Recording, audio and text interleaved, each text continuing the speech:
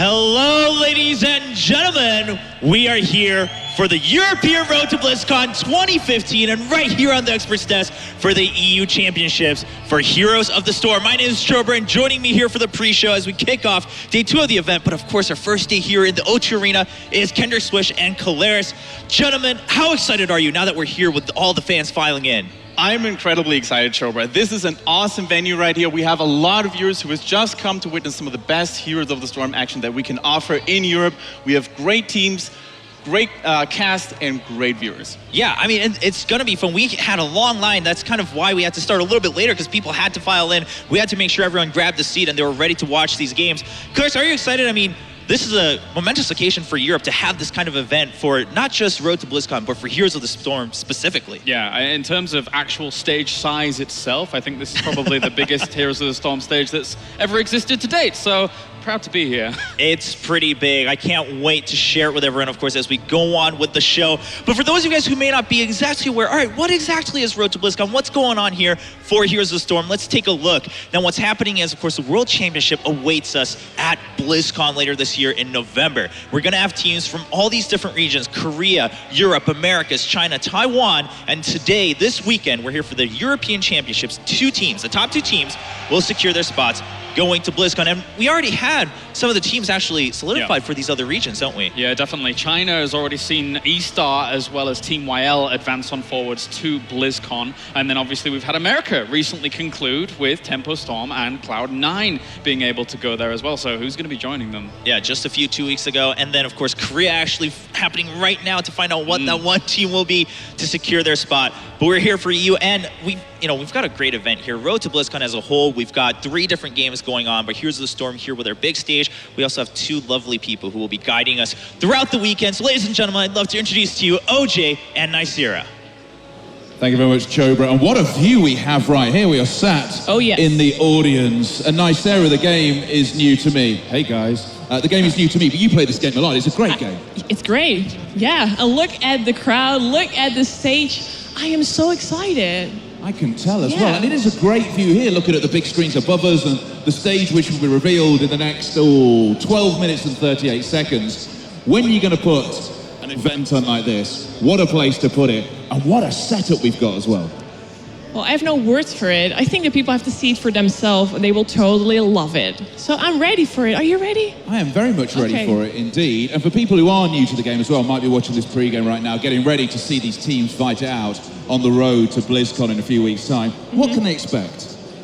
Great games. You can even play other games, but we're going for the heroes. And, well, lots of entertainment, I guess, as well. I think when the players play matches, it's going to be fun. Now, obviously, we're going to be here at the O2 in Prague for the next couple of days. What are you going to be doing? I'm going to interview people. I'm going to interview some players. We'll see. I want to know their stories. You want to get in there? Oh, yeah. Get the backstage details. I'm going to be getting my hype on in 11 minutes and 46 seconds. But right now, though, it's back to you, Chobes. Thank you very much, OJ. Yeah, so we've got 2 lovely people who will be bringing us the backstage stories, and of course, the story from the stage in the case of OJ. That's going to be a lot of fun, and like he said, hype, and like Nicira said, entertainment. That's why we're here, and also, of course, for the tournament itself. So again, to review, where are we for Europe? Claris and Kendrick, so we've been watching Europe, of course, go through those opens. Now we're here at the EU Championship. What happens here? I mean, the 2 teams, is it just top 2 teams and that's it? They go to BlizzCon? I mean, there's got to be a little more to it than that. Absolutely. So apparently the top 2 teams make it all the way to Anaheim, to the real world stage. Pretty cool. But even the other teams who don't get the chance to be on 1st or 2nd place, they get a little bit of compensation. And not only that, they also get a lot of experience for future games. I mean, as you see here, it's called the European Championship, James. And to be here, to have made the top 8 in the first year of this game, kind of established as an esport, and the game itself being released this year, it's got to be a special feeling for all of them to say, I took part in the European Championship. I was, ranked 3rd. I was ranked 4th. I was in the top 4 of Europe. That's something you can carry with pride going into the next year. Yeah, it's been the biggest moment of their careers in Heroes of the Storm, at least. A lot of these players have come from other games and tried to kind of compete in those. But Heroes of the Storm Storm here with the opens that we had throughout the Europe Opens. I mean, if you look at Team Liquid, for example, who only actually even competed in one of them properly in a top 8, just, you know, monstered through and were able to win that without actually dropping a series, which was the only team to actually accomplish that. And then on the other side, you've got such a wealth of talent in the European scene that it's extremely, extremely competitive. So the top 8 teams, not much disparity between them, despite having some, you know, big hard-hitting favorites. Yeah, and like you said, Kendrick, everyone still gets something for reaching the top 8. We want to pay our respects to the people who put in the efforts and to put in the time to get here. So we'll take a look at the prize pool. Lots of money on the line for sure. And that's why the finals is going to matter. Sure, top 2 teams go to BlizzCon, but there is a big difference between getting $40,000 and $24,000. So you want that pride to be called the European champion, get that big prize pool. But even if you didn't make it in the top 4, we're like, hey, well, listen, you had a hard road in the summer getting to this point. You're still going to get something for your efforts, and that should be motivation enough to continue playing and trying again next year to make it to BlizzCon. I really look forward to, you know, see which players stay, who stays in the same teams. I mean, I'm sure we're going to see some shuffles later on in the year or even beginning of next year. So that should be something to look forward to for sure. Now, moving forward then, are we, I mean, we already had some matches happen, and we'll have a chance to actually talk to some of the other commentators who had casted alongside you, James, yesterday. But the games have already been fun, haven't they, Kendrick?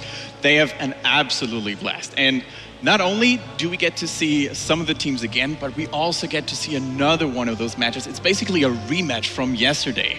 So if people were watching the stream yesterday as well, the group stage, they're definitely going to see something really cool. Yeah, I mean, we've had a lot of fun moments yesterday, and I believe right now Nasir is out in the crowd with Grubby to tell us what he thought his highlights were from the day one's matches. Yeah, I'm here with Grubby, and well, there were some great matches yesterday. What was really the highlight? Well, we've got lots of great storylines developing here with the former domination team, Team Liquid, already showing that they are failing a little bit here and there, but they still can advance. We had the indomitable Dignitas, who has been winning a lot of tournaments recently and been doing so well. They have shown that they are not beyond error either. And Na'Vi is quickly nestling in as the would-be successor to the throne in Europe, having not dropped a single match yet. But of all the games that stood out the most, it was definitely Na'Vi versus Dignitas. The first game between them, which eventually propelled Na'Vi straight into the playoffs with a flawless record. It was on Blackheart's Bay, and they were making use of Falstad and the Butcher.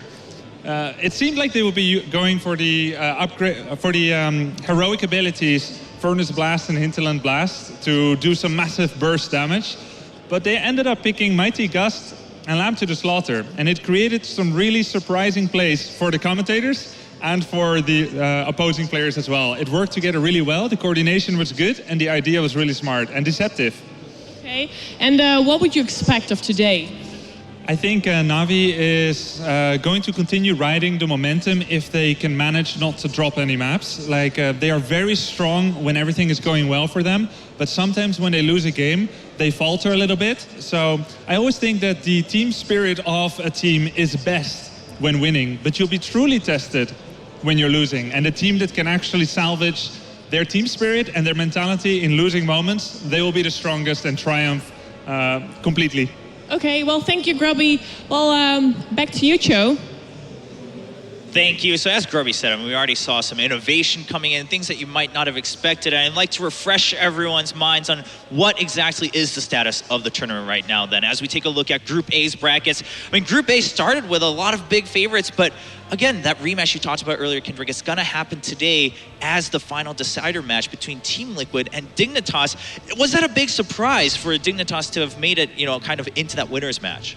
To me personally, not really, because Dignitas, they've shown their stellar performance over and over again. They have young and hungry players who've been playing together for quite a while. You know, Bakery, Snitch, they all know each other for a very long time. And it's not surprising to me that they keep getting good results. Yeah, and on the other side, James, of course, Group B had their own favorites. And VP, of course, has kind of been a long-standing name here in the European Heroes of the Storm, but they actually didn't make it out of the group just yet. Raucous coming in and taking that first spot. Yeah, Raucous is kind of always this weird hit and miss. Every single time, though, they end up turning up to a tournament, they always somehow perform amazingly. We saw them through the Europe Open #3, somehow managed to clinch that insane win against Gamers 2 there, and be able to push themselves forwards. And then, of course, in Group B, you still have Virtus.pro, a team that is a wild card when it comes to drafting, still alive there and trying to push on forwards. All right, well, only 5 minutes left until the live show starts, ladies and gentlemen. So what's up first here at the European Championships for Heroes of the Storm in the O2 Arena? Today, we kick it off with that rematch for Group A, the final match of Group A. It's between Team Liquid and Team Dignitas. And James, you'll be casting this match alongside Todd. How excited are you to see them go at it again? I mean, these two brands, first of all, great teams to watch just alone. Yeah, they're really, really good. I mean, obviously Team Liquid was the big king of Europe for a long time. Now, so not looking as indestructible as before. And then they're kind of like the old school, whereas Dignitas is kind of the new school, the new age of what's really to come here in Europe. And they're really taking a lot of emphasis and a lot of their strategies from the Korean scene, extracting that and trying to implement it against potentially like older evolution of drafts and builds. Yeah, and then of course we have the Group B decider match coming out afterwards. VP trying to make sure they went to the winners match, they weren't able to secure it, but they're fighting for redemption here. Kendrick, how excited are you for the Group B match too? Virtus.pro has always been one of those teams that is become a fan favorite, not only here in Europe, but also in the NA scene. You know, they guys really know how to show themselves to the public, and they've also actually played a really decent game yesterday. You know, they were a little bit shaky, but not as much as to get knocked out. Yeah, and then, of course, following that, we're going to go right to the semifinals, ladies and gentlemen. So today, it's a packed day. We will have two best-of-fives awaiting us in the later half of the day. The first semifinal will be the one between raucous and now the second place of Group A. And then the very last one, Na'Vi coming in to wrap up the day with us, and they will be awaiting who faces them from Group B in that second-place match. So 4 matches, 2 best-of-3s, 2 best-of-5s, and then tomorrow, we just have to wait to find out who's actually the best. Today, we'll already know which teams go to BlizzCon. That's pretty crazy. That's really exciting. And then just to come back slightly from that, one thing that's extremely important for Europe right now is either Team Liquid or Team Dignitas are not going to BlizzCon. That is a big, big factor here because they are seen as 2 of the best 3 in Europe right now. Yeah, it's pretty insane that, to some extent, that speaks to the quality of games we're already seeing in Heroes of the Storm, that they're huge fan favorites. They've been kind of these brands, whether it's by individual players or the brand itself. And now we're at a point where it's like, well, okay, well, it's not that surprising that Na'Vi's made it into the semifinals, but we're not going to see one of those 2 teams in the semifinals, let alone BlizzCon. I mean, does that excite you a little bit more? Does that make you a little bit sad, Kendrick? Where do you stand as a fan when you look at that bracket? So personally, as a fan, I think that's not too bad because we get to see what some of the lower ranked, quote unquote, teams are, you know, able to bring to the table in a world stage. And it's going to be interesting, you know, to have that rivalry between Team Liquid and Team Dignitas duked out today and then see another team maybe become a rising star. Oh, maybe. I mean, this is a weekend where you have to prove yourself. Even if you've been, you know, like Team Liquid, they've been a dominant force for a long time. But if you can't prove yourself when you get to be called the champions, I don't know. It's not like that rivalry's entirely old or anything like that. It's quite a new rivalry between Team Dignitas and Team Liquid. And one thing that was very important that actually Bakery mentioned during that Europe Open was the fact that their team was completely built around the idea of knocking Team Liquid off the top spot. And once again, we get to see them play against each other. It's a dream scenario for people that love this kind of narrative. Yeah, it would be crazy. So ladies and gentlemen, now just 2 minutes away until it starts. All of you guys watching at home and here in the venue, let us know, what are you looking forward to? Who do you want to win? What heroes do you want to see? I mean, that's also part of the fun when you're watching the game. Hashtag RTB, Road to BlizzCon 2015. Let us know at Blizz Heroes for the European Championship for Heroes of the Storm. Not much time left, gentlemen. Are you excited, James, to jump in? Very much so. I cannot wait to cast Team Liquid versus Dignitas again. I'm really looking forward to that match. I'm really glad we have that storyline already. What about you, Kendrick Swish? I couldn't add more. I mean, this is pure excitement. A young team against a veteran team, so to speak. It couldn't get any more exciting. All right. Well, ladies and gentlemen, here in the O2 Arena in Prague, I hope you're ready to watch some Heroes of the Storm. And all of you at home, in Europe, and of course, all around the world, let's find out which 2 teams will be heading to BlizzCon for Heroes.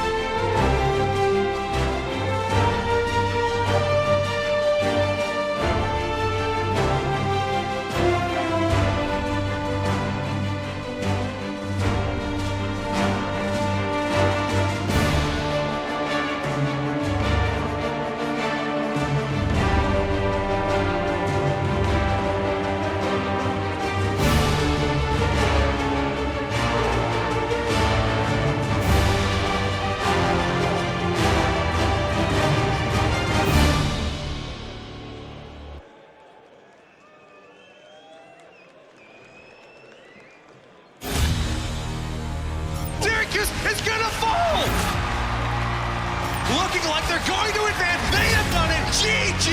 And Dunk Train phase shifted in. He's also going to fall. Massive, massive amounts of damage. On the top of this, it locks the zone. They're going to be able to take it down. The remaining shots are going to be able to take this core down. No! Hold on, fucking 4% left.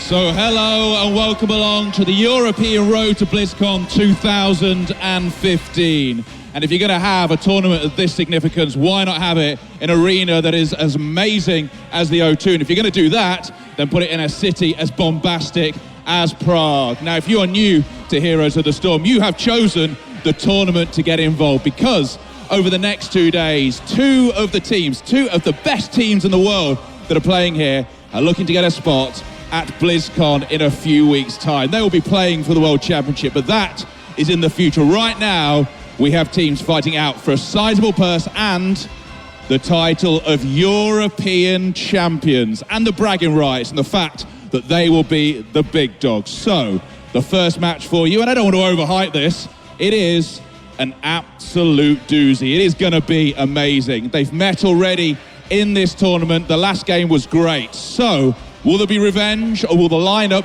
that's been built to beat the other team succeed? Let's meet those teams. Are you ready? Are you ready for this? Please welcome the first team on stage, Team Dignitas!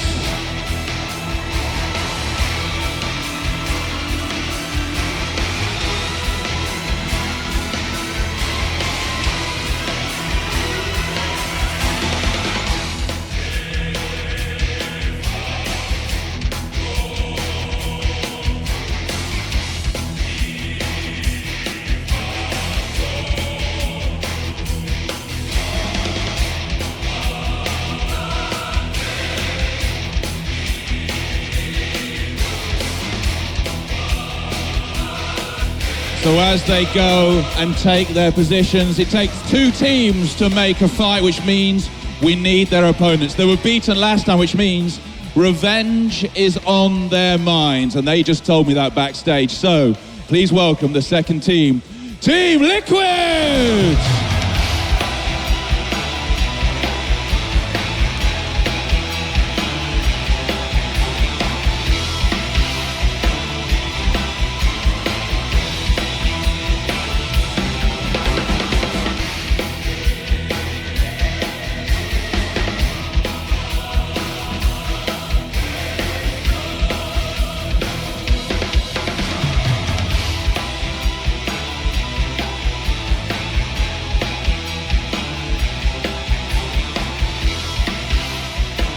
So there we go, we have our two teams as they get themselves ready for the first match of this first day of the road to BlizzCon here at the O2. One of the best two teams in Europe, arguably, will not be making it any further. So this is the point where I need you to be loud because we need to get this thing hyped. Are you ready?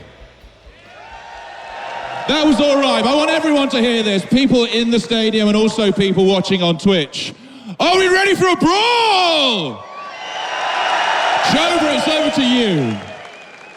Thank you, OJ. We have the stage set, and now we're joined by two extra lovely gentlemen, Grubby and Solid Jake. Welcome to the desk. We're here to break down Team Dignitas versus Team Liquid. I already see that huge smile on your face, Grubby, and you too, Jake. Are you excited for this one? I can't really tell with that smile.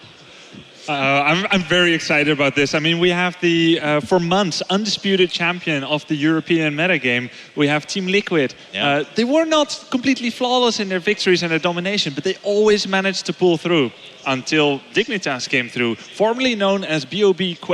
Now picked up by one of the most successful teams in the European scene, Dignitas. It's going to be really exciting to see who actually deserves to just make it to top 4. Yeah, I mean, Jake, again, we talked about it during the pre-show when James was on the desk with us, but to have these two teams fighting for elimination and survival already in the group stages, that says a lot about the European scene right now. I mean, it does. I mean, for the longest time, Team Liquid has been the favorites in so many different ways, and they only played in one of the qualifiers, and guess what they got? first place. There you go. I mean, that's a statement in itself. They only competed one time, they won the tournament, but Bob, or now Dignitas, they've shown recently they've been very dominant in their own right. I mean, the most recent tournament we had, they got first place themselves. So this is definitely a tense moment for both of these teams. Yeah, exactly. And we had a chance to speak to these teams as they got prepared here on day 2. They already played once. We'd love to hear what Dignitas has to say about their road so far and how they felt about their first day here in the road to BlizzCon.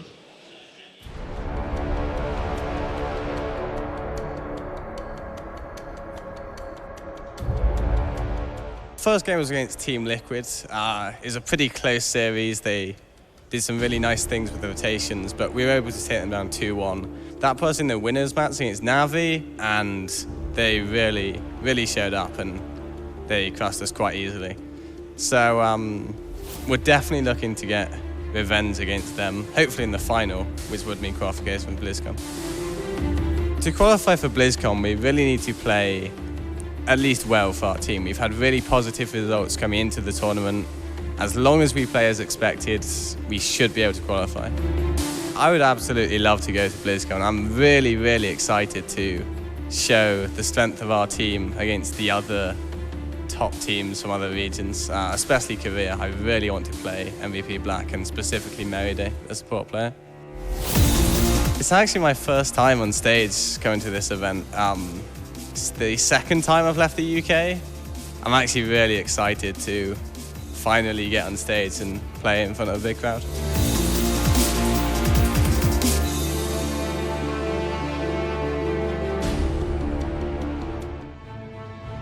There we have it, Team Dignitas, and of course the man that just gave us some words about their team, Bakery. I mean, if you've been following the European scene at all, you've probably heard at least something about Bakery, his story coming in. And for this team, like he said, to have a chance to play on this stage in the O2 Arena in front of this crowd, that means a lot for them. You know, actually, I used to play against Bakery when he was at the very beginning of his career Playing with Pain is Pain. That's a funny name, but to those veterans out there, they probably know what the team was all about. But yeah, he's been a veteran, even though he's of young age, and he really carries his team on the good support. You know, he always plays a good support, and he carries his team on his back. Yeah, and of course, I mean, as we take a look at the roster, because the most recent addition, ADRD, I mean, this team, we were talking about this on our way to the venue, but they're kind of a unique team in Europe where they've all clearly had the skill. No one really disputed that, but they had a hard time kind of finding their place until now as Dignitas. Yeah, they've been in a few different teams already, and now they have found their way each other, first with a very unofficial team name, and just like, let's just try and see if we can play together well. Yeah. And it's working out. And it's a team of very young players, most of them around 19 years old. Yeah. Right. And their drafting captain, so to speak, is 23 years old, most wisdom in life. So it's a very young and excited team, and to make something like BlizzCon here would probably be one of the biggest thing in their gaming career. Period. Yeah, I mean, if you've been watching the games, I think you'd have to agree that it shows, it makes sense. Sometimes we talk about age in esports, and sometimes it doesn't really matter, but when you talk about kind of the youngsters coming in, and there's this one to kind of strut their stuff, you start to see it in their gameplay for sure. Yeah, I mean, everything about the roster too. I mean, you talk about ADRD being their newest member and kind of the senior in the group. A big thing that he brings to the team is the drafting, like you mentioned, and he is absolutely just a genius when it comes to Heroes of the Storm. Europe has such a diverse meta. He has specific drafts ready for each opponent that they go against, and it really shows in their gameplay. Yeah. Oh, did you want to add something about I see that smile. We were having a dinner with this team at Dignitas before, and ADRD went to bed early, presumably to rest his mind so that he could make good drafts the next day.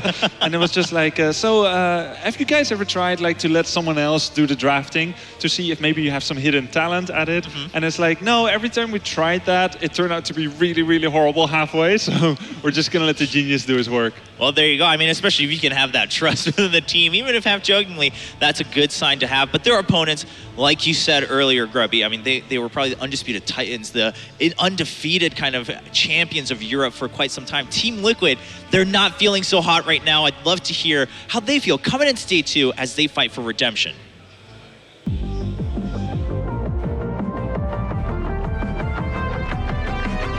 The special thing that we have is that we usually train more than the rest.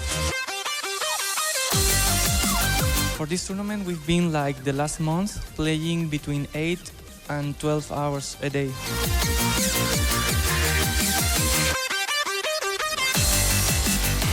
So to qualify for BlizzCon, the most important thing that we have to do is try to do not sleep on early game, and if we can make that, we will probably win every single game.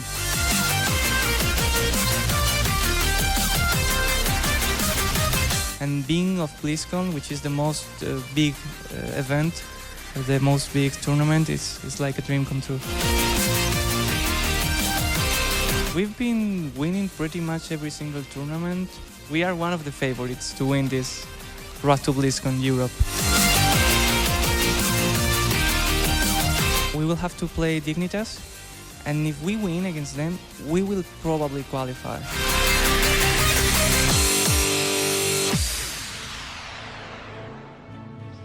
So Team Liquid, of course, some names kind of long-standing in esports as a whole, but even as a brand, not just in Heroes of the Storm, but as a whole, and now even in Heroes of the Storm, they've been around for quite some time, and they used to dominate, but now not so much. Grubby, why do you think that is? I mean, where did things fall off?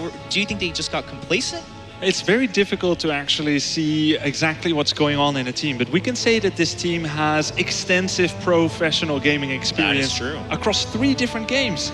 Lucifer and Vortex have been on top of their game in Warcraft 3, winning tournaments, in StarCraft 2, and now in Heroes of the Storm. And then you have a sprinkling of new experience in Black Scorp, Falcon, and Grand Paquette. So there's a very healthy mix there, but you don't know exactly what's going on in the middle of the team. And it's almost like you can see that filtering out a little bit, that they don't have that godly status anymore that they had before. Yeah, I mean, it goes even beyond that. Falcon was a WoW pro gamer. I mean, they actually have played just about every single competitive Blizzard game. That's true. And now they're here joined in, well, the conglomeration of just meshing all those games together. But honestly, Liquid, I talked to them last night. They're feeling much more confident. Now that they've seen some of the tricks that Dignitas has up their sleeve, they have a better feel of how to approach the games here today. Yeah, Kendrick, what do you think? Where is Team Liquid right now? So Team Liquid is in a weird spot where people still expect a lot from them, but at the same time, they're feeling not as comfortable as Jake and Grubby already told. But the cool thing about Team Liquid is that they have a huge variety of hero compositions. Yesterday, they played 1 warrior. Normally, they adapt to the meta with 2 warriors, which has come over from Korea. So it's hard to predict them. Yeah, and speaking of metas, of course, we were just watching a little bit of the game from Korea, and it's like, well, the 2 warrior meta, people say it came from Korea, but now it doesn't exist there anymore. We're not seeing that. So, and that's kind of the lovely thing about Heroes too, is that every region is still kind of developing. You can't quite put a pin on it saying one meta is definitely the dominant. It's always finding a counter for itself.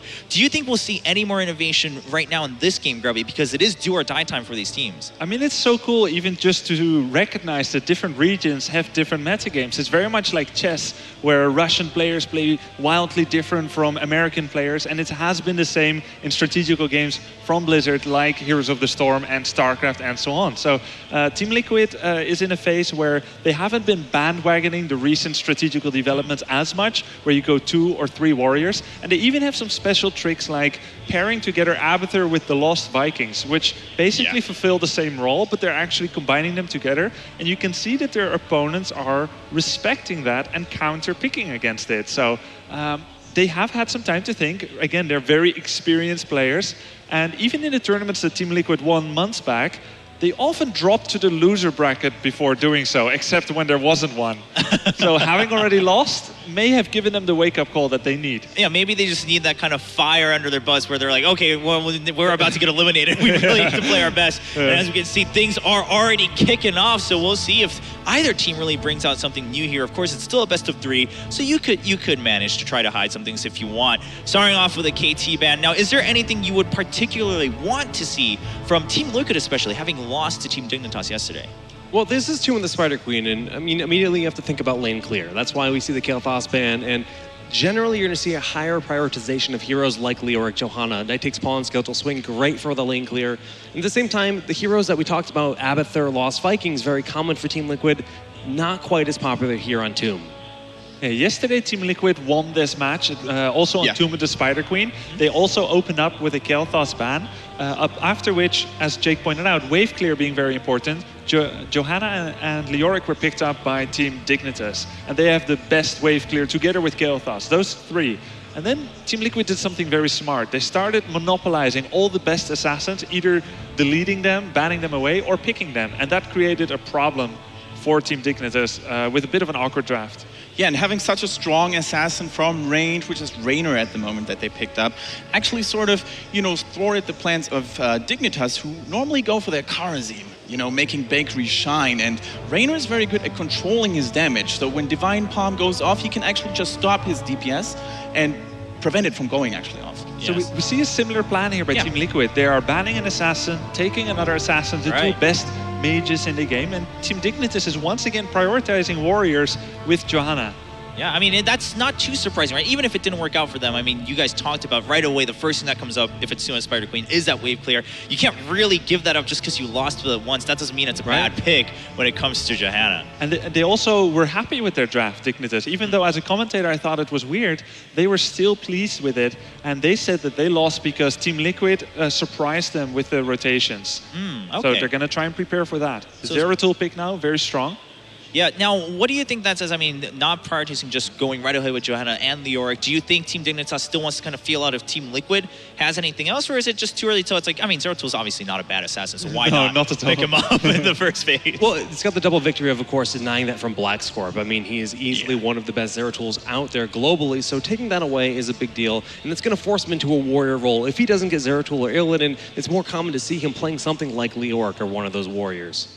All right, well, Team Liquid now awaiting their chance going forward. And, we'll see if they really stick with that idea. So far, no need to really counter. And they're still going to go with the Raynor, but they take away the Leoric. So they want to kind of balance things out this time, it seems. Yeah, absolutely. Leoric, very strong into the Spider Queen, as all warriors that can rely on those regeneration globe talents like Regeneration Master. It's a really good thing to have, especially if you plan on rotating around very early on. The distances on Tomb of the Spider Queen are very short, so this is a very legit strategy, and we see Raynor highlighted right now. And as we said yesterday, Raynor definitely a dominating factor in Team Liquid's plans. Yeah, because he also has Seasoned Marksman, he can stack up bonus damage permanently for every minion that dies nearby him. So he can do that rotation in the middle as well and be one of the best assassins on Tomb of the Spider Queen. And what they've been doing is they've been getting Executioner at level 16, pairing that with Jaina. He has Seasoned Marksman, Giant Killer. He just shreds through those warriors like they're nothing. Yeah, I mean, that sounds like it's going to be a solid combination for them.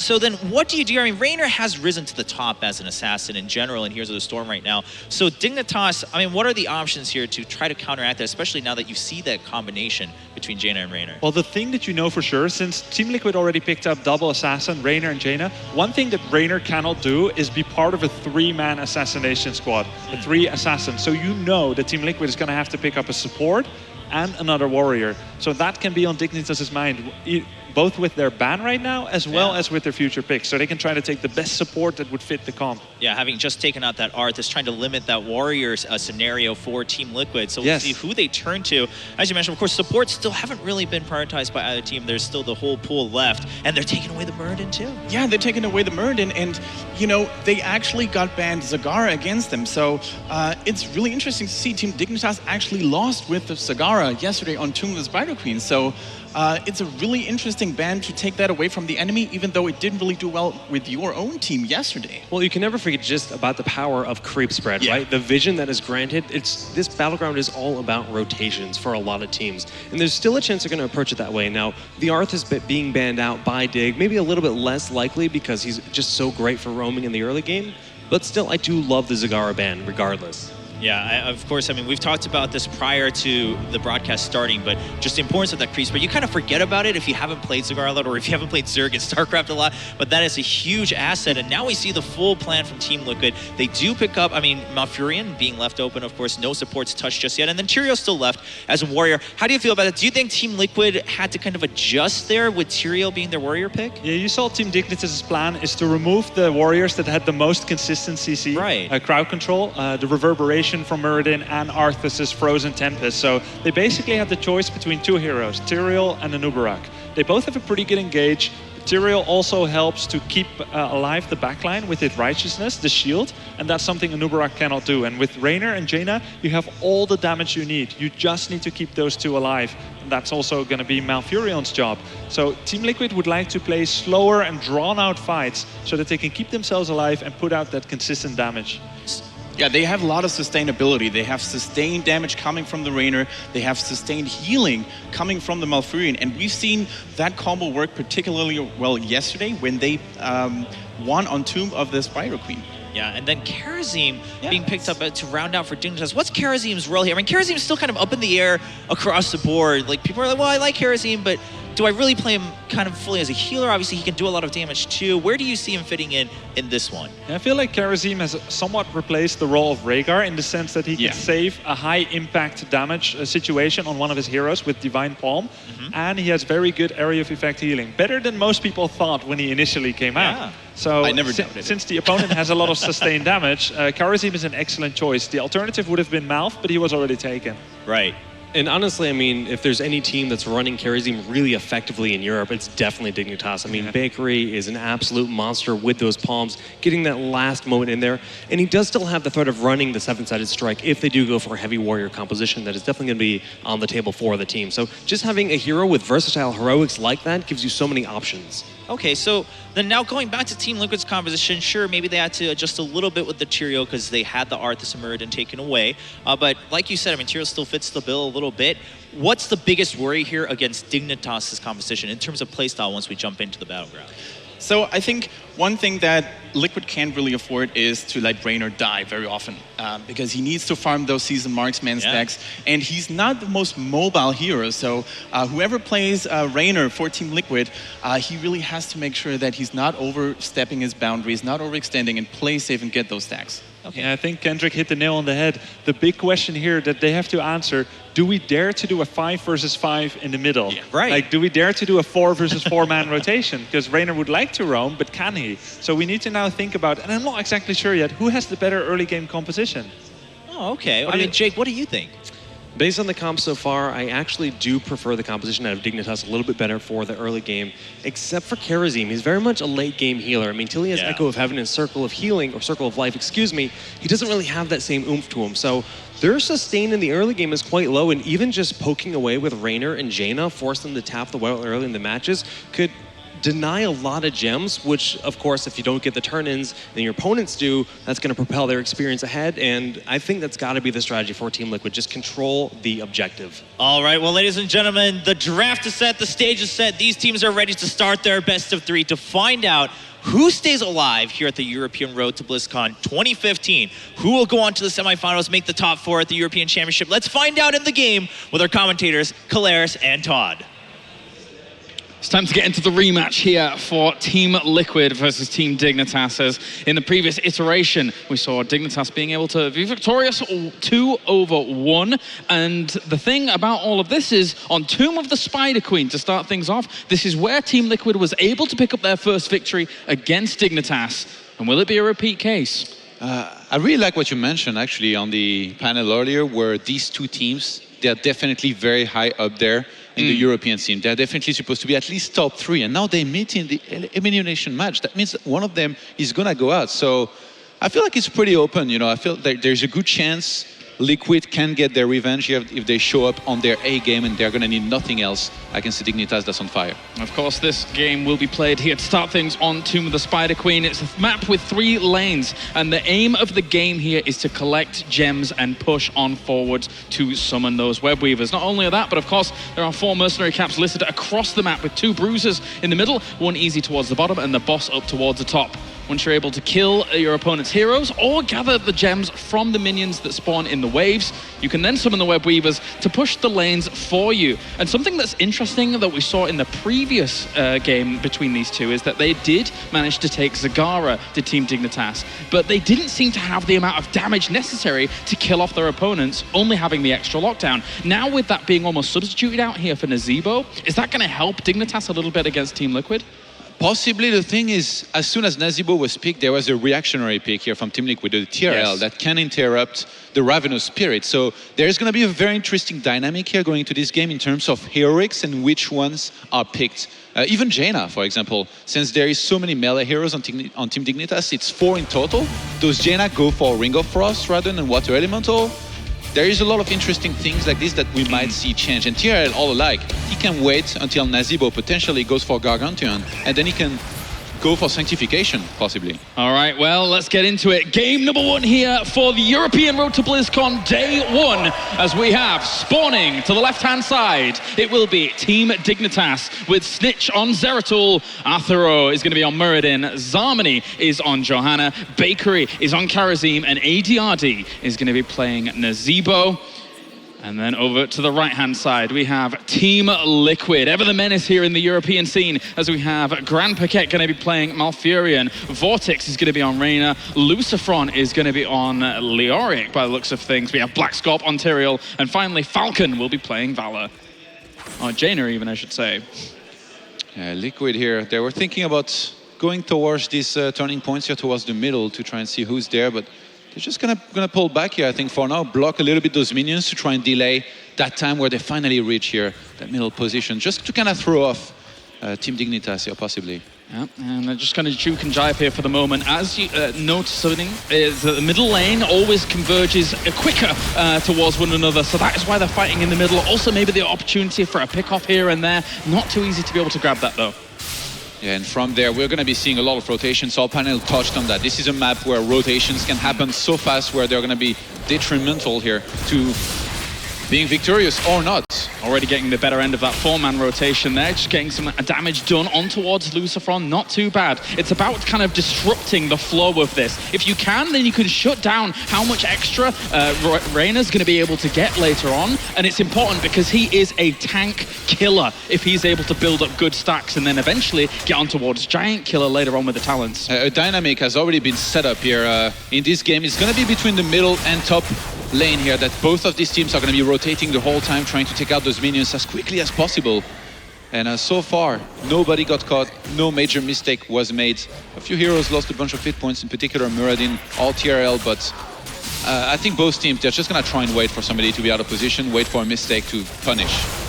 Not crazy disparities in the talents either here at all. Just very, very usual talents picked at level 1 here. Nothing too crazy.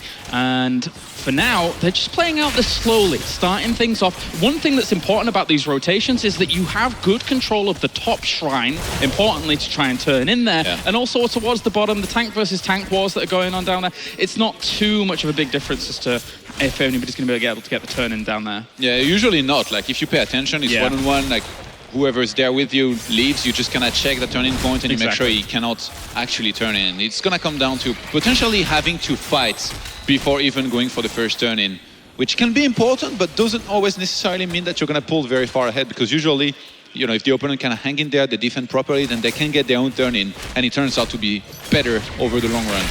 A little bit of experience advantage slightly there, but it all evens out at the moment because nobody's really lost anything at all. But it's all about these fights. With Leoric being able to Wraith walk out of these tricky situations, though, he was quite low and has to be careful because he's the one they've stacked all the gems upon. You stack them up on your warriors, you make it harder to kill off that kind of opponent.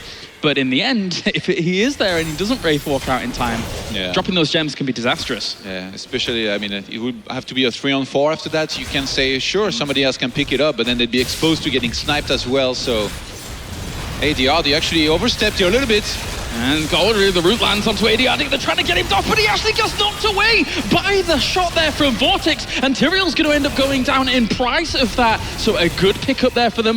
I think that the shot from Vortex, it does some damage, but it knocked him out of range of everybody else. Yeah, Athero Angel rotated very nicely as well from the bottom lane. ADRD with a very uncharacteristic mistake here. Was a little bit out of position, got caught, and ended up dying. Well, that's first blood in essence. Well, not really first blood, but as all this goes down, they're still just trying to delay it out here. The interesting thing I've got to reiterate about Team Dignitas' comp is that they do have more damage here. They were focusing in the previous game on Tomb of the Spider Queen on lockdown with Zeratul and also Zagara. Obviously that was banned here, but Nazebo is a very, very good choice, especially with that zombie wall. Reyna's going to end up falling. A brilliant little kill there. Blackscott might pay for it. He should have Eldraune's Might eventually to be able to get himself out of this situation, but great body blocks there from Snitch. Wow. He didn't have Eldraune's Might, and that's another kill going over to Team Dignitas. Body blocks have been absolutely insane here, and Dignitas being able to capitalize here on the Reyna being out of position and even getting another kill just right behind is just really good play here out of them. The panel did touch on how There seem to be a better rotation potential here from Dignitas and more damage, and it's really proven to be true here so far. Definitely, definitely. I mean, even the zombie wall there, just being able to catch someone like Reyna. Reyna doesn't have many ways out of that zombie wall at all. He has to start killing those minions, his team to help on out, but Lucifron and Vortex also taking quite a lot of damage there. They're going to have to move on away for now. Lucifron will manage to escape out, but they're always on the back foot. They have no control of this middle ground, with the Web Weavers now just ending here for Team Dignitas. So much action actually already here. We are here at 4 kills at minute 5 here almost. Both teams doing a lot of rotations, doing what they have to, but in the end, so far, Dignitas really getting the better end of things, and now they're going to transform here these Web Weavers into an even bigger experience lead here. Good stun on towards Lucifron, and Leoric will end up falling. The Condemn seals his fate there from Johanna, and now even just trying to clean up all of these waves, but they always set their attention on middle lane. If they can bring down that wall harder, it means that the 2 turning points towards the middle, they don't have a good fallback point to Team Liquid. And Leoric lost quite a few gems, by the way, by dying there. He was secluded away from whoever was there here in the middle. I think it was Malfurion as well, who couldn't pick those up. So Liquid, if they start losing some very potent gems, don't end up getting their own turn in here after Dignitas got theirs, they're going to be in even more trouble. Just putting on pressure now. Every single tower they get pushes them closer and closer towards level 10, which is exactly what Team Dignitas wants to do at this point. Flank in here from Team Liquid, not going to be successful. They know exactly when to back off. They don't have any lockdown here, Team Liquid, for now.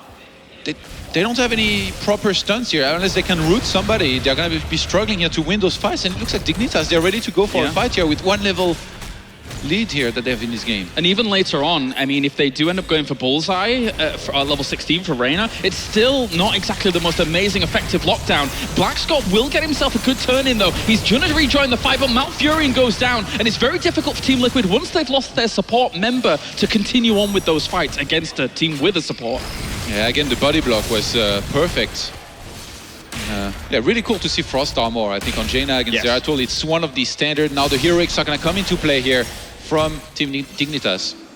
And with those lining up now, we have Avatar, Ravenous Spirit. It's going to be Blessed Shield, Palm, Divine Palm, and Void Prism here for Team Dignitas. And they're going to be able to really exploit this now. Without Team Liquid having level 10 in this situation, it's very difficult with the power of those heroics behind Team Dignitas for Team Liquid to ever take a fight.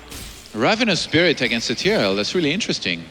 I mean, it's gonna have to be Judgment here, no matter what, from Team Liquid, to try and interrupt that Ravenous Spirit that can do so much damage here. Dignitas, they're ready to try and go for another turn-in of their own here, it seems like, before Liquid can even get there first. And you can already see Team Liquid going for a bit more of a defensive mindset with their warriors. Leoric going for Hardened Bones and Lingering Apparition. Sometimes we see the move over to Ghastly Reach here for a lot of Leorics, but this means that Leoric is almost never gonna die as long as Lucifron is really on top of his Wraith Walk. Yeah, but remember, there is quite a bit of lockdown. Like if he's out of position just for 1 second, we've seen him die earlier. He's gonna have to be careful here no matter what. A huge mistake that a lot of Leorics do is that they think they can't die. Yeah. Kind of like Johanna at times. This draft, though, is really working out well for Dignitas here. As level 10's now hit for Liquid, it's going to be March of the Black King, it's going to be Hyperion, Tranquility. Sanctification has been taken, as well as Ring of Frost. That means there's not going to be a great interrupt here for Nazeebo once Ravenous Spirit goes down. They are taking this engagement still. The Web Weavers pushing on towards this fort. Well, I guess technically, if they're invulnerable, then they don't have to fear... I guess so, yeah. That Ravenous Spirit nearly all that much. That's Bakery true. taking quite a bit of damage. See how they're going to do with this. You're right, Bakery towards the back, a little bit locked down there for a moment, but they got themselves the fort. They might just back off from that. There's the Ring of Frost. It only catches Nazeebo down towards the back here. There's the Void Prism, locking away 2 of them at the moment. ADRD still just moving away for a moment. And during all of that, he did have his Ravenous Spirit interrupted, so it's not easy for them to continue on. Yeah, Sanctification did a lot here in the start. Liquid, they weren't taking any damage. And in the end, Dignitas able to disengage. Liquid really lacks lockdown. Dignitas, they can just walk away from these fights as soon as they start going badly. And this is what has happened here every single time. That's what Dignitas, they're on 5 kills against 1, not just because of those early on rotations. I mean, in theory, if you save Ring of Frost for a Nazeebo, you're always going to be able to stop it. And Leoric's going to fall, despite having a very, very defensive build. And he's dropped a lot of gems there as well. And with nobody to help him out or aid it, those are gone. That's a massive loss here for Liquid, but they're trying to sneak in a little turn in here of their own at the top position. And it looks like Dignitas doesn't seem to mind letting that happen. I mean, they're about to have level 13 here to be one talent up for quite a while, so they're just going to go for their bruisers and then I guess defend against those web weavers. Yeah, and with that turn in, at least they've got that as a consolation prize. But one thing's for sure, in the first game that these guys had on this map yesterday, Team Liquid was in a much better state. But they did have a slightly different composition. They had more lockdown, like you're mentioning, is currently a bit of a problem for them here. So they're still going to have to try and iron out this less lockdown composition. It seems like they want to try and take the fight in a very sustained style, you know, where you just kind of stand there, you fight, and then you don't really die, and then eventually your opponents run out of steam and then you kill them. But Dignitas, they can just disengage, like I said. It's going to take something very special, I feel, for Team Liquid to really turn this around and finally win a fight. All right, and we're going to see a stun come in again against Lucifron. Not really much that Arthuro can do following that up against Lucifron up there, though, as the Web Weaver towards the bottom is the last one that's going to need to be cleaned up. And once they've done that, I mean, they're already a talent ahead at the moment here with Thunder Strike, Toads of Hugeness, Burning Rage, Relentless, and Wormhole. So no crazy choices here coming out from Team Dignitas at the moment, but it does give them a clear advantage with that level lead. Snitch is one of the only Zeratul that actually plays with this build here, with Regen Master and First Aid as well. Right now, Liquid, there's nothing they can do here about these bruisers being stolen because they are one talent down once again, and they're about to be 2 levels down here as well. You're right, the Zeratul build's a very kind of Korean-esque, sustained kind of a build that we're seeing there. Just the First Aid over something like Follow-Through. Yeah, of course, it does take away some of the damage, but if you're all the more survivable in those fights, it is a fantastic little tool to eventually out-sustain your opponents. Basically, by doing that, you allow Karazim to focus on everybody else in terms of healing. Yeah.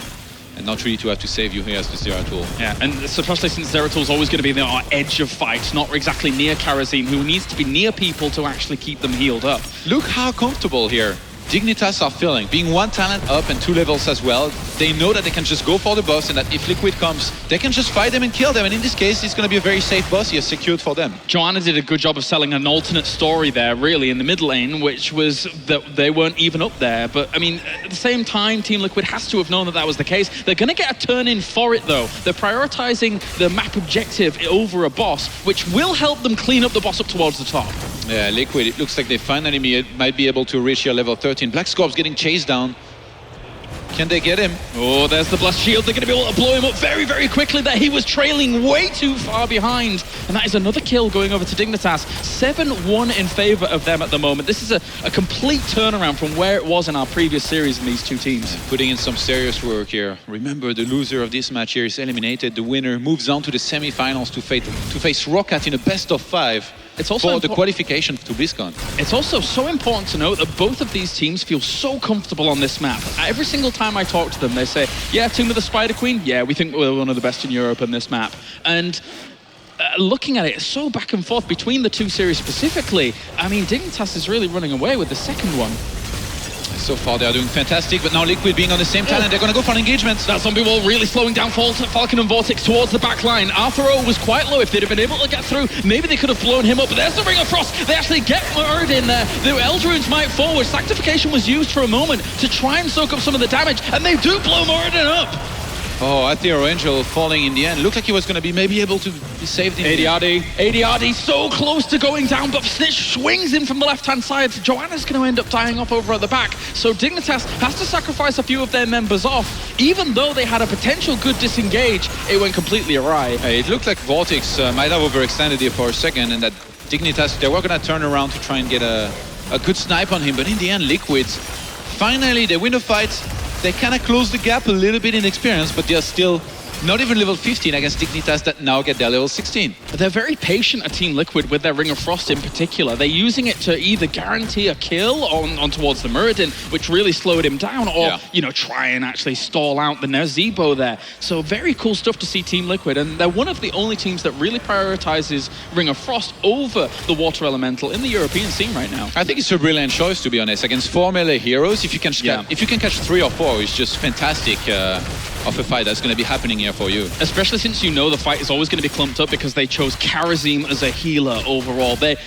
in essence, Team Dignitas want the fight to be clumped up, but when Ring of Frost is a threat, it can get scary. It needs to be close to heal, just like Brightwing, you know? Yeah. Just blink heals and then you die with whoever got caught. Good times. Exactly. That's why you get yourself the Relentless at level 13. That's why you save your second charge of Radiant Dash here for Bakery, but it's not saved them in the past 2 fights or so. Yeah, Liquids, they just need to soak here that level 16 safely, and then they're just going to be one single level down and on equal talents with Dignitas. Then they're going to have an even better chance to potentially win a fight. They're closing the gap. Such a smart talent as well at level 16 here by Johanna to take imposing presence going up against a Reyna who has Giant Killer. If you can slow down his auto attacks that are going to be doing big damage, then you can, you know, hold the line at the front, which is so important for Johanna to do against this composition. Yeah, it definitely will come in handy if she ends up being the one that gets attacked. BlizzCon needs to be careful. The last time he was down there and the entire team from Dignitas was there, he got sniped very quickly. But now his team is there to actually help him. And Lucifer taking some damage towards the front. He will be able to Wraith Walk on out of there, as he's taken also Unyielding Despair at level 16 with the Crushing Hope. So it's a tank buster composition that we're seeing here at the moment for Team Liquid. Those who have Weavers will do a lot of damage. I think Dignitas, they don't necessarily want to go for a fight here, but if they get a good opportunity to go for a good one, surely they will go for it. But with those Weavers pushing in, Zarmany moved quite far forwards there for the condemn on everybody. Tranquility's already been popped. There's the Divine Swarm on towards Zarmany. He will be kept alive, but the follow-up there from the Ring of Frost is able to lock down quite a few. A good counter, though, with that Void Prism to be able to lock them out. Here comes the Ravenous Spirit as well. They know they have no extra follow-up to be able to deny that. Tyrael's down, so they don't have Sanctification to be able to soak up the damage as Dignitas here push on forwards on towards the cause, and the Web Weavers are doing massive damage elsewhere. This is what I was talking about. Dignitas just sat there. They were waiting for Team Liquid to move out. Team Liquid made this mistake. They lost patience, and in the end, it's just a great fight and engagement here from Dignitas, and they win that fight with flying colors. They might just end it here. Yeah, this looks like it could be core here for Team Dignitas. Lucifer is the only last hope that they have to try and slow this down, but he's even. The last hope could have been the March of the Black King, but it's nowhere near. That is going to be GG. Dignitas is going to take game number 1 here in this best of 3, and now they are 1 game away from the semi-finals on the European road to BlizzCon. Absolutely fantastic performance here by them. They did exactly what they needed to do. Got some great fights. And Liquids, the most accomplished team in Europe here, on the verge of elimination here potentially. I think a lot of people probably expected them to, I think, get closer at least to potentially qualifying for BlizzCon, not to lose in the first group stage here. It could be a little bit of a heartbreaker here for Team Liquid if they're not able to advance through, if they lose one more game. If this had been a few months further back, I don't think anybody would have doubted Team Liquid, but Europe for sure here, especially with teams like Team Dignitas, has stepped up their game, and now they are looking absolutely fantastic. That was a real good showing there on Tomb of the Spider Queen. The draft was good, the execution was good as well, and in the end, Liquids going for Sanctification there. In one of the first fights, he did okay, but in the long run, didn't seem to be doing that much, really. A little bit of a hard time, especially once you lose Tyrael like that. That all snowballed off losing Tyrael, because if you don't lose Tyrael in that situation, you have access to Sanctification, and then you don't take all that damage from the Ravenous Spirit. But for now, guys, let's head over to the analysis desk to see what they thought of game number 1. Well, that was a pretty straightforward game, and ended, like Tom said, perhaps a little bit quicker and more kind of single-handedly than most people might have expected. On Tomb of the Spider Queen, Dignitas just comes in swinging. How'd you guys view that match? Yeah, I liked it quite a bit, and we saw something that Robbie and Jake and I, we were talking to Dignitas the other day, and Snitch actually, he made a prophecy and said he's going to take Zeratul whenever he gets the chance to. Yeah. How did you like his performance? Yeah, I mean, he played well with Zeratul. I mean, just look at that last fight, the Divine Palm followed by the Void Prism, the way they just turned that all around. It looked like a beautiful fight from Team Liquid, but Dig's like, we got this. Yeah, there were some problems, like the commentators were pointing out, like there was no real way that Team Liquid could say, stay with us and do this fight, which you'll probably lose in 20 seconds. Like anytime that would happen, they just disengaged. Yeah, I mean, we talked about kind of what Team Liquid might have been going for, trying to get into their heads, but having, now of course we're talking in hindsight, but having watched the game, it seems like maybe Liquid focused too much on just what they wanted, like their ideal scenario for that game in terms of their composition. They didn't think about the fact that, what if Dignitas doesn't want to fight you? What are you going to do then? What if they just run away? I'm fairly confident that there was like some people at home that they're saying like, actually, Dignitas's comp looks a lot better because what if Nazeebo takes Ravenous Spirit? Like, how are you going to interrupt that? And maybe they needed Judgment for that.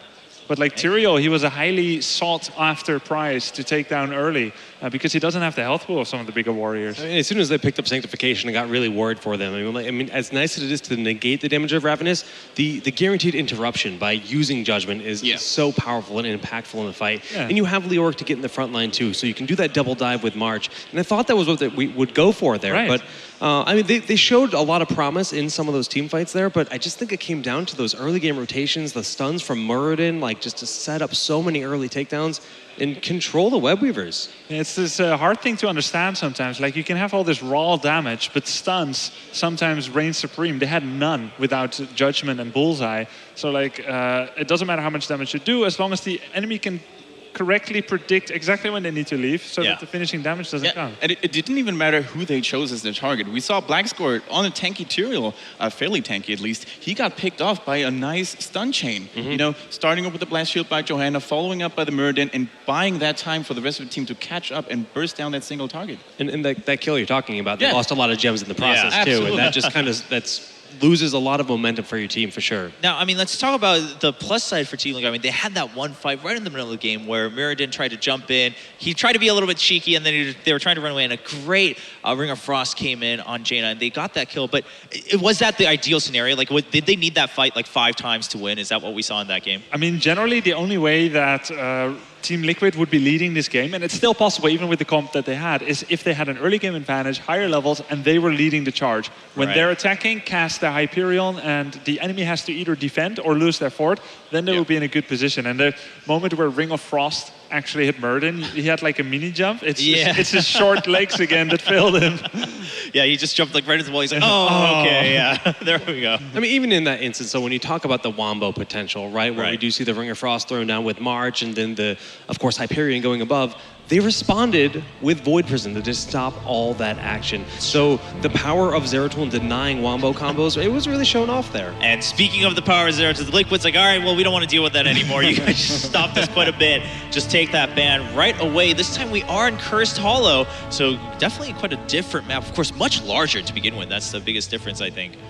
And Johanna and Zeratul removed. Leoric immediately picked up by Dignitas, and now it's Team Liquid's choice. And these first 2 picks will indicate exactly how it's going to look. Yeah, and Cursed Hollow, as we mentioned, is a very large map, and it plays entirely different from Tomb of the Spider Queen, for example. It's not about, rotating as much due to the distance between the lanes. It's more about positioning themselves properly and in time as soon as the objectives spawn. All right, and then now that KT slipped through, I mean, Liquid's still prioritizing kind of the next up assassin, it seems. That seems to be their go-to plan, rather than trying to prioritize something else. Dignitas still prioritizing a warrior up front. Now, Leoric, I mean, is there anything distinctive about Leoric that's like specifically, for instance, Tomb of the Spider Queen, you guys said obviously wave clear, but here is it just overall, why not Leoric? Well, he's got maps he's really good on, and then maps that he's really, really good on. Ah, okay. Cursed Hollow is going to have a longer game generally, right? The late game is there. And his trait just makes it so easy for him to revive in battle. So this is a situation where Team Liquid pretty much can't allow them to get Uther. Because Uther with Redemption in the late game, those 2 heroes combined give your team a lot of extra life. And seeing Muradin picked up, I like that denial, but I'd love to see Uther paired here as well. Yeah, it's actually interesting to see that Team Liquid went for Kel'Thas this time. Yesterday we saw a lot of Kel'Thas bans actually coming from Team Liquid. So most of the time they just wanted to deny that as precious assassin pick from the enemies. This time they decided to go with the Sun King themselves. And we see Uther coming in. I was about to say that does Dignitas just go ahead and snatch it right now? And there they go, they take it away. It's just such a strong late game, and now Team Liquid, I mean, the big benefit to them is the fact that Abathur Lost Vikings, they haven't been denied yet. They do enjoy those global soaking heroes, but Uther is a beast. He's largely considered to be the top support in the entire game right now. I mean, Divine Shield is so powerful. His kit in general is just great. I think you're touching on what Team Liquid is probably planning here, Solid Jake, because giving away Uther, Jaina, and Leoric it almost seems like an unbeatable composition, which you can beat if you don't go for direct fights. Yeah. And Team Liquid does love Abathur and Vikings. I could see them picking it up in the next unveiling of their plans. Absolutely. You know, if you can't beat them regularly, you have to use some special tactics. And as you said, Grubby, the Vikings combined with Abathur offers exactly that. We saw a lot of sneaky bribe play yesterday by various teams, you know, picking up mercenaries with that Eric. And, you know, it can surprise the enemy and catch them off guard. All right, well, we'll wait to see. I mean, Team Liquid, kind of, the ball's now in their court. I feel like Dignitas, they've got the Leoric, they got the Uther. For them, I mean, they have choices now. They can round it out one way or the other, but the core is there that they're just not going to die. I mean, they're just always going to be in your face. They're never going to go away. Team Liquid, Vortex really thinking hard. And I mean, the pressure's on. You lose here, 1 game left for Team Liquid to fight for a chance to go to BlizzCon. They could be done here. We might not see them until after BlizzCon, which is quite some time away. You know, as crazy as it is to say this, I almost think the title of being the champions of Europe means more to them than going to BlizzCon, because they've held that title for so long. And to fall this early in the tournament, I mean, that is not the way they want to go out.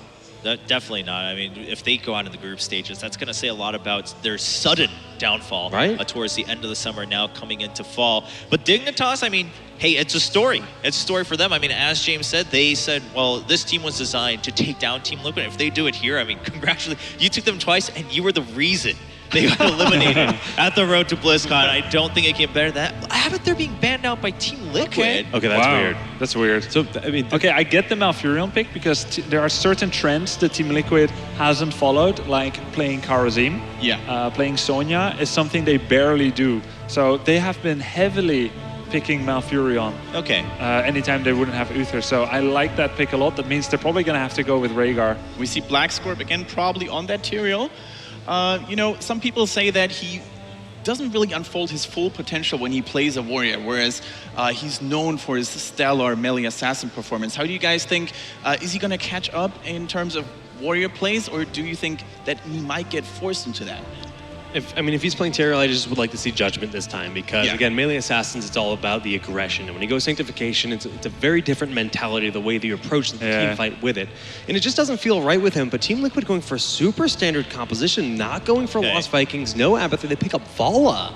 So you know Rhaegar's going to be last. You also know that they didn't have to pick it in their first 4 picks because Uther was already on the other side. So it's 100% predictable. Okay. Actually, everything that they did in this draft, I would say, is quite predictable, except maybe the ban of Abathur. Right. So it's...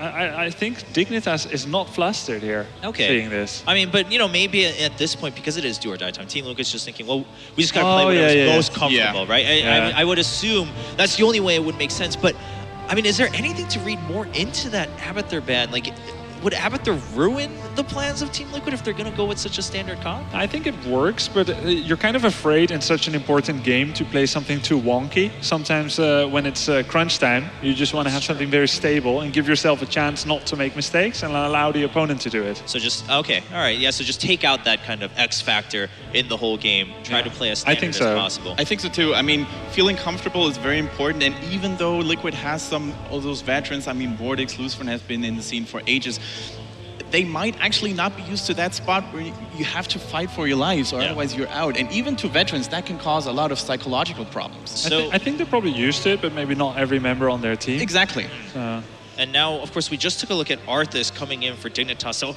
Dignitas already, I mean, it's going to be hard to take them down. You've got the Uther, you got the Arthas, you got the Leoric, and then Nazebo to round it out once again for Dignitas. But this time probably, what do you think, Jake? Is going to go Gargantuan? Ravenous Spirit easily cancelled by most of the characters on Team Liquid's team. Yeah, he's going to have to be super confident in his positioning if he does go for Ravenous. It's something you'll see used at the end of the fight after all the cooldowns have been spent. It's still very possible to do, but a little bit more tricky for the Nazebo. But overall, I mean, this is the story. Things have changed quite a bit in this draft. There's a lot of control on the side of Dignitas, but Team Liquid, they have more stuns. So the early game rotations could certainly be there. We've seen the power of Muradin and Kael'thas together, just the Stormbolt and Gravity Lapse, have huge plays when you put them together, and wow. Ooh, well, hey, I mean, maybe that's that hidden card, because Grubby, you were saying, well, Team Liquid doesn't really follow that trend too much, and they're like, well, we have to do it. I mean, maybe they've been kind of hiding it, or maybe they were practicing it, they weren't that confident, but you're forced now. You're pushed into the corner there. I like him more than Rhaegar.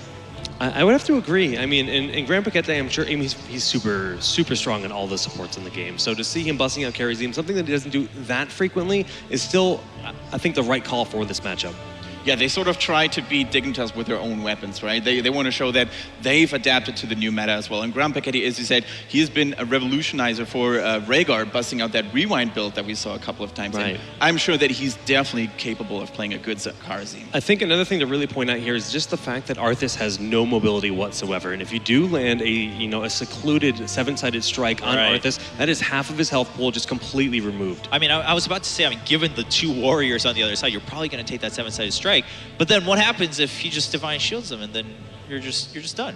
I mean, what else does Kharazim do after that? I mean, obviously you can run around to heal, but... So you would need to try and hit your strike on both warriors. It's not as effective, but it still whittles down their yeah, HP. you get something out of it, and then Uther maybe already has to use Divine Shield, and then Vala can come out. But I still think if you use Divine Shield just to mitigate seven-sided strike damage, that's a win. That's a win already. That's a win. Yeah, that is true. I mean, you're pulling Divine Shield away from an assassin that wants to get a little bit more aggressive, do the damage, and they'll no longer have that opportunity if you do force that out. But Divine Palm's still a big option for Kharazim. All right. Well, game 2, ladies and gentlemen, one game away from being eliminated for Team Liquid, one game away from going to the semifinals to meet Raucous for Team Dignitas. It's time to find out who's going to succeed on Cursed Hollow, along with Todd and Caleres. That's right. It's time to see if Team Liquid, the previous kings of Europe, can keep themselves alive here in the tournament. One game stands between them and complete elimination here in the European Road to BlizzCon. But Team Dignitas, they've shown that they can play out these interesting compositions, and I think that something that's interesting to know was actually the Abathur ban. You know, normally when you see Team Liquid actually wanting to go for that themselves, you know, they can work it in really nicely, but I think they were legitimately scared of even the Abathur Illidan coming out as the last two picks and just leaving it with Illidan and one warrior. Yeah, that makes a lot of sense. I mean, even Abathur alone in general on this map is probably the best map to play an Abathur on, so a very good ban, I think, here out of them. I'm really liking the Kharazim pick over Rhaegar. Yes. You know, Kendrick Swish, one of our analysts here, he's been paying close attention to the statistics, and Rhaegar's been doing really bad. Yeah, he's not been doing too well, but this map will be Cursed Hollow here. Once again, a 3-lane map strewn across quite a large battlefield, and the objective is to curse your opponents. Once you're able to collect 3 of these tributes, you're then able to curse your opponents, which renders their buildings useless, and also the minions will be reduced to 1 health. Not only that, but there's 6 mercenary camps across the field, with 2 easy camps, 2 giants even, to be able to throw rocks. There's 2 bosses, which is so important on this map, and also 2 bruiser camps as well.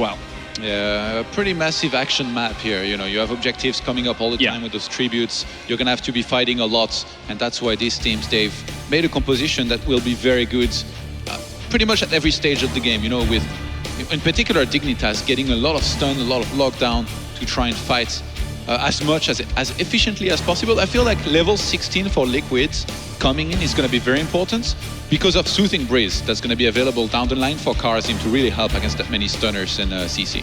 All right, it is time to begin here then. Game number 2 here between Team Dignitas and Team Liquid as we get into Cursed Hollow. And then to the left-hand side, it will be, once again, Team Dignitas with ADRD going to be playing Nazebo, Athero going to be playing the Leoric, Zarmony will be on Arthas, Snitch is going to be on Jaina, and finally Bakery will be on Uther. And then to the right-hand side of Cursed Hollow, we have Team Liquid. 1 game away from losing it all. They need to pull it out here, as Black Scorp will be on Tyrael. We have Vortex on Valor. Grand Paquette will be on Kharazim. Then we have Falcon. We have Falcon on the Kael'thas. And then Muradin will be played by Lucifron. No, there's no 2 Valas, indeed. No. And Dignitas, look at this. 4 Globe Diggers here on their team. We're going to want to look to try and collect as many of those as possible here. That's why they group up in the middle here in the first place before rotating elsewhere to try and get these globes, which are going to be effective for so many of them. All right, so now we do have Lucifron just repositioning himself down towards the bottom here after they just collide in the middle. And we do have even the... Oh, wow, that's an interesting little talent that being taken up. Perfect Storm at level 1 by Muradin. So there is the potential that they could even go into Sledgehammer later on and make that very, very ferocious for pushing lanes, trying to bring down those buildings fast. It's hammer time. It is hammer potentially time, here. A build that we don't see that much anymore, which used to be, I mean, the one that you would use all the time when you played with Muradin back in the old days. But as of late, things have changed. So now bring it a little bit of an old school build here by the Muradin so far. All right, and for now, you're right though. I mean, with the globes that you were talking about before, everyone technically on Team Dignitas's is a farming hero. Also with Death Ritual on Nazebo as well. So the longer the game gets drawn out for Team Dignitas, I think they're feeling extremely comfortable here. They've got a lot of potential to be extremely tanky, have great sustain during all of these fights. It really seems like Liquid here, they have to play, I think, with... Oh, first blood. Wow, Valor, how did you go so far forwards? And that is a big deal because now they're missing experience in this top lane, as well as the kill that Dignitas already got. Yeah, we have TRL actually rejoining that position here to make sure they don't lose too much. But yeah, these zombie walls, you can't underestimate them. If you get caught one time, then you're going to be taking a lot of damage no matter what. Yeah, I was saying, the heroics here once again going to be very important. I'm pretty sure personally like it's going to be Divine Palm, and this time around I think Judgment against the Nazebo is one of the corrections that they might have to make here no matter what. But then with Arthas the question always remains, is it going to be Sintragosa or Army of the Dead? Yeah, that is a good question indeed. Usually it's Army of the Dead to make him even more tanky. I mean, he is one of the greatest sustaining warriors in the game, with his ability to have the Regen Master at level 1, with Rune Tap at level 7 giving him heals, with Death Coils to help that out as well as the Army of the Dead. So very, very tanky warrior. If you don't want to die, Arthas is a pretty good shot on 2 warrior setups. Yeah, definitely. Tears took quite a bit of damage here. At the top, I'm guessing he's going to stay there because of this, unless he wants to use his Hearthstone. But that wall is already down here at the top. Dignitas with a slight experience lead here. They are looking to try and get that first tribute. Oh, and it will be Sledgehammer overall, that level 4 talent here for Muradin. So he's going to be trying to push down things wherever he can. That's already a good lock up there onto Arthuro, but it's not going to do too much against Luciferon. He's going to get it. Looks like nobody's going to interrupt from afar. Nicely done. Nice pickup, nice pickup. That's the first tribute now going over to Team Dignitas. And Team Liquid, what they tried to do with this easy camp was time it out. So if the tribute spawned up towards the top, this easy camp would have been pushing towards the bottom. But they got a little bit unlucky with that first tribute actually spawned. Yeah, exactly right next to the easy camp. So the defense was pretty easy here for Dignitas. We're still a little bit ahead on experience. The gap was closed a little bit. Falcon here should be safe behind his wall if we're going to tap the fountain. Vortex actually rotating on towards the middle here with the Vala. The flanking Vala, man. The flanking Vala, and important to note with the Hungering Arrow build is she can actually outlast a lot of heroes in a 1v1 situation and also cause big damage. So that's what Vala's going to be trying to do. Trying to flank, maybe get towards a Nazebo, Jaina, and do some damage there, but also you've got to be careful, making sure you save your Vault for those defensive situations, because getting to Karazin to heal you, you've got to be in range of him, so you can't go too far away from Karazin. Cleanse is going to come into play here as well from Uther at level 7. Definitely should help in some of these fights. Vortex, everybody's being zoned out right now by Lucifron. Vortex is just going to be able to capture that. Arthur Angel might end up dying though towards the front. He uses Wraithwalk, he will be able to get out of there. He's only taken Hardened Bone, so he's only soaking up damage. Doesn't feel his Lingering Apparition, going for Ghastly Reach instead. Lucifron's going to be locked down by that wall, but 1 for 1 now in the tributes. Really cool zoning out here by Lucifron, blocking that little... small alley here with his tiny dwarf body. Did a fantastic job covering his brother. Liquid, yeah, they're setting up a nice dynamic here, just going for camps to, I guess, get some good experience as well here with this, as well as some pushing power here on the lanes, lane pressure. Yeah, everyone helping out this. Falcon rotating around from top because he didn't need to soak any more experience up there for a moment because the lanes weren't quite towards each other. As for now, have this middle ground being pressured, but Arthuro will be able to keep himself alive again. But still, Dignitas ever so slowly approaching level 10 faster than Team Liquid. Absolutely, and it seems very important for Liquid not to fall behind, in particular, you know, far behind, like 1 or 2 levels. They're gonna set up a trap here. Snitch! Oh, Snitch tries to get away. There's, great heals out of Bakery, but it doesn't matter in the end. Lucifron gets the loop on around here, and they're gonna start boss for this. This is a very, very cool move here. Early on, more so than anything. Usually you see those taken towards the first curse. Yeah, but I think... Cool. Liquid, they realized that most of the heroes here of Dignitas might have been across the map to try and capture the tribute, but now they see that there are enough here to defend against this, so they're gonna have to pull back. That was a bold move, and the reaction by Dignitas was good enough to make sure that wasn't gonna happen. But now Black Scorp and ADR, they are having a very awkward one-on-one here. Still stalling out here at the moment, and it looks like even though this hasn't been taken just yet, the third tribute for anybody will be coming along at the same time as 10 for each of the teams. So that's not going to play just a big factor later on, but looks like they will guarantee themselves a second tribute here for Team Dignitas. Oh, Black Scorp nicely dodging here. The Howling Blast, but he's going to be gone. taken out here because he's out of mana. And can't do much. Didn't even have those Eldarune's Might at all, I don't think. There. I think it had already been used, but Lucifron and Grand Piquet are going to take this giant camp towards the bottom to try and push out that lane. And level 10s have come in. So it will be Gargantuan, Summon Water Elemental, Army of the Dead, March of the Black King, and also Divine Shield. So already accounting for the fact that Tyrael's not going to make the same mistake twice. Yeah, and Tyrael, I mean, from there, he actually goes into Judgment anyway. Sanctification did it, like he did good only in one of the fights in the previous game, and Zarwan is going to be chased down here a little bit. Heroics are up here for both teams. We might have a big fight happening in a second. Gargantuan was already used, so they might as well try to fight, I think. Vortex has no mana, he has no mana. Not only that, but he didn't have Volt either. That's a great pickup there for Dignitas. Once again, 3 kills to 1 at the moment, and that makes... This is... They have to try and do the boss, but then again, they could rival this. It's 5v4 at the moment. Uther's not there.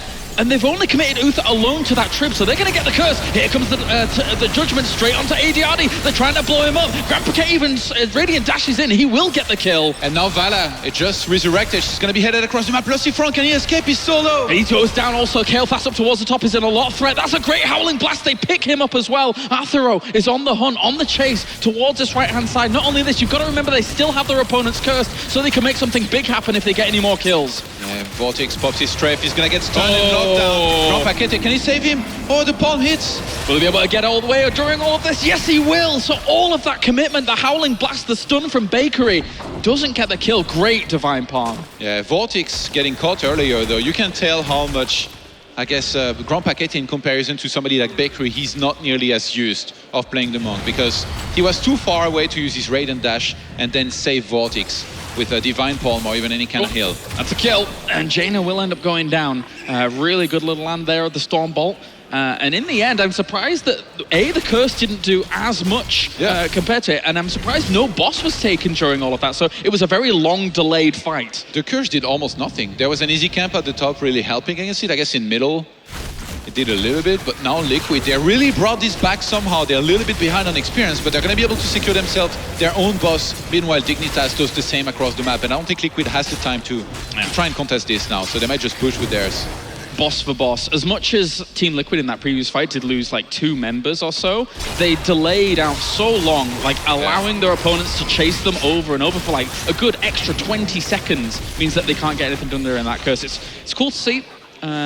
Team Liquid now just pushing towards the middle and getting themselves some guaranteed towers. That's catching them up in experience instantaneously. Looks like Dignitas might be ready for a fight here. They don't even want to wait for level 13 here, potentially. They're just going to try and engage. And Arthur's at the front here with Athero as well. There's the wall, and trying to lock out Black Scorp. He does have Eldarune's Might, should be able to get away. They're going to have to disengage. Very good disengage here. I don't think either team particularly had to go for a fight there. If you want to try and go for a fight, ideally when you're 1 talent up, both of the bosses so far being left alone. Looks like Liquid, they don't even particularly want to defend. Yeah, they're just going to head down there eventually. Yeah, they realize that they have to. All right, well, being a boss-for-boss situation, it kind of draws out into a stalemate here. They will get themselves that fort towards the bottom, but likewise, I think the fort up towards top ended up falling just before Nazeebo was able to really clean it up.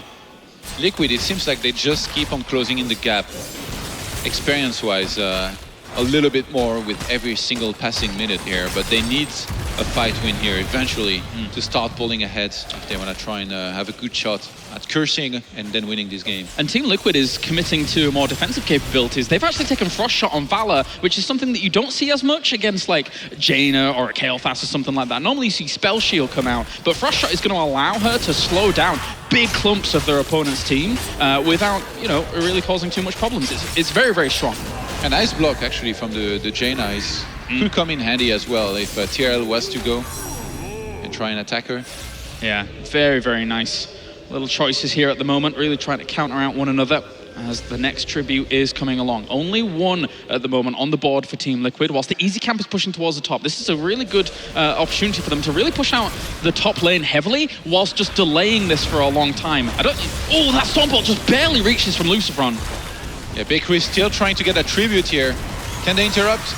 Eldrune Smite forwards there from BlizzCon, reactivates it, continues to delay. That's a lot of damage that they've already done into the back lines here. There's the Judgment as well. Divine Shield's already been popped on towards Jaina. Vortex is taking a lot of damage. Palms on him. Are they going to even pop it? I think he did just barely pop it at the end of its duration there, as Grand Paquette's going to be able to get away up towards the top, but he can't rejoin this fight. He's not going to be able to help Kael'thas out on the right-hand side. BlizzCon likewise on the left is going to end up falling, with Zarmani also pushing on towards them here, and they actually killed off Jaina as well on the left. Yeah, that was 2-4-2 somehow.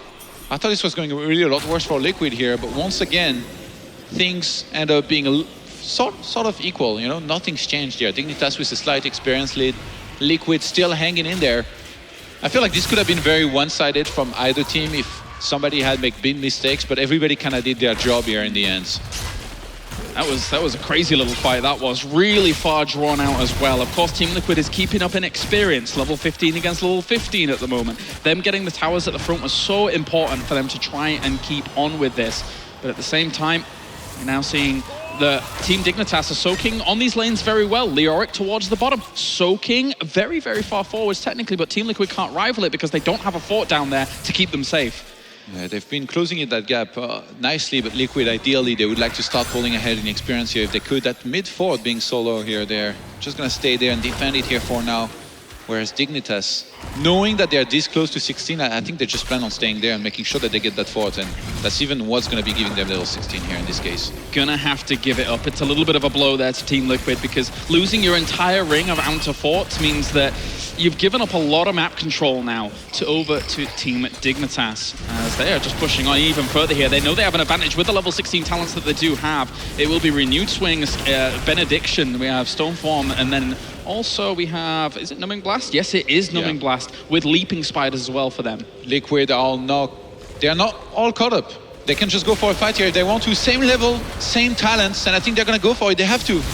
They're going to have to. They don't want to give any more tributes away at all here. There's also the level 16s now kicking in. The Phoenix has been able to do quite a lot of sustained damage. Bakery, though, on the very edge of it, keeping himself alive. There's the strafe as well to actually do quite a bit of damage, but not enough. Vortex over on the right-hand side. Oh, a nice block there from Snitch to keep himself alive. Then the Divine Shield as well, after being targeted with the Judgment. But Kael'thas did a lot of damage with Chain Bomb. Yeah, both Vortex and Kael'thas were solo. The two assassins, Kael'thas actually went back home to tap that fountain. TRL is going to be able to detonate on 3 heroes. Oh, he gets Uther as well as Arthur over there. They both end up going down. And Zarmani is going to be sacrificed as well. Tyrael never done so much damage in his spirit form. Don't you dare kill me, because that will happen here. He catches 3, and now Liquid with a massive win. They're gonna get ahead here in experience in a second. They're gonna get a boss. They can actually head across the map here, right behind this as well, to try and contest the boss of Dignitas here.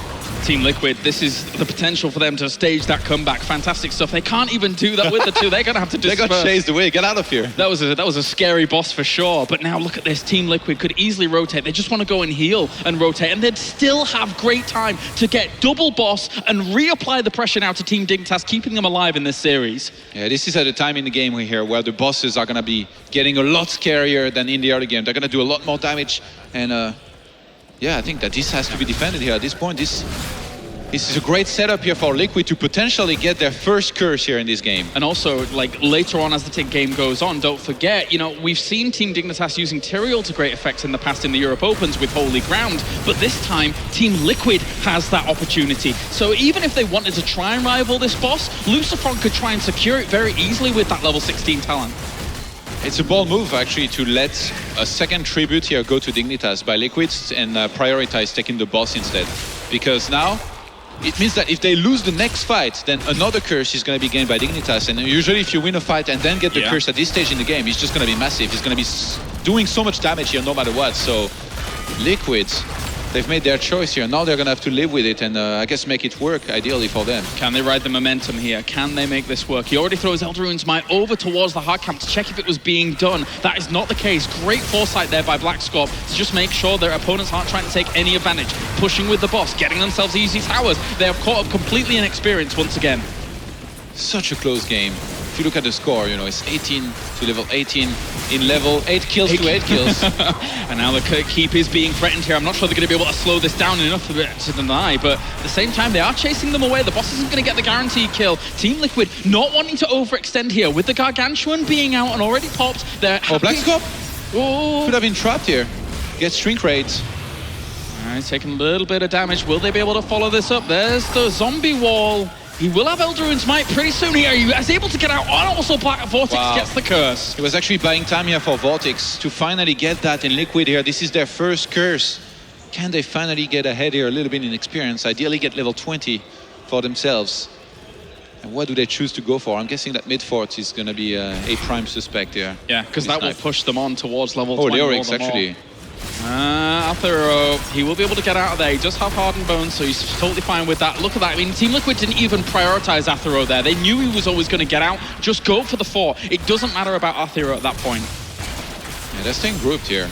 Looks like Dignitas might be thinking about going for a fight, or he might be forced into them. He doesn't have Wraithwalk. Oh, he does have Wraithwalk. It just barely came off cooldown there at the very end. He's spreading bombs, though. Bakery's going to end up taking one there for a moment. That bottom keep is so low, but they're pressuring here through the mid. It's really low, actually. And with the curse, there's actually minions coming in. They have to go down there and defend here. Those Team Dignitas, they could be getting engaged in the middle of the map at the same time. But right now, Liquid, they want to try and get that keep. They might end up pulling back in a second here, because that curse is about to end. And Dignitas all alike, they can engage if they want to make sure Liquid cannot get out safely here out of there. Vala got the bottom keep. She actually rotated on around there and got that bottom keep, sniping it out. Good move by Vortex, and that is the difference. He's getting chased, though. Yeah. You've got to be careful. That's the difference between them getting level 20 earlier than Team Dignitas, though. So that was a very important move there by Vala to try and snipe that out. That mid keep as well took quite a bit of damage here. Now Liquid, they can just kind of play it slow for some time, try to get that down the line. It's about mid hit points.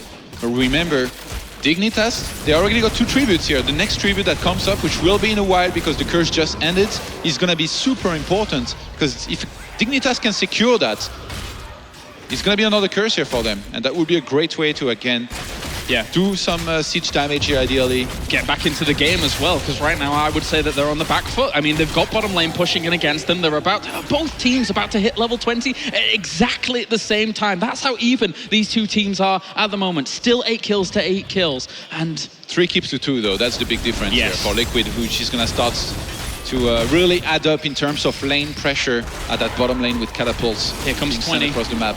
Humongoid was actually taken here for the Nazebo, so not opting for a blink to make sure he's going to be kept alive. He's opting to go for Humongoid, which basically means this Gargantuan is going to be sticking around 100% of the time until it's killed off by your opponents. Yeah, also deals 100% more damage against non-heroic targets, so going to be some, I guess, decent wave clear down the line, which is not that important, but can come in handy at times as well. The siege damage to buildings does like 1,000 damage. It's pretty ridiculous. But Zarman is going to go on the front. That's a very early Divine Shield here onto Arthas. A good Howling Blast actually catches 3 of them there. The Phoenix to the back line is trying to zone them out. The Gargantuan actually isn't in the middle of this fight at the moment, so he really wants to be at the front here, doing some damage towards them. There goes Judgment onto ADRD though, but he's still kept alive by all this force. And also, we see Vortex here trying to move on out of there, just trying to get some poking damage done here and there, but nobody dies for the moment. Yeah, it seemed like Liquid had taken a little bit more damage, but Grand Paquete has been healing so much in the middle of those fights, catching everybody every single time he used Breath of Heaven and just doing a fantastic job. And now, with one of the boss being up on their side of the map here, Liquid, they're headed in that direction. They're going to set up a trap. The next tribute is due very soon here. If Liquid loses a fight, they could be in trouble. Yeah, here we go, actually. There it is. Right next to the fight as well. This is big. This is very, very big. If they're able to get that, that would be fantastic for Team Dignitas. Team Liquid, though, likewise, zoning out Sarmony to the left-hand side. They're trying to focus him down. Can they bring him down during all of this? It looks like they will. They bring down Arthas, despite all the sustain he does have there, as Blackscorp is going to move forwards here onto ADRD. ADRD is kind of very, very scary predicament up towards the top. He needs some help. He needs some aid, but he is going to fall as well. Yeah, he's isolated from the rest of his team, and Liquid capitalizes on this. Grand Paquete was running around for a second because he didn't have too many hit points, and now he's just going to make sure he stays alive, can heal the rest of his team. Liquid secure that tribute, and they're going to be getting their boss here as well. They took that fight so well. Sometimes, you know, people will say, yeah, don't focus the warrior, but if they're out of position like that, if you've been able to isolate them away, it's the perfect opportunity to try and blow someone up like that. Taking Arthas out that early on in the fight, fantastic for Team Liquid. Bottom keep's already down here on Dignitas' side of the map. Mid keep already took some damage. Top keep's going to be on the siege here in a second. Liquid, with a huge win here in that last fight, are going to be starting to pull really far ahead. Now they go home, they tap the fountain, they make sure that they've got enough health and mana here to go back across the map. Get ready for the next fight here, as we still have Nazeebo here on the 14 seconds timer. Liquid will start here with that boss. And this is great for them. Double boss in this situation, especially this one in bottom lane where there is no keep, where it can start threatening core. Everyone up to the top here trying to clean things up. This is going to be very, very difficult here for Team Dignitas to deal with. And I wonder if they even they can't send someone over to get that tribute. They can't. They have to clean up the bosses.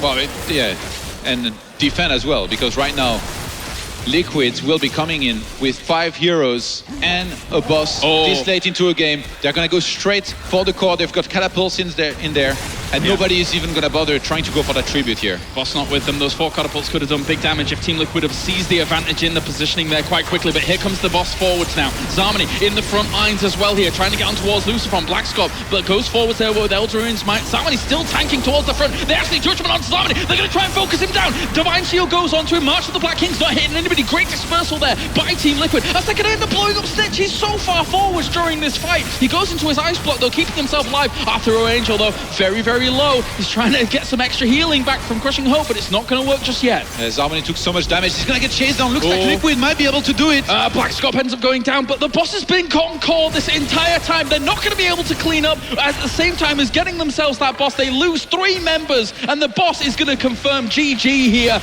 as Team Liquid are able to tie up the series in such an important match on their road to BlizzCon here about the European Championship. You know what? I don't even dislike the choice here of Dignitas at the end to try and go for the fight, because they needed to make something special happen. If they had tried to play it slow, if they had tried to just defend the boss on top of the core plus fight the opponent's team at the same time, they would have lost really hard. Now they were like, we need to win a fight and we need to win it now. We need to crush them and then we need to clean that boss, and then we're still gonna be in this game. They go for it, and in the end Liquid is just too solid. They win the fight anyway, end the game with it. Really impressive stuff there, man, from Team Liquid, especially since early on in that game, they were up against the ropes. They did make the comeback. They made recoveries happen in that game. So the resolve here for Team Liquid still stands true. They are not defeated just yet. They will have one more game's opportunity to keep themselves alive now. A very, very impressive back and forth game there. Once again showing how solid they are, and they've always been, you know. As of late, they've definitely been a lot more mortal. They've shown some weakness at times. They've lost a few series here and there, but they're still in these, Skylaris. Yes, they are. Yes, they are. And as Game 3 is about to unfold very, very soon, one can only wonder, do Team Dignitas allow nerves to now shake them when everything is on the line in one game? Let's head over to the analysis desk to see what they think about our upcoming game. Thank you very much, gentlemen. And gentlemen here at the desk, I mean, we loved watching that game. And one thing that brought up, I want to start with that, is when you watch a game of Heroes of the Storm, you can talk about a lot of things. You can talk about the draft, you can talk about the talent choices, the heroes choices, but this game was a lot about the gameplay itself. How Team Liquid played their heroes and as a team was pretty impressive. Absolutely. They didn't let themselves get down after a wonky early game. You know, we saw a lot of maybe unnecessary deaths, but in the end, they made their team come for Blackscorp. I was a little bit, not sure about his performance on Material. I criticized him maybe a little bit, but he definitely did some good stuff, or actually his trade. Yeah, and I mean, Grubby, you were talking about the fact that all the heroes, all the players were all about positioning, how they use their skills and their heroes to make sure that the fight was always favorable to themselves. Yeah, when Vala was picking Hungering Arrow build, like, she needs to isolate enemy heroes. It's no good just shooting it at the front line on Arthas and Leoric. So we knew there had to be a healthy amount of flanking already. And that last flank there in that bush when they were pretending to go for the boss, we really loved that over here on the desk. I mean, just utilizing your positioning, so smart. It's the predictable thing to do. Go for the boss, right? They saw that they went to the top portion of the battleground. They waited hidden in the bush, and just the power of that holy ground, secluding Arthas, blowing him up. That's really what sealed the deal for them in that game. Yeah, and it's funny how that worked out, because that also kind of benefited from the fact that they made those mistakes of the early boss tries where they were a little too eager and a little too desperate to go for the bosses, but then they were like, hold on, we can use this against them because they think we're going to be silly enough to go for it again. Yeah, and Jake pointed out great positioning towards the late game, but what kept them in the game, I think, was their great map awareness as well. They took mercenary camps when Dignitas was about to take the curse, which actually helped them defend bottom when top was pressured. So it was really good by Team Liquid to keep a cool head, even though if the favors weren't against them. And honestly, if I had to give him MVP, I'd probably say Grand Paquete, because he showed like some great play with Karazim, leaving fights with no health and coming back in, allowing them to turn the fights. Even like we saw that one fight of the Tribute in the early game where it looked like a clear victory for Team Liquid, but ended up being an even trade 2-2, and that was all because of Grand Paquete. A little bit Tyriel's... true, yeah. No, but Grand Paquete, I was telling him, get out of there, you're so low, but he came back and it turned out to be even Steven. Yeah, Very so cool. great play by Team Liquid. Now they get that second chance, and now both teams fighting for their lives, and it's going to be on the battlefield of eternity. Team Liquid this time kicking it off with a Johanna ban. All right, so not too surprising. I mean, we've seen Team Dignitas favor that, of course, on the map itself. Not bad either. So yeah, Johanna, always a dangerous pick. She's such a tanky beast. She's able to take a lot of damage, to do a lot of zoning when you're fighting for immortal control. So really a good ban in my opinion. And an Abathur ban from the get-go. Yeah, I think specialists are stronger on this battleground than almost any map. Like all the specialists go up in value: Sergeant Hammer, Abathur, Vikings, Zagara, Nazeebo. So they're removing one of Team Liquid's favorites. I mean, one of Team Liquid's favorites, and just the control. You throw down all of the slowing mines around, you know, the immortals, and you get the soak in the lane. Very powerful, but yeah, that's a pretty good first pick to have. Yeah, I think everyone who's been watching Team Liquid at all is pretty excited about the pick. Zeratul going over, and I mean, you especially, Kendrick, you've been talking about, okay, well, how do we feel about BlizzCon on the Tyrael? Yeah. Okay, he did okay in game 2, but now is his time to shine. It is his time to shine. I mean, there is no other European player that has been connected with one hero as much as BlizzCon. He was the first one to utilize that Protoss hero to the fullest potential, and I'm sure that gives a lot of confidence, a lot of comfort to Team Liquid. And we talked about it earlier, Snitch was actually, you know, he wanted to play that Dark Templar as well. Yeah, of course, you guys mentioned he was like, I'm going to take it every time I have a chance. So, well, no chance this time.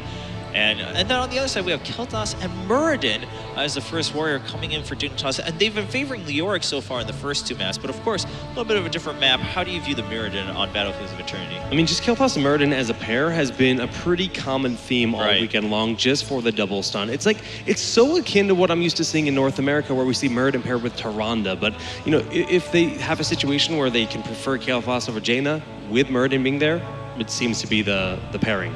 Now, Team Rocket, one of the teams who is already in the top 4, waiting for one of these teams to come up, they played Leoric on Battlefield of Eternity yesterday, but they actually went for the block talent at level 1, not favoring reanimation, just because they recognize there aren't terribly a lot of regeneration globes falling here, and we need that early game power. Okay. Which doesn't need scaling into the late game. It's interesting. Yeah, as you said, Grubby, on Battlefield Eternity, you actually don't get the chance to push as much because you're always busy fighting in the middle, and those two lousy regeneration globes will drop by the Immortal. That's not enough to justify.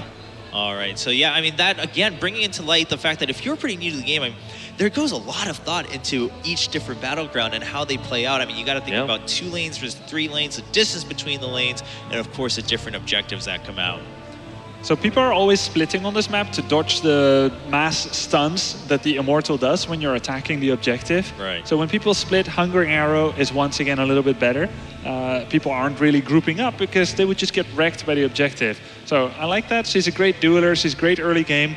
I wouldn't say that it's like, oh yeah, it's so obvious to get Vala now. It's probably more of a comfort pick. Vortex really seems to like to play her. Let's see if he can use that to great effect again like last game. I mean, he did well on Cursed Hall. I mean, a couple times where he got caught out, but when it mattered, as you know, playing as a team, he knew his position and his role and how he needed to make the fight turn into their favor. I'm particularly interested to see what Grand Paquete is going to pick, because he surprised us with the Karazim, and so far Team Liquid hasn't gone for support. And also, you know, now we've seen 2 decent Karazims, one by Bakery, one by Grand Paquete, so maybe there's going to be a little race between those 2.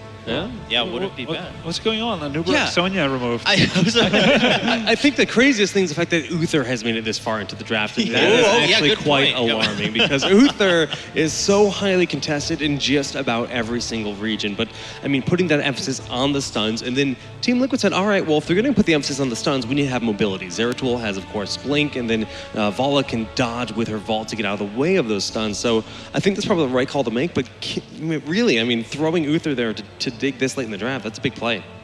Yeah, But let's try to think a little bit about the bans then, that led into that. I mean, of course, on Dignitas's side, they were like, they probably saw the Uther. They were like, all right, well, let's leave that open. Let's take it. But Anubarak, I mean, could they have picked another hero they could have banned? I mean, something else? I don't get the Anubarak too much. I guess mean, personally, is powerful, but personally, I like it. I love Anubarak, so I love the respect ban for the hero. he but consumes the living and the dead. It pretty much covers everything.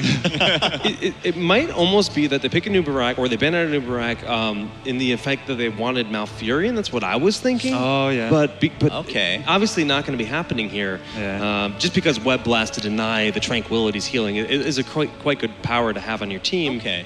And I really like that Rhaegar pick here. Grandpa Kede has always been one of my personal icons. I'm a big Rhaegar fan myself as well. And he has been a big inventor. He introduced that rewind build focusing on chain heal entirely. Of course, you can mix it up with the Storm Shield level 20, but I'm really interested to see, Rhaegar has got good sustained heal, especially if you go for healing totem at level 1, which is not that common anymore, but I think on Battlefield Tourney, if you place it well, it can actually do some work. Right. Well, and we just saw Team Liquid, and they were arguing heavily, and they say, all right, we're going to take away the Nazebo. I mean, maybe they were along the same lines as we were thinking. Team Dignitas probably going to round it out again with Nazebo.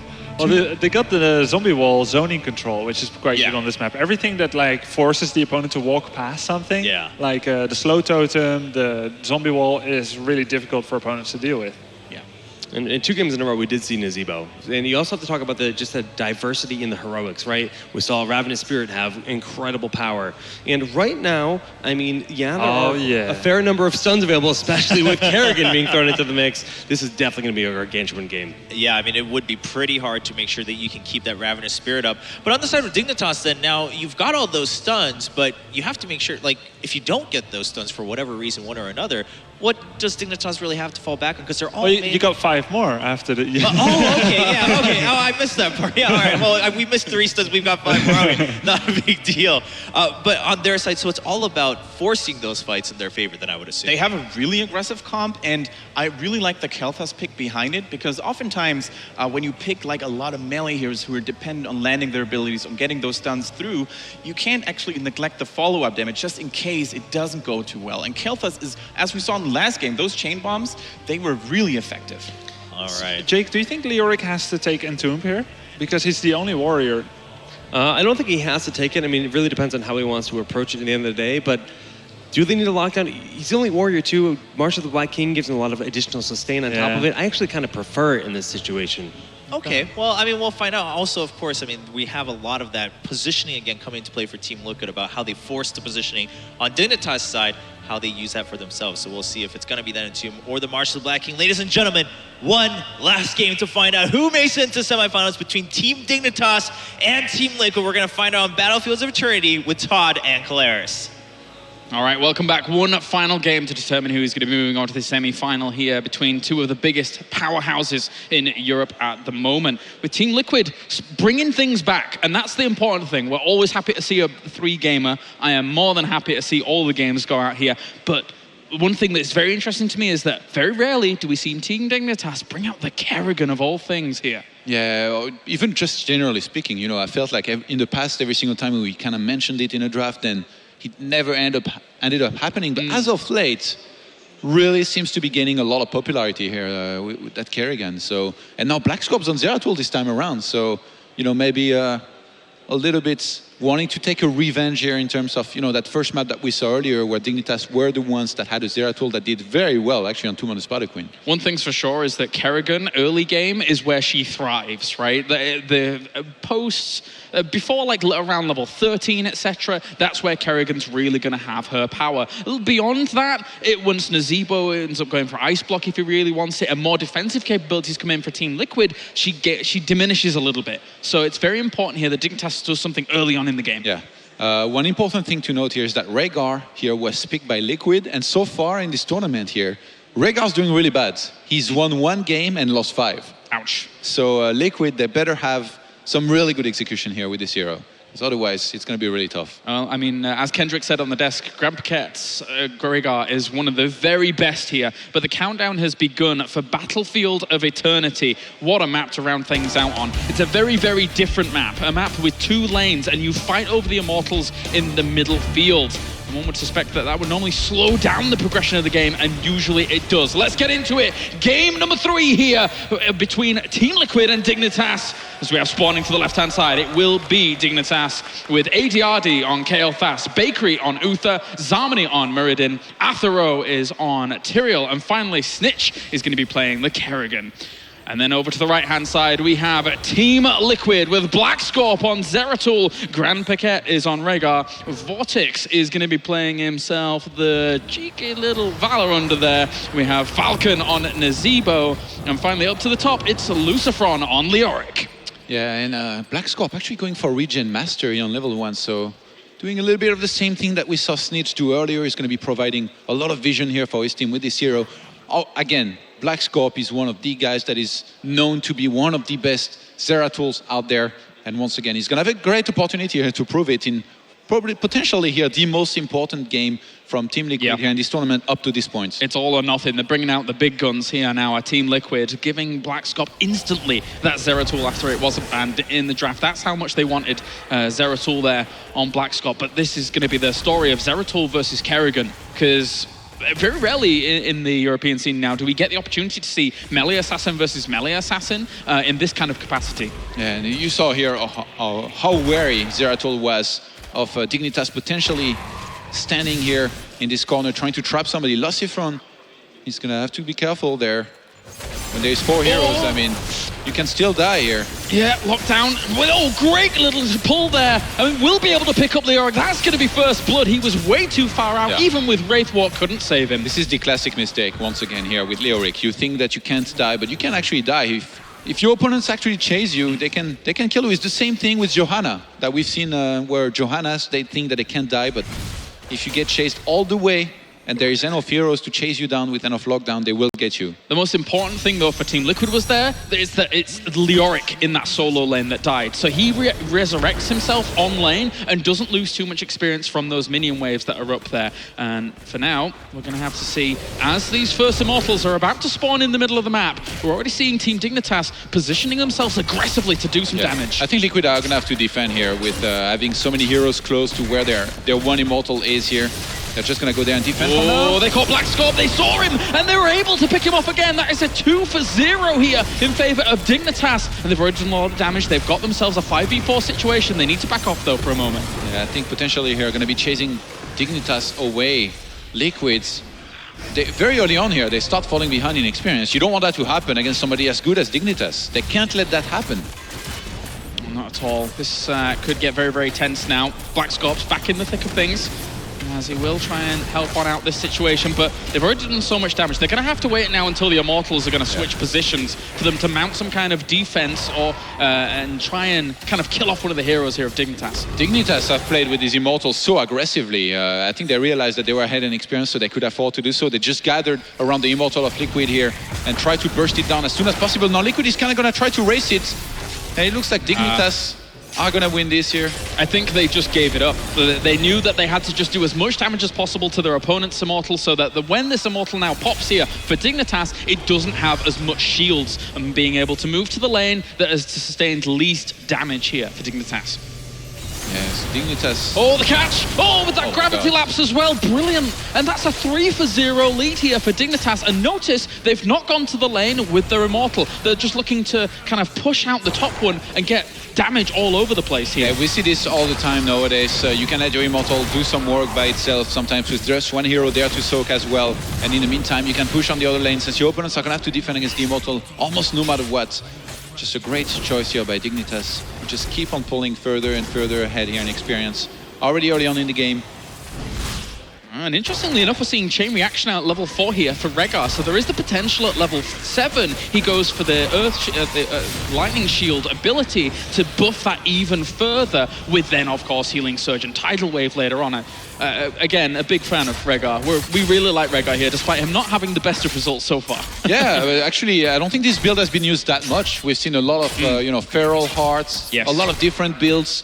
So far, I don't think we've seen this one too much, so I think Grand Paquete here is definitely, studied the potential of this here, doing really well in this kind of game. It's really, really strong overall. So many chain heals if you've got those talents later on. And then as Kendrick pointed out before, rewind is something that Grand Paquette loves a lot as well. Zami at the front with Bakery takes some damage. That zombie wall doesn't try to catch anything just yet. Yeah, Rewind is actually really cool. Who needs Storm Shield, man, when you have Rewind on Rhaegar? Yeah, so like a much full healing build. Yeah, true healing. So powerful with the amount of healing he can do there. As long as everyone's clumped up, of course. But that's actually a great gravity lapse there by ADRD. He has the eyes of a hawk being able to see Black Scorp there. I told ADRD this morning that you like to call him the mad scientist. He was confused for a second. I told him it's a very flattering name. It is. I think he was happy, but he kind of hit it. Oh, okay. Well, I'll have a chat with him later on. But yep, he is the mad scientist of heroes of Europe at the moment, that's for sure. They're going to try and do their hard camp here and maybe try and delay this one. Arthuro as well as Zarmany slowing them down with that hard camp being taken, but it's perfect timing before the Immortals if they both take them. It's an interesting setup here. I wonder actually who will be offensive. It looks like so far Dignitas, they really want to go for their opponent's Immortal. They potentially just pull back and fight. They managed to delay out the hard camp, so this is really cool here for Team Dignitas. If they're able to stall out this middle ground fight before that and allow their hard camp to do some damage towards the bottom, that could be fantastic for them. Because if you don't clean it up, then they get free damage on towards your Immortal. Yeah. Whilst Team Liquid didn't get that hard camp. They've gone back to it now. This is bad for them. I think they realized that they had to defend there, so they sent Zeratul to clean up here that hard camp at the bottom. They're grabbing their own here before potentially here coming on to that Immortal to try and defend it here from Dignitas. Extra damage being done towards it here. Once again, Dignitas getting the upper hand of these small engagements for now. Don't want to get locked down though by these Immortals. If you do get stunned, that can cause a whole lot of problems. Luciferon trying to launch his Drain Hope on towards ADRD, but once again, Team Dignitas has an advantage with these Immortals at the moment. Yeah, decent one as well. They are so eager every single time to take down an Immortal from their opponents. And now going to be soaking a little bit at the top. Liquid closing the gap a little bit here in terms of experience very nicely. I guess Black Scorp soaking at the bottom, while nobody from Dignitas was soaking because they were focusing on the Immortal, really helped with this. An extra sustain been chosen here by Kerrigan with Assimilation Mastery over the Battle Momentum at level 7. And that will help out quite a lot with being able to just keep her alive at the front. It's so important, especially with Divine Shield being worked in as well. But look at this. Yeah. Team Liquid have been forced back to a defensive posture. Yeah, but in this situation, it feels like you never can reach your opponent's Immortal to kill it, because then as soon as you leave, they're going to be taking on your Immortal. So you have to go through a fight, which at this stage in the game doesn't really make sense. So just great position here for Dignitas to be in. They realize that there isn't enough heroes here to defend against this. They're trying to take that Immortal down. Eldraine's Might on out. It's just a poking game at the moment. Valor thrives in these situations with Hungering Arrow. She's very good defensively and offensively with her poke because she has such good range with this Hungering Arrow build. But still... Oh, Zeratul gets blown up at bottom. Oh, going down. ADR, I'm guessing that went through here a gravity lapse landing once again, or potentially Kerrigan catching him, and they've been so aware here of where Zeratul is at all times, and they've caught him every single time. If this ends up being a loss on the side of Team Liquid via Zeratul dying off once or twice here, then it could be a catastrophe really. But they've taken an Immortal once again, but this time it has a huge amount of shields, and it's going to be heading up towards the top lane here. And they may end up pushing with this one because they're so close towards level 10. If they push with it and get some experience while this fight is going on, they could do big damage up towards the top. Yeah, we always, talk up Black Scorp and his Zeratul, but so far in this game, he's been struggling a little bit. He gets caught. He's with 2 deaths out of the 4 here for his team. So he needs to start to pick up a little bit here on what's happening a little bit better. And he needs to stop feeding, so to speak. not in the best of positions at the moment. Judgment is going to be the Phoenix as well as Divine Shield. They're all basing back here to try and defend this, but they're already going to lose quite a bit, and they may end up losing themselves to Leoric as well as they follow up all of the stuns. Brilliant kill onto Leoric here, and still 5-0 in favor of Dignitas, and this Immortal still has full health aside from the shield. This is so much stun and lockdown. Uther and Muradin stun. Yeah. Kerrigan can stun as well. They've got gravity lapse, and in this case, even Judgment. This is ridiculous. Everything. They follow up every single kill, stun after stun after stun, and Team Liquid is riling at the moment. They are in a very, very tough position here against this. They're trying to push them away. At least they've got their level 10s in, but it's going to be difficult for them to come back. 2 heroics here are missing actually right now from Dignitas, which can be very encouraging for Liquid to try and go for a fight. I think they might just go for it. Phoenix is down, Judgment is down, Phoenix goes. Oh, Black Scope gets on towards Snitch towards the back there. Great gravity lapse from ADRD, saving him for a moment. They're going to steal away this easy camp up towards the top, which is a good start here for Team Liquid. And also the Void Prism. Can they follow it up with anything else? There's a combination on towards Black Scope. Maelstrom's also been popped as well. Divine Shield goes down on towards Kael'thas. That's big AoE damage being done. Black Scope ends up blinking out towards the back as well, keeping himself alive. And they've already got themselves one kill. Can they get more? I don't think so here. Having that fort and that tower there, Dignitas just going to be pulling back, disengaging Liquids. Finally here, scoring their first kill in this game against the 5 of Dignitas. They've caught up once again in experience here. It's really been the story of the series here, especially with the last map here. All that happened, Liquid, they're playing catch up the whole time. During all of that, Zarmany was down to the bottom lane getting good soaks. So at least they've got that kind of small feather in the cap for now. It's going to be hard camp for hard camp here. Nobody's going to really rival any of those, but Zeratul towards the bottom, soaking likewise. Needs to just catch up a little bit in experience. I wonder actually how good Strafe is here in this situation compared to Reign of Vengeance against these melee heroes and a Kerrigan that's going to be jumping in. I think Reign of Vengeance definitely could have been good as well, but... Could have been. In this case, Vala choosing to... I mean, there's a lot of melee emphasis on Team Dignitas' side, right? There is a lot of melee emphasis. Of course, they've still got to be careful, though, about the clump up potential of Kael'thas eventually having that chain bomb build really work back on them. There's going to be easy camp taken towards the bottom. Immortals on the way. Team Dignitas looks to be having an earlier 13 here, though, once we're going into that, eventually. Yeah, they just seem to always be ahead, no matter what, here in experience. In every single game. Liquids, though, they're very good at just kind of hanging in there by a thread, eventually catching up and then taking good fights down the line. That's all you need to come back in this game, you know? Combat mechanics are real. Oh, Gargantuan's already been popped there up towards the top for Nazeebo, so he's using it to try and pressure down this. Again, the extra siege damage really doesn't help one out. It's the first time that Liquid started working on the opponent's Immortal much earlier than Dignitas has here. And I think this is huge here, because now Dignitas, they find themselves in a situation where they need to stay there and cover this. If they leave, Liquid will take this down. But if they stay, then I mean, nothing's happening. They're just going to do the dance soak across multiple lanes. So this is great here for Liquid. Yeah, defend. As we're seeing Bakery and Arthuro at the front here, trying to stall them out for a moment. In case Arthuro was getting some trouble, Bakery they're racing it. They're just going to race it. Liquid will reach the halfway point here a little bit earlier than their opponents. Level 13's about to hit for Dignitas. Can they use this as an opportunity to fight? No. Look at the Liquid there. They backed off completely. They need to defend, but they don't have level 13, so they don't feel confident enough to go for a fight just now. Leoric's going to go to the bottom to try and soak that 13. Yeah. Just before Liquid comes back and trying to fight potentially here for this. This is good positions for them. They got actually use the Judgment straight onto Vortex there. There's the Ancestral Healing has gone down, but there's the Void Prism as well. They're going to try and blow Black Scope off a while. Everybody else is in the Void Prism there, and Falcon also being pressured by Zarmany. There's a Divine Shield on towards Kerrigan, keeping her alive. Vortex got stunned pretty much immediately after starting his strafe here. That's a lot of damage that was lost in translation. I think you're totally right, though, about strafe. I think you can't, that was so much damage lost. You can't take strafe against this kind of combination. You're always going to be stunned out of it, and it's taking big losses to your damage output here. It's really brutal to actually work. Yeah, but with all the hit points and mana that they were missing, Dignitas, they chose to go back. They chose to tap the fountain, and now they're ready to get back into the fight. But Zeratul just came back as well. A couple of good stuns here. Gravity Lapse as well. They're going to be able to blow him up before Wraithwalk even gets popped. Everything goes down onto Leoric. Lucifron is down. He's kind of in the fight. It is an undying presence, but not much more than that. Black Scope to the left-hand side. Blinks on in. Gets a cleave. So Blinks back on out there with Wormhole. And it's another Immortal going over to Team Dignitas. Just a beautiful execution here once again from them.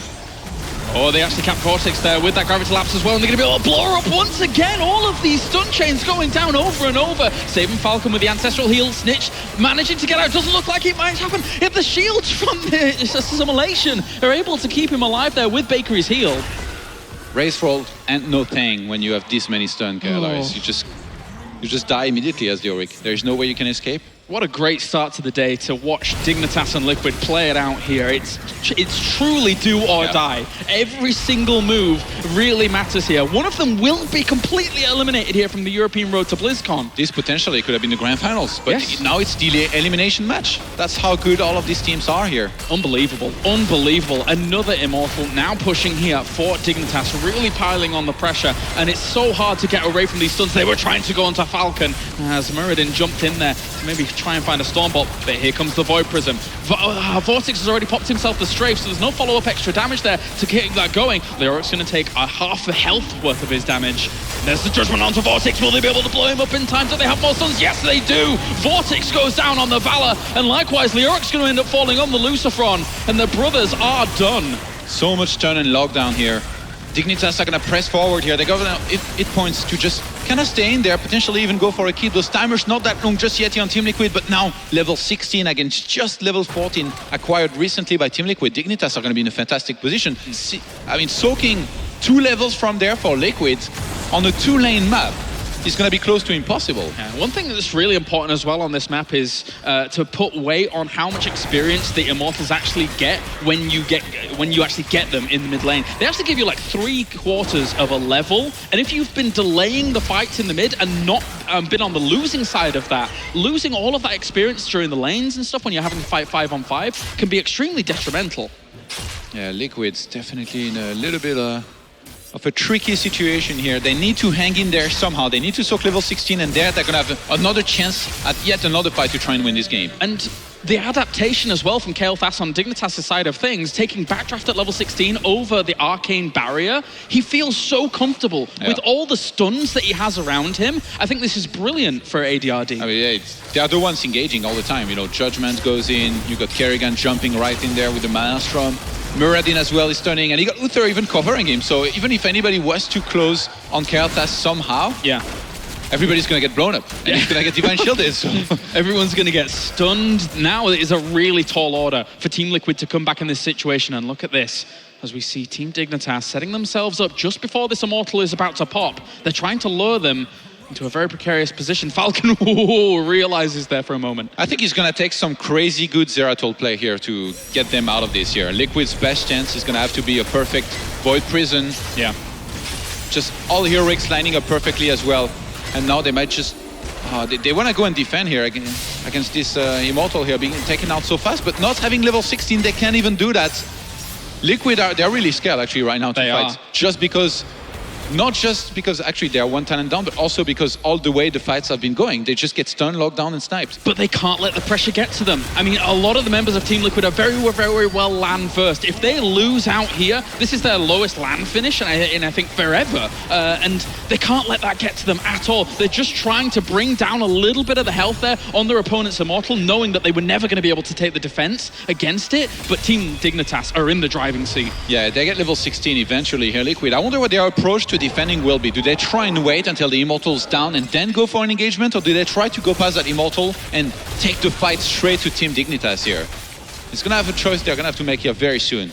Yeah, as the Immortal is going to be getting right in there and saying knock knock. They don't want to be losing a keep. They do not want to be losing a keep. One of the towers is already down as this Immortal now starts to encroach on Hell territory here for Team Liquid. It's going to be difficult to actually defend against this. Talents are exactly the same. As they're going into this fight, the first towers are going to fall. Black Scott blinks in. He's able to wormhole on out there, trying to focus ADRD. Yeah, it looks like Liquid so far, they want to play it slow here, but they're exposing themselves to getting potentially engaged. The Judgment here usually is what triggers, and usually is used on Vortex as well. Taking damage. Keep is taking damage. Black Scorp has blinked in and is a wormhole out again, so his blink is on cooldown for a little bit. They're going to lose the keep. The keep is going to go down here to this Immortal alone, as the fight may end up breaking out pretty soon.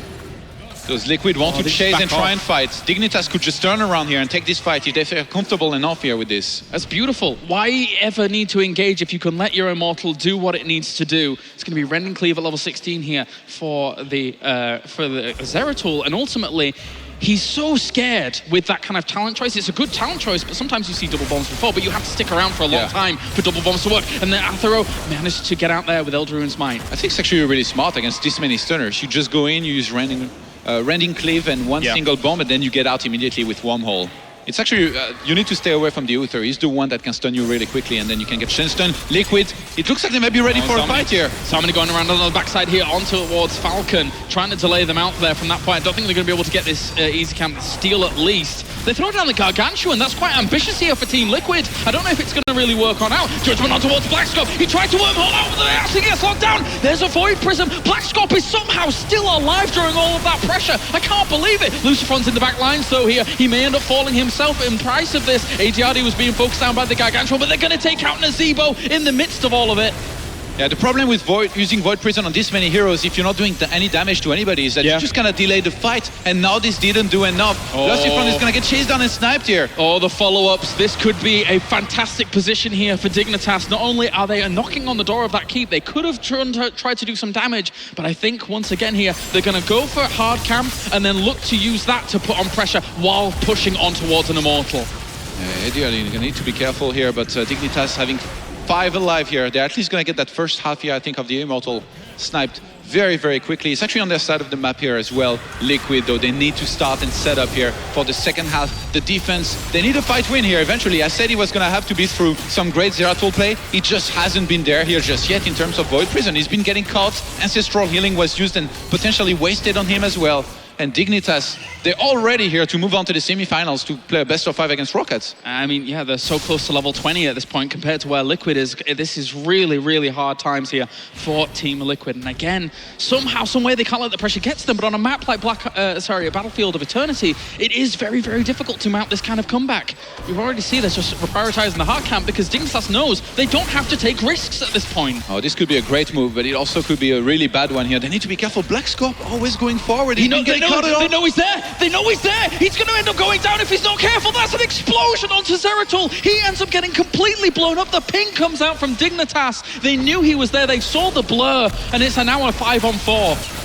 Going to be able to push on towards this Immortal as well. Strafe's already been popped here, but I don't know if it's going to be able to do too much at all here for Team Liquid. They go straight on onto Vortex once again. He's kept alive by the Ancestral Healing. Grand Paquette tries to keep him alive with healing as well, but overall, I think there's just too much here. Zarmany pushes on. He gets himself Valor, and that is going to be 2 for 0 now. Team Dignitas are approaching level 20. Yeah, you can't fight a 4-on-5 here, and Liquid, they stick around even though Zeratul got blown up to pieces instantly here.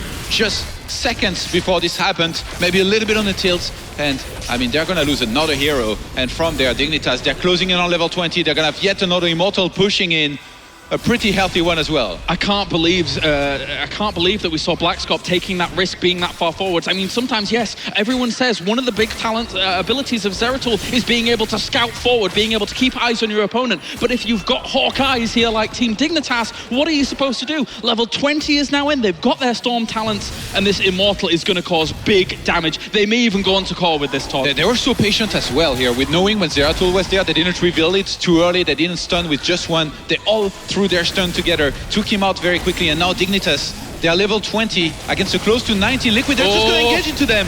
There's the Void Prism as well, but I'm not sure if it's going to be able to buy enough time. The Ancestral Healing was being thrown at Falcon before all of that, but can they even do anything with it? Once again, the stuns go down onto Zeratul. He explodes under the pressure there as Bakery going to be pushing on forwards here with Zarmany as well as Snitch. They get a combination. That is going to be called GG. Team Liquid are eliminated here from the European Road to BlizzCon. A huge congratulations to Team Dignitas for just moving on to the semi-finals alone against a team they were built around destroying, and Team Dignitas makes the victory here 2-1 against one of their nemesises. Amazing stuff there from Team Dignitas on the Battlefield of Eternity. They almost never let the control go. 16 kills to 2 at the very end of all of that, and they move on to the semi-finals. Todd, very, very impressive display. Fantastic performance here, and a lot of stun and lockdown. Apparently that's all you need, Skylars. With some pretty good execution as well, of course. That's how it is. That is how it is. And unfortunately for Team Liquid, their European Road to BlizzCon comes to an end here. A lot of people backing Team Liquid as one of the very, very best here in Europe, and indeed they are. But when you get thrown in the pit with teams like Na'Vi and Dignitas here, Dignitas beat them 2 series in a row, back-to-back, from day to day. You can't really claim that Dignitas didn't deserve these victories. And now they're going to get a best of 5 against Rocket to decide which one of these 2 teams later on goes on to BlizzCon. I'm pretty sure they're very happy with this year. 1 best of 5 away from the grand title, or the very chance here to go to BlizzCon. That's pretty massive. Yeah, it is indeed. Well, for now, we are done here at the caster's desk. Let's head over to the stage as we hear from Team Dignitas. So, Bakery, that was pretty phenomenal. I mean, I'm really, really excited. We've only got 1 more series now to go until we qualify, and this is definitely a nice one to get out of the way. And you seem to have lined up Team Liquid. Now, we've talked about it a few times before. I know they've mentioned it on the analyst desk. I mentioned it in the intro. Is this team built, this Dignitas team, is it built to beat Liquid? Originally, when we were forming the team, something a lot of the members said to each other is we wanted something new. We wanted something that could finally beat Liquid, because obviously they've been by far the best team for the best part of the last year. And we really wanted to just take that crown of number one. And our recent form against them has been fantastic. So, well, they've been seen as the de facto European champions for a while. They have been dominating the scene over here. How much does it mean to you? How much does it mean to the new Dignitas team to have beaten them and to be going forward into the semi-finals? I don't really have words for how much, how honored I am to beat Liquid, to be honest. They're such great players, they're such a great team, and to take a win off them, it just feels great every time. There is a great saying, which is always beat your heroes and beat them well, and you did do that. And just talking about the game, one character that you chose, Nazebo, what do you know about him that other teams don't? Because he's not normally picked. He's just a really strong character. His sustain damage is really high, which is something that a lot of people sort of don't realize, because over sort of a fight, he has a lot of tools that catch people off guard. Like spiders, if they're left alone and someone doesn't get heals, they can actually take about half of a hero's health. And that's just a lot of people don't realize that. The other thing is exploding toads on 13. They can actually almost kill someone if you hit 4 or 5. And again, it's not something people look out for. You don't see the toads coming towards you. It's not telegraphed very well. And that means that when we play it, we can often get some nice picks on people just through people not expecting that amount of damage. Final question. Can you taste BlizzCon? Can you taste it? I can. You can. Thank you very much. Let's hand back to the analyst desk. Thank you, James. All right, thank you very much, OJ. And yeah, I mean, he can taste BlizzCon, and can you blame him? I mean, he looks so happy that, and he said it, this is a nice one to get out of the way, and only one more match stands between us and qualifying for BlizzCon. How did you view that match? I mean, Dignitas came and smashing again in Game 3. I mean, Dignitas really lived up to their reputation right now. They are on a roll. They have what it takes to beat the big names, and they have the momentum in their favor.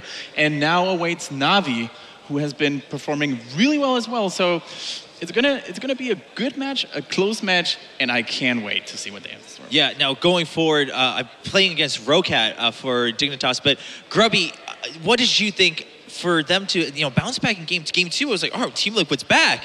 And then Game 3 was like, no, Dignitas is back. This is over. How did you view Dignitas on their path so far? Yeah, I just think Dignitas showed mechanical prowess, good coordination in the team fights, and superior drafting in almost every way against Team Liquid. They did really well. We had Team Liquid with some individual mistakes, and they seemed to perform a little bit less well in the team fights, which you also were alluding to. Dignitas played really well together, didn't they? They've always been better at team fighting than Team Liquid. Team Liquid's strength has always been their ability to play the battleground, split up with heroes like Abathur and Lost Vikings, and the fact that they never once tried that in this series really surprised me. They said, you know what, we're going to mix up our playstyle, try to go toe-to-toe in the team fight with Dig, and it worked out in Game 2 when they had the emphasis with the stuns. But Game 1, Game 3, where it was really Dig having all that lockdown from Murden, a key element, and of course Kalfas, it just really worked in their favor. Yeah, I mean, so like you guys said, I think Dignitas just showing people why they already have such a fan base, why they've already had certain successes. And now, as we mentioned, they wait for one more semifinal later in the day against Rocat to see if they can make it to BlizzCon and also have a chance to be called the European champions tomorrow if they make it to the finals. But for now, we have Nasira out in the crowd with a special guest joining us here at the European Road to BlizzCon. Nasira, who are you with? Well, I'm here with Apollo, and we all know him from StarCraft, but what are you doing here? Well, watching some heroes, first of all. I watched a lot yesterday when I was traveling over, and I'm sitting in the crowd, and it's really awesome here because the stage is very beautiful. And the games have been pretty fun. I don't understand exactly what's going on, but I can see. So watching heroes for now, and then later on today, we're going to be doing a Legacy of the Void show match. So me and Rotterdam, also from StarCraft, are going to be, I think, going around to the World of Warcraft stage a little bit later on to commentate that. Well, that sounds nice. And do you play Heroes of the Storm yourself? I haven't been playing a lot recently, but I have played, I would say, about 50-ish, 60-ish games. With my friend Kalaris, we played some in the office together, and I wasn't very good, but it was a lot of fun. So playing when you're working, huh? Well, that is my job, I suppose. So yeah, I was playing while I was working. Okay, and what's your favorite hero? I played a lot of what's the queen name? The name of the one that shoots the banelings. Zagara? Yes, Zagara. Well, that one. Okay, and no, I played a lot of her, and she was the most fun because she was spreading creep, and it was very similar to StarCraft in that way that I could do more than one thing at once. So that was my favorite. I've also played Valor, the one Vortex was playing, right? the Diablo hero. Yes. I played that, and that was a lot of fun as well. Okay, and is there like one hero from StarCraft that you're like, I totally want to see that one in Heroes of Storm? Well, you asked me this before, and every answer I came up, it was already in the game. So I didn't know it too well. But I know the Archon is already in Heroes of the Storm. There's like the ult of a character, which I don't know the name of. I think Tessador, is it? Yeah, I guess. Okay, Tesla. So what I would do if it was me is I would remove the Archon as the ult and put it as a real hero. Because if you've seen the Legacy of the Void cinematic for StarCraft 2, you can see how epic it can be. I would make that my hero. Okay, well, thank you for this interview, and back to you, Chobro. Thank you very much. Well, ladies and gentlemen, first of all, I'm glad that Sean has played 50 games, 50-ish games. That's a strong term, ish games. But anyway, I mean, glad to see him here having fun. And again, I think that's the whole point here is that we're also here for Road to BlizzCon as a whole for Europe. As he mentioned, he's going to be doing something on the World of Warcraft stage, who have their championships going on right now. Hearthstone, of course, have their championships going on right now. So it's an excellent time at the O2 Arena in Prague. But for us, here for the Heroes of the Storm EU Championship, we will return right after this with another decider match for Group B. This time it's going to be VP versus G2. Let us know, what do you think is going to happen? We just saw Dignitas take down TL. Who's going to take that last spot in the top four? Virtus Pro or G2 right after this break.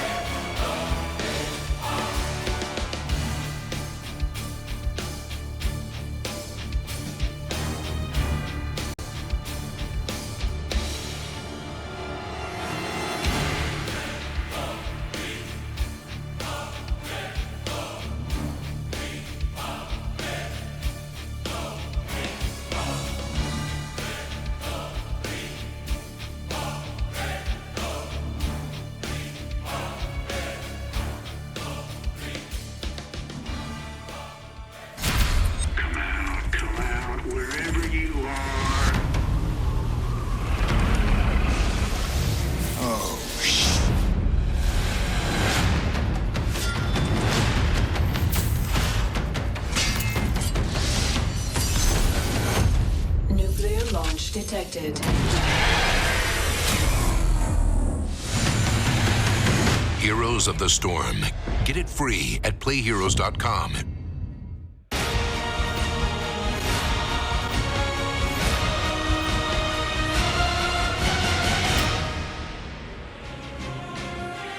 Hello and welcome back to the European Road to BlizzCon 2015 from the O2 in Prague. And have we got a day of competition for you to find out who is going to go through to BlizzCon, the World Championships, in a few weeks' time. The first of our group matches we're playing today is done. Dignitas, they steamrolled. They came and they won, and they are through to the semi-final. So one semi-final is done.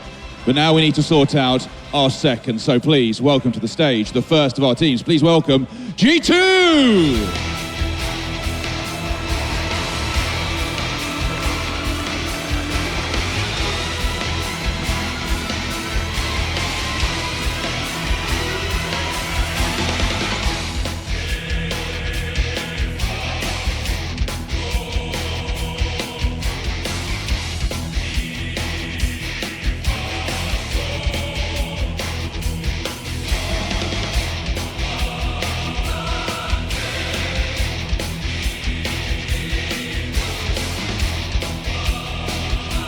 So as G2 take their positions, as I mentioned before, it takes two teams to make a fight in Heroes of the Storm. So it is time to meet our second team, a team that's done 3 weeks of boot camping getting ready for this. Not just, of course, to get themselves to BlizzCon, but also to be the European champions and take home a sizable purse. So please welcome to the stage, Virtus Pro!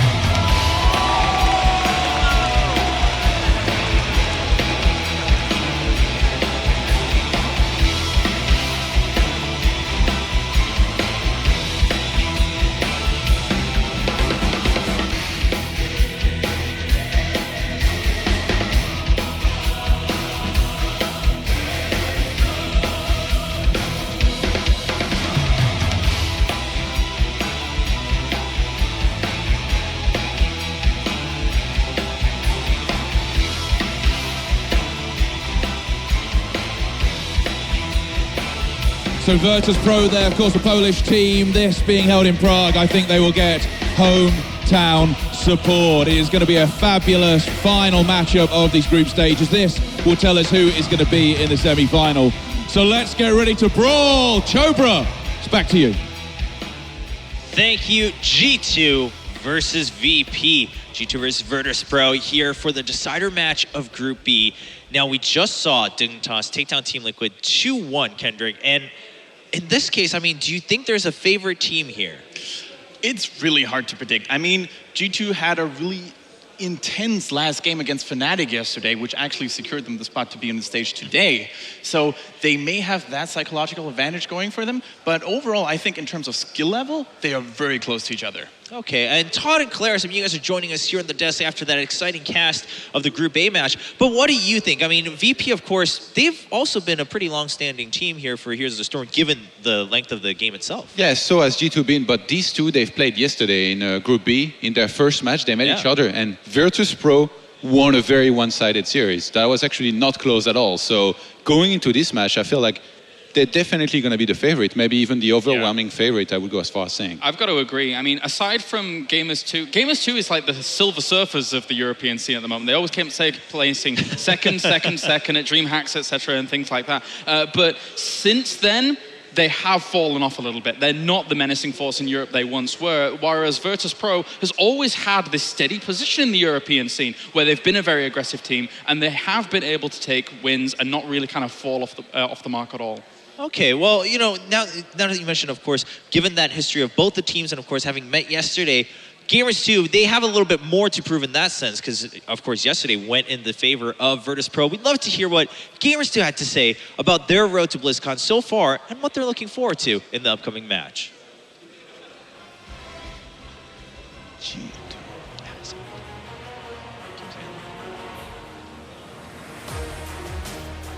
Start of group stage was really tough, I would say, like versus Virtus Pro. We didn't play our game and they just outpicked us, outplayed us. We were like confused and we didn't know what to do.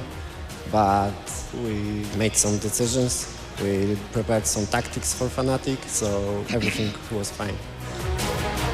On last map versus Fnatic, we actually pretty much have our comp, like every pick was what we wanted. And it went a little closer than we expected, but it was good. My team played a few LANs, so we are very experienced on main stage, big stage, so I don't think it will help us. Actually, when we formed a team like in December, our only goal was to go to BlizzCon, and any tournament was just preparation for this, so this is most important thing, like going to BlizzCon. It's our main goal. Definitely we are strong enough, just we have to play our game, and if nothing bad happens, we can easily win. And there's G2 on their own path so far, going towards that goal of course, reaching the World Championship at BlizzCon, as every other team is here in Prague. But we talked briefly about what happened yesterday, what you guys think probably maybe favored in terms of VP, but what are the strengths of G2 that we're looking for today, despite the match results of yesterday? I think their experience and the good amount of niche picks that they have that are very specific to them could be something that I think might help them somehow put up a fight. But again, yeah, on paper, like there isn't that many things that I think could give them a good chance here against VP. I mean, there's been things like Abathur that they've really kind of always clung to for a long time in the meta here in Europe. But also something that they were trying to mix in yesterday was also a Sonya player that we saw a lot of. And fully enough, actually, Virtus.pro has had a very long-standing history in yesterday of actually banning out things like Sonya. So the two teams mash up and clash very, very well in that regard. Okay. What I really liked about G2 was the fact that they used Arthas in a very unorthodox way. Most of the time we see him using Army of the Dead, to be that beefy tank liner in the front, being able to support the backlines. But what G2 did yesterday, they used Syndragosa on very narrow choke points for an Infernal Shrines, for example, really capitalizing on that massive slow and following up with a decent follow-up. All right. Well, we'll have to wait and find out, of course, as we wait for the picks and bans. But like OJ's saying, there's always two sides to a story. And we have to find out how's Virtus.pro feeling, because like you mentioned, Kendrick, they're the ones who are actually technically coming off of a loss at the end of yesterday and now fighting for survival here at the European road to BlizzCon.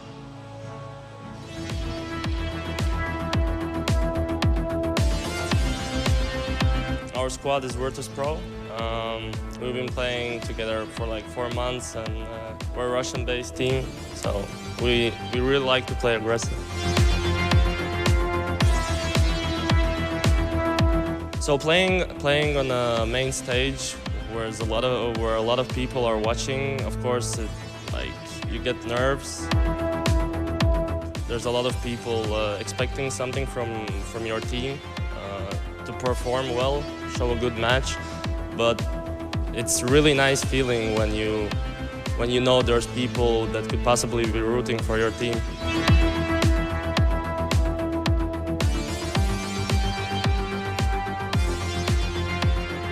To qualify for the BlizzCon, it means a lot because a lot of most of the players have been again playing since Alpha, and people have spent a lot of time just for this moment to try to qualify for the BlizzCon. So it would mean a real lifetime achievement.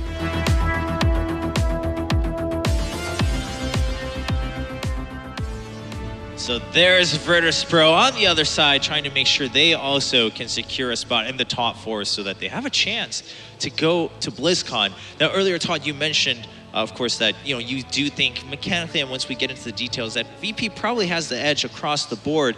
Kendrick, do you think that holds true, regardless of battlegrounds or whatnot, kind of the foundation there is higher? Absolutely. As Pod mentioned, mechanically, VP might or is actually in fact the better team, but we talked to BKB before the whole event. I asked him what is most important about team play, and he said that actually they were a little bit susceptible to, arguing and being dependent on their mood. So maybe if they get a rough start, they might actually fall behind a little bit. Maybe. I mean, emotions are a very real thing when you're playing a team game. And we've seen that time and time again for various teams where that does fall through. So we'll have to see. I mean, maybe getting that first win is going to be that much more important for Virtus.pro here on Cursed Hollow as we see the first bans go down, other than getting taken out of the game. a map on which both teams are going to have a lot of experience on. It's interesting to note actually that Virtus Pro, in the past, they've got to represent Europe across multiple tournaments. There was the Intel Extreme Masters Shenzhen in China, where they were representing Europe. Then they went to Seattle for the MSI tournament. And now they get another chance to represent Europe, potentially at BlizzCon, but they need to win a few matches, 2 in total here. Yeah, excellent point. They've kind of had that honor and an opportunity to be Europe's team at various tournaments, but hey, this is the one that matters. And with those 2 out, Abathur, first of all, being banned out by G2, definitely want to bring that up in a little bit, but Zeratul being snatched up right away. Yeah, just such great control from Zeratul overall on almost any single map, really. I mean, if you're able to land the correct Void Prisms, then you can actually lock people away pretty easily. And I think Gamers 2 overall, with the Abathur ban, it's something that was targeted, knowing that Virtus Pro is a team that does like to go for melee assassins, or even, you know, a lot of heavy or warriors that do big damage. And this is maybe even one of the best maps, I think, for Zeratul. You know, your roaming capability is going to be great. And also, down the line, when you get Wormhole on level 13, being able to use that from, I guess, one position to another and make it out of there safe is going to come in really handy. So that pickup on Zeratul doesn't surprise me here from them. Yeah, but they have an interesting ban on Virtus Pro as well. I mean, Illidan being taken out early. Normally you like to ban out like a warrior in the current meta. It's very focused on champion or heroes like Leoric or Johanna, but the Illidan isn't really seen as frequently anymore. So they might have done some spying and some good reconnaissance. And Jaina being picked up, and of course Uther being one of the most played heroes here for G2. So not a big question mark there. I mean, the funny thing about every single pick and ban on both sides is that everything actually couples up with one another very, very well. And they're kind of, they were all both aiming towards ideal compositions that were very similar. Both Jaina and Uther couple up with Abathur, Illidan well, Zeratul couples up with everything well. Yeah. But Kael'thas is the one that now comes in for Virtus Pro that does shake things up a little bit here. And obviously in the current meta, with everything being so clumped up, Chain Bomb is a big factor. Yeah, now I want to ask you guys, I mean, you guys have mentioned a couple times that, yeah, sure, especially in Europe and with certain teams across any region, you're going to have some niche picks. But generally, it's a warrior-heavy meta if you look at what's common. But right now, we're seeing the favors on, we want to secure the assassins that we like, and of course, Uther being a high priority support. What do you make of this? Do you think it's kind of like an unspoken pact between the two teams where we're like, well, if we're going to prioritize this, you're going to prioritize that too. We assume that more warriors will be left open. I think G2 went for a very safe route to do this draft. I mean, Jaina and Uther both very strong in their respective role, leaves a lot of opportunities open to build that comp around them. But you're right, Troba. It's really weird to see like no warrior. I mean, Johanna coming now for Virtus Pro, but yeah, we're definitely going to see how they do those things. I like Uther and Jaina as the first pick to, you know, leave a lot of chances open. So far, it's actually pretty standard from Virtus Pro, which is unusual. Usually they're the ones, you know, mixing in something different, and I wouldn't be surprised if they spiced things up in the last 2 picks, potentially with something like maybe like a Sonya. Well, I think it's already got spicy. I'm thinking an unusual ban, Malfurion being a ban coming over here. There's a lot left on the table here. Malfurion is not generally the go-to ban. And interestingly enough, Virtus Pro from the Europe Opens to now the European Road to BlizzCon actually got a change up of role. Sevker is not known the support anymore. It's actually unstable. So maybe he feels extremely confident on Malfurion and they know that. Okay, and then the Kerrigan ban coming out. So from, you know, just reading, if you were to read into this, of course, G2 takes the Uther, they ban out Malfurion, another great healer. I mean, you have a couple other options. Rhaegar's still there, but you ban that out, and then Virtus Pro maybe getting a little worried about, all right, are they just going to try to, you know, pinpoint someone, burst them down, taking that Kerrigan out? We just saw Dignitas in the last map here against Team Liquid use that very effectively. So I think Virtus Pro, they still kind of got their game on this game on their mind. They saw Zeratul blow up. Now they went for Zeratul. They're like, we kind of want to keep him around, you know, for the fights. He might come in handy. So they banned the Kerrigan here. And I think, yeah, that's a perfectly fine ban here, just to make sure they don't die to all this lockdown. So what is G2 looking for here then, do you think? I mean, now looking at the picks that have happened so far, it's also on Cursed Hollow. Okay. I was going to say Muradin is a perfect choice here. I mean, Muradin, you know, is good against Kael'thas, but on the other hand, Zeratul, very hard to get, very hard to, you know, lock down with those stun storm balls and the Thunderclap. Is it time for a Tyrande here, potentially? Maybe. They already have Uther, Muradin, and Jaina. If they were to add Tyrande, they'd already have so much stun and lockdown. They'd have all the CC that you need. And especially on this map, you know, with Tyrande, with the Owl, you can cancel the capture of some of these tributes. You can get Pierce. They'd be giving up their second choice of warrior, though, if they were to do something like that. That's for sure. So they go for Sonya. There you go. That's actually, I said before, I'm surprised that wasn't even one of the bans for Virtus Pro, because they were banning it out yesterday against a lot of teams and not banning it out against Gamers 2, who showed it yesterday so much. Right. It kind of falls by the wayside. Now, then, on the side of G2, you still have that one pick left, right? The last pick. Do you think that Tyrande is still an option left open for them, that they're vying? And does Virtus Pro care about that at all? I'd have to keep it in mind here, no matter what. Like, it looks less likely now that there is a Sonya, I think. But I think it could still work. It could definitely work. I mean, we've seen it a couple of months ago already when Fnatic came first up with that Tyrande roaming thing. You have a lot of follow-up. You can even initiate those stun chains with Muradin, Sonya following up, Uther coming right behind, or the other way around. It just feels like too much. Is there ever too much stun, though? That's the question, because we have a meta right now where crowd control and stun in particular reigns supreme. So powerful. Very powerful. And Karazim was picked up here by Virtus Pro as their healer. So I think I mentioned this before, but Karazim from level 16 onwards, he has a talent that really will help a lot against this much stun and lockdown that removes in. I think it's called Soothing Breath, and that will come in really handy. But you have to hold on until level 16, which again is going to be the difficult part here. I wanted to talk about this. After seeing the Malfurion ban, I wanted to say that something that they could have potentially done was Vikings, because Malfurion against Vikings on this map with roots causes a lot of problems for Vikings in those condensed areas. And Vikings is not normally something we see in the meta. And basically, you have 3 heroes for the price of 1. Right. Which are able to split off. Most importantly on Cursed Hollow is soak the lanes. Get yourself a lot of experience. And then Longboat Raid is what you want to focus on in those level 10s, because it does a lot of damage. And Malfurion kind of out-heals Longboat Raid very, very well as well. So usually if your opponents can't have a Malfurion, like if you already have it yourself, it's even more encouraging to go for the Vikings. And G2, they have Backshake, who's a little bit... he's a replacement for ADRD, you know? ADRD parted ways with them. Right. They replace him with another guy that's great at all these kind of heroes that not too many people play. So he's very good with the Vikings. Last but not least, we see the Karazim being picked up by Virtus Pro here. Karazim, you know, we've talked about it during the last series. He has really risen in terms of popularity and overall combat effectiveness. And he does offer some really neat AoE healing as well. You know, Breath of Heaven doing a lot of work. It's going to be interesting to see whether we will see a 7-sided strike. Not the greatest choice against the Vikings, in my opinion. No. So I mean, and as Todd mentioned earlier, I mean, there's that choice too. Do you go for, because there is so much crowd control on the other side, do you want to wait for that level 16, try to go for that, or do you just go for purely more healing as you go into later point of the game, especially now with Longboat Raid, Does that change that aspect at all? Because, I mean, you have that AoE heal, right? I mean, it's obviously not as much as Malfurion's heroic, but it can try to make use of that as you go forward. It feels like it's going to be another one of those games where Zeratul's performance is kind of going to decide whether they do well or bad. And considering there is a lot of stun and lockdown here, no matter what, he's going to need a hell of a game. He's going to need a very clean game with not too many mistakes to win this. All right. Well, I mean, now with the draft finished, Kendrick, how do you view the draft, especially now on the side of G2 with the Lost Vikings rounding it out? Are you, do you have high expectations for it, or are you just like, okay, well, we'll see how it goes? I think there is a lot of weight on the shoulders of the Viking player, as always. You know, his soaking is crucial when teams fight over the tributes, for example. You know, it takes a lot of concentration, a lot of focus away from the lanes. So if he can capitalize on that, get his team going in the early game, I think they can definitely do very well here. Yeah, James, what about you?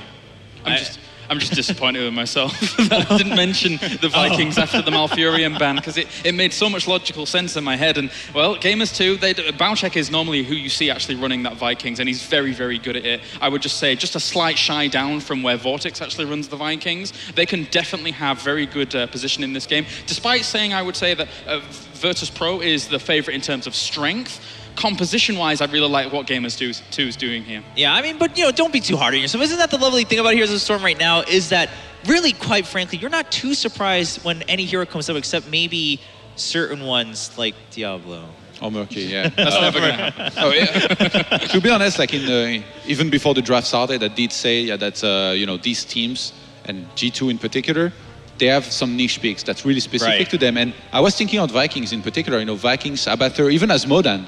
Backshake is very good Asmodan, which is very rare. Not every team has somebody that can play an Asmodan very well. So, it makes sense. And at the end of the day, just this draft, I think they look beautiful. It's going to be really cool to see them. All right, ladies and gentlemen, we are finally ready for game one on Cursed Hollow between G2 and Virtus.pro. Who will take the lead, and will they be able to carry that momentum to possibly move into the semifinals? Let's find out on the casting desk with Grubby and Solid J. All right, guys. Well, we're getting ready for the second elimination match. And after yesterday's results, I think everybody's thinking this is VP's game to lose right now. Yeah, this is a rematch of the first game that they are playing in, that they were playing in Group B. And Virtus.pro easily won with a 2-0 score. I mean, at one point, I actually talked to Virtus.pro after the matches yesterday, and they were talking about how at one point they had a 5-level lead. They are beyond confident going into this, but looking at the draft, I mean, I really do like the changes we're seeing made in this second series. Yeah, we see a few adaptations. G2 immediately removing Abathur, which was key and instrumental to Virtus.pro's victory. We also see that Gamers2 in their winning match against Fnatic, they had Sonya every single time, and they were granted Sonya again. Very excited to see how Ziku on that Sonya is going to continue those flanking maneuvers that he's been doing. All right, well, the game is loaded up here at Cursed Hollow. The first game of this best-of-3 series in the elimination match. And on the blue side, that's going to be G2.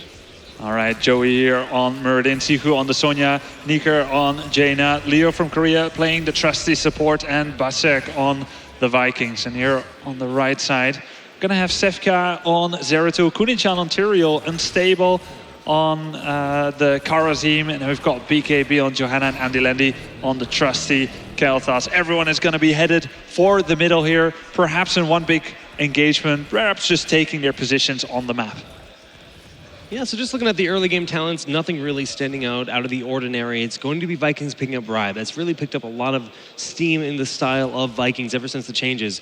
And it just gives you a lot of mobility in terms of like forcing your team to respond, right? It's a different kind of mobility. It's just map presence, really. And you force them to respond to the Giant camp. If there's Tribute in the top lane, you pick up the Giants in the bottom, can be very beneficial. Yeah, I love that. You can take it exactly as the Tribute is spawning, and it creates such a diversion, such a difficult decision. Do we defend? Do we give up the Tribute? One thing that stands out here, Jake, Muradin has traditionally been going to bolster one of his level 1 abilities with Reverberation or Stormbolt, but he has actually gone to go with Block, recognizing that he is probably going to be the only frontline warrior taking the brunt of the damage there. And with Ziku probably going for a flank there. So Muradin is going to be Protector. I'm very surprised with that talent, but it kind of makes sense. All right, well, a lot of lockdown going down on Zepka in the top lane. He will be able to just blink on out of that damage and stay alive for the time being. But yeah, seeing these mix up, like picking up the additional sustained damage with Block, this could persuade Zeratul to play a little bit more of a spellcaster style than the follow-through auto-attack style that we see so frequently. Yeah, or at the very least, try and focus Muradin and Sonya as little as possible. True. Jaina, of course, being the big trophy here. Uther will be keeping his eyes out to save her. Basek there with the Eric soaking experience. So for all intents and purposes, it seems like Kunichan can safely be aggressive on Eric again, but he's too smart for that. There was a trap in the bushes and he did not fall for it.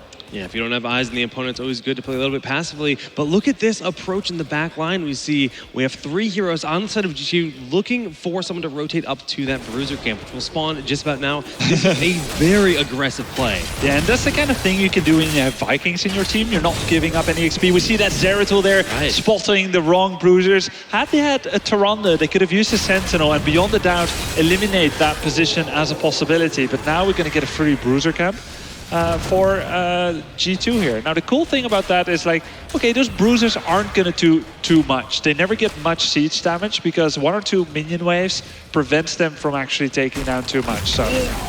Wow, but that's a big deal, getting the takedown here early in the bottom lane. They've nearly taken out a tower, and we actually have a slight experience lead for Virtus.pro, but the rotation here from G2, they get the lock on a Kel'Thas, and Andy Lendy is going to be body blocked into the wall. And that's one Viking for a Kel'Thas, a great proposition for G2.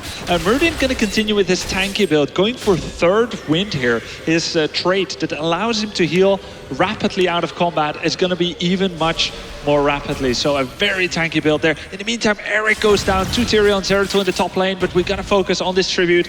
Leo from Korea, he's going to capture that one with that Kel'Thas pick off. They can easily secure this one. Yeah, but they're just kind of trading out a little bit of early experience in turn for that tower. By eliminating those towers in the top lane, you know, it's going to kind of propel Virtus.pro closer to level 7 first in this game.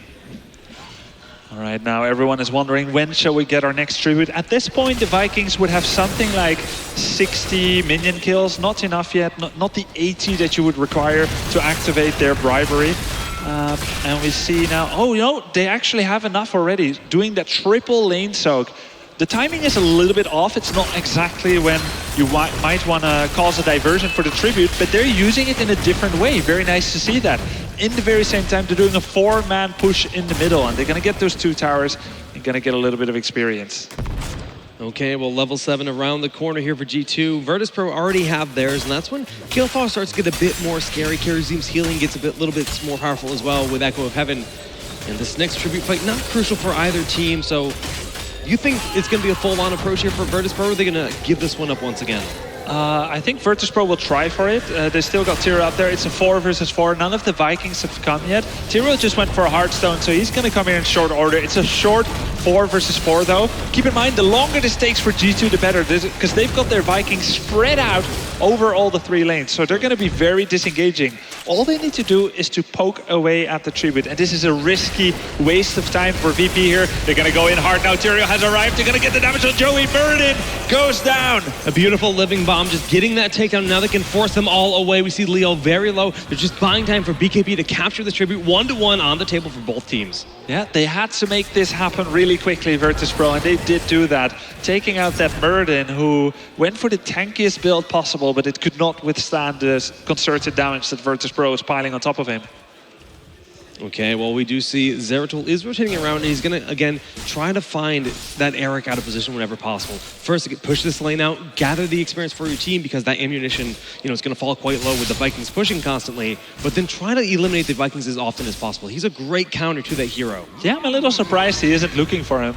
There we go, he blinked in and goes on Balog, takes him down immediately. There's no one else here right now, but as they start rotating up, Cone of Cold trying to predict Sefka's position there, but he was too wise to their plans. And now they're going to be able to disengage. The hand has been tipped for G2, so Virtus.pro isn't going to fall for that.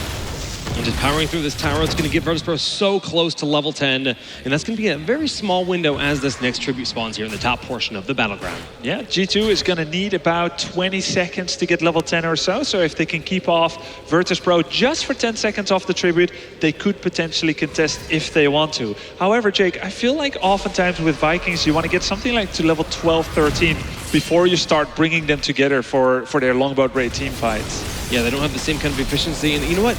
Virtus.pro expects that to be the case. They get the tribute for free, and they're starting on the boss. And it's a little bit slow here for G2 to try to approach this. They're going to be there at the last few moments. Zeratul sees them coming. They're going to have to disengage. Johanna there plugs the gap and will try to stop their advance, but they've got to stop attacking the boss. Kunichan is still distracted attacking the boss. Yeah, it's a little bit greedy to try to do that. I mean, even with the Void Prison there, buying them a lot of time, but now that we see that G2 is trying to start the boss, they keep at least, and a lot of damage from that 7-sided strike, but Divine Fall, the beautiful shield does get Joe out of there. All right, they're going to get a lot of takeoffs here. They pick off Jaina and Sonya. That's a great start for them. Only losing Tyrael. The fight continues. The boss is still least. To the winner goes the spoils, and it looks like their winner will be G2 here. It looks like it. I mean, we see that Johanna barely slips away the boss very low enough. Andy Lendy throws out the Phoenix. Is going to do a lot of damage. And BKB trying to step on the point. A risky play after tapping the well. He has the Iron Skin to back away. The Living Bomb gonna explode on Joe. Super low in health. Surviving one more hit will seal the deal. Wow, the Phoenix actually helped to take down the boss there and prevented damage coming too much on G2 there as they got the spoils of that engagement. Now they're going to start their own boss immediately. And who is going to be there to stop them? We see Karazeem making an aggressive foray onto the other side of the map. Unstable coming in here. Eric reveals that Tribute is capped at 2 even. And with them having to defend the boss at the top with the Tyrael, they are unable to prevent the capture of this boss here. Double boss for G2 and equalizing the experience. Yeah, I mean, just great play. A little bit greedy by Virtus.pro in that last situation where they just stayed on that boss so long. Now they're in a great spot. They have the top fort down, they pick up the boss in the bottom lane, and they can go for either the split push with mid and bottom, or just push with this boss, escorting it through all these structures. Yeah, the cool thing is when you have that boss, it a little bit counts like a fifth hero there, as it can do some slams, as it takes some of the shots of the opponent, so they can actually afford to leave their Vikings to continue to soak the middle lane. They don't need to bring everybody here yet. They know that Tyrael's still at the top, so at the very worst they have a 4 versus 4 G2, and maybe even a 5 versus 4. All right, well, the second fort is going to go down. Level 13 will be just about granted. There it is. So there is a short talent tier advantage, but constantly we're seeing those Vikings using the power of bribe to continue that aggression with mercenary camps. Yeah, Siege Giants just got captured towards the top, and a perfect tribute spawning position for G2. Luck is on their side right now, and they're ready to exploit it with an easy capture of the tribute, which will lead to a curse. And what's going to happen then? Yeah, it's the first tribute of the game, and we already see 2 forts down before the first curse of the game. That's quite uncommon, Grubby. And now this is a situation where Virtus.pro, they're on the defensive. They can't make any moves happen. They just need to keep those back lines, those back keeps, as safe as possible. Yeah, you can't really expect to do much more than that. Top lane is going to be a huge problem here with Siege Giants pushing in. And since G2 knows that, they're going to move themselves to the bottom lane. I find it's a little bit passive that they're going for the Bruiser camp now. Maybe not making full use of the curse. What do you think about it? Should they have tried to barrel into bottom keep? Yeah, press the issue. I mean, you know they have to defend all 3 lanes. If you put an extra presence, you force their response in a single lane, well, the curse will push out the top lane if you're in the bottom. So definitely an interesting call by Gamers2. But another thing I want to point out is just the fact that Virtus.pro has kept up an experience. Versus Lost Vikings, they're down 2 forts, they're down a curse. They're really doing a great job just staying completely even in terms of that experience. Yeah, sometimes when you activate a curse in your favor, you actually lose XP because if you're not there to farm those low HP minions, you're not going to get them. And then the defender guarantees every single minion kill on the map. So I find it was too safe. Sometimes playing safe is unsafe. Not attacking that keep at the bottom made it easy for Virtus.pro to defend, and they're even a little bit ahead in XP. So even though Virtus.pro is down those 3 keeps, they are 1 tribute away from a curse. So this is a great spot, and they're going to find Eric. The Singularity Spike and the Cleave, just about enough for the takedown, but no, go, getting Eric on out of there. Yeah, and everyone goes for a Hearthstone. This is a good move by G2. They knew where the opponent are. They're going to get 2 towers, maybe 1, and then go back. I think that's a wise withdrawal. That's a really cool idea to use the Lost Vikings as bait, right? They saw all those heroes in the bottom lane, and they capitalized on the positioning of Virtus.pro. G2, they're looking much better than yesterday's games. Yeah, very much so. So, yeah, G2 definitely. Now, there's nothing going on right now. There are no camps available. There's no tribute spawning yet. So it's going to be purely up to their movement and maybe setting traps for each other. Gravity Labs goes down on Murden. Kunichan here comes for the flank. And a lot of damage being thrown out with the 7-sided strike. We see how low he is, barely stepping into that Void Prison to stay alive. Divine Shield using the backline, and Sonya, a bit of a misplay there. And now the Gravity Laps onto Leo from Korea. We'll be able to back behind that wall. 2 heroes going down, one of them being a Viking.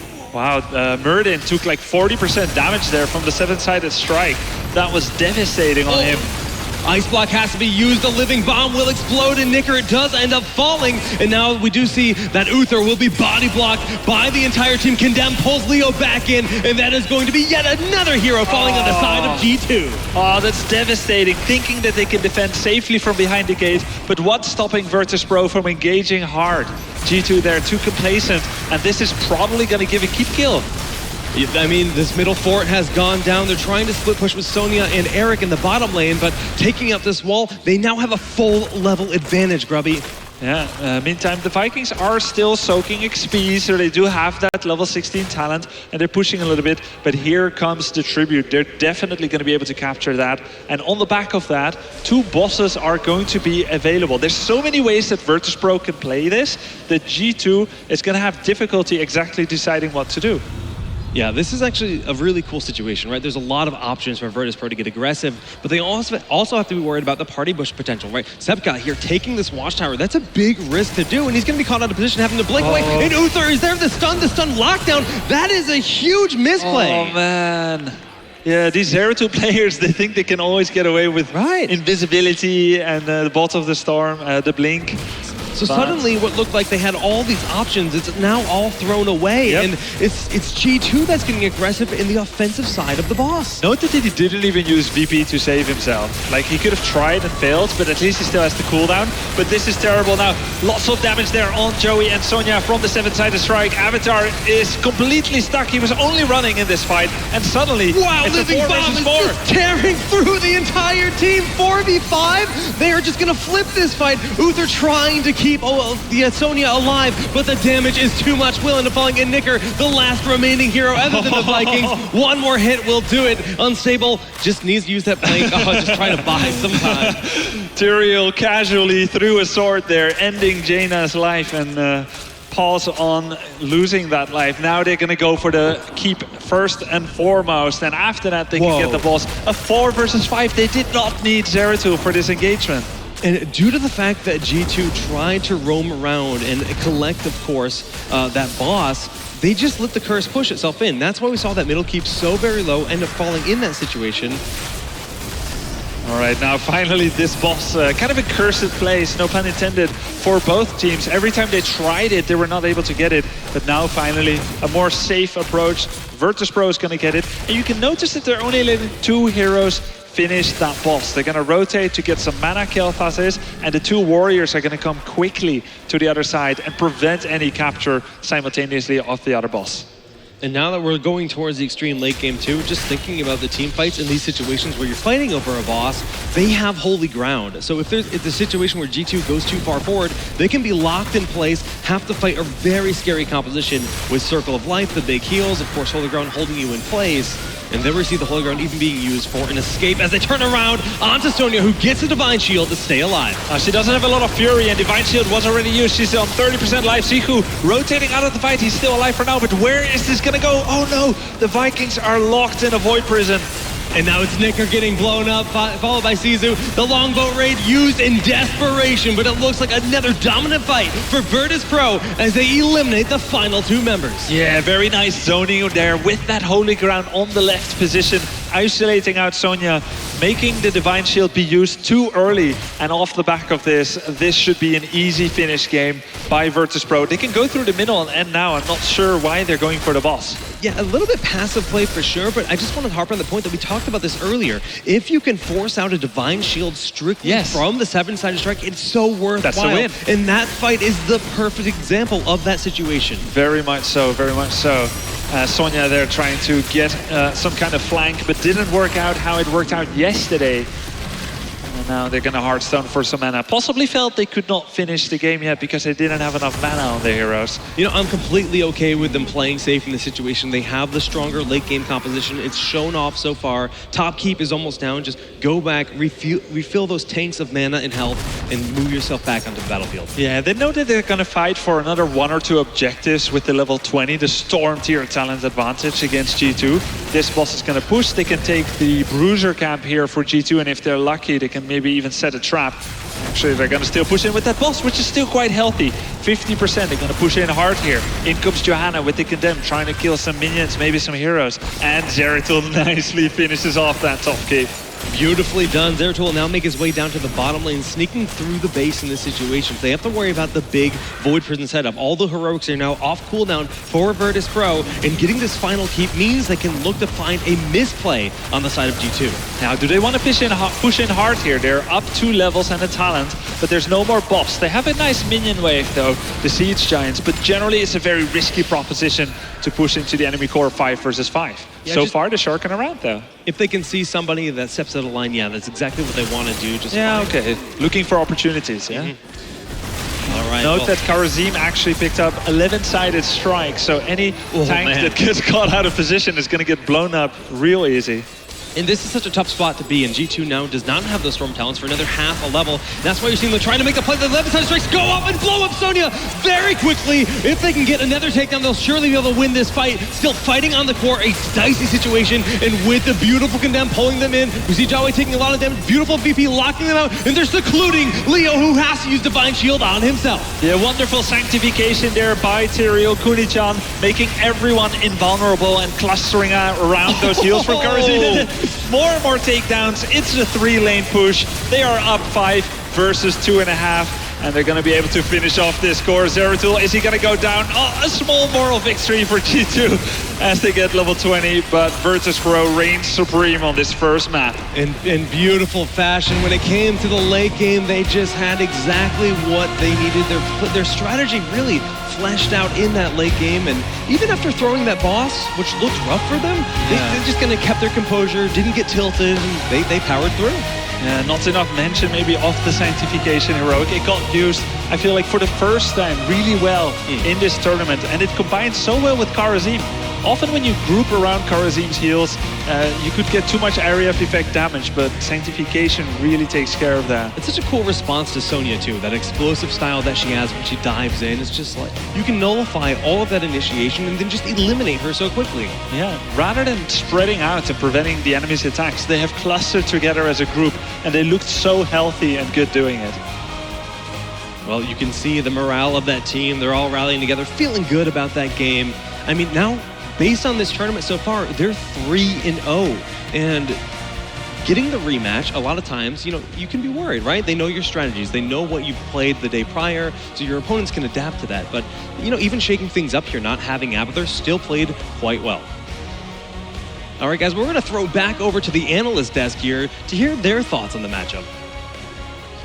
Our thoughts indeed, or more like the thoughts of the three lovely gentlemen to my left. But VP coming in strong, you know, pretty much going through with that game and saying, all right, well, we're here to win. We beat you yesterday. We want to make sure we stay in that top four. And they started off the best of three pretty well here on Cursed Hollow. Pretty well indeed. They didn't really let G2 do anything. They countered their composition really well. We had Kel'Thas, which is such a strong hero against Vikings, you know, especially after hitting that Chain Bomb talent super strong. We really had to see a Karazim who constantly denied a lot of damage from the Jaina. I really liked it. That's Virtus.pro for you, though. They love action, and I think they finished the game with something like 18 and 6 kills, so pretty one-sided as expected. Yeah, overall, I think that Grubby really hit the nail on the head with Sanctification being almost the biggest pivotal talent and choice of that game. If you look going up against a composition of Jaina, Sonya, and Vikings, all very, very heavy in AoE damage, you forego the usual aggressive tendencies that Virtus.pro have shown in the past, and you play the more defensive game, the more sustainable game there in the end. And particularly the level 19 to 20 fight, they took 0 damage at all against their opponent's team because the Sanctification was so powerful. Yeah, I mean, it makes sense, especially with the like of Jaina and Lost Vikings. Is, you know, once your heroics are done, yeah, Jaina can do more damage, but you're suddenly like, all right, well, I'm at a loss for what to do, so I guess I just sit around here. Of course, Sonya can stick around, so props to them. But are you looking at anything here, especially with the fact that, to me, the Lost Vikings were just very unimpressionable in that game? You know, you couldn't really see a big advantage in terms of experience through the early game. That's normally one of the biggest strengths that the Vikings bring to the table, and if you can't utilize that, the rest of the game is going to be very, very tough. Yeah, I'd be curious to see if we see that pop up again. Even, you know, in the future of the tournament, depending on how well the opponents might be prepared against you. We are already in the draft for game 2, though, moving fast and furious to find out who's going to take the last spot in the top 4 for the Heroes of the Storm European Championship. Kel'Thas was the first band coming out from G2, just taking that out and waiting for response from Virtus.pro at the moment. It definitely caused them a lot of problems in the previous game, again, because they did have the Vikings. It kind of always kind of scales out of control. But it was interesting that Gamers 2 was so willing to take Vikings despite going up against Kel'Thas. But they're not wanting to deal with that at all. Kerrigan is going to be the first ban from Virtus.pro. And on this map, there are a lot of good potentials for Kerrigan. She can jump out of those bushes. It's a very short map, easy for her to roam, easy for her to rotate. And early on is her power when you normally see those 4-man back and forth between lanes. That's where Kerrigan thrives. Yeah, you know what I love is that the bans are always kind of diverse because of the fact that we're playing on different battlegrounds. Yeah, last map, actually, we saw a very specific pick here to G2 with the Vikings. On this map, there is a thing that they can run that's really good. It's an Asmodan. The thing is, it's becoming more and more expected, and people have really figured out how to play against it. And since Virtus.pro, they love to play super aggressive and catch heroes and kill them, it definitely would be hard for G2 to somehow pull it off just in the drafting phase as much as it would be in a game. So they need to kind of hide it if they want to go for it. Yeah, it wouldn't actually surprise me to see another Tyrael as well for VP. You mentioned the Asmodan, Todd. Asmodan very strong if he gets those stacks going, but Tyrael, similar to Jaina, he denies a lot of that damage if he goes for Sanctification. Yeah, TRL did great that last game. Actually, it looked like Sanctification is like the only choice, and nobody should even think of Judgment. So, most important moment of that game, picking Sanctification. Yeah, and like you said, Grubby mentioned that too during the analysis of the game. But that's the other thing about these heroic choices is that sometimes you're like, oh, probably not that good, and then you see these games, you're like, all right, probably way better in a lot of cases if you can coordinate that. Zeratul being left open, I mean, it's hard to ignore the Zeratul. Everyone who's played Heroes of the Storm knows, first of all, everyone likes to play Zeratul. I think if it hadn't been picked here, surely Virtus Pro would have picked it themselves. Yeah, so definitely. I really like the steal here by G2 to open with it. You said exactly what I was going to say. Sevka, throughout this entire tournament, has been playing Zeratul almost religiously. So if you give him opportunities to play it, he will take it. And considering the first bans, it didn't include Zeratul, you gotta take it. Yeah. Are we going to see an Asmodee though? That's the question. I mean, Johanna is very good for setting up all these wave clear. If they go Leoric as well. Yeah, right. That's definitely their moment to take the two most contested warriors in the game at the moment and to top it off with an Asmodee who is going to have a really easy time to clear those waves. But then they're not picking Jaina if they're doing that. Oh man, that's where the games come in, right? I mean, that's the fact is that you can't always pick everything you want. So they're gonna prioritize the Jaina, like you said, Todd. They say, all right, well, we got the Johanna. We'll try to see if G2 decides to take away things like the Leoric or whatnot. I mean, do you think G2 has a choice here to leave the Leoric open? I mean, do you think they have to take it? I mean, they can if they want to be crazy. Yeah, I think and take a huge risk. Like they have to pick it. Yeah, it's too much wave clear potential on a map like this when you have to clear waves. Very importantly against web weavers with extra minions that are there. Skeletal swing is so important for them to take if they're going up against Johanna. Yeah, I do hear that. I mean, all you guys were always talking about Johanna Leoric when we talk about 2 and the Spider Queen. So as expected, gonna secure that. But now again, it's kind of back to square one. Then both teams are like, all right, well, we got what we wanted. Raynor also a very popular hero on that map at the moment. It wouldn't surprise me if that one gets picked relatively soon. Yeah, especially if we end up seeing one of the teams now pick up a Muradin eventually down the line, because you really do want a tank buster, basically, and Raynor is quite the tank buster. With Raynor getting so popular and so good as of late, it's funny because people don't even consider Sergeant Hammer anymore. I mean, he already kind of fell off the meta, but then sometimes we still see it from time to time, very rarely, but now no more, ever. Yeah, you mentioned it. Sergeant Hammer has fallen out of the meta, except perhaps on certain maps, Infernal Shrines being one of them. You can really position yourselves outside the shrines, make it very hard for the enemy to reach you. But I agree, on a map like this, I would definitely go for Raynor. Yeah, and Uther was that last pickup so far in the first half of the phase here for the draft for G2, and that's a hero where if it pops up this late, usually the reaction is, oh, I'm surprised it pops up that late. But at the same time, it's not that uncommon that you're going to prioritize his warriors and assassins first. Well, Zagara gets banned out as the next one. And we've seen the attempt to couple up Zagara and Zeratul on a map like Tomb of the Spider Queen, most noticeably Team Dignitas trying it against Team Liquid yesterday, which met with not so much success. But it's still very viable, because if you do land Void Prism into Maw, you can control so much of the fight. The fight is on your terms if it's executed perfectly. Yeah, absolutely. And then Raynor, all right, just being taken out by G2. Do you think it's simply the fact of the matter is they're like, all right, well, we haven't picked it yet, and obviously Virtus Pro is going to have the next pick, so let's just take it out rather than hoping that maybe it's left open? Yeah, it can be really annoying to play against a Raynor when there's a Johanna at the front being super tanky and not really dying. There was a Jaina as well that can slow people down, burst them very quickly. So it's very easy to get your stacks going as well on a map like this when you can be doing that kind of 4-man rotation in between the two lanes. So Asmodee is still pickable here, right? Just saying. Yeah, no, I'm glad you brought it back up. Yeah, because that you guys mentioned at the very beginning, and it's not something you would have picked right away. So the option is still there, and it hasn't been banned. Abathur as well. Abathur is still out there. Virtus Pro, if they would go for Abathur, they can play with the double Jaina here with the copy, which is very, very scary. All right. Arthur's a very solid warrior pick on that map in particular, in my opinion, because we've seen it times and times. Arthur's a very flexible hero. He can be played in 2 different ways. You want to go more tanky route, then you take Army of the Dead at level 10. You want to go for more of a bruiser, CG type of hero, then you pick Summon Syndragosa. And yesterday we saw it on the side of G2, actually. It actually won them the game, freezing multiple enemies at the same time allows for really, really good follow-up. Yeah. And with this comp, I mean, it wouldn't be be surprised if we saw Karazim to be their healer again. We've seen great success with the Jaina Arthur's Karazim composition, slowing down a lot of your enemies, getting good passive healing in there, but also everything's being slightly condensed during those fights as well, and there's Karazim. There you go. Karazim comes out for Virtus Pro. Only one spot left on their team, and they'll be able to react to perhaps any curveballs that G2 has up that sleeve. So all eyes on Asmodan now then.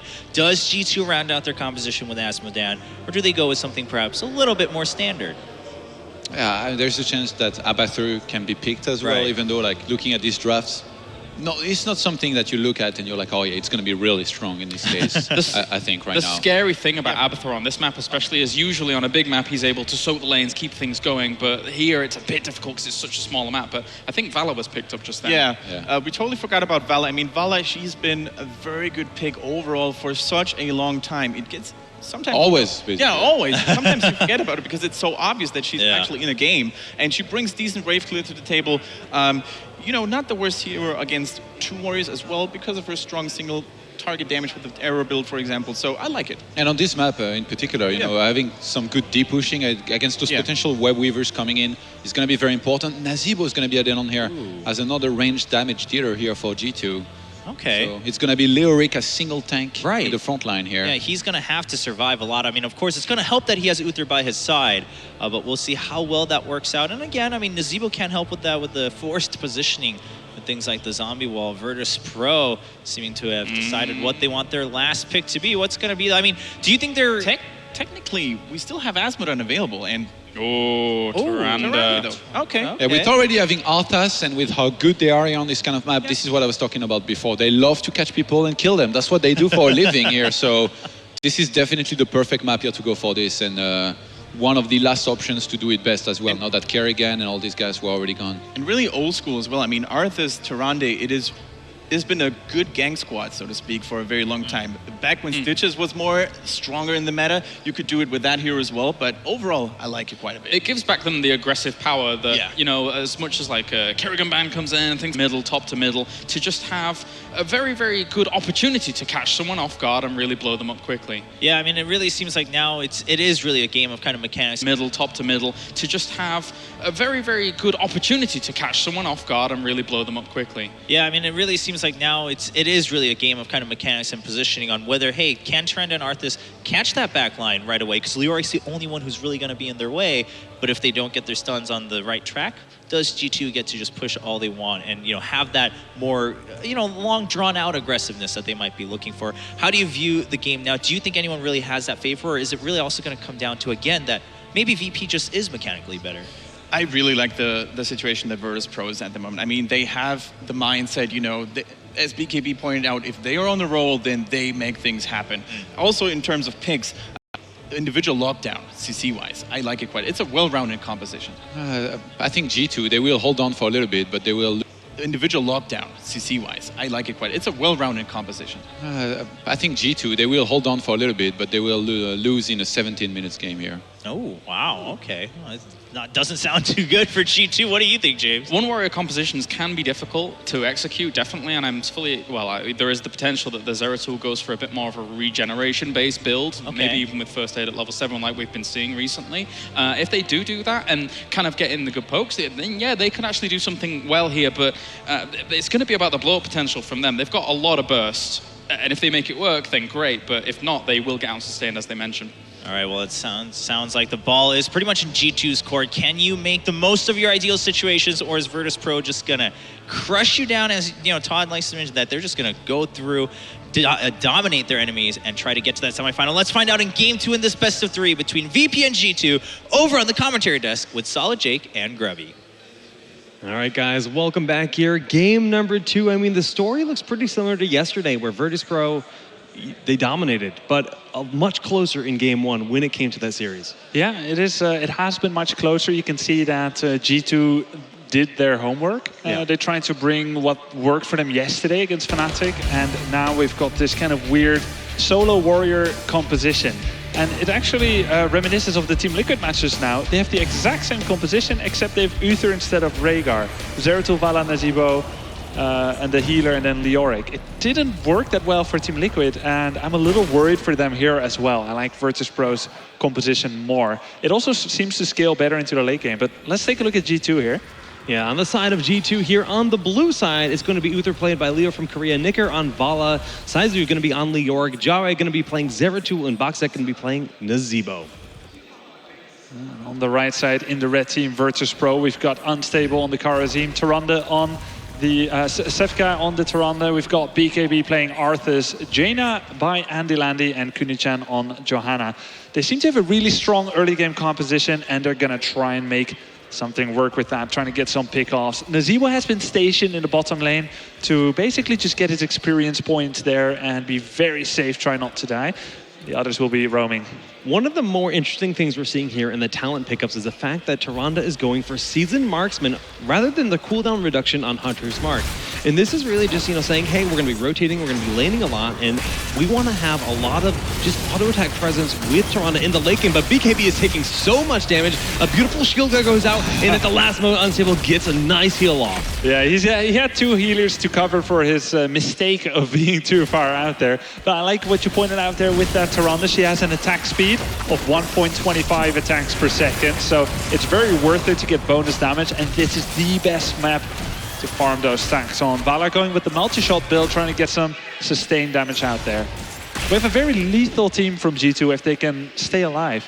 Yeah, if they can stay alive, they have a phenomenal late game composition. But Virtus.pro, when it comes to those rotations, I mean, even in that approach to Zeratul in the top lane, we saw the Howling Blast Lunar Flare. That's a lot of lockdown that lasts a great while. And if you can follow that up with Condemn, Blessed Shield in the late game, it's just so much time in which you're doing nothing.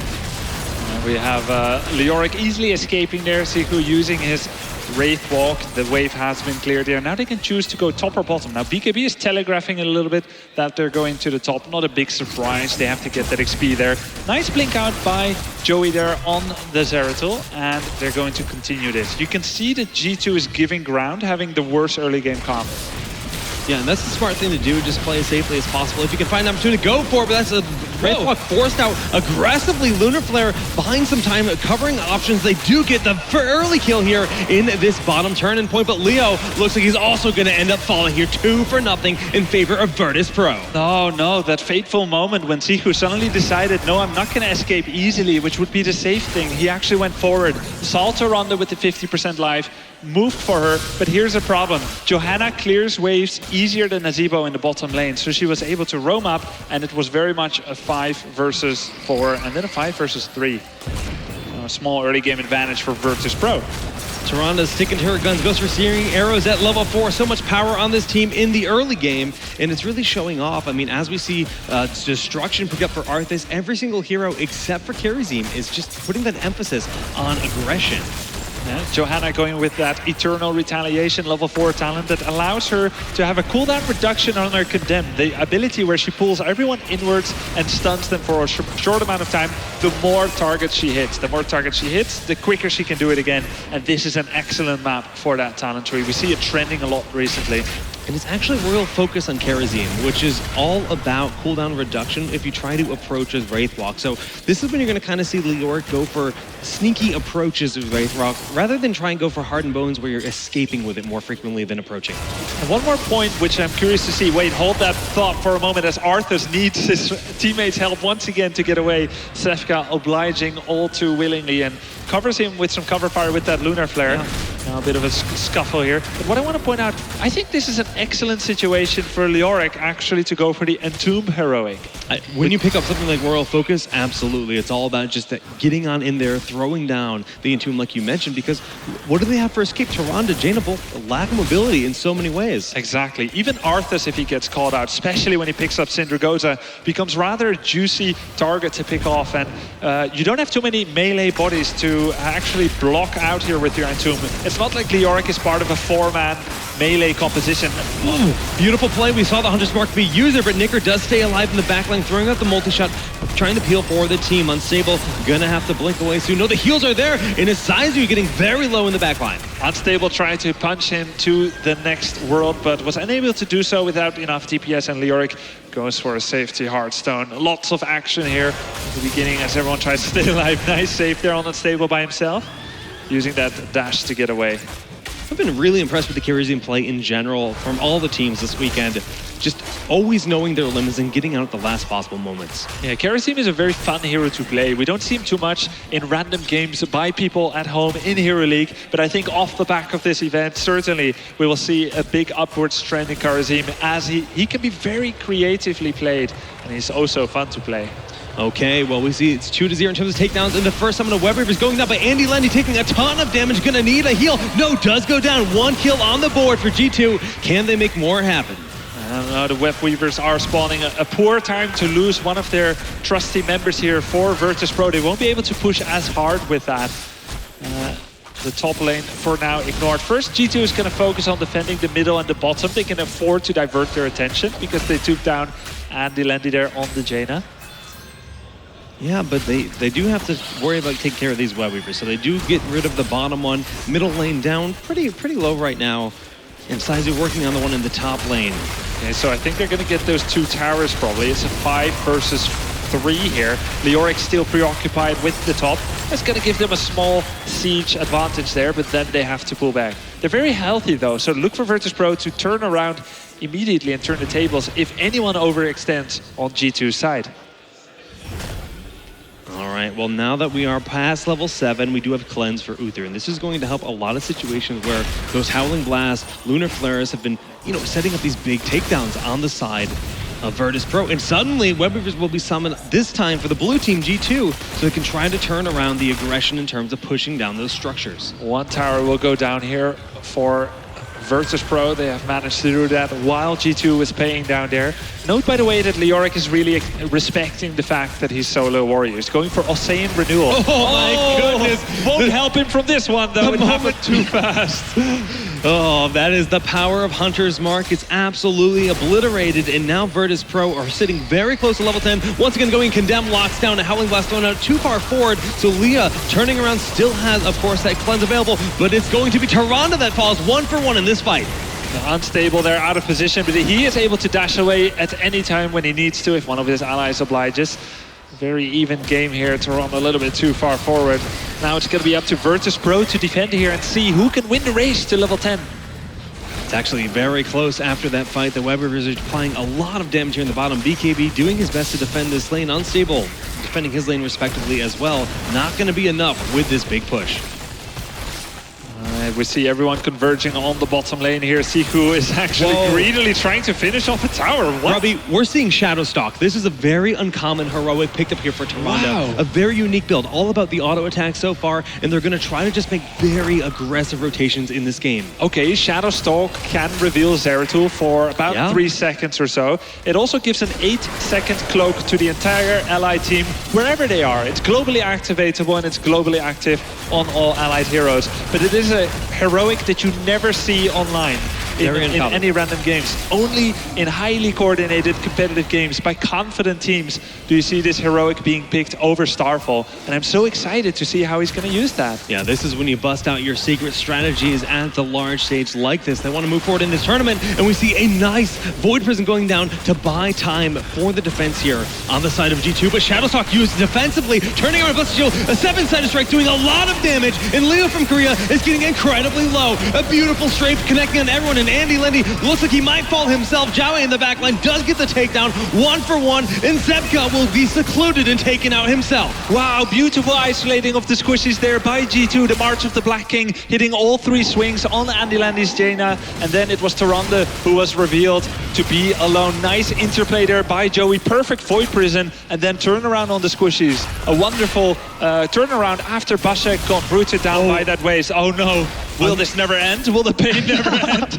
Unstable, just a little bit aggressive there, but yeah, just beautiful response to that fight. Zeratul rotating into the backline, getting that takedown was just so critical for them to be able to turn that around early in the battle, and just, like you said, realizing that the squishies, find them, eliminate them, because Tyrande and Jaina, they don't have a whole lot of mobility. Yeah, and Kharazim cannot save them at last moment's notice. He doesn't have Divine Palm, only he's got that shield and a bit of heal that Tyrande provides to herself. So whenever they get caught out of position, they are pretty much going to die. So they need to be very careful with their positioning. Okay, well, level 12 now on the side of G2, getting close to those 13 talents. Definitely going to get that very quickly with the summon of the second pair of web weavers on their team. They're pushing in hard now, G2. Once they get this tower, they'll be just inches away from that level 13. Gonna take out the healing fountain here. Gonna rotate to the bottom. Oh no, this is not a hero that has an escape. Arthas, Shadowstalk gonna try and save him, but he was revealed already. Gonna take a lot of heat here and will be unable to save himself. No Army of the Dead either to try and keep himself alive. Nice pick off for G2, and they're really snowballing this game at the moment. It seems like that, Grubby. I mean, they're just pushing so far forward. The aggression diving well behind enemies' lines to pick off that takedown on a hero like Arthas. That's confident play.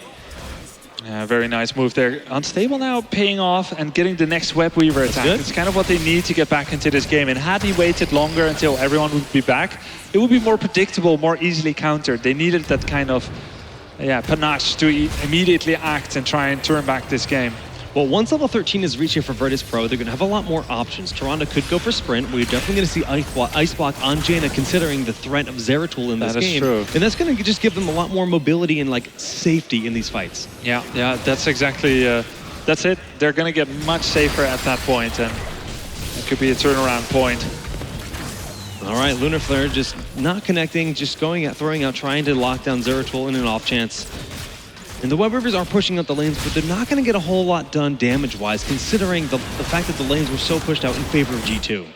There we go with the Burning Rage. We actually see Huntress's Fury on Tyrande. Wow. I think Gained 40% attack speed on Hunter's marked targets.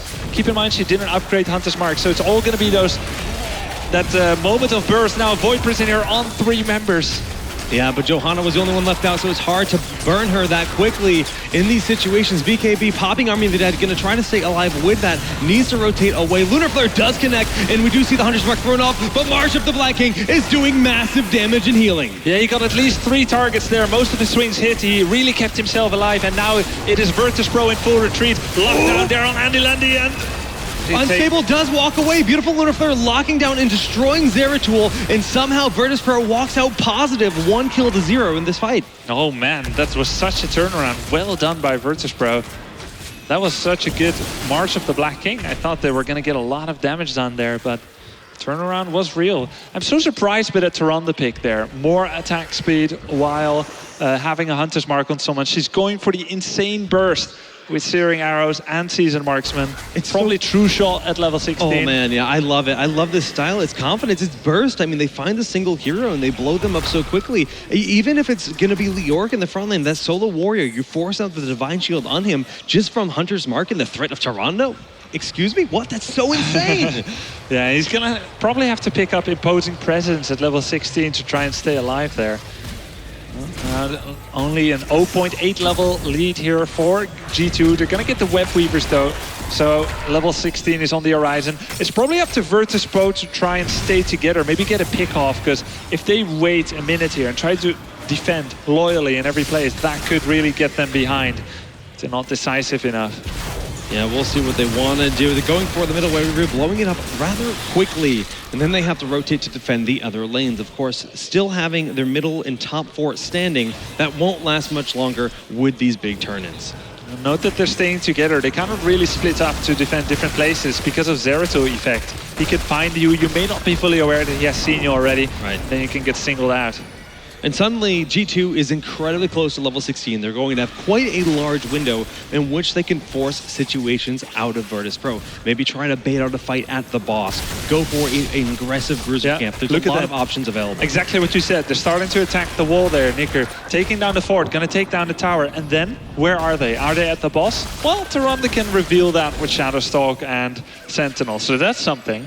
Yeah, the problem being is just the fact that they don't have level 16. So you don't necessarily want to fight your opponents when you're down a talent tier advantage like this, and they're actually opting to push into the top lane to chip away at this top fortifications. Rending Cleave picked up there by Zeratul. Leoric is still pontificating. Gonna go actually with the Renewed Swing or maybe Consume Vitality. Which one it's going to be? It's going to be Renewed Swing, so 2 swings there off his Skeletal Swing. There we go in demonstration. Another Sentinel there by Tyrande checking out if the boss is being taken, and it will not be the case. Well, I don't believe that anywhere near enough gems for a full turn-in, but they're going to turn in what they have. Why not? And right now, it's just about Virtus.pro pushing their lanes back out. Once they can get their minions to about the center of the battleground, they'll have level 16 and will be happy to try to turn things around in their favor. Yeah, they just have to wait for that moment. They can't be a hero right now. They do have a fair amount of gems held in their hands, but they need to wait to be able to pay that off. I see the Bruiser camp being captured now by G2. Okay, and the Shadowstalk has been used. They're trying to get eyes on their opponents, and it looks like it's going to end up wearing off before they make anything happen. At this point, though, I mean, really, it's just about controlling the turn-in points. There's well more than 60, which is what they need, gems, for a full turn-in on the side of Virtus.pro. And they're opting to go for those level 16 talents, ready for those team fights. Oh, Basek got taken out by a beautiful trap there by Virtus.pro. Just surprised there by Frostborn Feeds, level 16 talent for Arthas. He's gonna proc his trait twice. Plus, plus True Shot Aura, and now they have Circle of Life. So this is a really, really cool composition. The amount of burst damage they have from auto attacks is actually quite impressive. Yeah, Arthas is probably gonna double hit for something like 620 damage. My goodness. Well, so that's why you see them getting aggressive. They're happy. They wanted to fight at 16. This is where their team really fleshes out and gets its true power. And G2 is just lurking in the shadows, looking for that perfect Void Prison. All right, Void Prison will probably have to be saved until Nazeebo is back, so you don't want to use any of two valuable heroics. But once he is back, that could be a very crucial moment. Now, still a lot of siege advantage here for G2, and they are also winning the race to level 20. So what do you think they should do to secure the victory here? Like, they got to be careful of these traps, don't they? They have to be very careful of the traps. They do have Void Prison as a response, but they want to make sure they can use that as a setup because that's their strength at this point in the game. Virtus.pro's composition has really hit its stride at this point, and I think in a straight-up fight, they're going to win. So that's why G2 has to be so cautious and avoid these party pushes, which we're seeing so desperately tried to set up. Lunar Flare missed on Siku. It takes a lot of damage. Oh, kind of a desperate 7-sided strike. No, you don't get away from me. But that was a missed Lunar Flare. Had it hit, certainly Leoric would have been taken down, and that's sometimes the small difference it takes for a hero to survive or not. Still very close, even with that Wraith Walk and Hardened Bones. You know, everything in this composition looks so cool out of Virtus.pro except for the Shadowstalk. I'm not feeling it yet. If they had the Starfall, that little bit of additional controlling damage in the fights, I think they would have actually been doing a little bit better so far. And they're using Shadowstalk defensively more often than aggressively. Yeah, and sometimes they try to fish for a good position. They're using it randomly, hoping that maybe they can catch someone off guard. That could be crucial some point later in the game, and we could say, oh yeah, Shadowstalk was key. But how would the game have gone different with Starfall, right? Very true. Well, we do see quite a few gems have been picked up. 28 going in from Leoric, only needing 6 more. And yeah, there is the ticket. The turn-in has happened for G2 once again. Joey jumping forward, going for the Void Prison, catching 2 people. Andy Lendy is isolated. Siku goes right after him. And Arthas, in the meantime, is zoning out Nick and Nazeebo from damaging the more valuable targets. Kunichan saving Andy Lendy, and Uther will go down in the meantime. BKB was able to live for quite a while with Army of the Dead, but Unstable has to back away. 1 hero down on each side. Actually, Zeratul has fallen in a big 7-sided strike going off. The Lunar Flare does connect, and the Condemned pulling them back in. That'll be yet another kill for Virtus.pro. Wow, wonderfully done. All 7 hits hitting Leoric there with the follow-up of that Lunar Flare. Well done, and the equalization of the XP by Virtus.pro, even as Wet Weavers are barreling down upon them. But this will be one of the easiest defenses ever. First addressing the top lane there, which is most advanced. Yeah, they got to take care of that, keep those keeps as safe as possible, but they've caught up in experience. Grubby 19-19, the race to 24 of the Storm Talents is so very close, and I believe they are the ones that have the advantage in terms of gems in their pocket. Yeah, what a nail-biter game here between G2 and Virtus.pro. Keep in mind that if G2 loses this game, they finish 5th and 6th in this tournament. They will get some prize money for their efforts, some glory. They've had their stage time. Oh, take a lot of damage here. Blessed Shield and 7-sided strike, and it will get taken down by just 2 people. And a huge strength though to turn that around. Nicker with a massive damage, 1 for 1 in terms of those kills. Wow. Unstable ran out of the Radiant Dashes there, and that's a 1 for 1. And Andy Landy taking a lot of damage there. Wow, Zeratul took her down to 40 100% life. Yeah, he is just such a bursty hero. Actually, just using Shadowstalk for precaution. Just want to have eyes on the enemy team. No tricky business. They're so close to level 20. And I love this pickup here on the offensive bruiser camp. Yeah, they can do this, and it's going to bring them so close to level 20. Once they get that middle wave, they will indeed be level 20. And if they can equalize here, they can salvage their tournament life. Here we go, level 19.9. Virtus.pro has to play this very carefully. Oh, they can just do that. Yeah, that is not what you want to have happen. You're sitting in a situation where you might be in an advantage, but they just threw it away. Of course, Leoric will respond rather quickly, but now Kunichan sitting on 44 gems. They're going to be looking for that turn-in. Now here's the ironic part, Jake. Blessed Shield was used. It's on a 45-second cooldown, and normally Siku would be gone for 65. True. But with the way that he spec'd his Leoric with the Undying build, he's back already in just 20 seconds, cheating death by almost 40. There he is. So no Blessed Shield. They could turn around here. They're very healthy. G2 jumping in, but he will get taken out immediately. The Hunter's Mark Tirana build is so cool right now. Kunichan getting low himself, and that's Johanna popping Iron Skin to stay alive. Leoric buying time, a beautiful 7-sided strike. Howling Blast goes off, but Divine Shield will protect Nicker. But the destruction, the double auto attacks going off here. Leo will end up falling. The Ghost of Uther, I don't know if it's enough to salvage this fight. Virtus.pro in hot pursuit. Nicker trying to get away there. He already used Bolt of the Storm, so he cannot be a hero anymore. What? Yeah, but we saw Zeratul swoop into the backline and pick off Tirana. Oh, he's not done yet. Yeah, they're salvaging the situation, but the power of Circle of Life with Echo of Heaven, diving in, Andy Landy getting very low. The Rune, is there any bolts of the storm out of that fight? Numbing Blast by Andy Landy, saving himself. Beautiful hit there by Ziku, taking down Karazim, and this is just a bloodfest. Oh my goodness, Jaina did end up falling to Leoric, using that Wraithwath aggressively. The Spiders, 49 gems there on Kunichan. If he falls here, it will be absolutely devastating for that team's momentum in the tribute. And yes, that is going to be a kill, and so many gems have fallen. And now BKB is all alone. That is going to be the entire team of Virtus.pro falling to G2. Wow, a big miscalculation there by Johanna, trying to use that Holy Renewal to gain some life off the shield glare, but she had already used Indestructible. In fact, she doesn't have Indestructible. She went for Radiating Faith, extra hits on the Heroic, and she got taken down. Now, this will not be the end of the game yet. It is a 3 versus soon to be 1. They still have to barrel through this keep, and that's about what they can do. They can try to go for a second keep if they're feeling brave. No! Are they going for the core?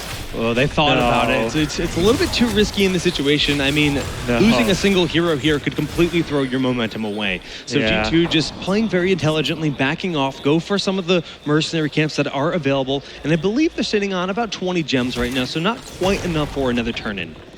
But actually, we do have to point out the fact that it is now 0 gems on the side of Virtus.pro. Well, they have 1 gem.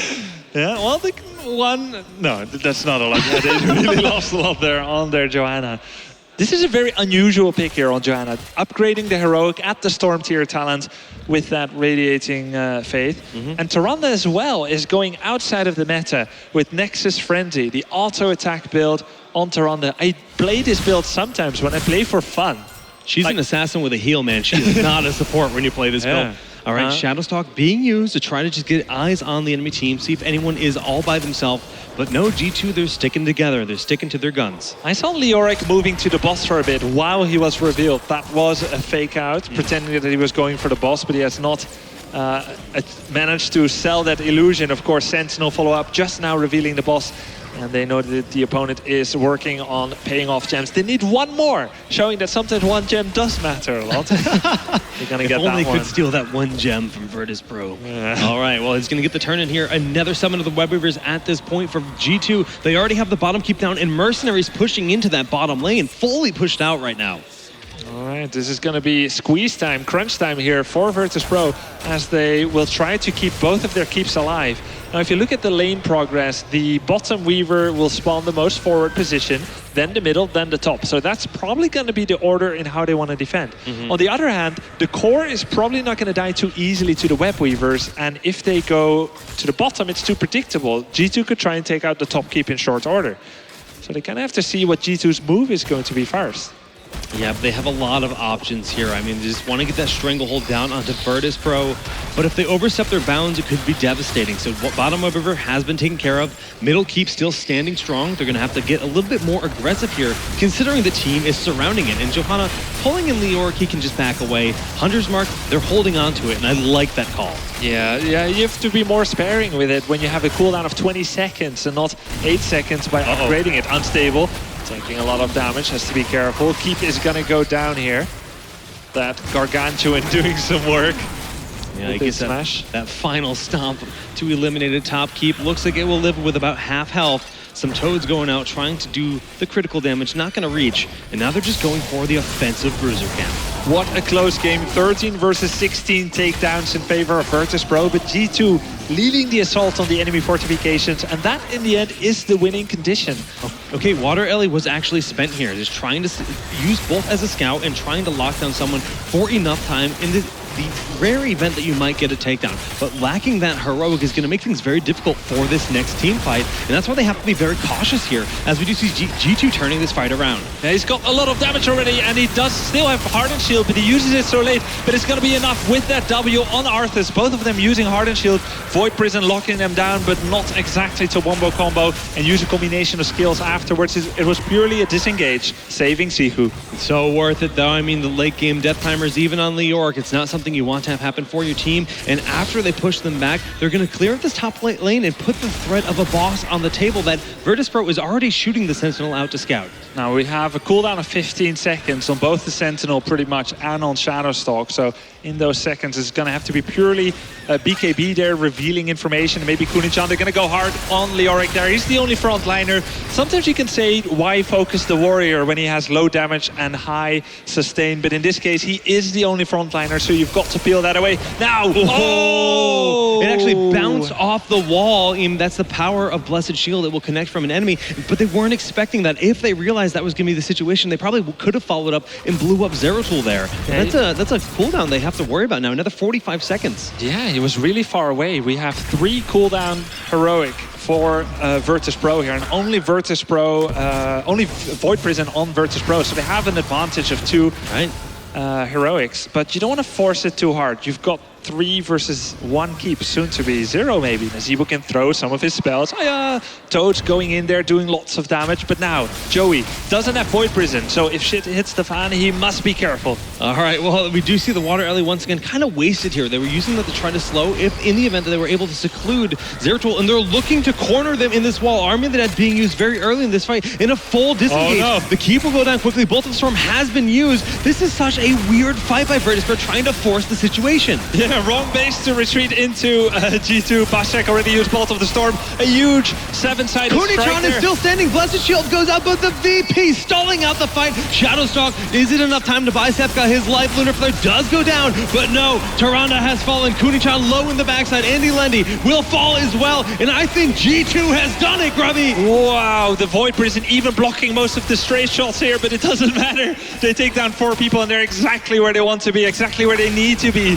G2 probably going to be equalizing the score here. A 1-1, a real nail-biter. Kunichan coming back in there, but gets blown up immediately. What a wonderful game. What a weird position for G2, and how well did they manage such an awkward position, turning it around completely.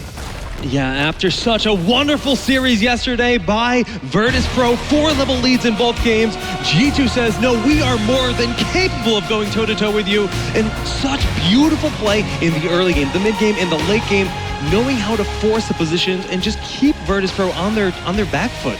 Yeah, and they made the 1 warrior composition work. Huge damage numbers there being pushed out by Nazeebo and Vala, almost reaching 100,000 on Nazeebo, which is more than double than anyone had on the side of Virtus Pro. For Virtus Pro, it was very much a well-rounded composition, teamwork. It worked many times, but in the end, they got squeezed out there. Their keeps died, and that one fateful engagement. Yeah, I mean, I just have to be critical about the Shadowstalk once again. Never once did it really get that benefit of revealing the enemy team and the follow-up happening. Even in the top lane at the end of the game, we saw it reveal Zeratul, and the Blessed Shield was thrown out after the blink. They didn't think it was going to connect, but it bounced off the wall, and they could have capitalized that moment, but that was the only situation in which it looked like it had any real validity. Yeah, you could, Jake, you could even say that the Shadowstalk shot themselves in the foot because it baited out the Radiating Faith Storm Tier heroic by Johanna. Would have missed completely, by the way, if he didn't upgrade it. It actually upgrades the range, hit the wall, hit Zeratul, but it was way too far to do any follow-up on, so... Starfall does area of effect damage to everyone in a big circle and slows them by 20%. So it's a very powerful zoning tool and damage tool as well. Well, I'd love to hear what the analyst desk has to say about that game number 2. Take it away, guys. Thank you very much, gentlemen. And as the commentary has mentioned, we are now in a series 1-1 tied up. G2 bringing it back. I mean, do we give a lot of credit here to G2? Was it really them kind of sparking up? Or do you think, to be honest, maybe it was just Virtus Pro getting a little too excited? This was by far one of the most tense games I've seen, but at the same time, one of the most weirdest games I've ever seen. I mean, VP had good answers to G2's composition, but at the same time, it also shot themselves in the foot, as Grabby pointed out. For example, that one, the Tyrande build is really good against single warriors, single targets, squishy targets, but at the same time, they lacked Starfall, for example. Yeah, I really have to agree with the commentators here. I don't think that going for Shadowstalk was a good idea at all, and it just didn't do anything for them at all. And in the end, sometimes it seems like Virtus Pro, they're a little bit of innovators in their own way, so they will always try kind of their own stuff. Sometimes they pull it off and they look like geniuses, but sometimes it fails and they look like fools. And we all know which one it was this time. Yeah, well, you know what they say. I mean, geniuses, that is the nature of geniuses. You're either a genius 1 out of 100 years, but 99 of the other ones, you're looking like a fool the whole time. Yeah. James, what did you view from this one? I disagree with everybody. I actually think that Shadowstalk's not bad at all in these situations. It's just kind of, I mean, just because one game doesn't go your way with Shadowstalk, I think it's an extremely underrated heroic that can certainly make big plays happen for you. Well, I have a question for you then. Do you still, I mean, would you agree that in this game still it wasn't the right choice, or do you think it just wasn't utilized properly by Virtus Pro? I think they got a little bit, well, not necessarily unlucky with some of the engagements later on, but certainly something that was very prevalent in that level 20 to level 20 team fight that broke out, that was a very prolonged team fight, is that Zeratul played amazingly during that, to be able to not only get himself the initial pickoff, but then to instill fear in the rest of his opponent's team because they didn't know where he was. If Shadowstalk had been off cooldown during that, yeah, you've been able to know exactly where he was going to be, so maybe they got a little bit lucky in that regard, but his sacrifice to being able to actually seal them down in the area that they was definitely not in vain. Oh, okay. James trying to play that genius card right now. He's like, well, you know, I might look like a fool now, but when you guys just watch, I mean, but I hear what you're saying, and we talked about this with the other heroics too, and that's the fun part is that, I mean, for instance, Sanctification, when you guys mentioned earlier, it's like generally people are like, Sanctification, not that worth it. And then you see that one game and everyone's like, okay, maybe it is just way better. Maybe I'm just not that great with it. Everything is situational in Heroes of the Storm. And one thing that always remains true, though, is the performance of a Zeratul always affects the outcome of the game greatly. And it's been true the entire tournament. We had series where Dignitas, they picked it, Snitch was playing it. He didn't do that well, they lost. Next game, they pick it again. He does well, they win. And now same thing. You know, earlier, Liquid, they were using Zeratul, didn't do that well, they lost. Now this time around, Zeratul did very well, and guess what, they won. Yeah, and once again, I would like to highlight the fact that VP was in such a weird position in that game. I mean, on the one hand, the Cars did a lot of work.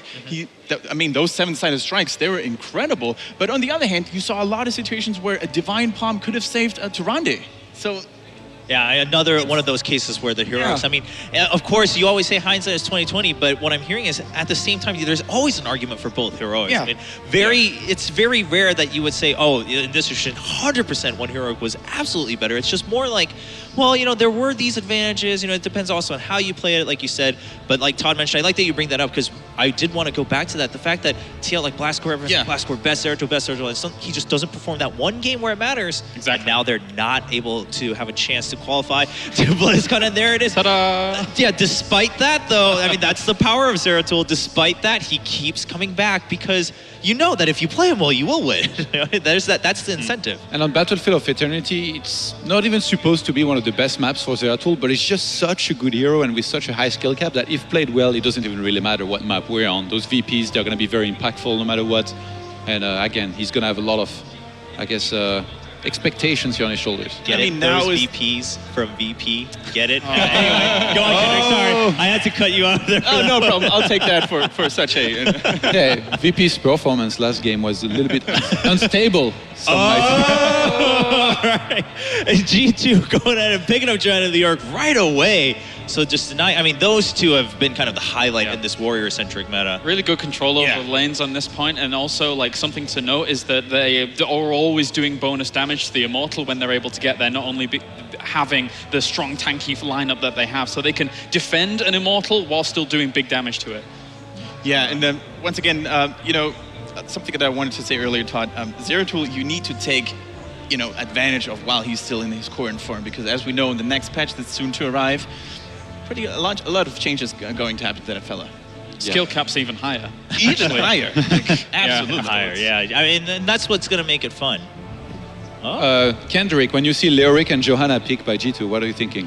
I think that they have the best wave killer in the world. Yes, but also that Asmodan could be great, even though it's not a very good map necessarily for it. Todd's trying to bait us into hoping for that Asmodan again.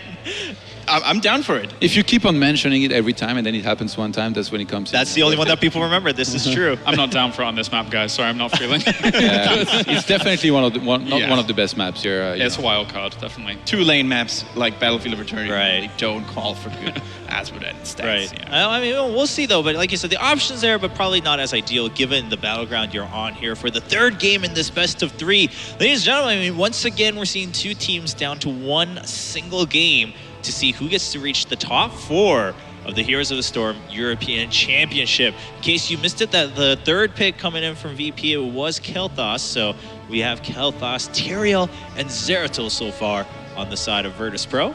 And for now, just the 2 sturdy warriors for G2. Whoever wins here will play a best of 5 in semifinals against Navi. Yeah, that's BlizzCon. That's pretty cool. Just comes down to 1 best of 5 in the end. Yeah, I mean, the later half of today is going to be very exciting. I think everyone's really looking forward to that because the full best of 5 to see who gets to go to Anaheim, California to play in the World Championship is pretty amazing. Now, Malfurion Band comes out yet again. We're seeing it quite often today. No, it's not happening this time. No. What does that mean, James? It's not happening this time. I'm sorry, guys. I'm sorry to break the hype train, but I'm pretty sure it won't happen this game. Well, I mean, this isn't near enough as great a map as Vikings will be on something like Cursed Hollow, of course. So let's give you a chance to shine then. What are you expecting? That's a tough one at the moment. Well, you know, but I like that you bring that up because it's kind of what we joked about with Asmodan too, right? It's like, yeah, the options there, but, you know, given that, again, it is just 2 lanes and how the map objective works, probably not going to be as useful. Personally, I would like to see a Zagara on this map. I think Zagara provides great vision towards the middle center of the map when fighting for Immortals. He provides great sustained damage, even from a safe range. Can we talk about Jaina being picked this late here in a draft like this? What do you make of that? I mean, do you think it's partly just the battleground? Because, I mean, Jaina's also one of those heroes that's, quite frankly, if you can just play her around your team, the battleground's not going to matter as much. She has so much utility on top of her damage. Yeah, by far one of the most popular picks for months and months. She's basically good at... Okay. Well, I mean, for one, Jaina's still not picked, but Raynor comes back into the fray, and Karasim, of course, has been a special today. Raynor actually suffers from similar causes as Asmodan on this map. 2 lanes only to stack those seasoned marksman stacks. So maybe he's going for, you know, for the improved E, more healing. Give me more. Okay. All right, could be, you know, as we take a look at Raynor here. That's the thing about Raynor is in some ways he's pretty standard. You know, you're pretty auto-attack based and you have a self-heal. One thing that's very important about Raynor on this map is that once you're actually able to seal yourself an Immortal, Hyperion is extremely powerful, coupling it up with an Immortal. You can zone out your opponents from actually dealing with the Immortal itself and also provide great siege damage along with it. Okay, yeah, I can see that. Yeah, the utility kind of coming into play here. And we of course, happens all the time. Again, once again, Uther slipping all the way through alongside Jaina. Just so to point out, like, there is still the potential of Vikings. And I'll tell you why.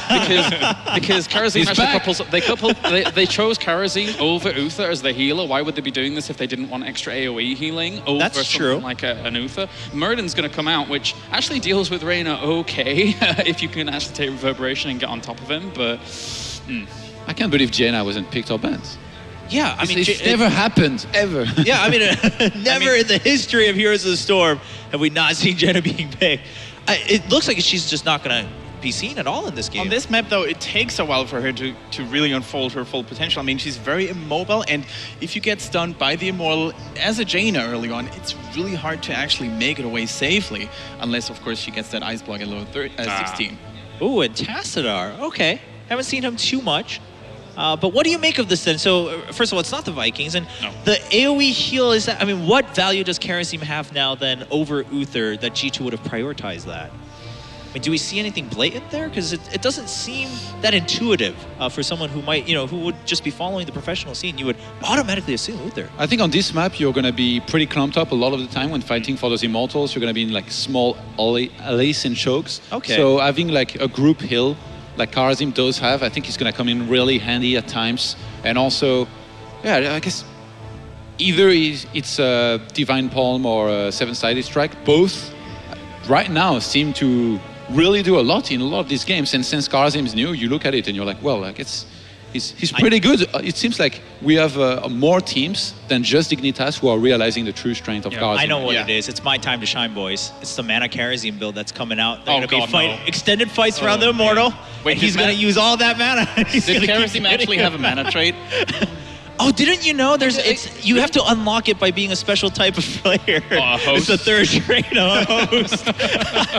you guys just wait, right? We had this whole talk about how geniuses, you only need 1 year to shine. It's coming, boys. I can't wait until you stream some Heroes of the Storm show, bro. I'm going to tune in for sure. My Mana Karasim is 3-1. I'm just saying, 75% win rate. That's not bad. It makes me shake my head so sadly. Oh, no. So all joking aside, though, I mean, Todd, you bring up a good point that, yeah, you are going to fight right in the center. You're usually always going to be grouped up. So in that sense, I guess it would make sense. But on the other side, at the same time, are we seeing that much AoE damage come out from the side of Virtus Pro?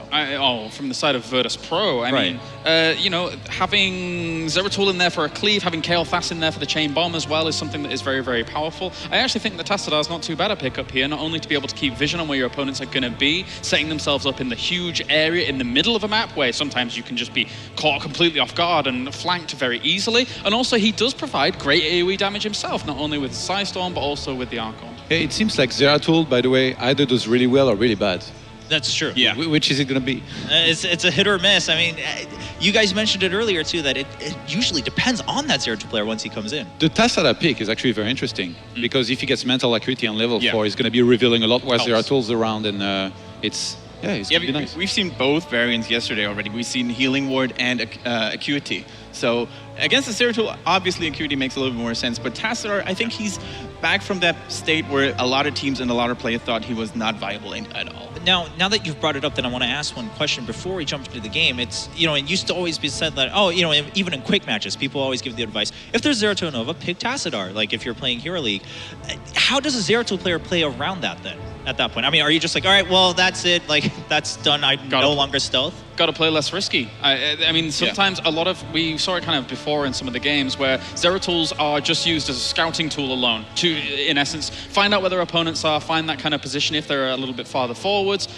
You can't do that against Tassadar that much. It can be very, very difficult because the Oracle itself, with mental acuity, the 20-second reduction on the cooldown is very, very powerful. Yeah, so I would probably play a little bit more from the backline, waiting for his opportunity rather than making it himself. We'll have to wait and see. All eyes on Zeratul. Will he make it for Virtus Pro or break it for Virtus Pro? Time to find out in the last game of this best of 3 with none other than, of course, Solid Jake and Grubby.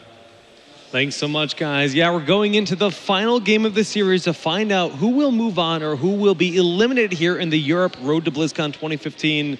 And Grubby, what do you think about these two drafts? Well, we were kind of discussing about it. They have two different objectives, right? Raynor composition is a very sustained comp with Tassadar.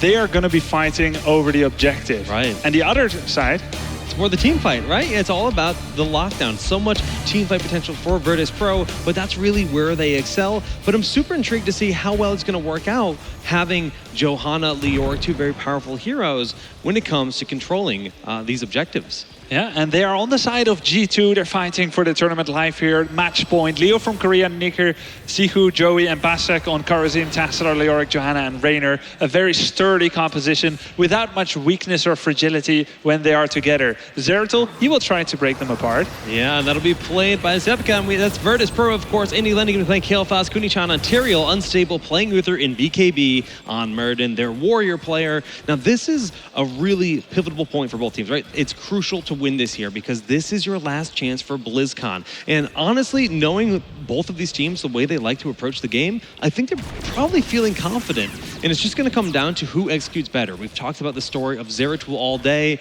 He kind of make or breaks a lot of games. Wow, look at this. A 5 versus 4 attempt here. As they don't get immediate success. You only have 2 seconds to make that work before you would start to lose prohibitively much experience in the top lane. And Zeratul goes to the top. A 4 versus 4 here. A stun Stormbolt there on Kunichan. Gravity Lapse follow up. Flame Strike. He takes 60% damage, but manages to rotate away there. Leo from Korea. And the dust settles without too much happening there. Okay, a few things to note in this game. We do see Uther going for reach. This is something that typically happens if you have a melee assassin on your team. Zeratul, in this case, going to be quite nice in these situations. But they will have a little less mana regen. But wow, a beautiful lockdown onto Tassadar. The living bomb will explode the moment the dimensional shift wears off. Yeah, he was invincible and invisible, but actually he was able to be traced there by the Murden player BKB, but it was enough already with the bomb exploding. Notice, by the way, that Zeratul also picked block here, recognizing not that many collection time in this game, and it wants to just be a little bit more survivable. It's really intelligent, but based on the battleground and based on the enemy heroes. I mean, you look at someone like Rainer alone, that's enough reason to pick up block. And then you have Archon, who in his power spike has very powerful, double as powerful auto attacks. And if you can block half of that twice with block every 8 to 5 seconds, that's fantastic. Now, Immortals are spawning. How do we want to do this? Every trade will be won by G2. If they go 5 in the attack versus 5 in the attack, G2 will win. So you see Virtus Pro defending here. That's what they need to do. Try and force the fight. Zeratul comes in. Andy Lenny here, isolated. And he's going to get taken down by Leoric.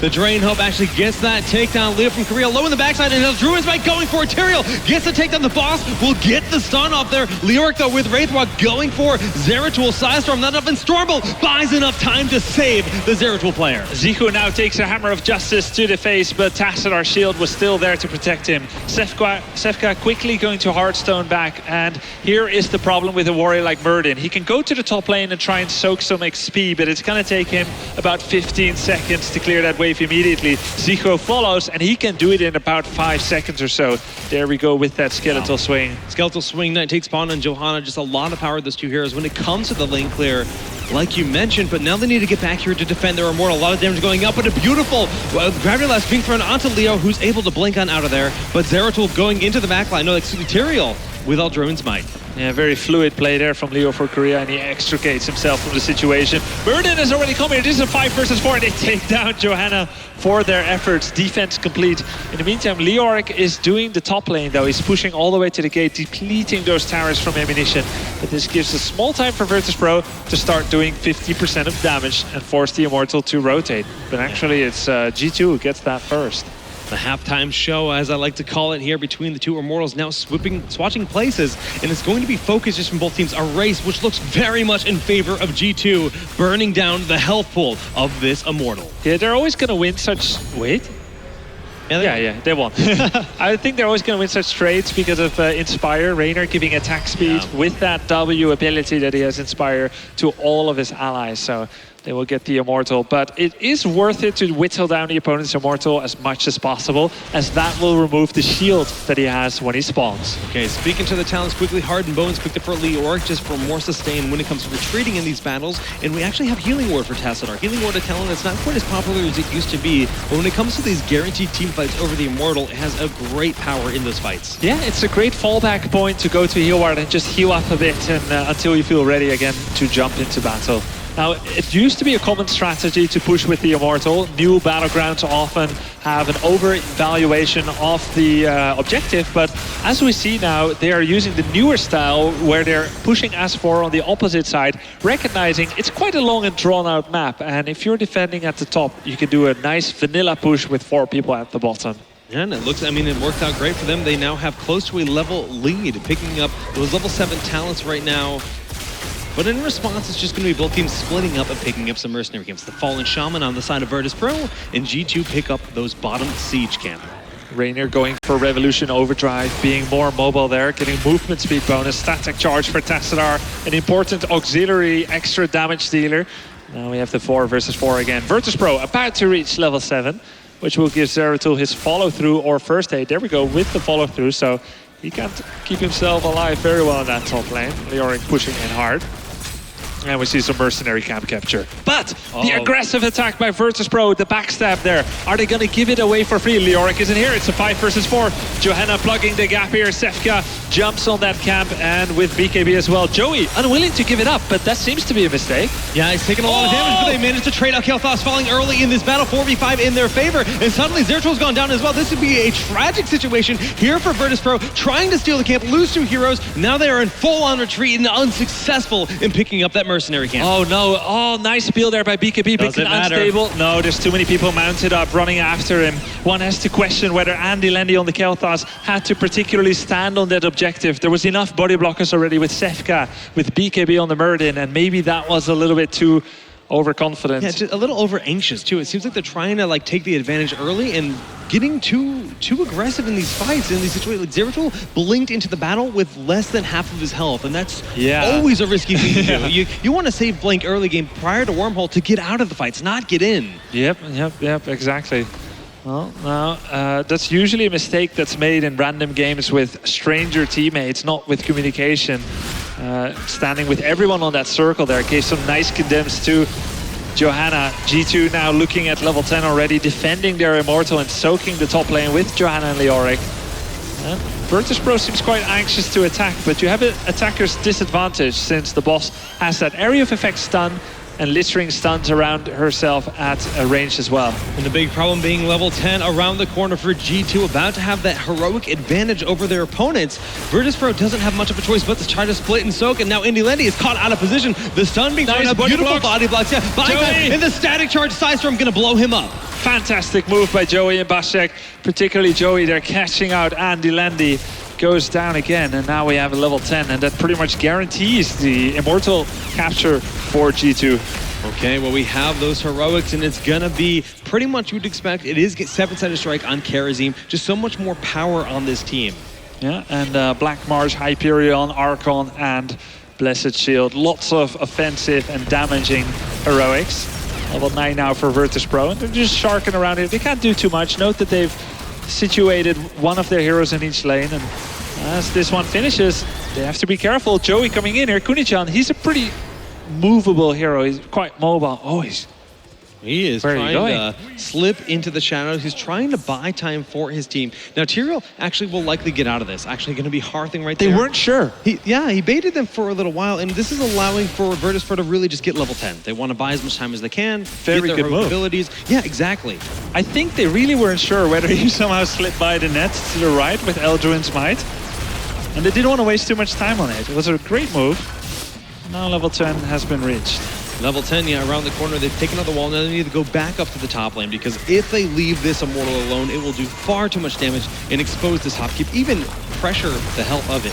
Sanctification taken by Kunichan, and he's waiting here with the flank. Actually, they're not going to Hearthstone. They're going to pile upon them from the back. Kunichan jumps in there, does the smite, 7-sided strike, goes down. A ton of damage being laid upon them. The Ancestral heal, the big heal going up, but not enough. Beautiful battlecruiser placement, tearing through the team in the Void Prism, locks down 2 members on each side. BKB ready with the defense, but I don't think it's enough, Grubby. Nicker goes away with a shred of his life, comes back in here maybe to shield his allies. Leo from Korea is going to get caught by Kunichan.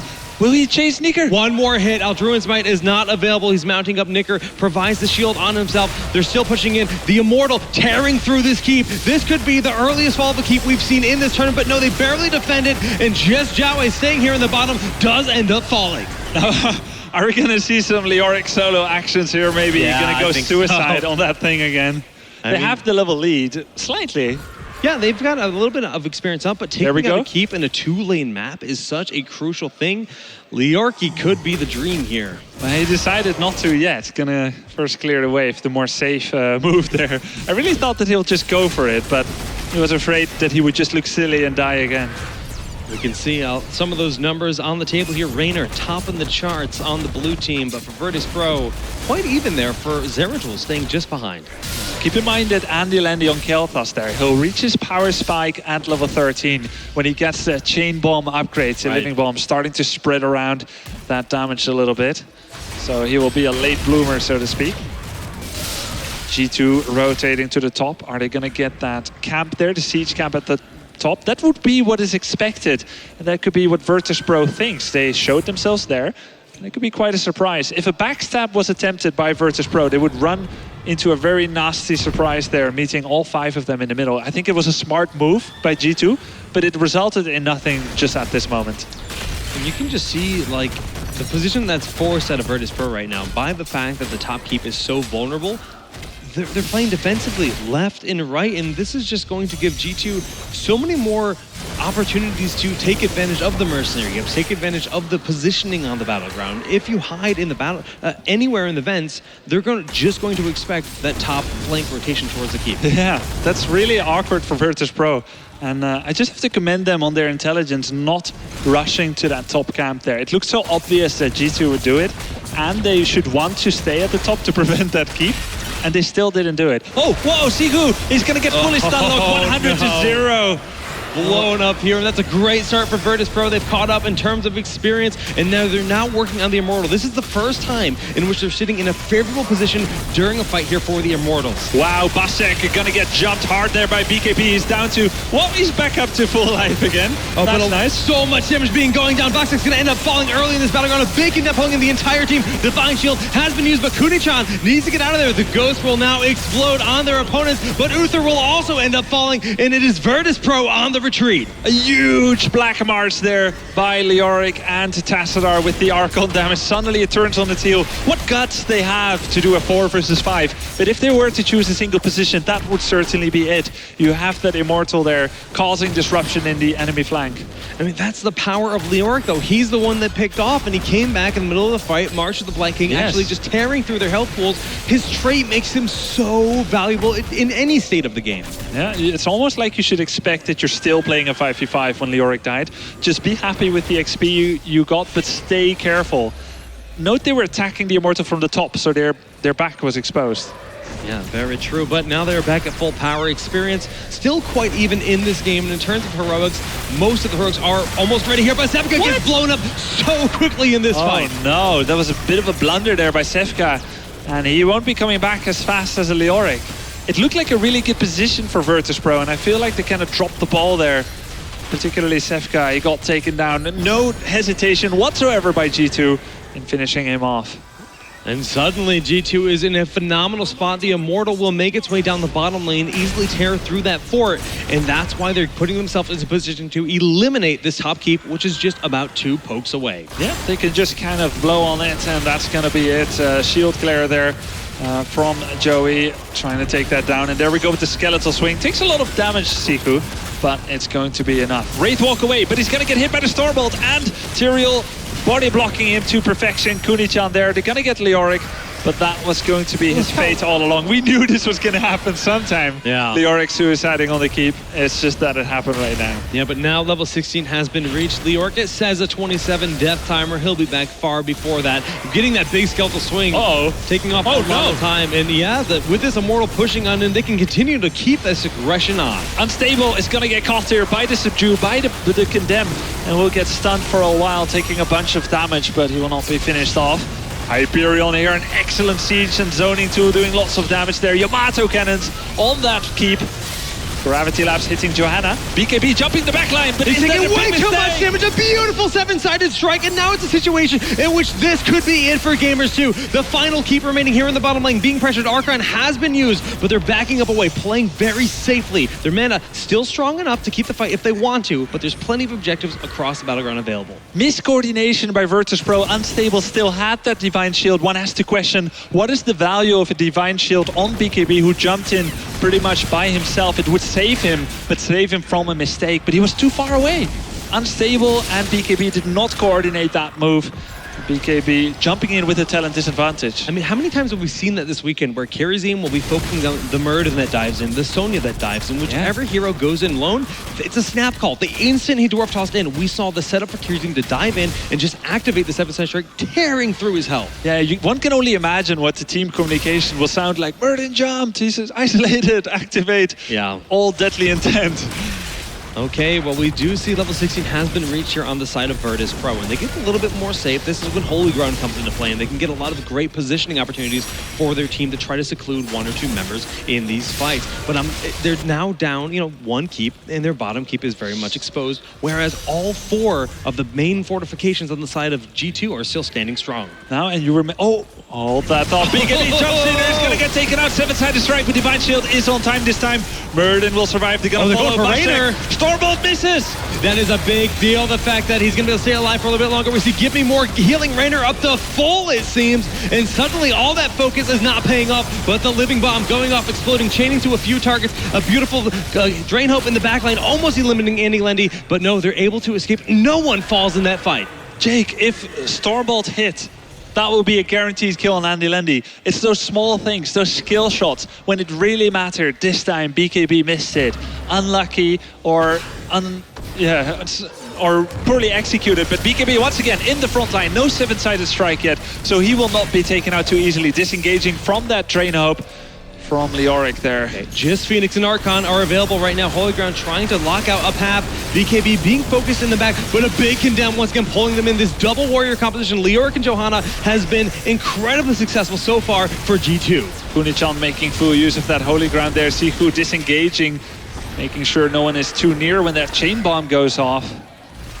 Who is in a healthier position? We see a full defense from Virtus Pro. This gives G2 some time to heal up from the healing fountain or from the Hall of the Storms. Siku wanted to go for a full Hearthstone, but Leo from Korea says, I got you, man. Giving some heals. BKB, once again, front line, 7-sided strike is up. He's got to be careful. Gotta be careful, but Divine Shield is available this time, and it's going up. Where's the shield? There it is, just in time. They can now try to turn this around. The Phoenix has been thrown out. Seiju taking 10 minutes with the March of the Black King, cleaving 2 targets twice. Still a good position here on the side, in a big cut. Sanctification goes down. VP as the response. Sanctification and VP as the response. Now here we see BKB, bullseye by Raynor. Oh my goodness. Nicker saves himself with that dimensional shift. BKB in trouble, so is Siku. Are the tanks going to be taken down in tandem? Siku, yes, but BKB survives. That's a big deal. We saw the shield being used by Andy Lendy to stay alive, but it's the Immortal that's going to go on the side of G2 if they step away for too long. Now, it does have to reset the 50% health. This is going to buy a little bit of an opportunity for Virtus Pro to recollect themselves, get some mana, and get themselves back into this fight. Yeah, did you see that cute move there by Joey and Siku? Siku revealing that Zeratul was trying to Hearthstone pronto, and Joey using that shield glare to interrupt his Hearthstone, which means Zeratul will be a little bit later to the fight. Yeah. But let's see, a much more healthy Immortal here for G2, and they're going to take down the enemy Immortal. I mean, we talked about this in the draft. G2's composition was really about winning the objective in this battleground, and I don't think they've lost it a single time in this game, Grubby. No, I think you're right, and that is, in the end, what's winning them the game here. The team fights have been fairly even with 10 versus 11 takedowns. But look at the fortification progress. Here we're spawning an Immortal. It will always spawn on the side that still has the most intact enemy fortifications. In this case, that's definitely the bottom here. They're gonna push in here with that Immortal, and it's starting to scale to be pretty powerful. We're at 18 minutes game time. This is pretty much a guaranteed dead keep, which means that Virtus Pro is on their last leg for this entire tournament. This defense is going to have to be stellar, Grubby. Yep, and here they're pushing in here with the Immortal, and Siku doing that Drain Hope on Kunichan. He's got 40% damage already. What is BKB going to do? Will the Divine Shield need to be used on him again? So far, they're just trying to damage the Immortal. The keep is a guaranteed death, so it is wise to defend at the core, where you have more of a defender's advantage. Yeah, but it's always just hard to have to just realize you have to get away. The Muted Blast Shield goes up, forcing out the Divine Shield early. The Void Prison has been used, but can they turn this around? The core being sieged up. We see how locked down Kunichan is, and BKB in the backline does manage to get the kill on Raynor early in the battle, but is it too little too late? Nicker, super low himself. BKB trying to retreat. One more hit from that Archon. No, he dwarf tosses out of the fight, but the core is down to 50% health. Yeah, and the boss gets taken down, so can G2 finish it off here? Oh, it is 30%, so 20%. quick. Virtus Pro is going to go out. G2 is trying to finish off the game here. Can they? Yes! I can't believe it. Grubby Gamers 2 will advance to the next round, the top 4 of the Europe Road to BlizzCon. Their revenge is complete and their dream is alive. Excellent play. After being decimated in yesterday's games, they showed that they are very much a top team here in Europe, and they showed us some of the more interesting drafts. I mean, picking up the double warrior right off the bat, going for that standard Korean meta, and just showing how rock solid they are as players. You can see they're feeling the confidence right now. And the cool thing about a tournament like this, where so much is at stage, where you have several layers of competition in the group stage and the playoffs and the final decider, is that you can see teams grow. And what team has seen more growth in this tournament than G2 so far? It's wonderful to behold. Yes, but great games by Virtus.pro this weekend. They showed us some excellent matches all day long, all yesterday as well. Probably the most exciting series we have done so far. Yeah, it definitely feels that way. Wonderful series. All right, guys. Well, I think we're going to throw it over the analyst desk to see what those guys thought about that matchup. Oh, actually, you know what, Grubby? What else could we talk about? You know, this is it. We now know the top 4 teams in this competition. Okay, so they're going to be facing Na'Vi. Yes. G2, they have grown a lot, and they have managed to go all the way to the top 4, and they've got one more match to see if they can make it to BlizzCon. They're facing Na'Vi. Na'Vi so far is 4-0 in this tournament. They have not had a shred of difficulty in the group stage, purely looking at results alone. Yeah, I mean, Na'Vi, a lot of people would probably say that they're the top team right now. Based on the results yesterday, I mean, just crushing through Group A, which is arguably the hardest group here for all of the Road to BlizzCon qualifiers. Yeah, and they've already beaten Dignitas, and they've already beaten PIP, who has been eliminated already from this tournament. And Na'Vi also brought out some of the most creative strategies here in this tournament. They were picking up on Blackheart's Bay, the Butcher and Falstaff. Oh my goodness. And we haven't seen that today yet. The Lamb to the Slaughter, Mightigus combo, really cool so stuff. The idea was Butcher throws down a Lamb to the Slaughter, which pins down a single enemy target, and then Mighty gusting the enemy away. All the rest of them isolating this target for an easy pick-off. But they were pretty much winning the game from beginning till end. Butcher, very good at PvE, taking down Siege Giants and going for some surprise gangs with Falstad and Butcher together. Well, getting back to that last game we just had, I'd love to hear the thoughts of our experts over at the analyst deck. So guys, take it away. Leo, we saw you jumping around, we saw you hugging when you'd won that game. First off, congratulations. Secondly, what a great win for you and the team. Yeah, great win, great games. And it was like Virtus.pro, always when we play versus them, it's close. It's like 3-2, 2-1. The first game in the group was 2-0 for them, and it was like destroying us. They destroy us, and today, a better day, we win. You did, you came back as well. I think it's worth pointing out, as you did playing in one of the earlier group games, you had to come from being 1 down originally. You do it the hard way. Yeah, we like it hard way. That's cool, and we are G2. We like it. So you're going to be playing Na'Vi when you get into the semi-finals. Is there anything that worries you about their play? Na'Vi is, of course, the best team in Europe. That's my opinion. But I think we are pretty good and we can fight them. Of course, we have a pretty good win chance versus them because we won a lot of games versus Na'Vi on events. It's like when you play online, it's different when you play offline. So I think we can win this. When it comes down to it, how much do you want to be at BlizzCon in a month's time? I don't know. You want to be there. Put your hands together. Fabulous winner, fabulous team. Thank you very much. G2, back to you, Chobra. Thank you very much. I mean, you see that fist pump at the end. And what that means, I mean, to be, first of all, top 4, you're going to be recognized. Like, this is something people are going to talk about next year because this was the first year we've had this format. The game was officially released. And now you're like, all right, well, we were top 4 last year. And if you make it to BlizzCon, everyone's going to be like, well, can you make it again to BlizzCon? That's your story. That's your legacy all of a sudden. How did we view that last game? I mean, I was a little surprised, to be honest. I was a little flustered by the way Virtus.pro was playing against them. I think Leoric, once again, was a deciding factor on this map. I mean, Battlefield of Eternity, it occupies you in the middle of the map while you're fighting for those immortals, and if your immortal goes down faster, you actually have to sort of stall out the enemy team and give Leoric a chance to come back to life again and again and again. Yeah, I mean, we did see that. I know, Todd, we were sitting and watching the game. We were just like, well, yeah, he's just going to be back. He'll be back again and again, like you said. The only moment Leoric spent in his base is in the first few seconds of the game before the gates opened. Then he never returned. He just stayed on the map, kept on resurrecting and wrecking people. That was insane. He's just like, he doesn't care about dying. Sometimes it's even better because then it induces a fight somehow from Virtus Pro, and then Leoric comes back mid-fight in the middle of everybody, March of the Black King, like, fireworks, just crushes everybody. Yeah, it's interesting to think about the fact that sometimes it might be better, even if they're gaining a little bit of experience and whatnot from the takedown, that, again, you get your skills back, you could just reposition yourself a little bit more easily.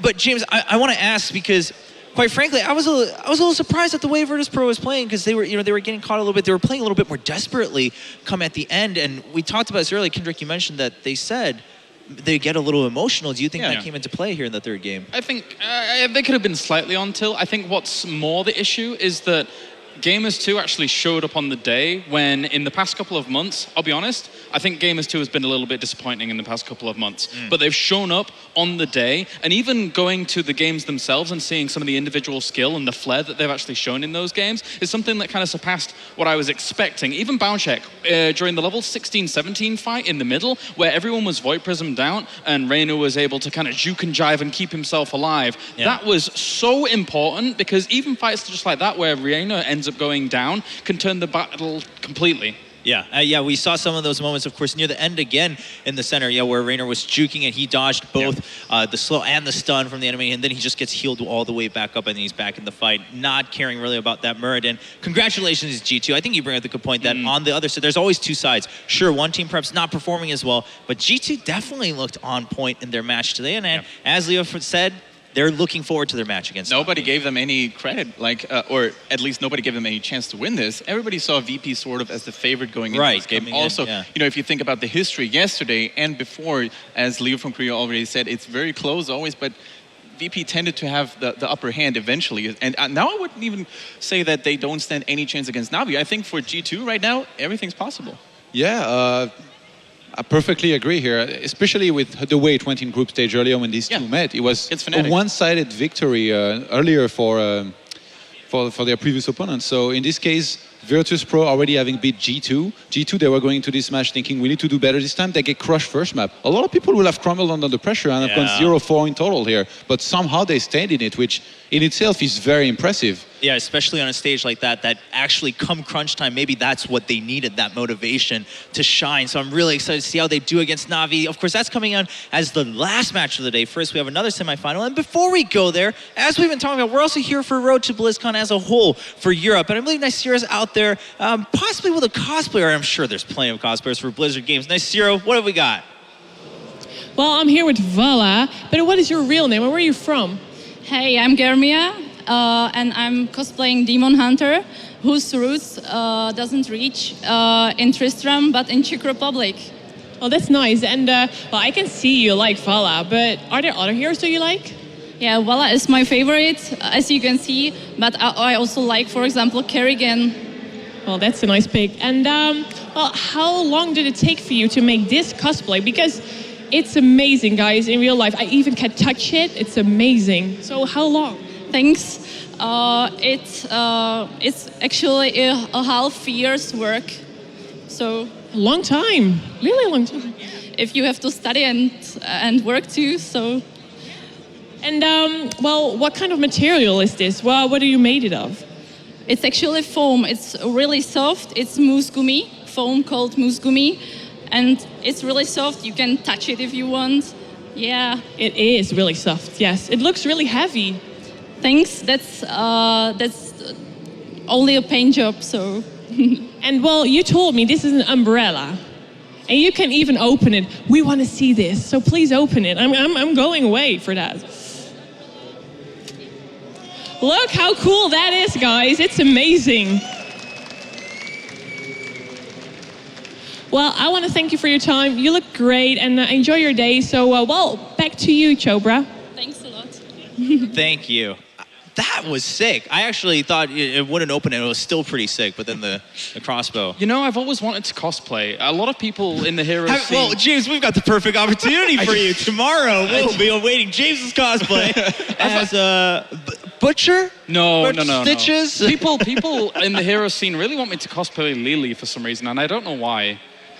It's a really weird choice. You'd be a good Arthas, I think. Yeah, a good Arthas. I'm a bit too short for every hero, let's be honest. Apart from Lily, because there we go then. Now we found the line. Can it actually beat Grubby's legendary Zeratul cosplay? No, not quite. I mean, that was perfect. He was truly invisible. Yeah, I mean, you can't top that. No. So, I mean, as you can see, I mean, any Blizzard event you can expect, because there's so much lore, there's so many characters, there's some awesome stuff. Personally, I've always wondered how Vala shoots all her arrows from the crossbow. I'm sure it's crossed everyone's minds because she's always not real life. Oh, okay. Okay, well, ladies and gentlemen, thank you so much for sticking with us. Right now, we're going to go to a quick break. When we come back, though, now is the time where it's do or die for everyone. It's the moment. It's the match that everyone's been waiting for. So tell us what you think at hashtag RTB2015. Who's going to make it to BlizzCon as we watch the semifinals here at the Heroes of the Storm European Championship right after this.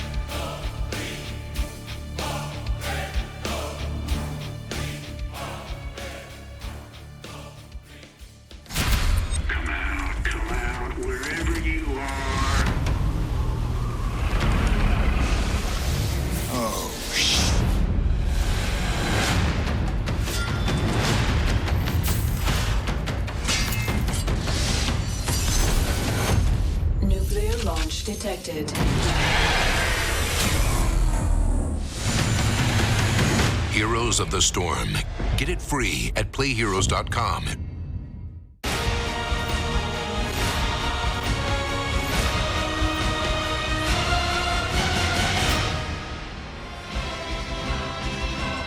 Hello and welcome back to the European Road to BlizzCon 2015 for Heroes of the Storm. And it is time for the semi-finals. And I say that in an excited voice. A, because it's exciting, and B, because this is the point where if you win one of these semi-finals, you make it, of course, to the finals of this tournament. But one of two guaranteed spots at BlizzCon next month, where you'll be playing for a massive purse and the chance to be world champion. But there is a big game ahead of you. Best of 5. 2 teams are going to fight it out. Let's meet the first team. Please welcome, let's hear you go crazy for Rocket!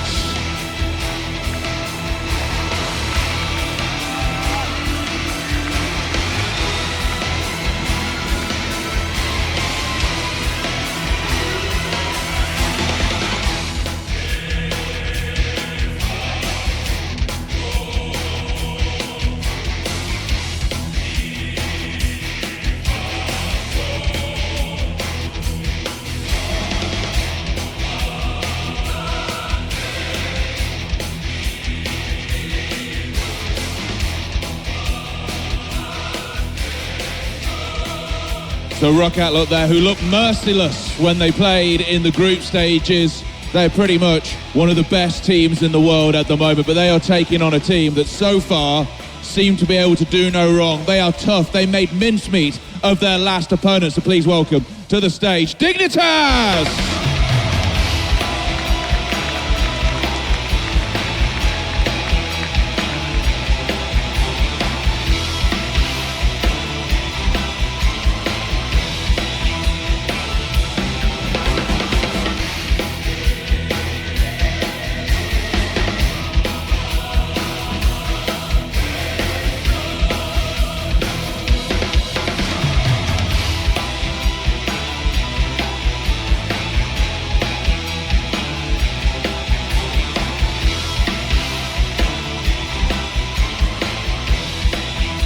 So there we go, our 2 teams fighting out for a place in the finals, and more importantly, a place at BlizzCon. This, of course, is the road to BlizzCon. Any mistake will be punished. It is a best of 5. So let's get ready to brawl, Chobra. We are finally here at the match that it really all culminates. So yes, there is a finals awaiting. Yes, we get to crown a European champion. But ever since the game was born, ever since these players booted up, whether it was an alpha, beta, or even on release, they said, I want to go to BlizzCon. Well, here's your chance. 1 best of 5 standing in the way for both of these teams. What are we looking at? Rocket versus Dignitas. Man, Team Rocket is a team that you always have to count in when it goes for the big standings and the big results. They might not, distinguish themselves from other teams in terms of flashy plays, in terms of shining personalities, but they can bring the performance when it really matters. Yeah, I think their talent picks are a little bit different usually. They don't follow the meta too much. You can see they draw a lot of strength from their discussions among them.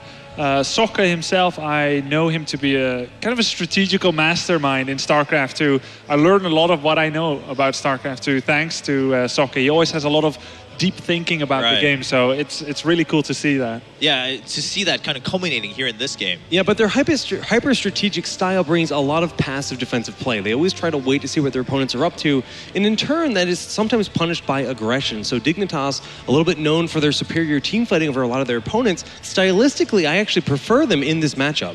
Yeah, as soon as you mentioned that, I wanted to bring that up because, of course, as we've been talking about, Dignitas said themselves, Bakery said, well, yeah, we were kind of designed where we were like, we want to take Team Liquid down, we want to bring something new. And when you say, well, Rocket a little bit passive, it's like, well, Dignitas, maybe this is your chance to once again prove that, yeah, we can also exploit that weakness from you guys too against Team Rocket. Let's not forget, though, those 2 teams faced each other during the 3rd qualifier already, and this actually Rocket beat them 2-1. So even though Dignitas is on a roll, as I said, Rocket definitely a team that can make things happen. On the other hand, Rocket has advanced without any match losses. Yeah. They have lost some battlegrounds, but they have won both of their matches. Although on the other side, Dignitas, while they did lose a match, they did have an arguably more difficult group. Yeah, Group A was stacked. There's was no pretty denying stacked. how stacked Group A was. And, you know, even though they fell there, they did place third in their group, excuse me. Yeah, so, coming in second, of course, from that lower bracket. But, I mean, the way Dignitas played today, though, right? It was a little bit different. They seemed a lot more confident. Sure, they still had to go to a full 3-game match in a best-of-3. But the way they won the games they won were convincing. I mean, it wasn't like, oh, really anyone could have taken that. It was like, no, Dignitas just pretty much played better than Team Liquid, which could be a shocker to some fans, but here they are. It's going to be very interesting to see how well Dignitas do against Rocket, who in some points actually resemble Team Liquid. They too have seasoned StarCraft 2 veterans in their rank. They too play very strategically, very map objective oriented. So can they repeat their success from before? And it turns out to be a very successful formula, having StarCraft 2 players. Just now in Korea, actually. Yeah. Team DK won 4-2 in the Korean Championships. They will be going to BlizzCon against MVP Black. And they have StarCraft 2 greats like Noblesse SC. Yeah, this is true. Yeah, we're seeing a trend here, and here is the Storm. Some veteran StarCraft 2 players coming in. I'm also seeing some bias on the panel right now. Well, I don't know about me. But, you know, but part of that is coming from the fact that, you know, even sure, I mean, there are just blazing differences too. The fact that StarCraft 2 is 1v1, this is a team game, you have to work in that communication. But like you guys said, the fact that, first of all, both games do rely on strategy, and then from there on, how do you work around the fact that you have different battlegrounds, and Heroes of the Storm, you have different maps in StarCraft 2. A lot of this could come into play where if you have one or two of those players who can bring in the mindset, and then you have the talent for Heroes of the Storm coming in from the rest of the team, maybe that is a recipe for success as we're looking at the first year here for Heroes of the Storm. Very exciting stuff. Now, so far today, we've seen some trends in all of our matches, regardless of team, right? Karen's team has kind of been the go-to healer for many of these. Of course, Lyric and Joanna also haven't gone anywhere. Do you think we're going to see anything different now that it's also a best of 5? There's a potential to see way more battlegrounds. Well, you know what we haven't seen, which we just saw in the Korean finals, is we saw Butcher being played. We saw Sergeant Hammer being played. Brightwing. And Brightwing. And one game, it was Butcher and Sergeant Hammer on one team. It didn't work. But it happened. That's the important part. So, I mean, in this one, now let's talk a little bit about the difference then in the fact that it's a best of 5. That you have to accept that you're gonna most likely play a more diverse pool of battlegrounds, and you have to be a little bit better prepared. Do you think that comes into play in how they go about the drafting? Well, I mean, considering we've seen all the standard battlegrounds so far this weekend, this is when pocket strats come into play, for sure. Haunted Mines, sometimes Blackheart's Bay. There's a lot of cool strategies that are specific. Now, it's cool, too, because a battleground like Haunted Mines, suddenly Sylvanas becomes a top-tier pick. The power she has when it comes to pushing with her Grave Golem, it also shifts the hero pool in terms of what you prioritize. So there's a lot of crazy cool mind games that come out in those kind of situations. And I also think in terms of talents, we might see some shifts. If you think of Garden of Terror, for example, a Kharazim that goes for Soothing Breeze can actually cleanse the Garden Terror's overgrowth. So that's Spore Queen Curse, the polymorph, right? Yeah. Well, yeah, that could be that could be really interesting to see. I mean, we've been talking about that also. I mean, sure, we've seen some interesting heroic choices too. I mean, the one that everyone's been bringing up is that combo between the Butcher and Falstad. Will we see anything like that again? We'll have to wait and see. But if we're gonna see it, probably in a game where it's like, do I get to fly to Anna later in this year? I would say if you have something up your sleeves, this is the match you want to bring it out in. Now, do we actually think that the teams that have made it this far have hidden something away? That's another good point. Like it's not like like Na'Vi maybe. Na'Vi is 4-0. True. The other teams are like 2-1, 2-1, 2-1, and then lost one, and then so it's like if they have the daring and the preparation to actually prepare this deep into the tournament, like let's hope we pass the group phase, and here's all our strats for that day, and here's page 2 of our strategies, and that's for if we meet Rockcat, for instance. Yeah, it is hard to imagine someone who like a team who has that much time and effort to plan for all these different scenarios. Also, just given the flexibility of the current state of the game, right? Here's a Storm. But it does happen though. Like I know in my own tournaments that I played, like sometimes I prepared for all 31 opponents in a 32-man tournament. Just try to get a little bit of dirt on everybody. See what they're weak against. Yeah, I mean, if you can find that, that's a huge benefit. But at the same time, I think what you bring up a good point is, for instance, like Dignitas, they had to kind of claw their way back in to the semifinal. Yeah, and when we think of crazy matches, intense matches, we think of Rocket, because during qualifiers number 3, they managed to get first place with an exceptionally cool game by Hazwabs on the Abathur, who managed to, you know, sort of introduce that crazy combat rush to the enemy core. I remember that just like it was yesterday. So I think Rocket could be up for something here. I mean, both these teams have more than enough potential to take the victory here. I think a lot of people are saying Dig, they're the favorites, but actually yesterday, I think a lot of people were doubting Rocket's ability to go through that qualifier because right now. Right? I mean, their matchup versus Fnatic was, I mean, it went down to the very end. It was super close, and all of these teams are so evenly paired. It's quite insane.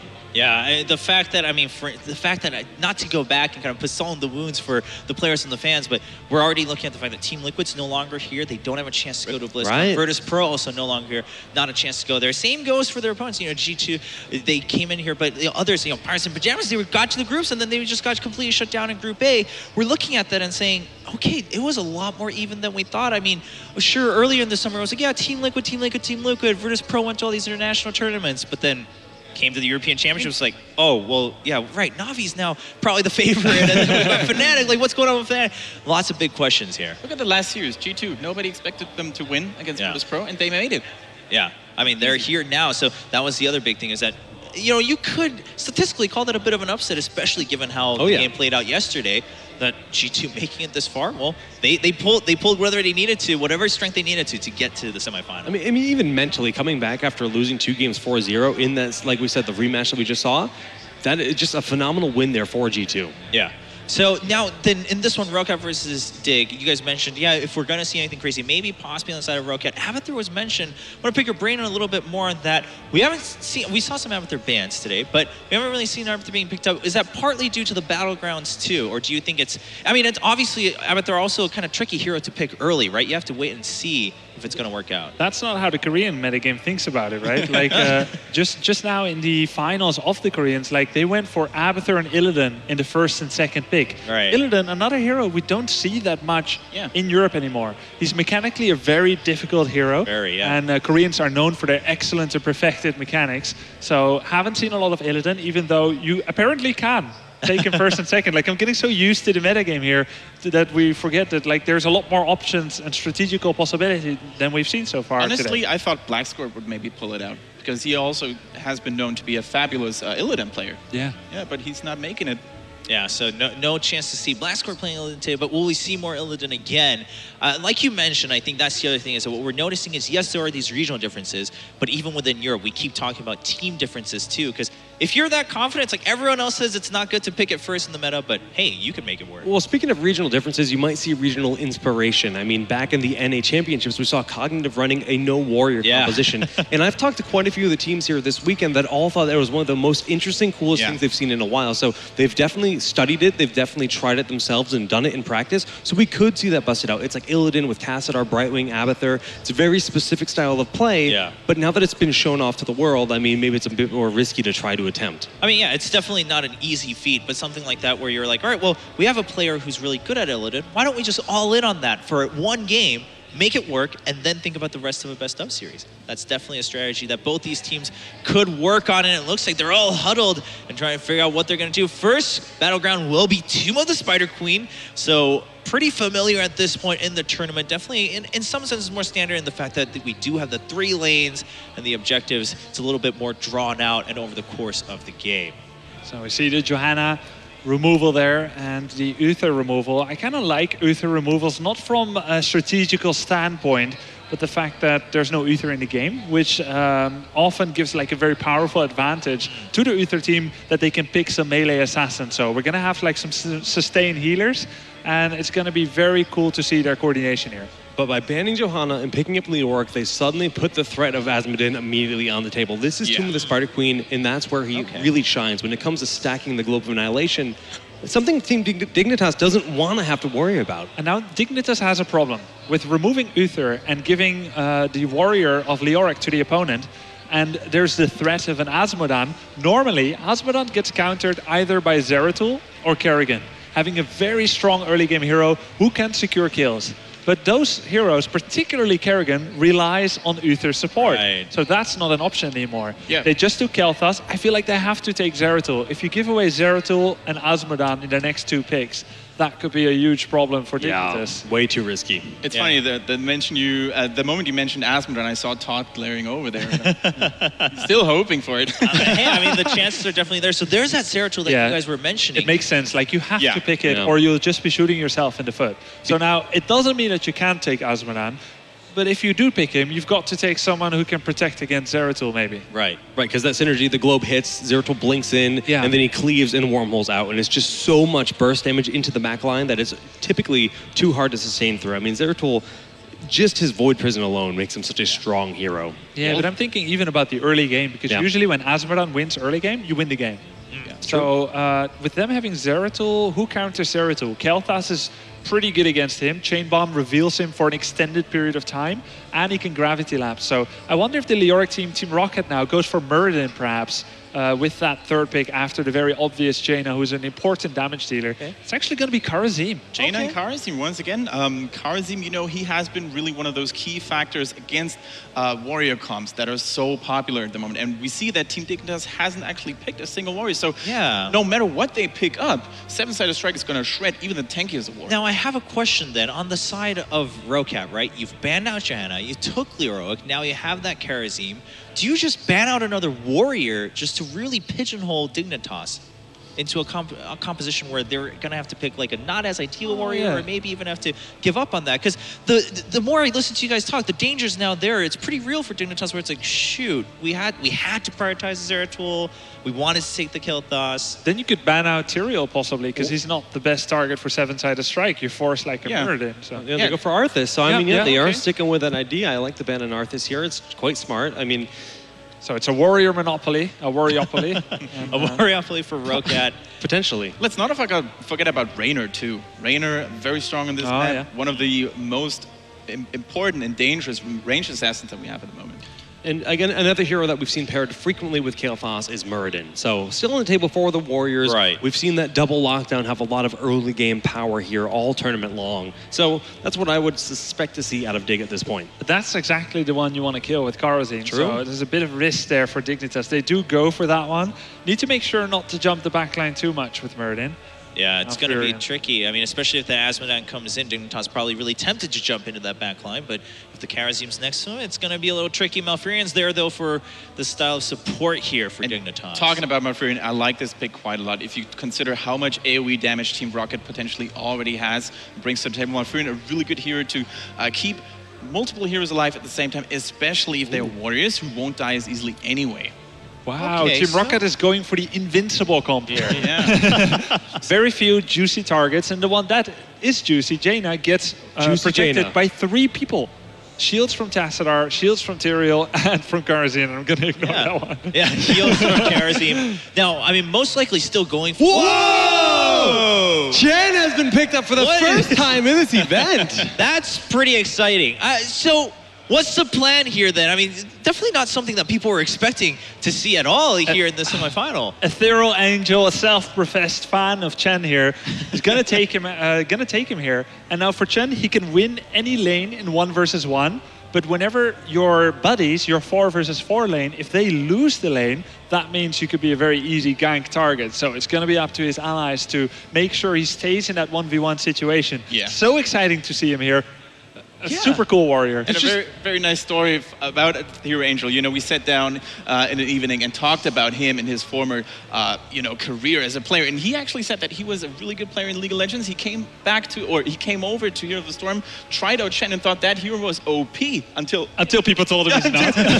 And he never got the message. Well, but there we go. I mean, he's here. If he wins here, hey, he could change the history for Chen in a single game by making sure everyone realizes why he thought Chen was OP to begin with. Well, one of Chen's big weaknesses is stuns. If you manage to stop him out of his brew, it really does, ruin his day, but there's not really a whole lot of options available when you're running a composition that only has judgment as an interruption. Oh, yeah. You're right. So he's a really intelligent last pick. They don't have any option to stop his brew. His power in the lane is going to be astronomical, and I love this pickup here. This is so akin to what we saw from Cloud9 months ago when they first picked Sonya. 0 stuns on Tempo Storm's composition makes Sonya so powerful with the Whirlwind. Yeah, so waiting for that last pick, making sure that that crowd control wasn't really going to exist. And you're right. I mean, now in some ways, maybe you have to take that judgment because that's the only option you really have. I think you have to. To take the brew out of Chen. But there was a situation earlier today, and they had to take judgment, and they didn't.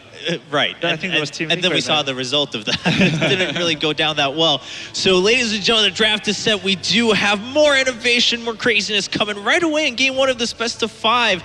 Chen being picked on the side of Dignitas. Once again, in case you missed it, it is on Tomb of the Spider Queen. What do you guys think? We talked a little about the characteristics of each draft, but is there really either one that's still kind of favored? It all comes down to whether, Rocket can find a good way to interrupt Chen, as Jake already mentioned. And, it's sort of a weird spot because you don't get that a lot of times. You don't scrim against it necessarily. Yeah. And to see how they adapt is going to be really interesting. And it's so divey. I mean, Chen flying in with a flying kick. You have Murden with Dwarf Toss and Zeratul with Blink. The way they can initiate on one target is disgusting. You know, the cool thing is, like, 7-sided strike attacks the highest HP target. Chen and Murden share that position. But if Murden has even 10-20% damage, Chen is going to be the highest HP target. And will continue to be so because he's drinking his brew. That's interesting. Drinking brew gives him a big shield, so he will take all 7 hits and take no damage. So I think there's no way, 0% chance that Chen loses. The more we think about it, the more interesting this Chen pick gets. Ladies and gentlemen, we are ready to jump into game 1. Bringing us the first game of this semifinal will be Kalaris and Todd. Thanks very much, guys. This is now time to determine who is going to be moving on to BlizzCon here between Team Rocket and Team Dignitas. And gotta say, for it all to come down to a best of 5 alone to determine just that 1 point, it's something quite special. This is their one shot, all they ever wanted, Kalaris, and with that Chen pick, things got very exciting very quickly here. In this first map between these two teams here on Tomb of the Spider Queen. Yes, they did. So let's get into proceedings. This determines who moves on here in the European Road to BlizzCon, as we have spawning to the left-hand side. It will be Team Rocket with Zocker playing Tyrael. Shadowmare is going to be on Karazim. We have Hasuobs on Jaina. Sports Billy is on Leoric. And finally, Chris is on Tassadar. And then to the right-hand side of Tomb of the Spider Queen, we have Team Dignitas here, as we have a pause, and it will be Athero going to be playing on Chen. ADRD is on Kael'thas, Snitch on Zeratul, Zarmony is going to be on Muradin, and finally Bakery is going to be playing Malfurion. For the first time this tournament, he is on a different healer other than Uther or Karazim. And Rocket, going into this draft, they went and picked Leoric straight away. Remember the first qualifier that we had here for the European Road to BlizzCon? They qualified in this very one of only, I guess, their Leoric pick, which brought them so much success. And it seems like they still think that Leoric is one of these top-tier heroes that can do a lot. And I think they might be right. I mean, we just saw in our previous match, Leoric really coming into play very strongly and do a lot for his team here. So I think Rocket, they're looking to try and repeat something similar on the map here, where there's going to be a lot of fighting as well. Yeah, it's not like too much has changed for Leoric since then. Sure, in his Undying ability, he doesn't regen as quickly, thanks to some of those talents that he's ended up taking, as well as that regen ability when he's in Undying, but he's still extremely, extremely strong. Something we should also point out at the start of this game as well is that Chen, as they mentioned on the panel, not that often seen. So we'll be focusing on some of his talents later on to kind of give you a bit more of a rundown as exactly how he can be built at even this level of play to make him work. Yeah, heroic-wise, it's going to be interesting to see whether he goes for Earth, Wind, and Fire or Wandering Keg. Yeah, I'm expecting the Storm, Earth, and Fire to come out. That could be something that is very, very strong on him here. But we don't see him too much outside of Dragonshire at all recently. Yeah. Let's see, both teams here trying to set up, but the trap here is already ready for Zarmony, who's just going to dwarf toss out of there. Rocket, they had a very impressive showing here already in this tournament. They toppled the group where I don't think too many people would have said they were the favorites. No, not at all. I mean, they showed up on the day. I mean, we've pointed out before, they showed up on the day, despite, in some scrims before, they weren't having the best of times, but they showed yesterday that they were really here to butt heads with people and do very, very well in their group. That Chen pick is really cool. It's very situational as well. I feel like they were just looking at the lineup. They were like, what's the best thing that we can go for? And much like Sport Billy is always on Leoric duty, usually we have Aethero Angel on Arthas duty, but now since Arthas was banned, it was like, well, I might as well go on the Shen here. And maybe it was your Lily cosplay talk that just encouraged them. Pandas Inspired, that's what we're going to call ourselves. Pandas Inspired Inc. But for now, we're going to continue on with these 4-man roams and just make sure that they're collecting all of the globes that they can here to buff up who they need to. With Conjurer's Pursuit being taken at level 1, it's not as common a talent to be taken on Jaina anymore, but it's certainly going to help out for the later stages for that mana preservation. Oh, Tyrell's getting caught here a little bit. Taking a bunch of damage, they need to be careful in this case. Well, Sty Infusion here on level 1 as talent on Tassadar, so pretty standard. I'm just going to back on here, player, for a moment. Just controlling the turning points between these two locations is very, very important. And something that also comes to play is, again, the fact that we do have Tassadar versus Zeratul. Snitch has made some plays happen on this melee assassin for quite a long time during this tournament, but he's not necessarily had to run up against Tassadar. So this is going to be a real trial here for him. Yeah, one of the big particularities here of Snitch on the Zeratul is that a lot of the time on level 7 he picks first aids to make sure that he doesn't actually need any help from his healer, and the healer in this case can focus on other heroes. But now with the healer being Malfurion, it's actually a good opportunity for maybe going into something else. I wouldn't be surprised if he still went into first aid though here. Regen is always certainly strong here for Malfurion, but if Malfurion gets blown up by any kind of potential from Rocket, that could be a disaster. Aethero is guaranteed to die almost here. That's not exactly the easiest position to get out of. He's trying to drink, but he will go down. That is first blood. Good rotation around from Hasuo. Not gonna drink his way out of this one here, and it's a good warning here already to try and be a little bit more careful, because you know, Shen, you kind of feel invincible sometimes with it, much like you do sometimes with Johanna and Leoric, but you can die if more than one hero here comes on your lane and you're not ready. I mean, when Chen was more prevalent in the meta, he was a solo lane god for the most part. Very few heroes could ever go up against him. Nowadays, though, it's not exactly the case. We've even seen Tassadar do well against him, but at the same time, big fight breaking out here towards the mid, but they've just backed off for now. Yeah, it seems like Rocket, they are doing a little bit better experience-wise here with those rotations, and with being able to snipe the Chen at the bottom here, there was a little bit of experience lost for Dignitas. Not the biggest of deals though just yet, it's just a slight lead that they've got. Yeah, not at all. Slow and steady here to begin things off as we have Snowstorm coming in also. Mental Acuity been picked up here for Tassadar as well, so he's trying to keep an eye on Zeratul whenever he can, and reducing the talent, the cooldown of that Oracle by 20 seconds is extremely powerful. And then also we have Netherwing coming in as well for Kael'thas. And usually before we used to see Gathering Power a lot, but now with Netherwind here, it means that he's able to hit his Gravity Lapse a little bit easier in some of these fights and get the good lockdown here for Team Dignitas. It's actually incredible. Like when we did that patch notes, I always thought that Kael'thas was gonna be weaker, but it's even more picked than before nowadays with the new build, and it's actually really strong. That Gravity Lapse just goes so fast. And yeah, it's very, very strong just in general, really. Web Weaver's already been seized here by Team Rocket, starting things off with a bang. And those Web Weavers will be pushing very, very soon. But it's a pretty quick turn in. Yeah, it is. Considering 4 minutes once again, it's very similar to the previous turn-ins that we saw from Team Liquid and Team Dignitas on Tomb of the Spider Queen before, as these Web Weavers are going to descend quite close to the walls noticeably. So down towards the bottom, this one could certainly get a lot done. Yeah, this is already doing a lot of damage here with that wall going down. All alike, the Dignitas is staying at the top with quite a few heroes, trying to do some push of their own, but they're not going to rotate on towards to the bottom here. With the defense first in the mid, that fort is going to take so much damage, potentially even go down here.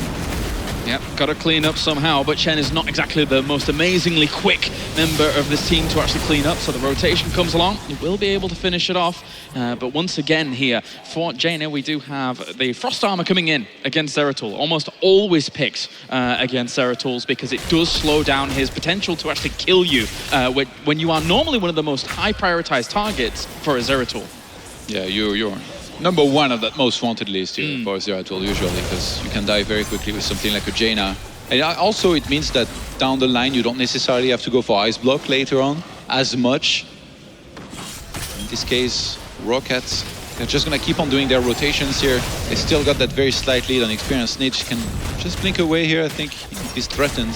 Just getting away. And as the game goes on now, we're seeing these builds evolve a little bit more. So if we go over to Chen for a moment, we see Regen Master, Amplified Healing, Brewmaster's Stance. Brewmaster's Stance at level 7 is so powerful. You gain 20% movement speed when you're high above 50% health. And you also gain, and when you're below 50% health, you gain yourself 40% HP regen. So it's very, very strong. Absolutely. Seems like Rocket, they really want to go for a fight here. Bakery is already taking so much damage. He's getting chased down. He's almost going down here. Sportbilly is going to keep on chasing. Finally, he has to turn around. And we'll just back on here for a moment, as we do have still the static charge coming in here for Tassadar as well. So he'll be able to do a little bit of extra damage during these fights. I think they wouldn't have had enough damage if he hadn't taken that. So I think this is a great choice here to go for this. By the Tassadar.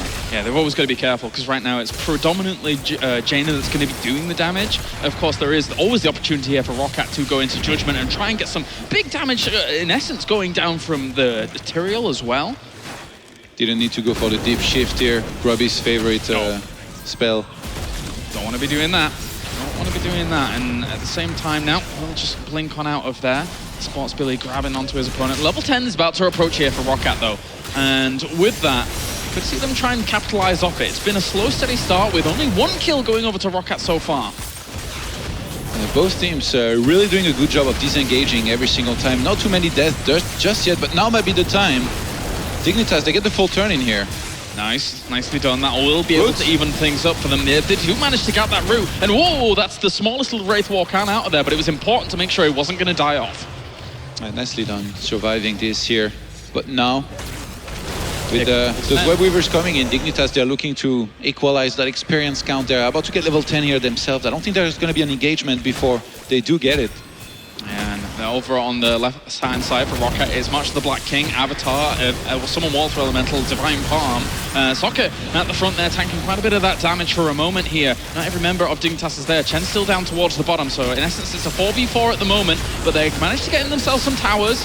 And it was Storm, Earth and Fire picked by Chen, so if he gets in trouble, he can potentially pop that as long as the stuns are going to lock him down. It was actually Sanctification taken by Tyrael. I don't think there's enough interrupts for Storm, Earth and Fire to be properly stopped. Oh my god, that was a great Divine Palm here. Whoa, Sanctification! Wait a minute, that was wasted. No reason to be throwing that down after Divine Palm had already saved Zocker. But at the same time, locked down on towards Sportsbilly. Gravity Lapse on towards him as well. Will it be enough? No, it will not. Sportsbilly gets away. That was a huge panic Sanctification there by Tyrael. That was a little bit wasted. Now we see all the heroics right now are up for Dignitas, so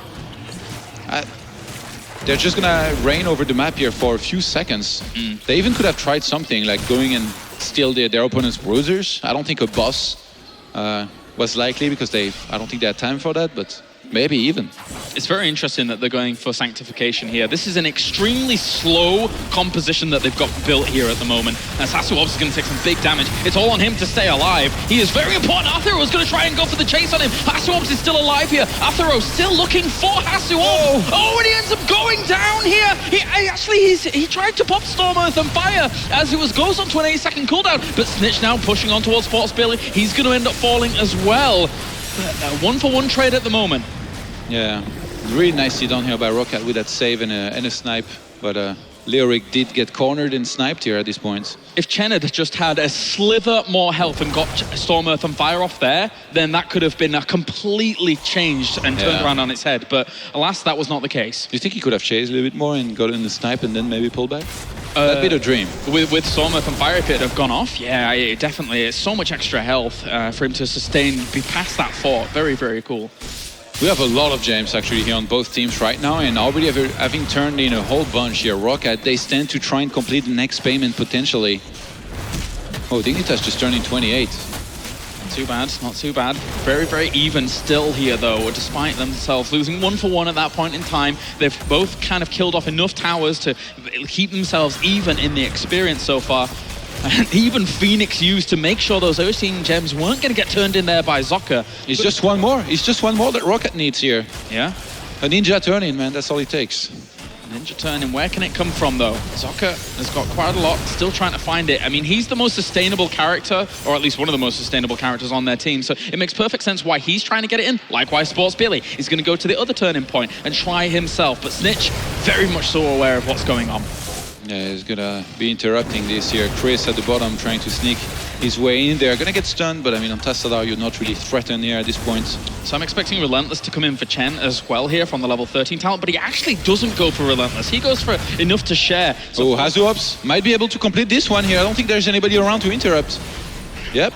That's going to be a full turn in here. Nicely done, nicely done. This is a bit more unconventional, seeing enough to share come out at level 13, but then level 16 is where he really kind of gains momentum with the potential of going for pressure point later on a Chen like that, because you get a great slow on someone. If then they can get back onto the back line of Jaina, it's very, very powerful. But this is a big fight already occurring here. Sokka taking some damage. He's going to be able to get out, but Jaina. She is stuck in no man's land. She's going to get blown up. That's a great Void Prism to make sure she's not going to get any heals whatsoever. Brilliant orchestration there by them. Sanctification is going to be thrown down. March of the Black King on towards the right-hand side here for Sports Billy as he tries to end up getting away now. He is right in the thick of things. Palm's been thrown down, but it's not even going to activate here. He has to get away. Yeah, it was too early here to use that Palm, and it feels like every single time we see one of these Void Prism today, decides whether a team wins or loses this fight. Yeah. And this was a pretty good one here. That was an amazing little fight out there. Great Void Prism. Snitch has been really, really on point as of late about going with that. And at the moment though, Rockcat definitely not down and out. They are putting on some pressure towards their opponent's side now, getting themselves some towers. The fight's going to come in. That's a lot of damage already going down onto the Auric there at the front. He's going to ready to walk away and be totally fine. I think Rocket is probably going to be able to disengage quite easily here, even though Aether Angel wasn't there. They could have maybe gone for the fight. So many heroics are missing here on both teams. It's probably better to wait, but ADRD gets caught here at the top and he's going to be sniped pretty much instantly. He drops so many gems as well here. Yeah, that is a lot of gems going away from them. So don't know what ADRD was doing there. He was a little bit uncharacteristic to actually see him die off like that. It's not even like he got caught by Judgment, because there is no Judgment. No, he just died. He just died. But, well, for now, we're seeing Hazuops and Sports Billy just kind of circling around this area, making sure that they have a good perimeter so that they can get the turn-ins going once again, making sure that even if they do die off in the next minute or so, they're not going to be dropping too many gems. Oh, and Rocket, they do finally complete here their turn-in, so they're going to be pushing here with this, with a slight experience lead that they have here already. That's going to mean an earlier level 16 as well. And ideally for them, if they could get a good engagement here, it'd be great. Rockets, they've already impressed so much in this tournament here, and in map number 1 here against Dignitas, they still got all their 3/4 at the front. They barely lost some walls. They haven't taken too much siege damage. They've already killed 2 forts. They are doing great. We've seen Rockcat play out this kind of composition a lot in the past, which has just been slow and steady. They're always very, very calculated about their compositions and how fast they want to play out the games. I would argue they are one of the slowest teams in professional Heroes of the Storm at the moment, but they do it with such brilliance. It's really, really fantastic to see how patient they are. Oh, Leoric at the front here, getting shielded by Tassadar every time makes him even more sustainable. He survives longer than he usually does, which is usually pretty long as well.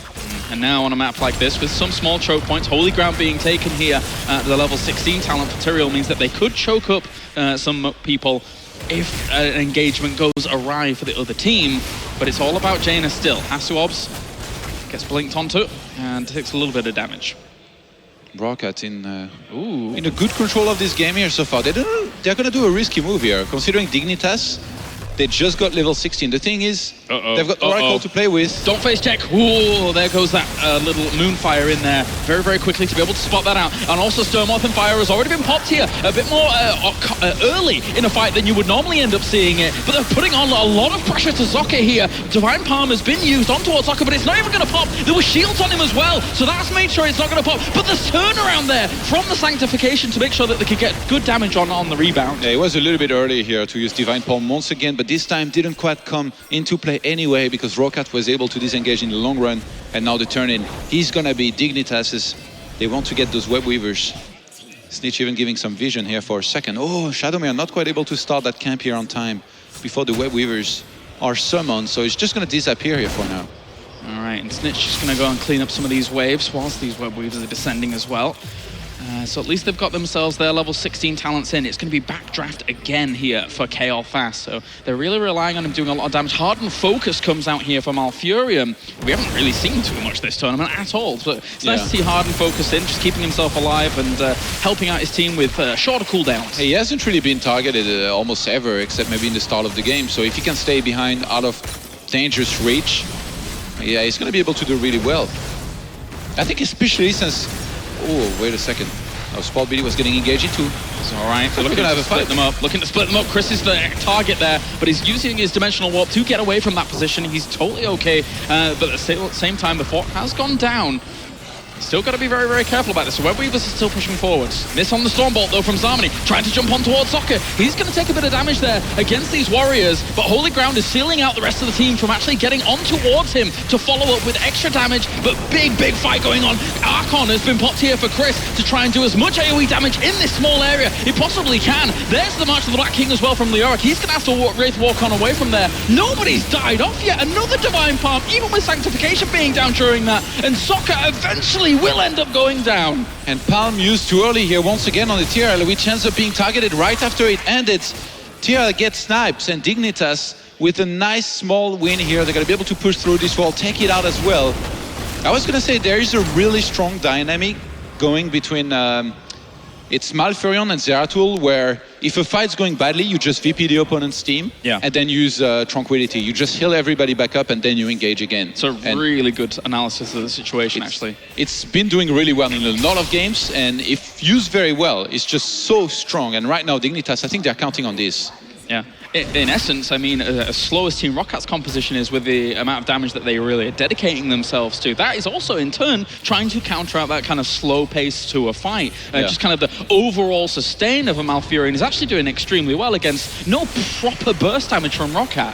I think Shadowmare really needs to fix his Divine Palm though, because this can make or break a fight. And so far, like, he's missed the last three. He's used it way too early. You know, you were talking about it earlier. Bakery, he always uses it at the very last second. I've never seen Bakery use a Divine Palm and then the hero not be targeted and actually it going off. So here we go once again. The jump on forwards onto Leoric there. He's going to Wraith Walk out and be fine, and also tap well so he can keep himself nice and healed up whilst this fight goes on. At least the Web Weaver is going to die before it even gets to that keep, so that's good for them. Berserker's being targeted once again up towards the top, and we do wormhole away there, so we will be fine.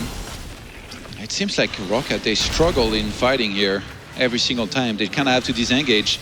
They have a very sustainable composition, but they run out of steam eventually here in some of those fights. They don't do enough damage, really.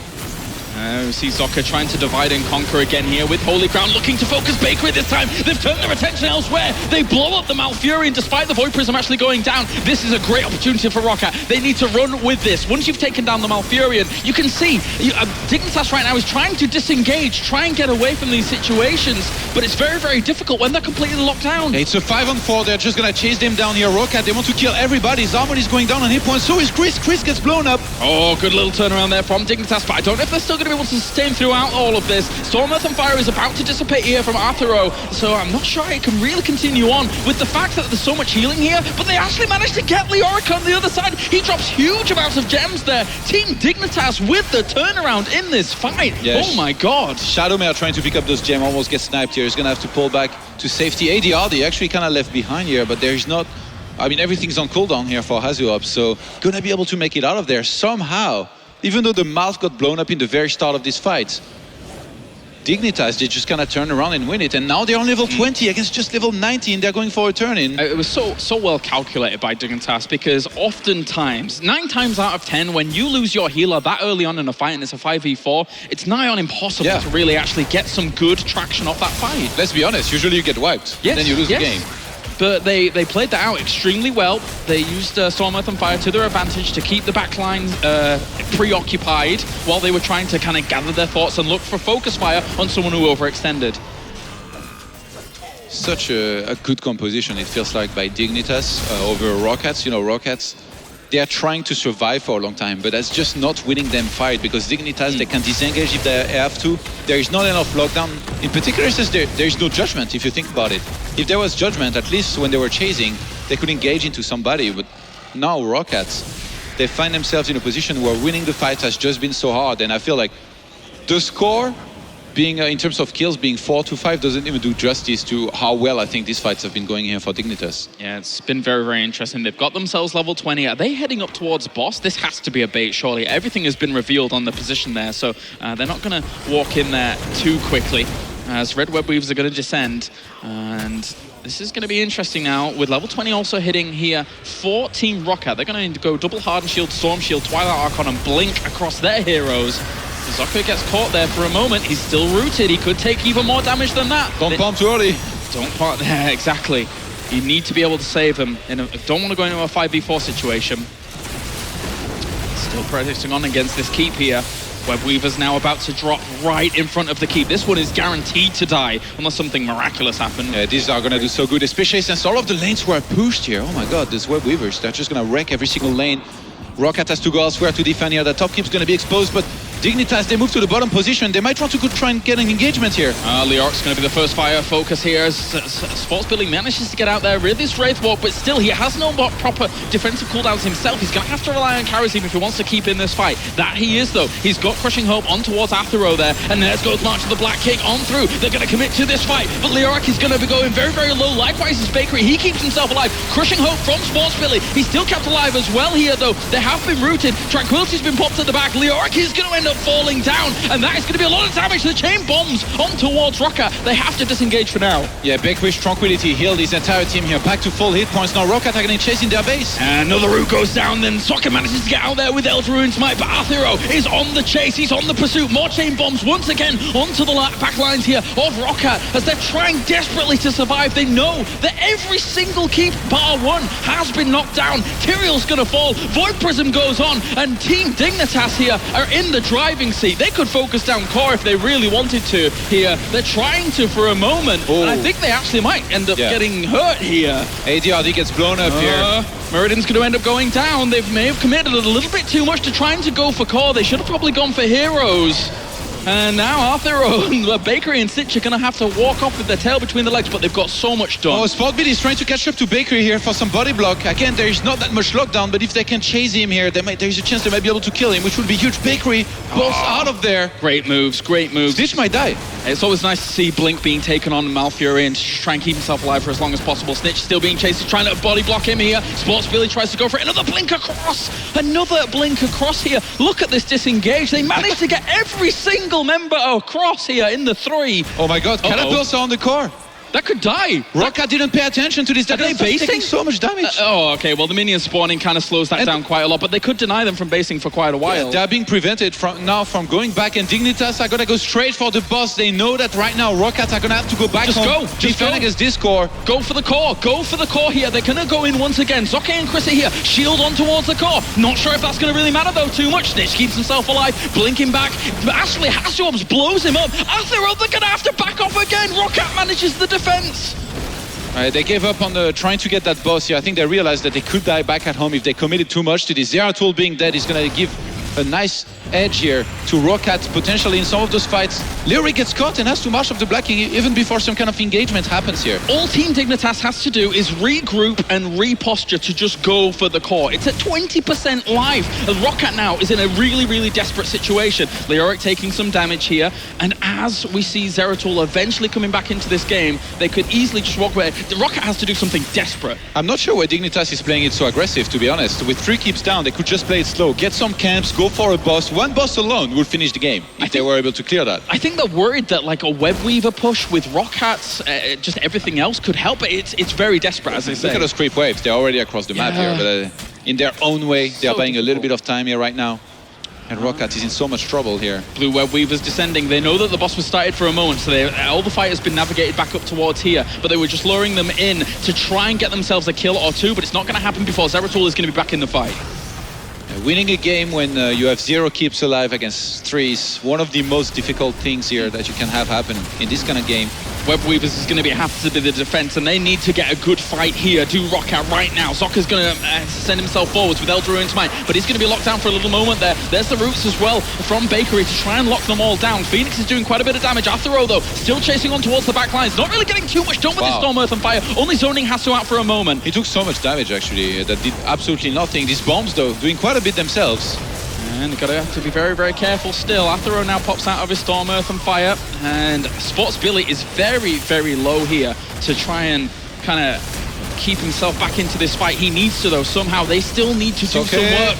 Tyrell's going to end up falling. That's the first victim here of Team Dignitas. There's the Void Prism as well. They really want to try and blow Chris at the back. I don't think they're going to be able to get him. They focus their attentions on Shadowmare here for a moment. Zarmany now in a little bit of trouble, but there's the Divine Palm on towards Shadowmare. Zarmany has to jump on away there. Haswabs has got him very, very thick into the thick of things. He pops his ice block to keep himself alive. Shadowmare is going to be the sacrifice for it all. Muradin gets taken down by Haswabs. And the Web Weavers have made their way all the way up to the other side, but they're still losing more members, and they can just walk over for core if they get everything else. Zarmany gets disintegrated, but behind this is just Sport Billy and Chris who are gonna get killed here as well.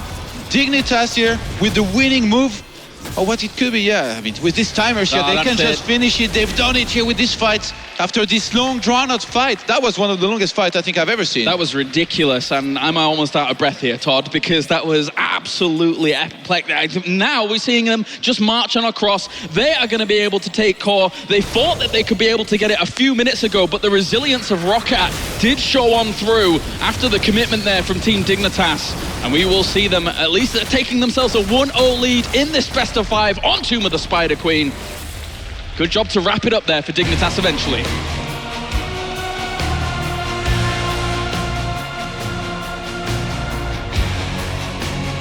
Yeah, Dignitas with a solid performance here in map number 1. A nice Shen pick. Yes. It worked out, man. It did, and it's not as if, I mean, aside from that first kill that they were trying to get past the middle fort, they weren't really using it in a defensive manner, they were using it in an assault manner, which is something that we very rarely see when we rarely see Chen.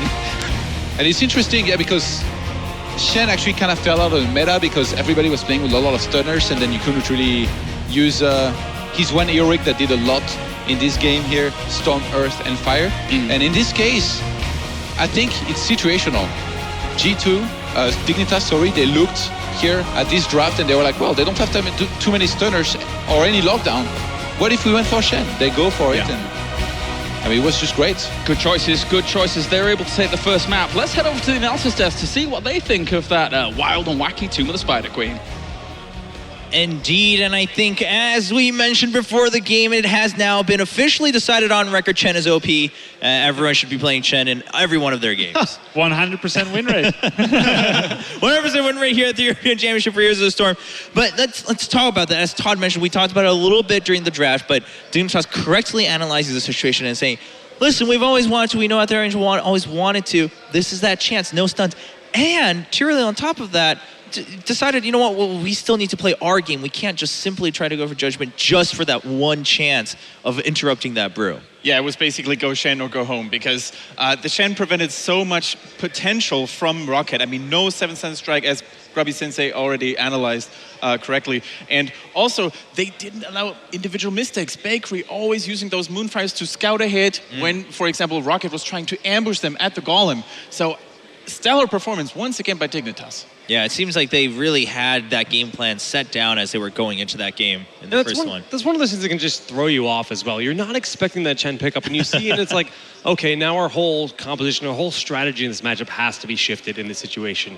But another key element was just the Divine Palm. It really, I don't know how many hit, maybe 1 or 2 that actually got activated in that game. It's just one of those heroics that's very high risk in the execution. Divine Shield, of course, much easier to get. But if the Divine Palm is not getting the same kind of effectiveness in that battle, you can't sustain through a composition with Storm, Earth, and Fire, and all that other great power they had on their team. Yeah, occasionally you can get some value out of a Divine Palm which misses and your character actually gets away. Yeah. Sometimes when it does proc and you do get that 2000 bonus life or so, you are coming out of stasis at a predictable time in a predictable location, and then some stun follow-ups can take him down again. But that's still no real reason to... I think there was 80-90% miss rate, which is rather unfortunate for Sport Billy here.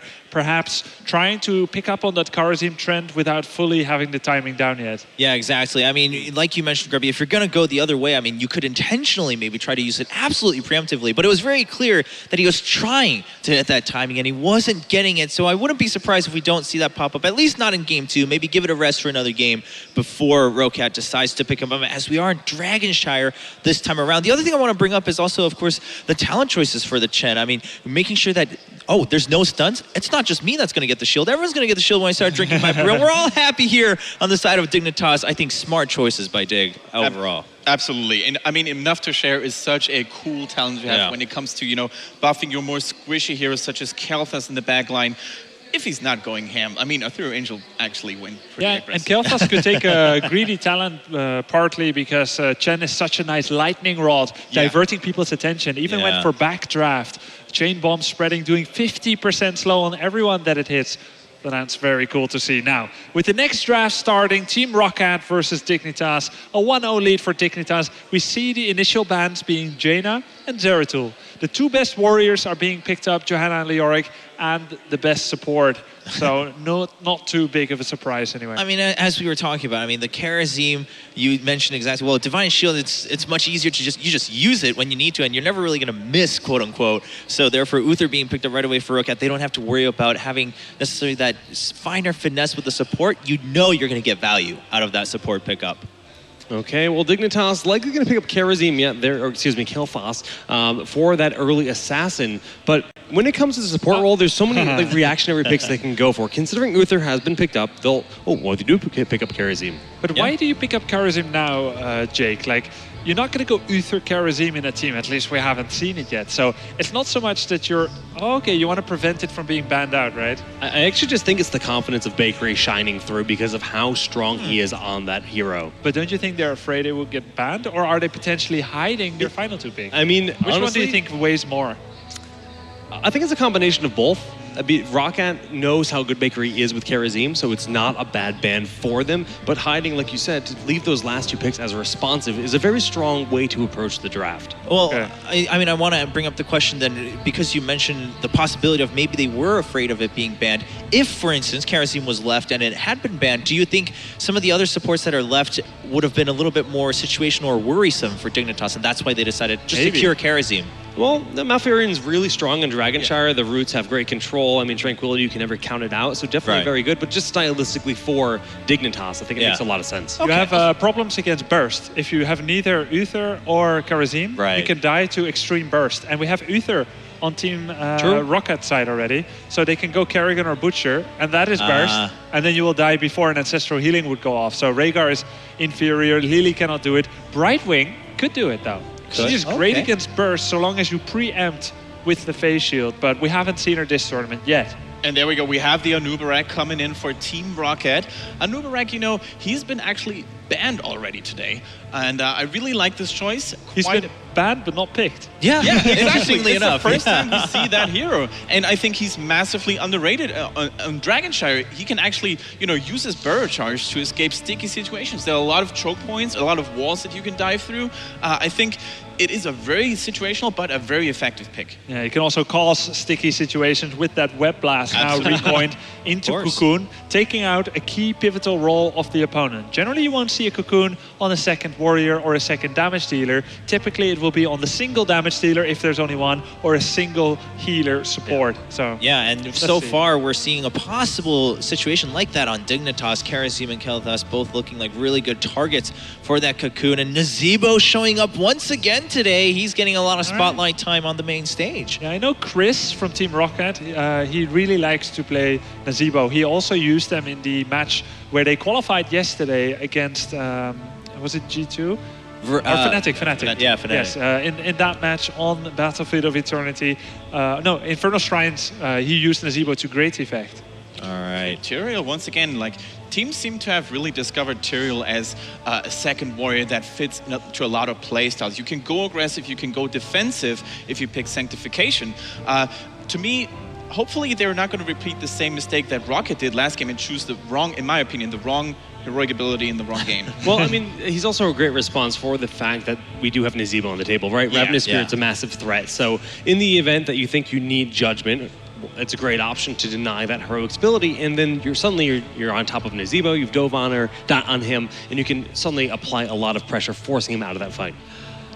I have a question, because personally I have not done this yet, and maybe it's happened before. If you're Nazeebo and you take Gargantuan and you summon Gargantuan and then you channel the Dragon Knight, are you the Dragon Knight? But The Gargantuan walks back to the Hall of the Storms and Is that what happens? bows his head in shame that, that he didn't fit into the Dragon Knight with Nazeebo. I see. Okay, yeah, I was just curious because I was like, what does happen if that happens? But I'm glad you figured that out. So we'll keep that one right on the shelves. But Nazeebo, of course, you've talked about it. The Ravenous Spirit's still going to be a big threat, and therefore the Tyrael now. We're seeing that counterplay once again. Now it's mind games as we jump. Does Nazeebo actually have a 100% win rate today? Nope. No. Because he was used in all 3 games. Yeah, for a that's right. Tyrael. But 66% win rate in the other series. But not so bad good at at math, all. Grubby. Well, it's 2 out of 3. So now that we've seen Raynor being picked up on the side of Dignitas and then Vala to round it out for, of course, raucous, what are we looking at in terms of what we talked about earlier? Do you think we'll still see maybe the possibility of the Cocoon coming out for Anubarak? I think Vala would have actually been a good choice for Dignitas as well. I mean, if Anubarak decided to go for that Cocoon, Vala is an ideal counter for that. She uses Strafe, pops the Cocoon immediately. If it doesn't get used on her reactively. Right. Exactly. It goes both ways. It really does. Well, right, it does. But since you already have Kel'Thas, you're bringing up the fact that, well, now Anubarak really would have had to make a hard choice. But on this side, I mean, it's Raynor and Kel'Thas, and then you have that Kharazim. I mean, any of those 3 really wouldn't be a bad target if you chose to go the Cocoon for your heroic. What I like about these 2 comps here is that both of them have damage, a strong front line, a solid healer, and they have stuns. Yeah. They're not missing any of the critical parts that comprises a well-balanced and well-rounded team. And then it's on Dragonshire, and this is a very... Yeah, I mean, it's just cool. Like, they have 2 well-balanced teams. And skill and positioning, and especially rotating on Dragonshire is going to decide. Right, and the rotations, when you have Raynor, he can pick up Seasoned Marksman. That's going to make him such a powerful hero in the late game versus a Double Warrior. I mean, you can just blow up Leoric in the late game. So, some pretty cool approaches to Dragonshire. Probably the most common battleground in all of competitive Heroes of Storm region-wide. So, this is going to be an interesting display of combat. Yeah, I mean, one of the battlegrounds that was highlighted in the very beginning, before the game was even come out in alpha, this was kind of like this is our standard. This is going to be the go-to. This is the battleground that everyone knows. Like you mentioned, Greg, I like that you bring that up. We're seeing pretty evenly matched compositions in terms of what they're able to do. It should be a fun game. It should be a fun game indeed, especially if you consider the fact of how Dragonshire is designed. You normally don't group up too much because you have to take control of both shrines on the top and on the bottom, so that could cause some splitting maybe, which will turn these balanced comps into something a little bit messy. Yeah, that's true. It becomes imbalanced if you only have 1 warrior, then 2 lanes have to do without 1. So 2 warriors is very solid. Oftentimes we've seen double support because either the top or the bottom can be healed. In the lack of having double support, which isn't that trending anymore, you can actually go for heroes that can heal themselves very well. Like Anubarak has a shield, Tyrael has a shield, take lots of defensive talent. Yeah, a little bit more survivability on their own. Well, ladies and gentlemen, currently we do have Dignitas leading 1-0 in a best of 5 against raucous for a spot at BlizzCon at the finals here, the European Championship for Heroes of the Storm. 2 things on the line. Ladies and gentlemen, let's find out what happens in Game 2 with Todd and Kalaris. Yes, indeed, as we get into our second game here between these 2 in this best of 5. So overall, it's kind of an interesting situation we're in, really, because raucous all day yesterday looked to be in an extremely strong and confident position. But now, going in against Dignitas, a lot of the teams in Group B, their semi-final is basically going to be the toughest challenge of them all because of how stacked Group A was. Yeah, definitely. And I mean, even going into this match, it's like these 2, they're very, very good on paper. Dignitas was one of the teams that I think a lot of people would have said was going to do well in this tournament here and potentially qualify for BlizzCon. raucous probably not much, but after the performance they've had so far, I wouldn't be surprised if they made it themselves. Exactly. I'm divided because as much as I would love to see Brits make their way to BlizzCon, that's like something that's never happened in the history of time. Well, there's been a lot of casters and hosts. But... Oh, that's true, that's true. At the same time, I've got the Germans, who is kind of like my adopted nation, on the other side in Team raucous. Hasuob, Zoka, that we've known for a long time here in not only StarCraft before this, but now here is the Storm pushing through. And raucous has come on leaps and bounds as a team. Very, very strong. But as you can see, obviously, going from Team of the Spider Queen, we are now jumping on to Dragonshire here for game number 2. It's a map which is composed of 3 lanes, and across those 3 lanes, you do have 5 mercenary camps in total. 2 giant camps down towards the bottom lane, and then 3 hard camps distributed across the map. Once you're able to control the 2 shrines positioned towards the north and the south, you're eventually able to channel in the middle, freeing the Dragon Knight. And the Dragon Knight, let's be honest, Todd, it's pretty strong, it hits pretty hard, and it's got some fiery breath. Yeah, it's really, really good. A lot of the teams, sometimes they commit a lot to try and get it because they know the strength that it's going to give you. A lot of the time it's going to result in an experience lead. Having an Uther on their team here, actually, Team Rocket, there's something really cool that they could do. If at some point they end up having both shrines and that are not being contested, it's use Divine Shield on one of their hero and then channel and get that Dragon Knight, and which would be uninterrupted then. All right, well, let's get into it then. Game number 2 here between Team Rocket and Dignitas. So we get onto Dragonshire, and to the left-hand side, it will be Team Rocket with Chris going to be playing Valor. Zoka will be playing the Anubarak. We have Hasuobs on Nazebo. Shadowmare will be on Uther. And finally, Sports Billy is on Leoric. And then to the right-hand side, we have our Team Dignitas with Zarmany playing Johanna, ADRD playing Kael'thas, Snitch playing Reyna, Athero on his ever so lovable Tyrael, and finally Bakery on his usual go-to, it's Karazim. Is Sport Billy ever on anything else than Leoric? I actually wonder what those statistics are. Like, it's like 80% of his games or something. Yeah, it is a lot. It's a lot for sure. And as you can see already, we're seeing Team Rocket actually blocking off those minions. Once again, just slowing them down so they can get the fight in the middle lane. Oh! What a cool little trick here by Nazebo. And this is why Rockets, they know every single trick like this with Nazebo. That was really cool. Very good at comboing their spells, their stuns with zombie walls very nicely. Getting the fight over to their side of the map, that's for sure. And at least that will aid them if they needed to retreat out, if they got themselves in a pesky situation. I think during the qualifiers alone, when I looked down what Shadowmare actually, Sports Billy actually played during the qualifiers, Leoric was like 50% across the champion hero pool of having Leoric in there, having a Nubarak in there, even a Tyrande or 2. So he's been on Leoric a lot. He loves it.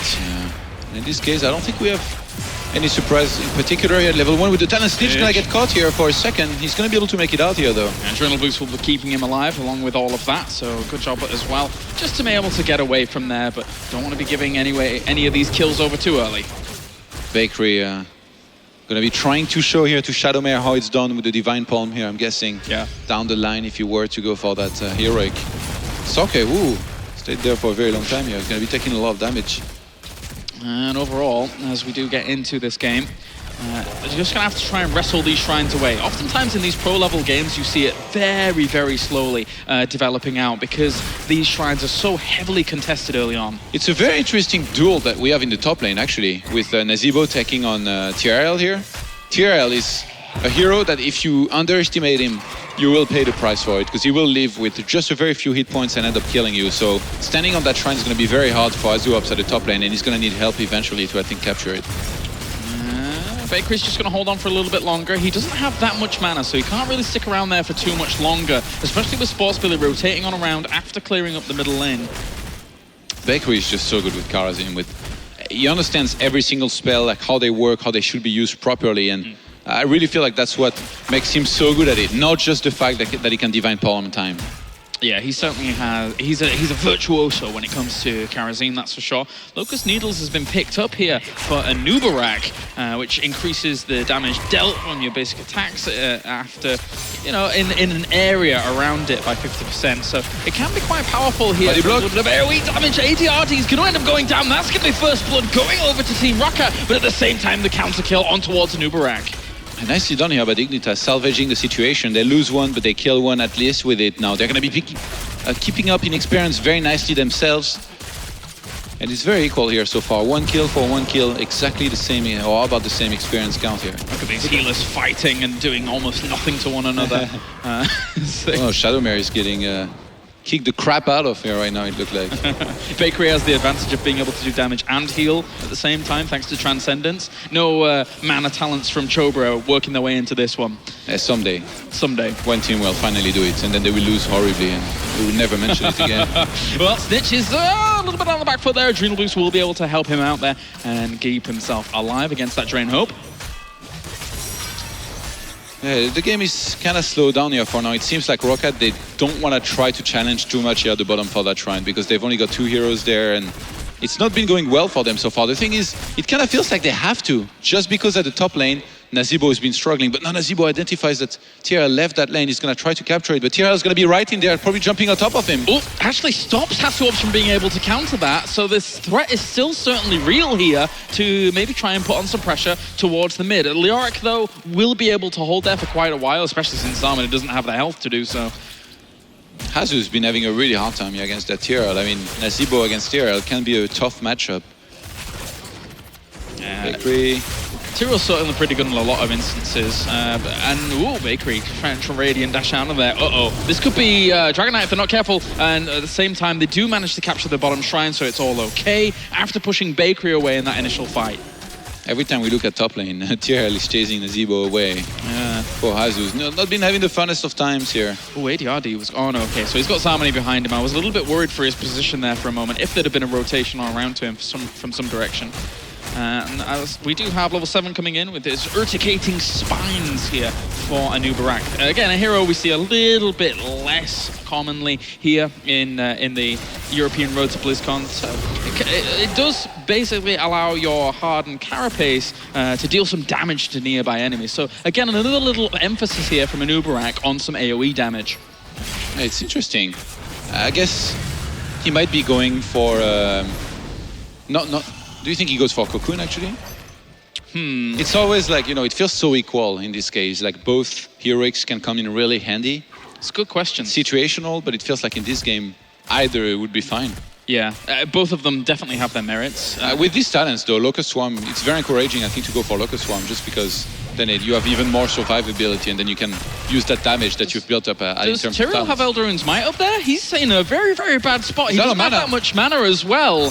He's going to be, trying to speed himself up there with the Smite. The rotation comes around to help on out here. They may have committed a little bit too much. Zocca should have a Burrow Charge available, though, now. Here comes the Cavalry here, and that applies for both teams. Pulse Billy is going to be getting right in there.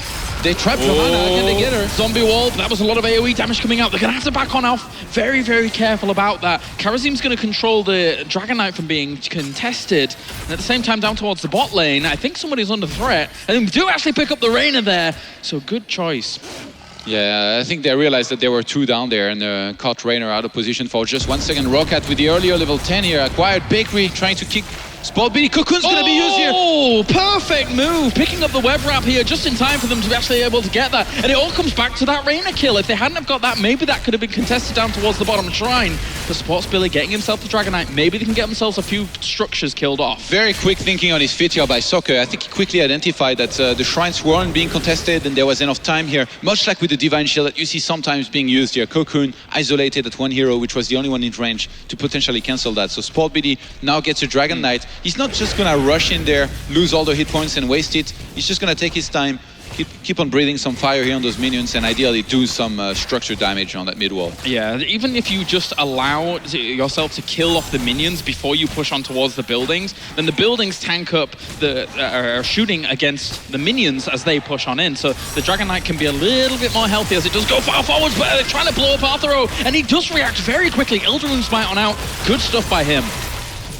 Yeah, he needs to be careful though. He goes a little bit too far forward here in the middle of 4 heroes. Usually that's when you get blown up and killed pretty much instantly. Whilst all that fighting was going on, they didn't do anything with that Dragon Knight towards the mid. They hardly did any structural damage. They were just looking to get the lane clear. But that's it, nothing more. It really seems like that was a little bit wasted here of a Drake, but I guess once more, it's one of those times where you don't necessarily have to rush in there as long as you can, keep it and keep on killing those minions with. Like, there was no other choice, really. Like, you can run into those buildings, but then you will lose the Drake so fast anyway, so... I have a slight theory, which is Team Rocket might be looking to play this game out very, very long. And if they are doing and don't want to do any structural damage, then they're saying, well, we don't mind if your minions actually do arrive at us, and then we're able to push it towards the late game, going on level pegging and experience. But other than that, I can't really think of any other reason, because if they've done structural damage, then the minions will be further away for them to try and soak. You have a good point. And it wouldn't be the first time they try to play decently slow. Indeed, indeed. Soke and Hazu really known for this. I think Hazu in particular.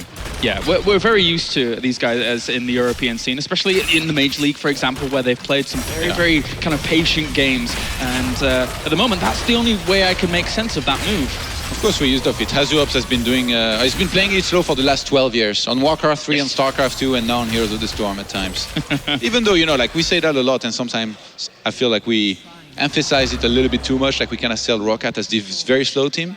They can play in an explosive game and do well in it. We've seen that in the past before. But generally speaking, they like to play in games where, you know, you go for the objectives that you have to go for, then you go for camps, and there isn't that many deaths in general. And it's up to Team Dignitas here. Really seize the initiative from Team Roccat. Roccat is basically just waiting for their opponents to try and make mistakes. Zami quite far forwards. He's got Athero here with him though. Condemn will be able to clean up a good amount of that zombie wall, but not enough room to try and get on out there, and he will end up getting blown up. So that's a good kill there for Roccat. It's 3-1 now in favor of Team Roccat. Yeah, doing a pretty good job here with a slight experience lead as well. The fact that his judgment is going to make it very interesting. Hero Angel gets caught. Oh, Divine Palm. Okay, so that will land and stay for a little while. There's the judgment on towards Chris here, though. Valor very, very isolated out from the rest of the team, and they're all very low at the moment. So I think Team Roccat has to completely disengage from this unless they're able to globe stitch. But they managed to pick up the Valor there with that penetrating round. And the bombs are able to pick up on Uther. That was crazy by Snitch, because there was two other heroes that were closer to him, but he ran way past them here. He wanted to make sure that he got Snitch on the... They're going to capitalize on all of this. They are going to capitalize with the Hyperion able to barrel down on towards this fort as well. This is almost a guaranteed kill. And now they're heading back towards Shrines here. Team Dignitas is looking to establish good map control whilst Roccat are on the back foot. I think it's a very good adjustment of Nazeebo to go for Ice Block, by the way. Yeah, I think so. Wow. Yorick, well, goodbye. Yeah. Bye-bye, Sports Billy. Yeah, he'll be back in 12 seconds. Yeah. I think it's something that is particular to Chris at the moment. Oh, Johanna. It's going to be trade for trade at the moment by the looks of things. There's no way he's going to be able to get away from that hungering arrow. These Shrines are making this game becoming slowly but surely a slugfest here. Yeah, very, very heavy emphasis on just small pickoffs here and there. 4 for 4 kills. And, you know, in terms of the talents for Nazeebo, Chris has never really been one to actually go for the frog build at the moment. But we do see the web wrap going down. Bakery gonna break him out there. Literally. Whoop, and Chris gonna have Radiant dash on towards him from Bakery. Second charge gets used to go a little bit defensive. And oh, actually, you know, that smite missed. It was just slightly out of range there from Chris. And that was a big mistake there by Athero, who tried to delay that Dragon Knight from being taken. And Dignitas is now closer to level 16, so even though there is a Dragon Knight here for Roccat, there is potential here that they could be in trouble if some fight was to be forced. Level 16. Before this comes into play. And another Drake that's really not doing much here. He's running away from the opponents. It's almost as if they're just trying to deny it from their opponents. I mean, 2 now have gone towards Roccat, and they haven't really done much at all. This is very, very far back here for Chris, as they slowly delay out this fight, this team fight even more. Yeah, level 16 here will come into play eventually for Team Roccat. Double imposing presence.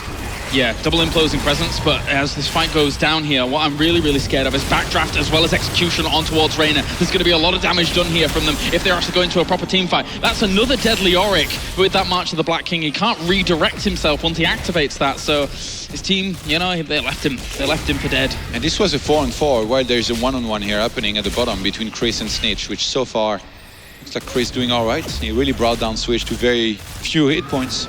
I'm very scared for Team Roccat right now. Looking at the composition that we're seeing here from Dignitas, how they've been playing out. Yeah, they've been getting a few kills in there, but again, it's been slow here from Roccat. Not really seizing too much of the initiative at all. Easy camp is going to be taken away from them towards his bottom lane. Equal on talents here, Roccat. They were afraid to go into that fight. I guess Leoric was too far away for them to engage anyway. So they're just going to resume soaking here from there across 3 lanes. Another easy camp goes away. Soccer starts the bruiser camp up towards the top left. To try and allow that to push forwards against the top 4. Zarmoni and Sport Billy here having a stare-down contest in top lane for a second.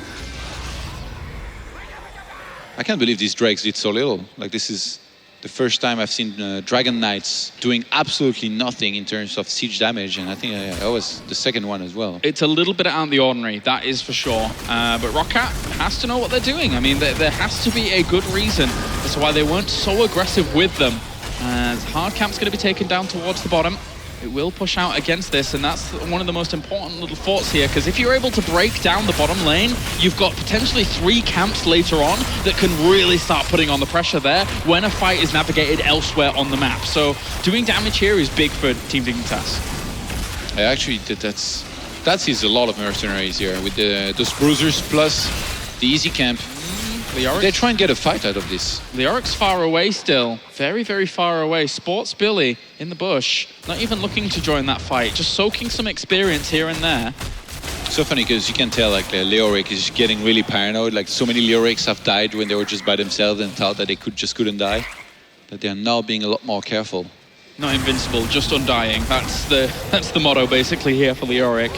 And every single time you do die here as Leoric, then you're giving away quite a lot of experience to your opponents. He will be able to get out here though with Harden's Bones at level 4. It's a pretty good talent. Oh, it's the best one I heard. Yes. Everything else. Hero Angel could be in trouble here. He's going to get chased down a little bit. Can he make it out? He's going to get Cocoon, which might give enough time here for his teammates to come in and help him. They were scared. They were in such a choke point there that the chain bomb could have done a lot of damage to them. Good save by ADRD. If Roccat had known that there was only ADRD there, I think they would have just stayed, killed him, and done really well. But they didn't know, so they're just going to pull back. What a bluff by ADRD. He just kind of ran in there like he owned the place, and it worked. That's the most confident Scalefass ever. He just charges in almost like a melee assassin. Just goes for it. But anyway, up towards the top. There was Johanna against Leoric for a moment there. But it looks like Zarmany's abandoned that. They're approaching level 20 here. They could try and take themselves a fight pretty soon. Oh, there's Blessed Shield on towards Zoki here, trying to get the blow up on towards him. Holy Ground has actually been able to keep him in. Divine Shield's been used as well. They're looking to go for the stun straight onto Shadow Mare. He's going to be locked down for a while. There's Palm as well towards the back. ADRD is going to be kept alive. They bring down the Uther as well. He's still going to be in the fight though, keeping heals up with his Spirit Form here and trying to help out his team for as long as possible. But Sports Billy is caught in the thick of things. Zarmany's still alive at the front. The level 20 hit during this. He pops indestructible just as he gets that brilliant little stuff there from Team Dignitas. A huge win here with an almost full team wipe. Prips is going to be able to make it out of there, but now Dignitas, they're going to secure the Dragon Knight. They're on level 20 against 18, and they got so much time here to do damage, already having killed 2 forts as well. They're going to push so far here this time. They're going to show Roccat how to properly use the Dragon Knight, Kailaris. His indestructible popped like as they hit level 20. That was really good stuff. Great reaction times there by Zarmany to make sure he wasn't going to die off. And that really now puts himself in a brilliant position here. And they're going to take themselves Dragon Knight, and you can guarantee here Dignitas is not going to be as passive with this one. Yeah, putting one of the tanks here in the Dragon Knight, also one of the great ways that you can do this. That siege camp's even going to be pushing it at the bottom. Instead of going through the middle here, Dignitas, they go straight to the bottom lane here. I guess they want to have the siege giants here helping with the push. It's a very important lane. We were mentioning it before with the camps. So important. Just couple it up with this. You'll be able to do guaranteed damage much quicker and allow your Dragon Knight to continue on forwards. Wait for even the minions to come in here as Athero just wants to get as much damage done as possible. You don't want to keep shooting your Dragon Knight because it does slow down the attacks quite considerably. This is just unstoppable here right now. There's no way you can attack into a Dragon Knight that's going to be kicking you away, plus these 4 siege giants that are wrecking everything here right now. Yeah, they're doing a lot of damage here. Athero still has 30 seconds left on his Dragon Knight. It's very healthy. Roccat does not have level 20 yet. They're trying to stall out this for as long as possible. The siege minions are just hitting whatever. They don't care. Snitch is literally shooting these guys from like a monitor away, it feels like. He's shooting from so far and doing so much damage with the Nexus Frenzy. They're going to right-click on the core here. This might be the end of game number 2. Uther's already ended up blowing up here. This is the one opportunity for Roccat to try and deal with it before they even get level 20. Reyna's gone down at the back lines, but they're going to try and push him away. The Hyperion is doing a lot of damage. Athero is just going to right-click on the core, and I don't think there's any way to save it here from Athero at all, as he can just right-click on towards it and get the kill. That is going to be 2-0 here in this best of 5 as Team Dignitas secures themselves a great spot. They are 1 game away from qualifying to BlizzCon and the grand finals of the European Championship. Match point here for Dignitas. I'm sure your friends, the Brits here, would love to go to California. Probably. And have a chance to represent Europe as one of the only 2 teams here that will qualify for BlizzCon. Yep, they would like to go to BlizzCon indeed, but I'm a little bit worried for them because it is very easy to burn as a Brit when you get put in hot situations, and California is pretty hot, so I'll have to tell them to take some sunscreen if that's to be the case. But one thing's for sure is that Team Dignitas at the moment is looking really on point. Every single time, Rocket hasn't really had an answer. But for now, guys, let's head over to the analysis desk once again and find out exactly how they felt about game number 2. There we have it. Dignitas now 1 game away from making it to BlizzCon, from making it to the finals.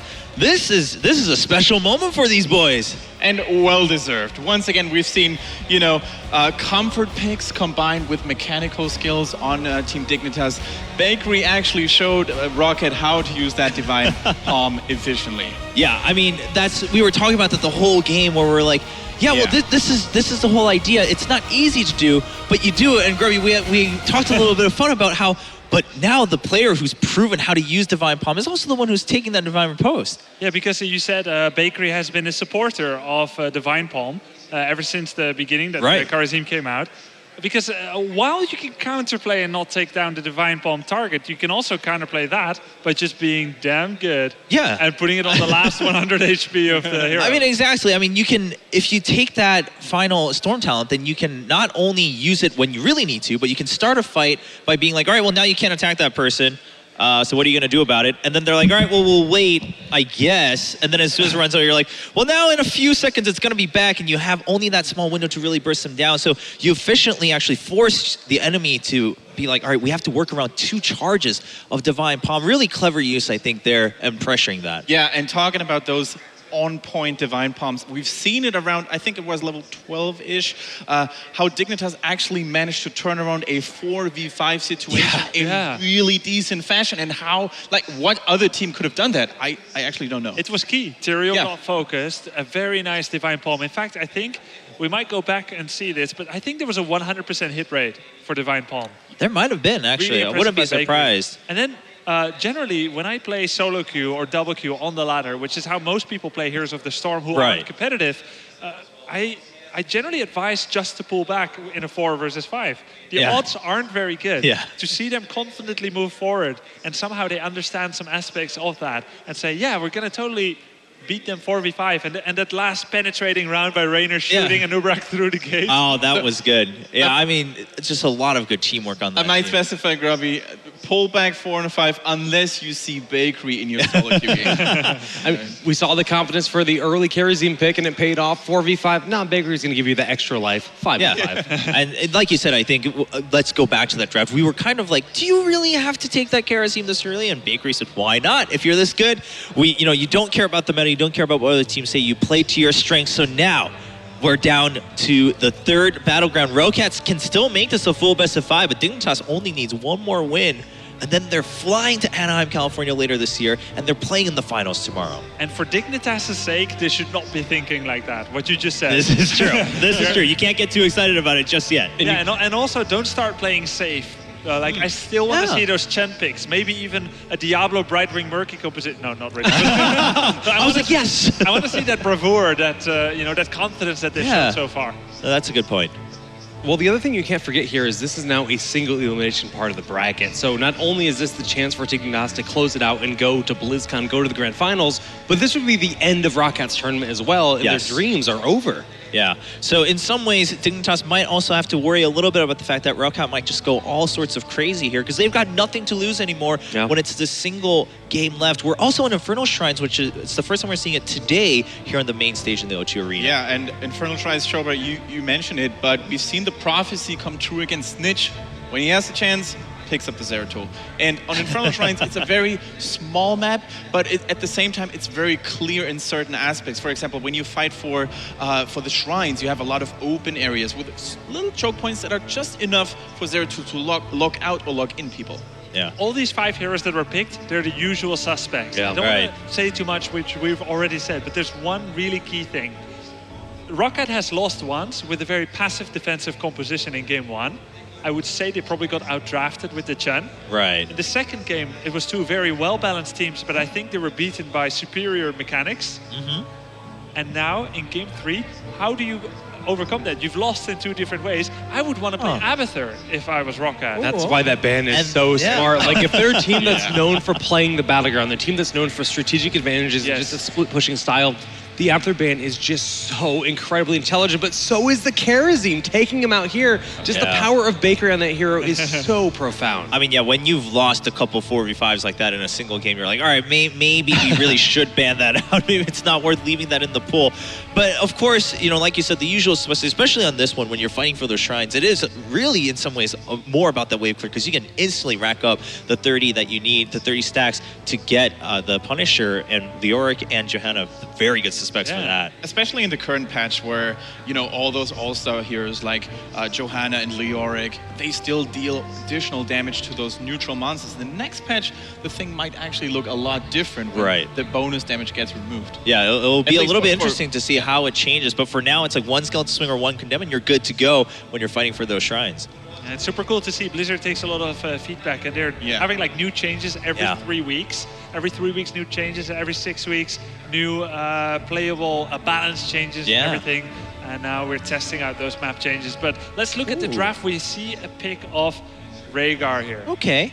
Yeah, and so far earlier, like we've seen kind of the flaws with Rhaegar, where we say, okay, probably not ideal, and we've seen teams trying to force teams into saying Rhaegar is your only support pick left.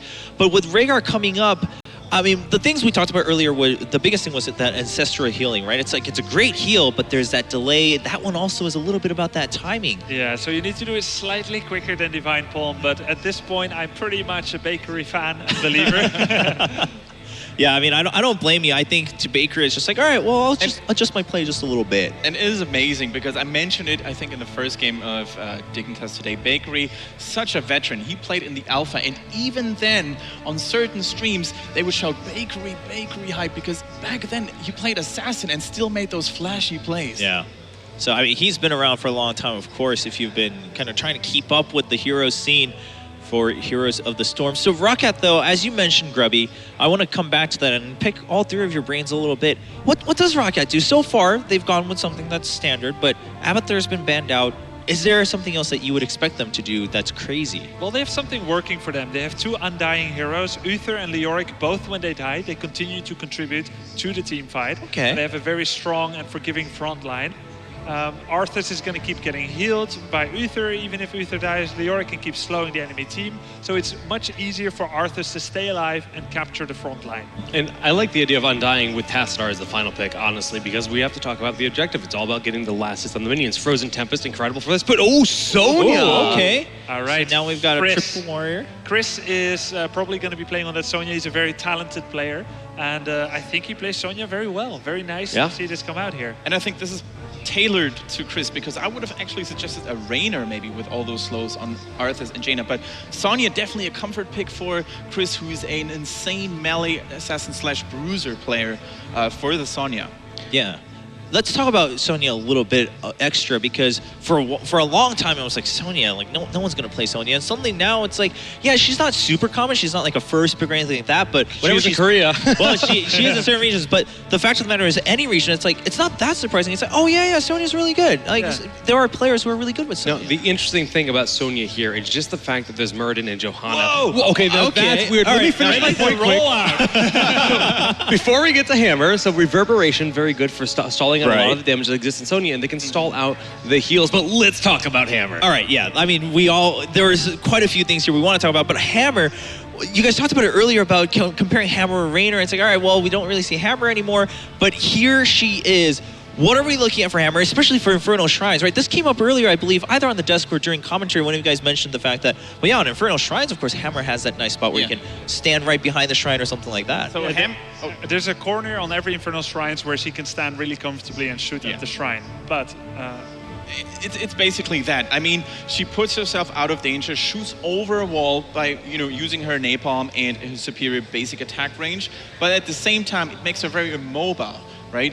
She's a very susceptible target to enemy engages, and it's a double-edged sword. But she's mainly susceptible to things like Muradin, Zeratul, What about Chen, Sonya, though? Tyrael. Sonya jumping in with the spear, with her support? That's about it. I mean, and that's not the biggest threat in the world, right? Because then you put one hero on duty, Muradin, whomever. So the moment that she uses the Ancient Spear over to Hammer, you have the Stormbolt to peel for the Surge Hammer to get out. I mean, we call it protect the Hammer a lot of the times for good reason. Because it's a crucial piece to your composition. Do you guys think that Hammer's own protective talents like First Aid and Stone Skin are enough for Rhaegar to bring through that Ancestor healing? I don't think she will use Stone Skin. I think she'll probably even go for Advanced Artillery at level 1. But you do get that First Aid, and she can use Concussive Blast to push away Sonya once. Right, and that's kind of all you need, really, to kind of reset the fight and then wait for your team to regroup, right? Because Sonya, like you said, is also the only one who can really dive in and force Hammer out of that position. Yorick could do it, I guess, if he Wraith walks upon her, but then it's up to Arthas himself to support the front line. Yeah, right. I mean, there's a much greater trade-off there, whereas, and with Arthas, like, yeah, sure, you could kind of snare her right there, but what good is that going to do? She's like, well, I wasn't moving anyway, so thanks. It's not a big deal. So it looks like maybe in some ways it's eyes on Hammer, but I also want to bring up the fact that so far today the theme has been all eyes on Zeratul every time he comes into a game. And how much is that going to matter in this game for Dignitas? It's going to be really hard. I mean, there's a lot of pressure on the shoulders of Zeratul whenever he's around. I mean, his ability to single-handedly turn the momentum in a whole team fight. And, you know, yesterday, sometimes Snitch looked a little bit wonky, but I think they're in such good spirits. They are such good mood right now. I think he's not going to let anything happen here. Well, it's going to be tough, though, with the stun. If he gets hit by the Ancient Spear, he's put in a really rough spot because Sonya will absolutely shred through his tiny health pool in that situation. So he does have to play a little bit passively until level 13 when he picks up Wormhole. Then he can play a little more ham, if you will. And we'll see, though. I mean, definitely a hero with a massive power in this game. Grubby, do you expect Roccat to be a little bit more aggressive than here with Faith and Chris and his Sonya play? You have to be. Sergeant Hammer is one of the 3 top damage dealers in the game. And the reason you often don't see her is because the support doesn't have the confidence that he can keep her alive while they got Bakery. And because also Infernal Shrines is one of her best battlegrounds. I'm so excited. Hammer is my most played hero in Hero League, so really cool to see her. This is the first time she has been busted out in this tournament. Yeah. So I have high hopes for her. Maybe 100% win rate, Hammer. Maybe. Hey, the dream is still alive there for Sergeant Hammer, ladies and gentlemen. We are at match point for Team Dignitas. Can they make it to BlizzCon? Can they make it to the finals tomorrow for a fight to be called the European Champions? Let's find out in Game 3 of this Best of 5 with Kalaris and Todd.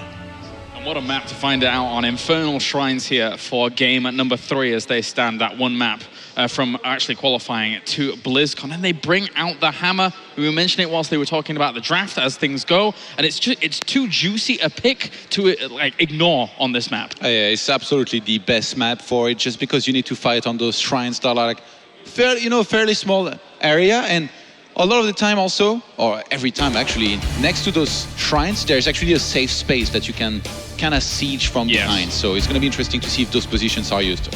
All right, well, let's get into it then as we have to the left-hand side here for game number 3 in this semi-final. It will be Team Roccat with Zoka playing on Arthas, Hasuobs is on Jaina, Shadowmare is on Uther, Chris is going to be playing Sonya, and finally Sports Billy, once again, he's on Leoric.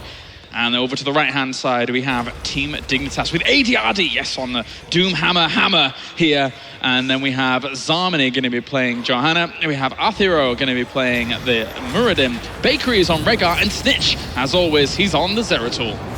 Yeah, Advanced Artillery here picked as a level 1 talent on Hammer. I think no surprise here. Even though there are a lot of melee heroes here, it's going to be great, especially if you go into Hover Siege Tank on level 16 and then potentially into Nexus Frenzy on level 13. And it's game over here. Yeah, and if Virtus Pro's kind of predictions towards Roccat are anything to go by, this is a great opportunity for Roccat to tie up, or at least get a win on the board. VP in the group stages was banning Sonya every single game against Roccat. So they know that Roccat has a really good composition and fight with a Sonya pick. It's going to be interesting, actually, to see how Sonya does here in this game. This skin is just great. Even the mines look pretty. The hammer skin, yeah, it's very, very nice. Themed around Orgrimmar, of course. We've had many a chat about this before. Beautiful little skin. Even boosting away here. The technology was there, apparently. Yeah. In this case. Is okay. Little fireworks on the side, I suppose. But for now, we will see Sports Billy as well as Zoka just kind of backing off from this middle lane for now. They're just rotating between these lanes, getting them globes going, getting anything up to reanimation, really working out here for Leoric. It seems like up until the point that first shrine here comes up, it's not going to be a super fast game here this time around. You know, Raucous, like I said, they're a team that likes to take it slow. We've seen furious and quick games from them with a lot of kills, but not going to be one of those here just yet. And here we go already with the first shrine coming up. This, you see on the right-hand side where there's the smoke, is where you can siege up as Hammer to be fairly safe and almost unreachable. It's a pretty good little spot here for ADRD, as maybe we'll see him locate himself in an area in a moment. He's already moving towards that location. Soccer here being chased down by Arthero as well as Bakery, but they're already getting themselves some kills on the board. The objective of the game is get 30 minions from these shrines, and then you will be able to summon Knock It. Look at how close Soccer was to going down there from first blood. They're trying to push them off the shrine as quickly as possible here. And having Johanna available to you on this map is very, very strong to get so much damage done to those minions. And ADRD is sieging in a position here where he's going to be hitting almost anywhere here. Yeah. Near that shrine. If Raucous tries to come in, somebody's going from behind Azuops. The loop around, but they spotted it. They noticed exactly when it was going on, but likewise, they're actually going to just try and push on in here. Sonya gets themselves 2 kills as Johanna goes down along with Muradin, and no tankiness here. That is going to be Raucous picking up this Arcane Punisher. And Raucous finally here, gaining some momentum here after 2 very rough maps. They get the first Punisher here in map number 1. It's going to be in the Arcane Punisher here as well. It's the strongest one in my opinion. Yeah, it's really, really good. I mean, sometimes you can have these beams locate themselves in a really awkward spot, but if they do land next to one, as the Arcane Punisher jumps forward here, and it does prioritize heroes over buildings once its jump is off cooldown, which is important to know. But it goes down very quickly. Luring a Punisher across a wall to try and deal with it is a very good tactic to be able to kill it off without the reinforcement of its team. And in this case, Hammer not quite coming as handy as Dignitas would have thought here just yet in this game. I mean, even though he was dealing a lot of damage in the end, if the rest of the team dies, then you're still going to be in trouble here as the Hammer. It'll gain good traction later on, that's for sure, though. As your range increases here with Maelstrom shells at level 4, makes it easier and easier to start laying siege to those locations. And later on, if you're daring enough to go for graduating range, then you may as well just say goodbye to the shrine. Yeah, and we see Feral Heart as well on the Rhaegar here at level 4. And in this case, Raucous, they've gained a slight experience lead. They've done a lot of damage to that wall, though, in the middle, and that tower as well. Would love to finish that here, I'm sure, with the camps that they're going to be doing. Not too bad. One thing that's important here, though, for Dignitas is that they didn't let that first Punisher get out of hand at all. They dealt with it very, very quickly, very responsively. They set themselves up well to kill it off fast. Oh, Bakery remembers how to play Rhaegar. Yes, he does. Go straight for a camp here, and going to be taking that very quickly here. So we haven't seen Sonya much either. Let's quickly go over her build. It is Shot of Fury, which gives her an activation of extra 50 Fury, which means she can use more abilities quickly. And then level 4 and 7 is focused attack as well as follow through. So a lot of her power is going to be on her auto attacks after slams and trying to really get in the thick of things. Oof. Well, 2 first aid actually here for Dignitas, with Sergeant Hammer taking it and Zeratul as well. So that's going to be less healing required by the Rhaegar here. Yeah, as for now, he's going for a pretty standard build. Spirit Walker's Grace, Feral Heart, Cleanse going in. But here comes the next shrine. It's going to be a Mortar Punisher if it does get summoned. 7 minions have already gone down. That could come in really handy, actually, those 2 first aid for the fights here for this shrine. If they can pull back on time, make sure that they heal a little bit. Look at this. They don't know Chris is there. They don't know Chris is there. He's going to jump straight onto ADRD just after he sees. That's a perfect move there from Sonya to try and get the juke there on ADRD. Pushes him away and guarantees themselves more kills with Sports Billy. The easy clean from that skeletal swing on towards the minions. They might have, yeah, I mean, that's it. Another here. Punisher, in this case, for Raucous. Gained quite easily as well. It's going to be a Mortar 1 here. And he will jump on forward here to try and get onto Arthero. But ADRD, once again, they're luring it over the wall, even though he will take some damage from that mortar, and trying to deal with it. So they can get away with this for the first couple of rounds of Punishers, but later on, it becomes all the more difficult. Yeah, I really like how Leoric and Joanna immediately went to another lane to make sure that they could soak. They're both even going to do the same thing right after with going to that bottom lane, trying to get all those minions here. And in this case, Raucous, they're setting up there as a 4 with a huge trap here. Ooh, that's an easy kill. A very easy kill onto Muradin. What's up, Muradin? Where's your Dwarftos now? You're dead. He got tossed into the air, my friend. He got killed and obliterated. That was difficult stuff for him to deal with. But regardless, now that means level 10 is going to be slowly approaching for Team Rocket. Really good play out of Rocket in map number 3 there. Remember, they're down by 2 games here. There is so much on the line. Potential qualification here to BlizzCon. And just when it looked like it was all going to be about Team Dignitas, Rocket wakes up and starts putting up a really good fight. So important that they get level 10 now before the next shrine pops on up. It's going to be Wrath of the Berserker. We're going to have Divine Shield, March of the Black King. A little bit of a wait here from Jaina and Arthas as we have the Elemental now coming in. And finally, Arthas normally would be going for the Army of the Dead, but on this map, Sindragosa is pretty good. Yeah, and the fact that there's already Lyric plus Sonya in there, actually, if he was to go for Sindragosa, I don't think anybody would hold it against him. On the contrary. I mean, he's leaving it to kind of speculation right now, but I have to say that Sindragosa is the go-to here. Locks the buildings down, allows your Punisher to do more when it jumps over walls, if it is jumping over walls, etc. Even fighting for the shrines, if they can rush in, you know, closing on their opponents, it's going to be great here for them. So I think he's just waiting for the shrine to come up, for the fight to begin, to pick Sindragosa, use it as a surprise here potentially, even though Team Dignitas, they might already have realized that it might be coming. Yeah, they're just waiting for it at the moment. As their shrine now comes up, at least they've got themselves the level 10s themselves. As they're on top of this, this is a Frost Punisher at the moment. Still no level 10. There's the Sindragosa, going to be used instantly as it tries to go sweep across this back line as the Warriors try and get on forward. March of the Black King goes in. Bakery's going to use Ancestral Healing on towards himself, but that leaves Zarmany completely vulnerable.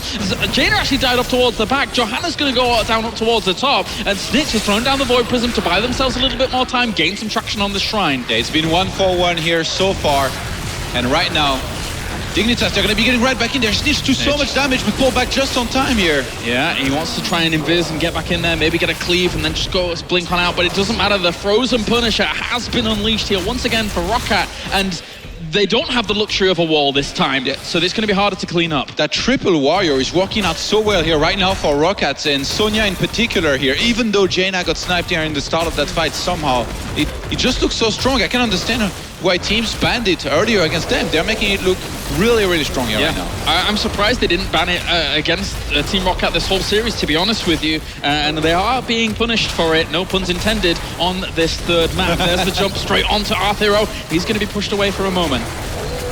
Are they getting Frozen punished or Arcane punished? Truly Frozen punished at this point. They may as well be in a refrigerator. It's going to end up going up towards the top now, rotating around just a little bit and getting themselves another fort.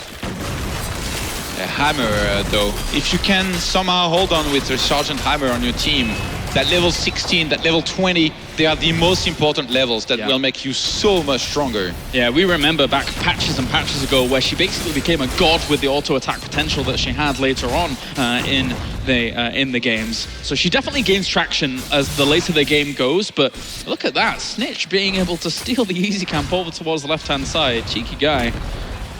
Yeah.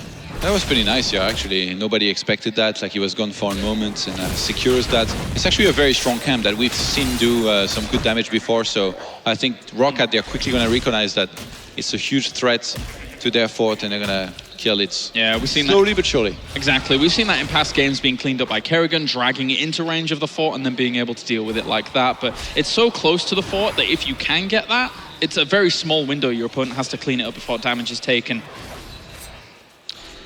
Well, for now, Team Rocket still just playing this out a little bit slower, but they've really seized the initiative in this game, and that's exactly what I wanted to see from them. After the first 2 games being extremely defensive, go on the bit more of the aggression here with this very heavy warrior lineup. On this map, the level 13 talent here of Arthas Biting Cold is going to make it great to fight here on these shrines, just because Frozen Tempest damage is going to be increased by 50%, and he's basically going to have it on the whole time and hopefully be hitting everybody with it here. Yeah, it's definitely a great talent to choose, and once again a shrine is coming up 20 seconds. Arthero is going to be able to position himself forwards. ADRD needs to find a good place to actually siege up, but if he does actually even go in there, look, I mean, they've already taken so much AoE damage through all of that, and the Void Prism's just buying time for Zarmany to rotate around and help. Level 13 was a very important level as well here for Dignitas, because Hammer got Giant Killer against a 3-tank lineup here. It's going to be very important to start putting that to some real use here. That's where she really gains momentum at the moment, and at the same time now Shadowmare trying to zone on out. They've got themselves 10 kills already on towards these minions. How are they going to be able to get on there though? They're zoning them out so well. Ancestral Heal's been used. Sindragosa is slowing them down. They're going to be able to clean up all of these minions before they even gain traction.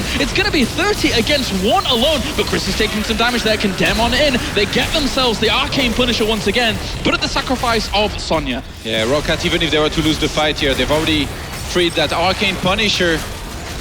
Chasing down a little bit on Dignitas here, and Dignitas, they somehow got a kill here finally, but I mean, that Arcane Punisher is just gonna wreck that entire bottom lane here. The wall's already down, Roccat targeting right in there, even though they've just got 4 heroes against the 4 of their opponents.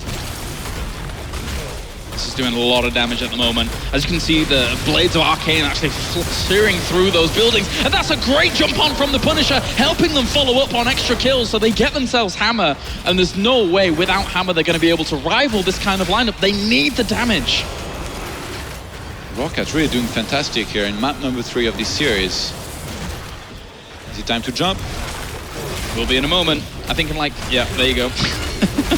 Zarmany going to be under pressure there from him. At least Joanna's got a shield to deal with that. That's okay. But the Arcane Punisher has done a lot of work there. Now level 16 talents come in as well here. So we have no escape being taken from Sonya with Northern Exposure, Imposing Presence, Benediction, and also Stone Skin to round things out. Yeah, Dignitas for the first time in this series really struggling a lot more. 5 kills to 2, sure it's not that much, but the experience difference here is pretty massive. It's more than 1.5 level difference here, and that includes 1 talent here. Being down 1 talent is really going to make it difficult for them to fight anytime soon. And if there was a shrine coming up here real soon, they'd be in trouble because they don't have that talent here that they need to keep on fighting properly. Also, let's breeze over what we see from Johanna.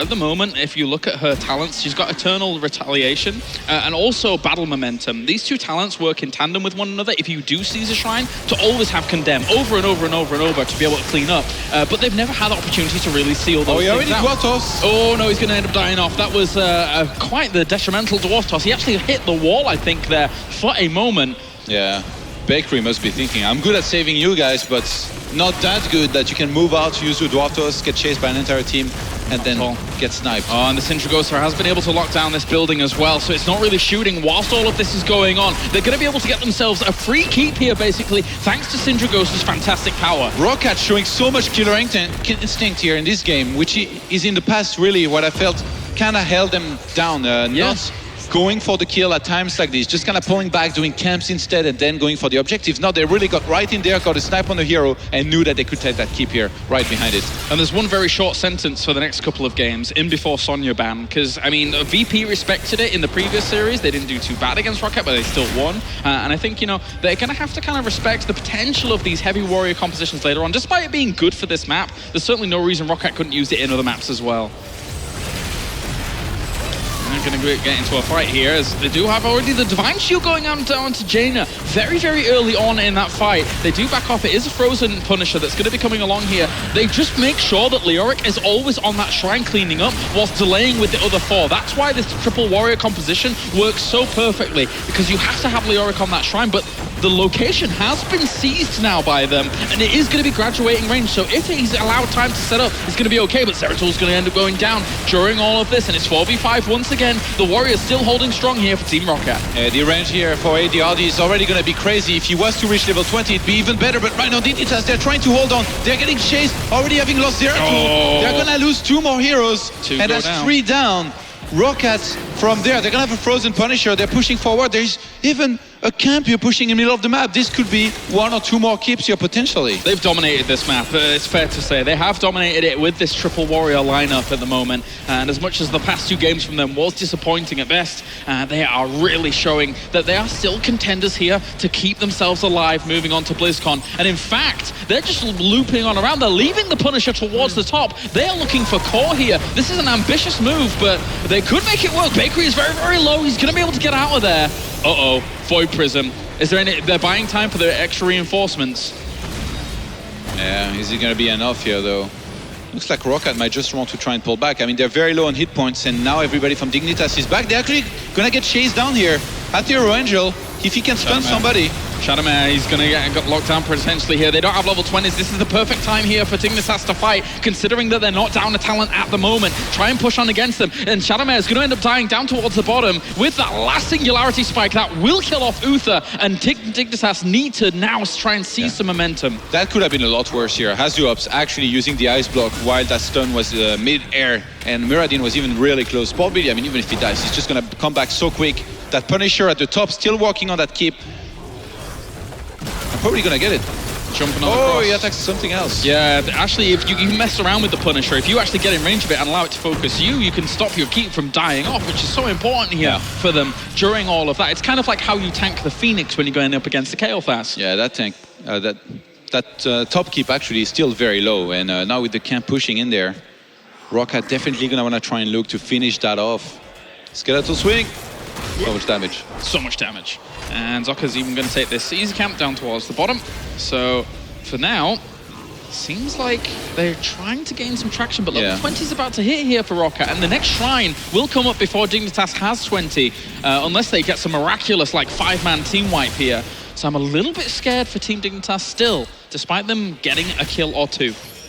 Yeah, I mean, Dignitas, they're in trouble, but they're not out of it just yet. If they were to get level 20, like I said, Nexus, Frenzy, or Sergeant Hammer can be a game changer. Yes, it can. Leoric's going to be able to Wraith Walk on away here. Sports Billy just heading on down towards this other easy camp at the very bottom. Khazras, I believe they're called. These little goat men.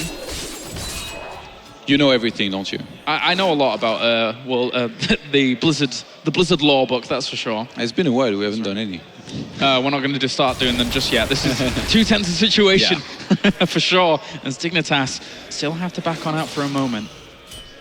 Yeah, level 20 cannot come soon enough here for Team Dignitas. They'd love to get that as soon as possible.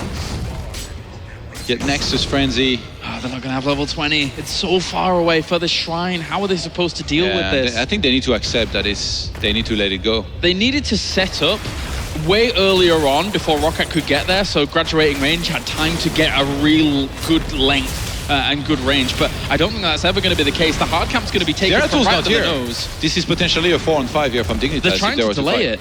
They have to delay, they have to try and soak. They know they can't win this fight. Not at all. They have to soak the lanes. What a sad moment here for Dignitas, as they just can't deal with it. Roccat has played a blinder of a game. They played really good here. There's going to be another Punisher here for them. As Team Dignitas, they're trying to hold on somehow. Like I said, if they can get level 20, they're still going to have a chance. In this case, they know that it's their best shot. It's gonna be a long shot, but well, they can defend somehow. There he is, Mortar Punisher, Rocky Balboa himself. He's on the way to start smacking some of these heroes in the face. Oh, that range. I'm not sure it can shoot. Oh yeah, I guess the Punisher is going to jump in anyway. Yeah. He's set up way in advance, but at the same time, Sintragos has already gone through here, locking down some of these buildings. ADRD has to back on off, already killed off Zeratul as well. The tower's going to end up going down. It's going to be the keep next. They're not even bothering about focusing down on towards the heroes because they know that this Punisher can be the ending here for them in game number 3. It jumps on towards Johanna, and Muradin ends up exploding under the power of the damage coming out here from this Triple Warrior lineup. They're going to be able to right-click the core here with this Punisher, and they're going to be able to finish things off. The hammer did not work out for them, but they didn't gain traction at all with it during the whole game. Roccat ran away with this one. They needed something special here to potentially hold this, maybe something like a Void Prison Zeratul while the Punisher was being sniped by the rest of the team, but Roccat, a very convincing map number 3 here. I think it was 12 kills to 3 here in the end, and they never really were in any danger. They finally bring this back, and looks like we got ourselves a game. Yes, we do. Good job by Team Roccat here to claim themselves their set items and legendaries for killing off that core. And for now, they're at least still in this. It was looking a little bit desperate there for them in the first 2 games, but they're on game number 3, seizing back some initiative.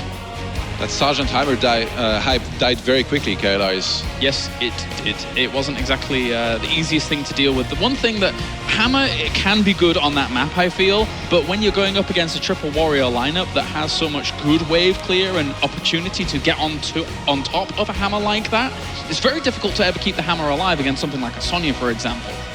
Yeah, I mean, I feel like against this lineup, it was always going to be really hard, and it was no different here against the Triple Warrior of Roccat. Very successful here in map number 3. All right, well, now Roccat keeps themselves alive here in the semi-final. Let's head over to the analysis desk to see what they make of Rockat's potential comeback.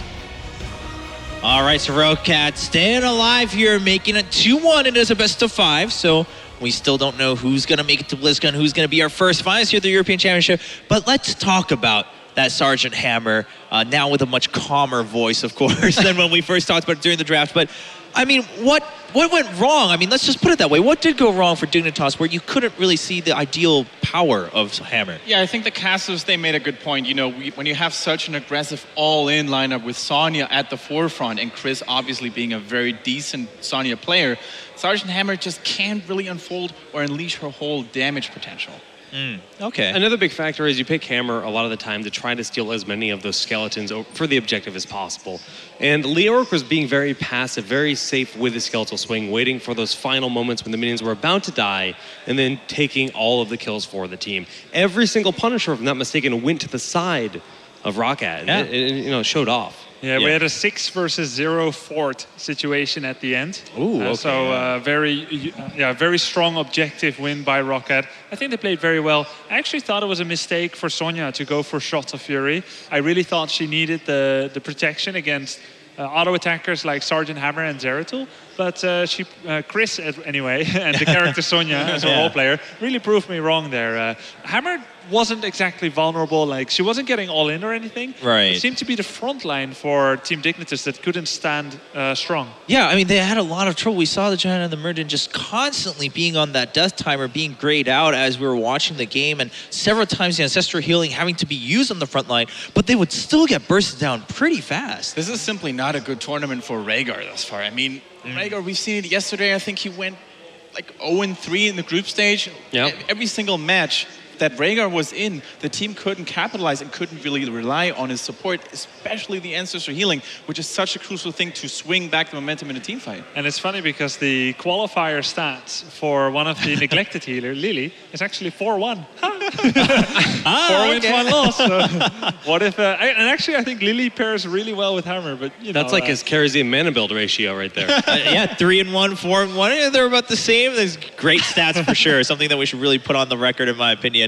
But I love that you bring that up because what it seems like we're seeing a trend in terms of supports is, yes, obviously heals in general are important, but on top of that, it's how invulnerable you can make your teammates, right? That's why Divine Shield is so good. And Karazim, to an extent, sure, in a sense it's a heal, but you go into that stasis, you reset the fight. It's not simply like an extra life. I think more, in particular, it's just Bakery's Karazim. And okay, all right. The prioritization of banning out Karazim in that game really paid off because it made such a massive impact, right? Late game Karazim on that battleground has ridiculous healing. Circle of Life plus Echo of Heaven, and then you have Divine Palm to resurrect that Murden, resurrect that Johanna, and then turn the fight around. When you have Sergeant Hammer drawing out battles like that, I mean, that stasis means they're sticking around in the area waiting for that. Well, if Hammer's sieged up, it's so beneficial for your team. 3 seconds of attack, right? Right, yeah. So what do you think of just taking as a principle Roccat banning Karazim every single time? What do you think of that? It's like a fine idea, but they need to make sure they can get Uther too, right? Yeah, so that's going to be tricky to pull that off. Sort of removing back in time to a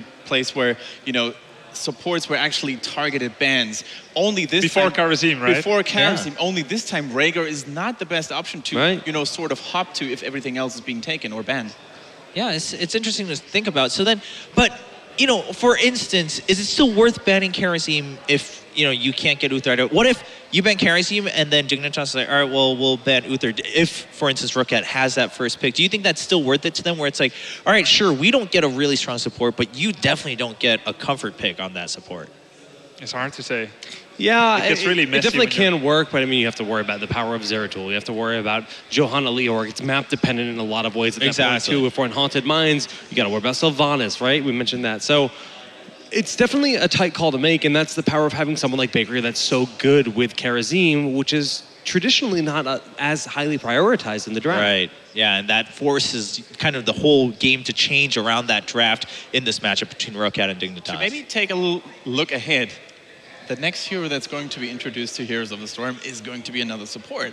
Medic. Yes. Yeah. Lieutenant Morales. And she could maybe bring some new wind, some fresh wind into the whole way we draft supports and the way we prioritize supports. Very, very well could, and that's why it's so exciting every time a new hero comes in. But hey, as we were talking about, Uther actually going to be the ban from Dignitas. And it's Roccat who removes Abathur.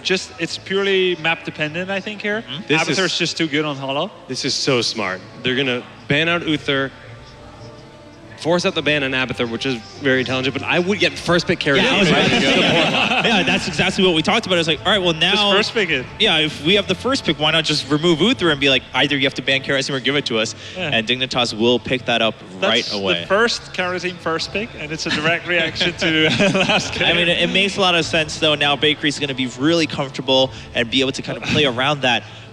But that does mean a lot of these other standard favored choices are open for Roccat. So what do you think is a priority on Cursed Hollow? So yeah, a very popular thing to do when someone picks a support, normally Uther, but this time it's Karasim, to do is like pick double warrior like Johanna or Leoric. But in this case, Roccat actually says that Kel'Thas is a priority.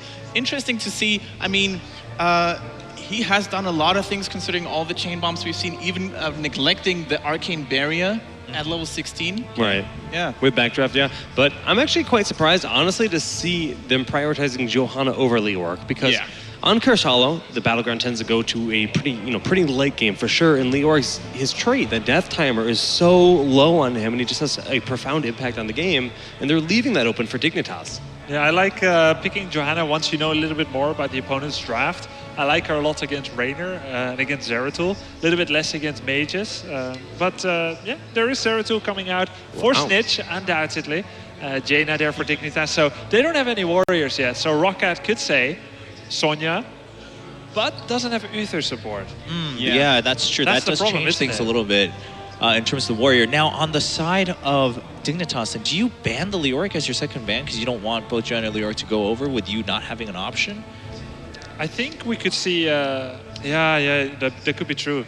I mean, it's a bit of a big threat now, isn't it? Because you've really gone for the support and the assassins right now, pretty top heavy. It is, though, but their comp is already so strong. Zeratul, Jaina, they might not even be worried about Leoric. Now, we see the Tyrael ban, so Team Roccat is putting the threat of a warrior lock on the table. Yeah. And that's very interesting. I just want to say, if they don't ban a warrior, which they haven't, what happens if Roccat just says, all right, well, you've already picked your support, so we're just going to take Leoric and Muradin, because that combos with the Kel'Thas too. Honestly, that is a very MVP Black thing to do. They actually, if they can get Kel'Thas on their team, they will often run triple warrior in the front line paired with something like Malfurion. Tranquility and 3 warriors becomes so hard to eliminate them, and you have all the peel in the world to keep that Kel'Thas alive. Plus, every single person is safe against Zeratul Void Prison. There we go with Muradin. The prophecy is starting to take shape. Yeah, everyone can keep themselves alive. Malfurion has Ice Block, Kel'Thas has the Arcane Barrier later, so that could be a nice Zeratul counterplay. If you've ever played Zeratul on ladder, you're going up against 1 support, 1 damage dealer, triple warrior. It's not a fun party. Yeah. You have to go up. Because you're like, who do I target? I mean, I have to target the damage dealer, but they're probably going to get saved. Like, are you guys okay with me sitting this fight out? And there it is, triple warrior, Muradin and Sonya. They had great success with Sonya in the last game, so sticking to their guns here. Love it. It's cool to see how Chris has become such an important factor in this matchup. Yeah. They try to take Kerrigan away from him because they know he's so strong on it, but they can't ban enough bruises and they can't ban enough aggressive heroes against Chris. Can we have more bans, please? Like Chris is too good at too many heroes. Yeah, I mean, think about this. Right now, it's kind of that battle between Chris's ego and Bakery's ego. It's like, well, all right, you have Sonya, I have Karasim. We'll really see who the better player is because we both have our kind of favored heroes in this game. Can Dignitas close it out and make it to that finals, and of course BlizzCon, and it is a very important game because right here, here's what else happens. If Roccat wins this, you cannot ignore the power of a momentum. So in any sport, in any game, oftentimes you have a best of 5, best of 7, and you start kind of going for that reverse sweep. It generally happens. And that's exactly how Roccat secured first place during the qualifiers. Yeah. Anubrak probably to counter the Malfurion, which you guys alluded to. There's one more tank possible to take. Maybe Arthas, because it's a little scary going up against Triple Warrior without enough peel. Arthas would do that job fairly well. All right, well, it is interesting. Of course, the Nubarak warrior we don't talk about too often, not as high priority, but does come up now and then, and like you guys said, that good counter against Malfurion, kind of preemptively picking that up. If you can throw that cocoon at Tranquility, if that is what they go for, it's a great response to that kind of synergy. So now they have to think about it. Is Malfurion worth doing? They've already shown a Nubarak. Do we want to go with Malfurion? You know it's what? a tough call. They could even go Nazeebo last pick. Like, yes, I know Anubrak, very squishy solo warrior, but he can play a kind of standoffish style. Honestly, hitting 1 impale on the front line, bursting down the front line and mark Cocoon on mouth. This could be time for your girl Lily here. It's Arthur. I'm serious for Rocket Lily? though. They could run Lily. Cups would not be the worst thing in the world here. What do they have for interrupts? It's just direct. No, they are sticking to their guns with mouth. I would have loved it. Yeah. But I mean, it would have been pretty crazy and creative to see. And I see your reasoning already when you say that, especially with the triple warriors coming in and the way they're going to set up. If you get Cocoon as mouth, you can counter Ice Block and you can dodge it. But Lily, if you start Jugs, it's definitely interrupted. At least mouth still comes out with a few ticks of Tranquility. So it'll be quite risky. I think if you saw Lily, it would actually be Water Dragon, recognizing the team can kind of take care of itself. Yeah. Right. But it's actually going to be probably Tranquility Ice Block. I don't think we'll see Twilight Dream Bolt of the Storm. Yeah, I would. As fun as that is to do on ladder. Yeah, I would assume that it will be Tranquility. I mean, given the rest of the team and given how this map's going to play out. Both Lily and Malfurion are sort of susceptible to a Nubrek. I mean, Lily, if she goes for the Jug of 1,000 Cups, there are 2 stuns on a Nubrek alone to interrupt her potentially. Yeah. So either way, I mean, between a rock and a hard place, they have to take that pick. Now, I want to ask about the Divine Palm. Do we still expect to see that on Bakery just because he's so good with it? Ooh, triple warrior. Yeah, because it is triple warrior, right? And they're going to have to engage first if they want to win fights on the side of Rocat. The thing is, the way they're going to engage is never going to be like a single warrior going in. It's something that you want to try to pick off one warrior at a time. If you're hitting 2 to 3, it doesn't have the same impact generally because one falls below health, and your focus goes to a different hero. With Tranquility on top of that, they do have to sustain through that kind of situation. On the flip side then, with Rocat's composition, do you think it's important for them to always have to try to bait out that Divine Palm? Because they're not always going to have the most burst, are they? I mean, given the composition they have. Not sure if that's going to work against Bakery. Well, I know. I'm just saying. I'm not saying that that's what will happen, but does that kind of have to be the way they play about the fights? Or do they maybe just even avoid it and just put pressure on all the time by being like, well, we have 3 warriors, what are you going to do? Before level 20, that could be one of the ways to, to win the fights. But we saw Bakery in the previous game take Peaceful Repose. Yeah. And as late, that's the last point. Like, if he gets that level, you can't even bait it out. Yeah, they are probably pretty much done if it's Bakery on that Kharazim. It's going to be dangerous. So now that we have these drafts set, ladies and gentlemen, we are in the 4th game. Dignitas still, of course, 1 win away from going to the finals, going to BlizzCon. But Rocat, they're making a stand for themselves on Chris Hollow, Grubby and Jake. I mean, how do you view these drafts? We've talked about the separate parts, but Rocat, do you think that momentum is going to continue? I think Rocat's draft looks really solid. The only thing they're missing is an Uther that they would like that ideally. With the comp they have, they cannot afford to extend too far into the back line. So ideally, it's just like you said, they've got to bait out that Divine Palm, kind of go in and out as much as possible. Don't use their charge-ins too much, too quickly. Like if Muradin jumps the back line, he is very exposed. He can't do that with the Malfurion healer against the comp that they have. Also because of Void Prison. So this warrior comp needs to be a very tight unit, and that allows Jaina to hit better Blizzard, better Cone of Cold, better VP. I think in the end, the best skill will win. I don't see like a very clear draft advantage. There's a ton of pressure on Kael'thas in this situation too, right? He is that only real damage dealer that they have. Yes. And that's going to be Zeratul quest, to find Kael'thas and apply as much pressure as humanly possible to force the hand of Muradin, force the hand of that team to just try to find the defense. So one thing, we've been talking a lot about Divine Palms here in Bakery, how good he's at landing them. But against a triple warrior comp, what about the meaning of 7-sided strike? Is it good? Like maybe for the players out there as well, if you face a triple warrior comp in solo queue, for example, how would you guys rate the 7-sided strike there? I believe whatever Bakery will do will be the best. That's a safe answer. I like it. 7-sided strike has plenty of potential, right? If Burden does go in alone, then yes, it's going to be incredibly impactful in that situation. You could even see like Zeratul jump in, do any kind of VP that he wants, doesn't matter who he actually locks out. Monk actually jumping with the Radiant Dash on Zeratul and then just 7-sided striking the remainder together with Zeratul as a diving buddy. Like there's so much potential. It's really stylistically up to them. It would be actually really interesting to see if he does go 7-sided strike and a different way on how he uses Kharazim in this composition. Ladies and gentlemen, we are ready to jump into game number 4 between Rocat and Dignitas. Of course, we will be following the game alongside Kalaris and Todd. It's time to get into Cursed Hollow for game number 4. And Todd, I'm feeling it. I'm feeling the Rocat resurgence. I'm feeling them taking off at the speed of light here and being able to make the recovery. The triple warrior lineup that they're exhibiting at the moment, I thought that it was going to do well in Infernal Shrines. I figured that maybe Team Dignitas would try and respect that position, but they didn't ban out the Sonya, and now they're going to have to face it again. Yeah, after a game like they had, we expected the ban on Sonya, but they didn't go for it.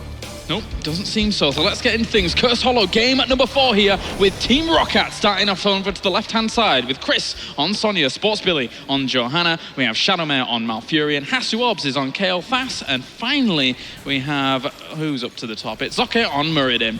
And over to the right-hand side, we have our second team here in Team Dignitas with Athero on Anubarak. Snitch is on Zeratul. Zarmony will be playing out. Who is that? Is it? Yeah, okay, it's Arthas. Some of these skins are fantastic. And ADRD finally going to be on the Jaina with Bakery on Kerosene. Yeah, this composition here is really interesting. There's going to have a lot of there's going to be a lot of stun and lockdown potential with Howling Blast on Arthas, Burrow Charge and Impale on the Nubarak. Jaina obviously can slow down people and kill them. Again, the performance of Zeratul is going to be very important once again, but Sonya in those fights could come in really handy. And Rhaegar, who's 1-7 right now in statistics so far in this tournament, was not even selected in the end. They went for Malfurion instead here, and I think it makes perfect sense for Rocket to have gone for this. Yeah, certainly help on out. Tranquility, if it's allowed to go through from the Anubarak, will heal up and keep a really strong sustained position here for the front line, allowing Kael Fass to be all the more effective once he's not being jumped on. It's interesting actually to see a little bit of a different talent here at level 1 by the Anubarak with the extended spikes being selected here. Yeah, just buffing his Impale a little bit further in terms of the range, and I think it might be a reaction. Oh my god, Jaina ends up blowing up here very, very quickly from Zokke, who extended quite far, but he gets himself the kill. But going back to the extended spikes, I think it is in aid of trying to get onto Hasu Orbs. I mean, going for regen globes can be all good and dandy here with Regen Master, but there's nothing quite like having a little bit of extra utility available to you to get to that squishy inner. In this case, Rockets, this is definitely one of the maps where I think in terms of, having a lot of decisions to make and sometimes playing it slow, pulling back, playing the objectives, playing the camps, they're going to be able to take a lot of good ones, and they already start having some kind of experience lead early on in the game. Yeah, really good start for them, indeed. All the better here for Rocket, who needs to even up the odds. They've already got themselves one tower, they've got themselves all the ammo from one of those towers as well up towards the top, so they're not too bad a start. Sports Billy gets slowed down here. The thing is that Dignitas, yeah, I think there's a lot of momentum in Heroes of the Storm, and after losing a game like that and going up against in exactly the same composition, you don't let demoralization hit in. You can't let that happen. We see again a Nubarak here, mixing in those talents very nicely on level 4, but there is going to be a huge rotation here at the top. Hasu is going to fall instantly. That's why you get extended spikes, man. That was perfect to be able to catch themselves the Kael Fass, and that is going to be exactly what they want. They want the gooey center of the composition to fall away quickly for Rocket. Teams might be getting a little bit nervous here, actually. Jaina getting caught this early on in such an important game here like this, and then Kael Fass. Very uncharacteristic mistakes on a map where lanes are very far apart, as opposed to some other ones, like Tomorrow Spider Queen, for example. You're supposed to have enough vision on the minimap to know when people are rotating and going for you. And more uncommonly, we do see Sledgehammer being taken without Perfect Storm. So, Bakery's going to Radiant Dash away there to ADRD, quite far forwards against this Tribute. But this is going to allow Muradin, with that Sledgehammer, to get really good siege damage going throughout the entirety of this game.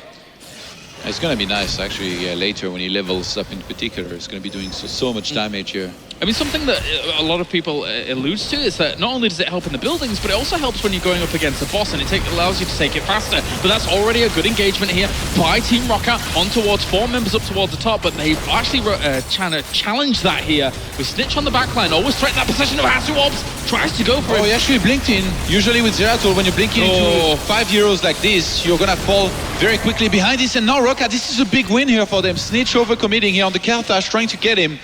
Now with 2 snipes, Rocket, surely they're going to be able to get that tribute. And behind this, Resume Soaking. They're even going to chase down on this Arthas and get him. Very, very nice stuff here for Team Rocket to start off in this game number 4. And, you can't let it spiral out of control. They've already got themselves a great position here. And not only that, it's full Condemn build coming out at the moment from Johanna, with even over to Piercing Bolt, follow through for Sonya. So still the same build coming out from her from the previous game, and it can do a lot of damage. Yeah, right now Rockets, they're definitely in the driver's seat. I mean, you predicted here, you thought they would do really well here in this game with the Sonya that they drafted, and so far it's definitely proving to be true. Dignitas, they're gonna have to hang in there. They're gonna have to play a little bit of catch-up, play a little bit passive here themselves, up until the point they can eventually take a good fight here, potentially. Chris just rotating around to help out Sports Billy. Easy Camp's going to be taken because the tribute was taken towards the top. You know, they could even just delay this out for a little bit. As you can see, there's Shadowmare waiting to time this out just in case that tribute is towards the bottom. It will help them in terms of having map control and maybe some even guaranteed fort damage. Yeah, I mean... Oh, perfect. Yeah, it's really good timing here, actually, to do this. The fact that it's at the bottom, though, you kind of covered that earlier. It's a little bit unfortunate. If it had been at the top, then it would have meant that Rocket would have had to left somebody at the bottom to defend properly against this, but you can always get lucky. Never lucky, you know, baby rage. Oh, there's the Iron Skin actually popped on towards Johanna. She keeps herself well and truly away from all of that CC. Athero actually burrow charges away there from a position that he wasn't necessarily in too much danger, but already Bakery going on towards that tribute. Going to be able to get himself one gets shield interrupted in the last second. Very nicely done, but at the same time they did lose themselves Sonya to the left-hand side, so I think it's going to be difficult here for Rocket. I think they have to back off. Yeah, I think they realized that here as well. Just going to be pulling back. It's going to be 1-for-1 here in terms of those tributes. And from there, we just see, I guess, mostly the usual talents here that I picked on most of these heroes at level 7. Anything that stands out here, you think? Ice Lance comes into mind. I mean, it's become more common here on Jaina's, but it's just allows for the machine gun ice bolt from Jaina here. So the ice machine gun. Yeah, ice machine gun, man. I love it. It's very, very powerful. As long as you hit it, of course. Yeah. You've got to be good at hitting skill shots. Notice actually how it's once again Arthas and Jaina on the same team.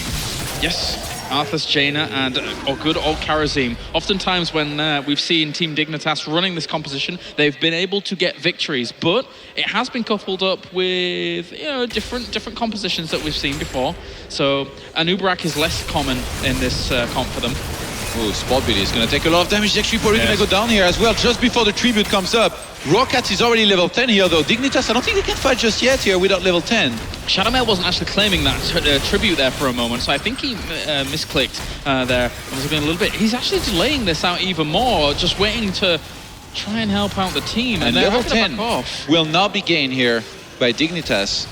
Johanna just about to resurrect. I think Rocket they're just going to give it up here. Yeah. That was a huge win here for Dignitas to catch Johanna like this and then eventually slow down. But like you said, I think Shadowmare had a shot here to get that on time if he had tried from the very start. Yeah, I kind of think so. There's some interesting little choices that come out from Team Rocket from time to time about their objective control that I don't know what the delays are sometimes. I guess he just wanted to be super prepared for when something were to happen, if he needed to move away, if he wasn't being committed to it, or something like that. Yeah, it looks like, Oh, seven-sided strike comes in, and whoa, I didn't even realize he picked up seven-sided strike instead of Divine Palm here. That's a little bit of an adaptation from Dignitas. Yeah, fully knowing that there's going to be warriors here at the front trying to do as much damage to them here as possible. Bakery adjusts here, and I mean, at this point, he's the king of Karazim here. Yeah, some people, like, we haven't really properly explained for seven-sided strike properly, is that it's not based on just pure damage, it's based on percentage. So it's 7% every single strike, which means that if you are going up against a heavy warrior composition with a lot of high health enemies, you can technically have a lot of damage output. And actually that triple tank, that double tank lineup plus Zeratul here for Dignitas is super sustainable at the front because there's going to be Locust Swarm plus Army of the Dead here to work with. Okay, they've got themselves the boss down towards the bottom. At least it's not going to be a double boss here for Dignitas, as well as the Curse that is pushing on at the moment. This blue team go up against it, and that top fort is guaranteed to die. Likewise, though, they could easily Rocket get themselves this fort towards the bottom. Yeah, I think they just shouldn't stop. There is even a chance they do some damage here on the keep because the Curse is on. Defense is going to be really difficult. Oh, look at them. They're going to go soften up the wall if they know that their opponents aren't actually doing this. This is a really cool move here by them because it means later on, softening up this wall this early on, allowing that fort to go down to the boss. And then it forced them to pull back. When you're Curse here, in this case, you have to go and defend. There is no other way around it. They would have lost the keep if they hadn't come back here. Yeah. Yeah, that was... They're going to go for a fight. Bit of a threatening pose. Howling Blast actually hit 3 of them. A lot of damage being done. 7-sided strike comes in to try and soften them all up, but it's not going to be enough at all here. The Snitch is also on the back foot. Sokka's trying to chase him on down with those mini stuns there from the Avatar bomb. Johanna on the left-hand side also goes down. 2 for 1 at the moment, with Zeratul still being able to get away. Malfurion's going to explode. This boss is still full health, Todd. This could get keep. Yeah, huge overextension here by Rockets.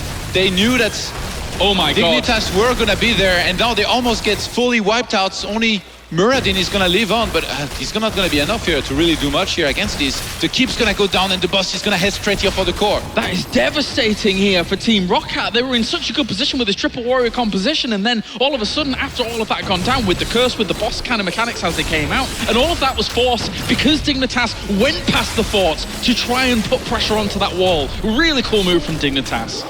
Yeah, they quickly recognized that this wasn't going to be enough here, though, and you don't want to commit here to your opponent's score too early.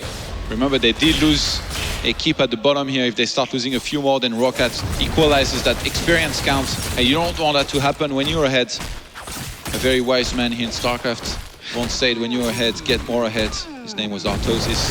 Oh, we're familiar with him here in Heroes. But for now, Rocket is up against it. They've got themselves the level 13 talents coming in to help them on out, of course. But at the same time, now Dignitas, with that level lead, means they will hit level 16 earlier. So those talents coming in soon could certainly spell a bit of doom here for Rocket. Bakery is really impressive, I have to say, on Karazim. Every single time he's on point with the ultimates. Even with his dash, always timing it perfectly for the escapes to go in to help. I mean, really a lesson on how to play this hero. It kind of makes sense, right? If you're going up against a triple warrior lineup, right? Your opponents aren't going to have anywhere near as much burst damage as usual. This rotation on around. Johanna is guaranteed to fall here with the Iron Skin, trying to be popped. She's trying desperately There's nobody to get away. She's just going to die. That fort's going to follow. And even though Rocket here, they should be able to get a second tribute, potentially. No. Looks like Dignitas want to try and rotate here to prevent that from happening, but I'm not sure they're going to have the time here. If Malfurion tries to capture that pretty much immediately, he's not even going to bother. Yeah, they're going to get there. They are going to get there. But I mean, back to the point, they don't really need Divine Palm because nobody's being blown up super fast unless they're all being focused and in a bad spot, and then they would probably die anyway. Well, they're the one blowing them up super fast with 7-sided strike. They really are. This is very cool choices here from Bakery and Dignitas as a whole. It's not just something that they said on a whim, right, let's do this. It's like, this is calculated, very calculated here by Dignitas. Chris not quite able to have the same impact here in this game as he had in the previous one so far. But now level 16 was acquired by Rocket. We're going to be even on talents here. And 1 level is the smallest difference here that you can have in this game. Looks like Rocket, they are so eager to actually fight here. These only 2 heroes very far to front by themselves. They just got level 16. They don't want to allow them to extend the lead even further here, but they've already got good lockdown on towards Zoki. He will dwarf toss on out. Sonya trying to come from the left-hand side, but already the ice block was popped there to try and keep him alive. Big AoE damage coming down from Kael'thas here with the chain bomb, catching them in this little kind of choke point that they're already in, and Zarmany has to get away in the back. Arthas goes very late to the party here. Pops Army of the Dead is the Stone Skin as well here. He's trying to survive while his team does the rest of the work. Breath of Heaven really doing a lot of healing during all of this. But again, the chain bomb, they have to abandon the 2 at the front because they were going to die off. They couldn't go closer here. And that is a 2-for-0 trade for Team Rocket. I'm really worried here for Dignitas because if they lose this game, they go into a 5th map after Rocket just won 2 in a row. They're just going to be riding so much momentum here. So Dignitas is very important here that they pull themselves together and they stay ahead in the experience, and eventually they close it out here in this series with this map win. Boss is just about to come up. If they take this boss really quickly towards the bottom, likewise the other one's going to come up towards the top, they could, in theory, rotate around, get double boss from this point on, and then really pressure on.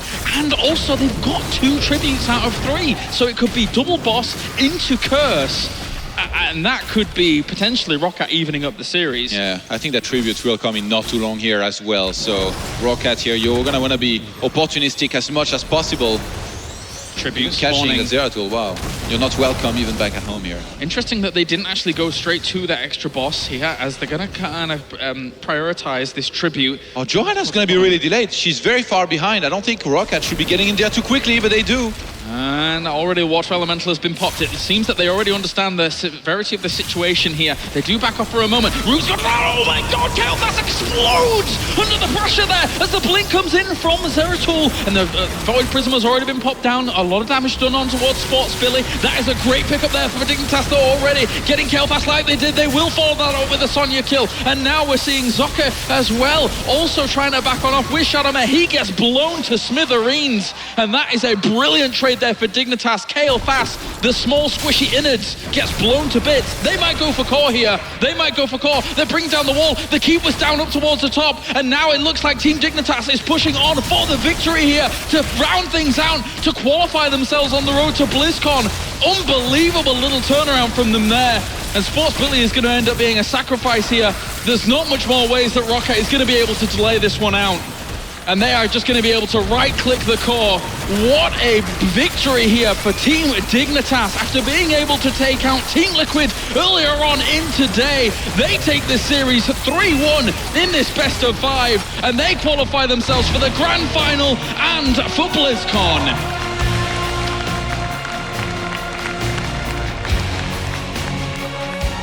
Fantastic performance there from Dignitas. They do move on the road to BlizzCon here, and now they guarantee themselves a huge chunk of the prize pool, at least 24,000 for second place in that grand finals. And we may even end up seeing them going for a rematch against Na'Vi, but of course, we're getting ahead of ourselves a little bit at the moment. But Rocket, in the end, their triple warrior lineup was defeated here, Todd. 3 Brits, a Pole and a Slovenian player going to California here together, qualifying. You know, they did say, you mentioned it a few times, long time ago, that they wanted to surpass Team Liquid, and they're really doing it here. Whether they win the grand finals or not here, being in the top 2, this is such a stepping stone here for them. So impressive. I mean, they wanted to prove themselves throughout all of the Europe Opens. They wanted to prove themselves in Europe Open number 1, they didn't get the chance to. In Europe Open number 2 and 3, they got themselves top 3 finishes each time. But for now, we can head over to the team that actually qualified for BlizzCon. It is Bakery over on the stage. So Bakery, let's just say the word Liquid. Rocat, you are going to BlizzCon. We are. Are you excited by this? I was expecting you to go, yes, we are, we can't wait, it's going to be great. It's going to be really amazing. It's the first international, big international tournament. We've been working for this ever since we formed. I've been working for this for the past year. It just feels great to finally have it happen. And you were, at one point, going to almost 3-0 them. I mean, you came back, they came back with 1 game. At what point did you think, uh-oh, maybe this isn't going to happen for us? I mean, we had a few issues in the draft with Infernal Signs. It's kind of an awkward map, and we couldn't really do much in that game. We ended up with a hammer composition, which was a bit off the wall. So it was a bit shaky there, but as soon as we got into the 3rd game, it was a map we knew, we had first pick, and we felt really confident still. And they came at you with a triple warrior setup. Yeah, we were kind of expecting that. We were expecting them to pick another tank in their 3rd pick, but they didn't, and they actually picked Sonya later. So we already kind of prepared for it. We had the tools to deal with it, and they ended up with Mouth, which is always an issue. So your spot at BlizzCon is nailed on. You will be flying out to California in November. But how much do you want to win tomorrow? Whoever you play in the final, the title of European champions, the big dogs of Europe, the #1 team in Europe is on the line. How much do you want to win that? I mean, #1 in Europe's an aim. #1 in the world is the aim. So hopefully we can win it. Way you put it down. Put your hands together for Bakery and also for Dignitas going through to BlizzCon.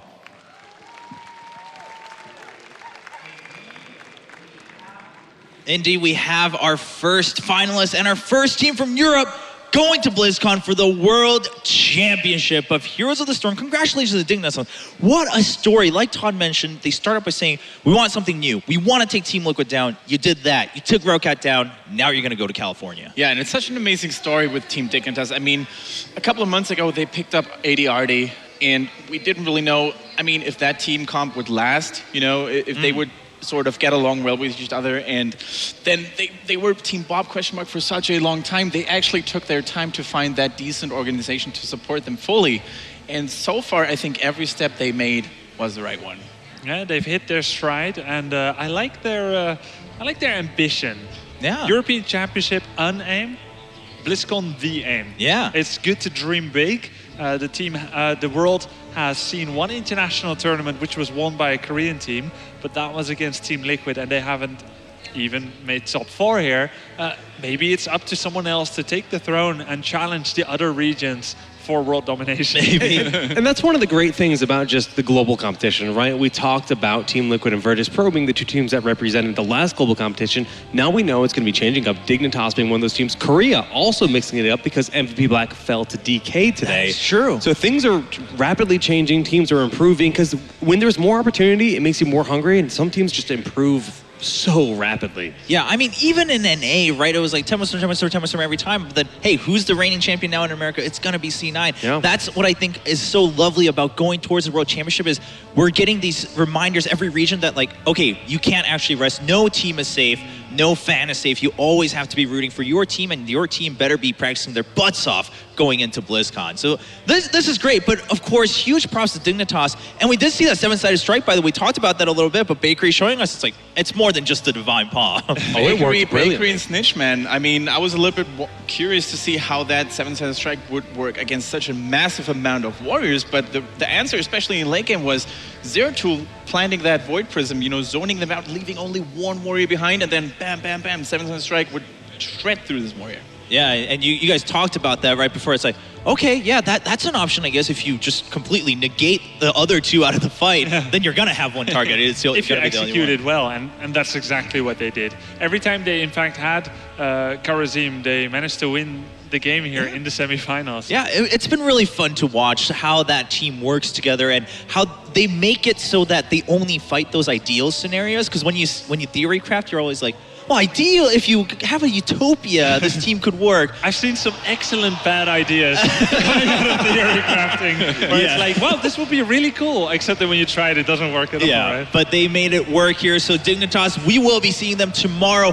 in the finals. Right now, first of all, we do have another match coming up. One more match to round out the day. The other semifinal is awaiting us. But before we go there, we do have a special guest who is literally here in the O2 Arena joining us for the European Road to BlizzCon. Who's here with us, Nicira? Well, I'm here with Red Eye. Most of the people know him, so I'm not going to tell you more about that. You're here the whole day. What do you think of this event today? It's great. Just look at the stages. People are really enjoying themselves. It's got 3 great stages to look at as well. 3 great games, lots of really good matches as well. So yeah, it's really nice. And while we're standing here for a crowd, it's for Overwatch. Yeah, we all want to play it. Did you already play it? I have, but probably see the crowd behind me right now. They're not letting me in the line anymore. I have to queue. I mean... that's not good. That's not good. Well, I think you're totally going to play it today again.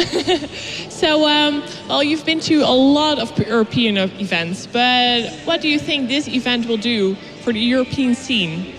Well, it's great. I mean, BlizzCon is obviously the big one for the year. Everyone loves watching BlizzCon and going to it. And it's always got that kind of pull and that, that passion that you want to go and see BlizzCon. But we want something like that in Europe, and this is great. It's a fantastic arena. It's got all the crowd here. Everyone loves the Blizzard games. They're playing Overwatch.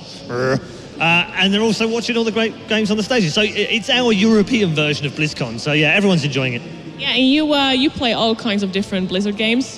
What is your favorite character from any game? Yeah, I want to know that.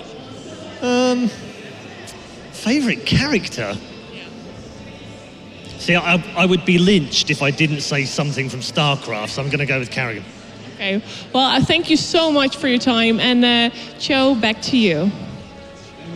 Thank you very much. Karrigan, always a safe choice when you're asked about the Blizzard universe. But it's great to see. I mean, we've seen cosplayers. We have a lot of personalities here because, like Paul said, like Red Eye said, this is kind of that version of you get to see all the Blizzard games. That's a huge festival. You have all the esports here. In Europe, it's hard to always say you're going to go to BlizzCon because it is across the lake, a little bit of a big lake. So I'm really happy that we're having this event, that we're here in Prague this year to celebrate in the O2 Arena. Yeah, I see a lot of crossover in people who play Blizzard games. Yeah. There it is already. People who play Blizzard games, right? Yeah, exactly. They have a lot of options, a lot of different genres. World of Warcraft, Overwatch, Hearthstone, StarCraft 2, Warcraft 3, and then Heroes of the Storm, which is combining the characters from every IP. Which We love you too, it's just Diablo a dream. players. Thank you, Jake. You've got our back. But ladies and gentlemen, it's a great day so far, but it's not over just yet. Who do you think will be the other team from Europe making it to BlizzCon for the World Championship? Let us know on hashtag RTV2015, because right after this break, we're about to find out, will it be Na'Vi or will it be G2?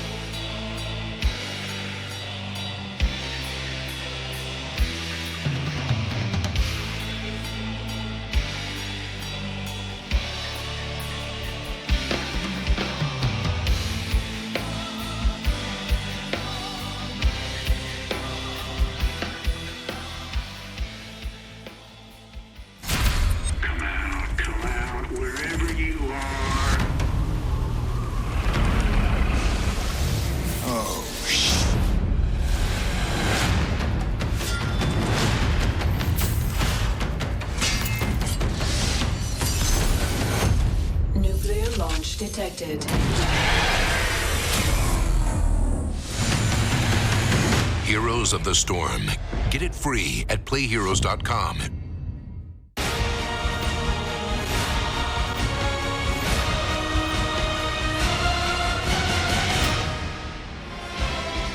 Welcome back to the European Road to BlizzCon 2015, and our first team has their plane tickets booked to California in November for BlizzCon and a shot at the world title. They also have their place in the final, which will take place here in Prague tomorrow. But who are they going to face for the title of European champion and to be the big dogs, #1 in Europe, the #1 team in Europe? Well, let's find out with the second of our semi-finals. So please welcome to the stage the first team that has been rolling over everyone all year. Please put your hands together for Na'Vi!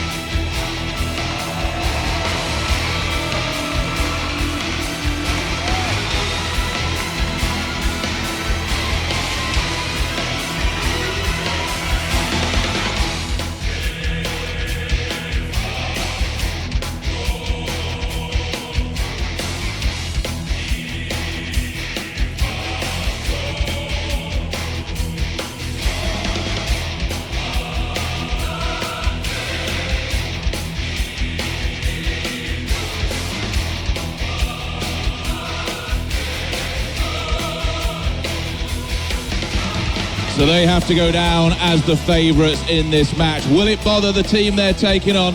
I don't think so. They were underdogs last time. Did they win? Yes, they did, after going 1 down in a best-of-3. So please put your hands together for our second semi-final team, G2!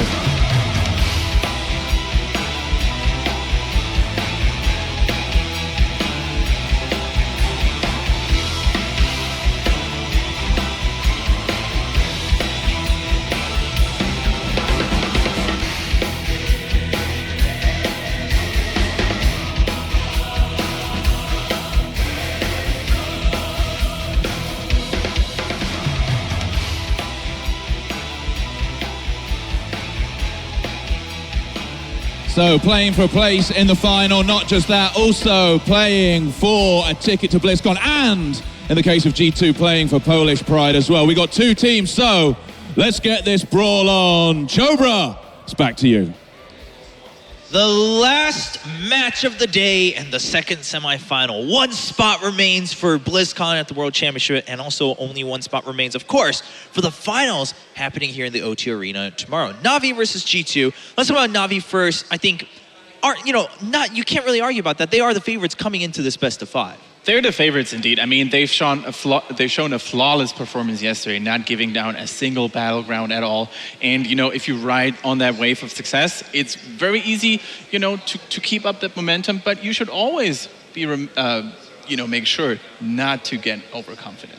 Yeah, I mean, of course, you never want to get too excited or say like, oh, this is definitely ours, because then you're going to get complacent. And we've seen that G2, they fought back viciously in their group stage match in the very last one against Virtus Pro to get to the semifinal. Yeah, against all odds as well. Like nobody were really putting any faith in them. So at this point, they might just be feeling like they're free rolling, riding this wave of, I guess they've already surprised and they're already there. They only need 1 single best-of-5. That's what it all comes down to. Yeah. They've, I think, most certainly got the potential to upset Na'Vi there, but will they play well enough? That's the one question here that everybody wonders about right now. The big thing about Na'Vi, though, is that aside from, when they started having their rise, ever since they started having that rise and then getting a good position in like DreamHacks in the past and stuff like that, they haven't slumped. They have been consistent. They have continued to show that they are one of the dominating forces in Europe, to the point now where the culmination of it came to yesterday, where they did have such stomps. They were stomps that Na'Vi exhibited there against Dignitas, who just qualified for the top 2.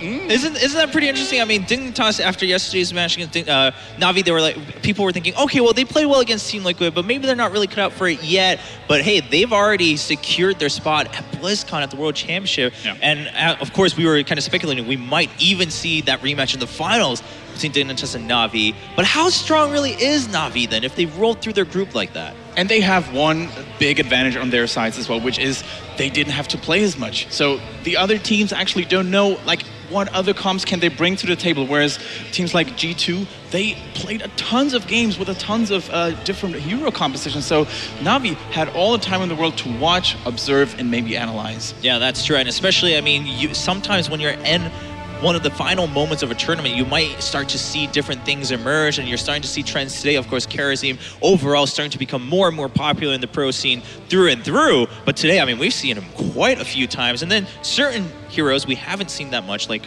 not a Numerab, I was going to say Abathur or something like that, where on certain battlegrounds you would expect actually for that niche pick to come out, and we haven't really seen it utilized too much just yet. I think there'll be definite focus on towards bans on Abathur here in this series. And our first battleground, Haunted Mines, here between these two teams.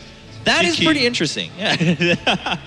You know, possibly trying to go for something that's, you know, if you can win this first one, kind of dominate it in Haunted Mines, of course, you're going to gain that momentum in a best of 5. Not that common to see this battleground show up in the very early phases, though. Haunted Mines, one of those battlegrounds where you tend to see certain heroes that aren't really popular in other maps. For example, Sylvana is still a force to be reckoned with. But of course, you know, this meta is all about warriors, so it's not surprising to see 3 of the strongest ones picked already. I think Sylvana, Tassadar, Kerrigan, some of the heroes that on this map particularly are going to be really good. Almost any time, Leoric was picked up very quickly and then reacted to with an Arthas pick.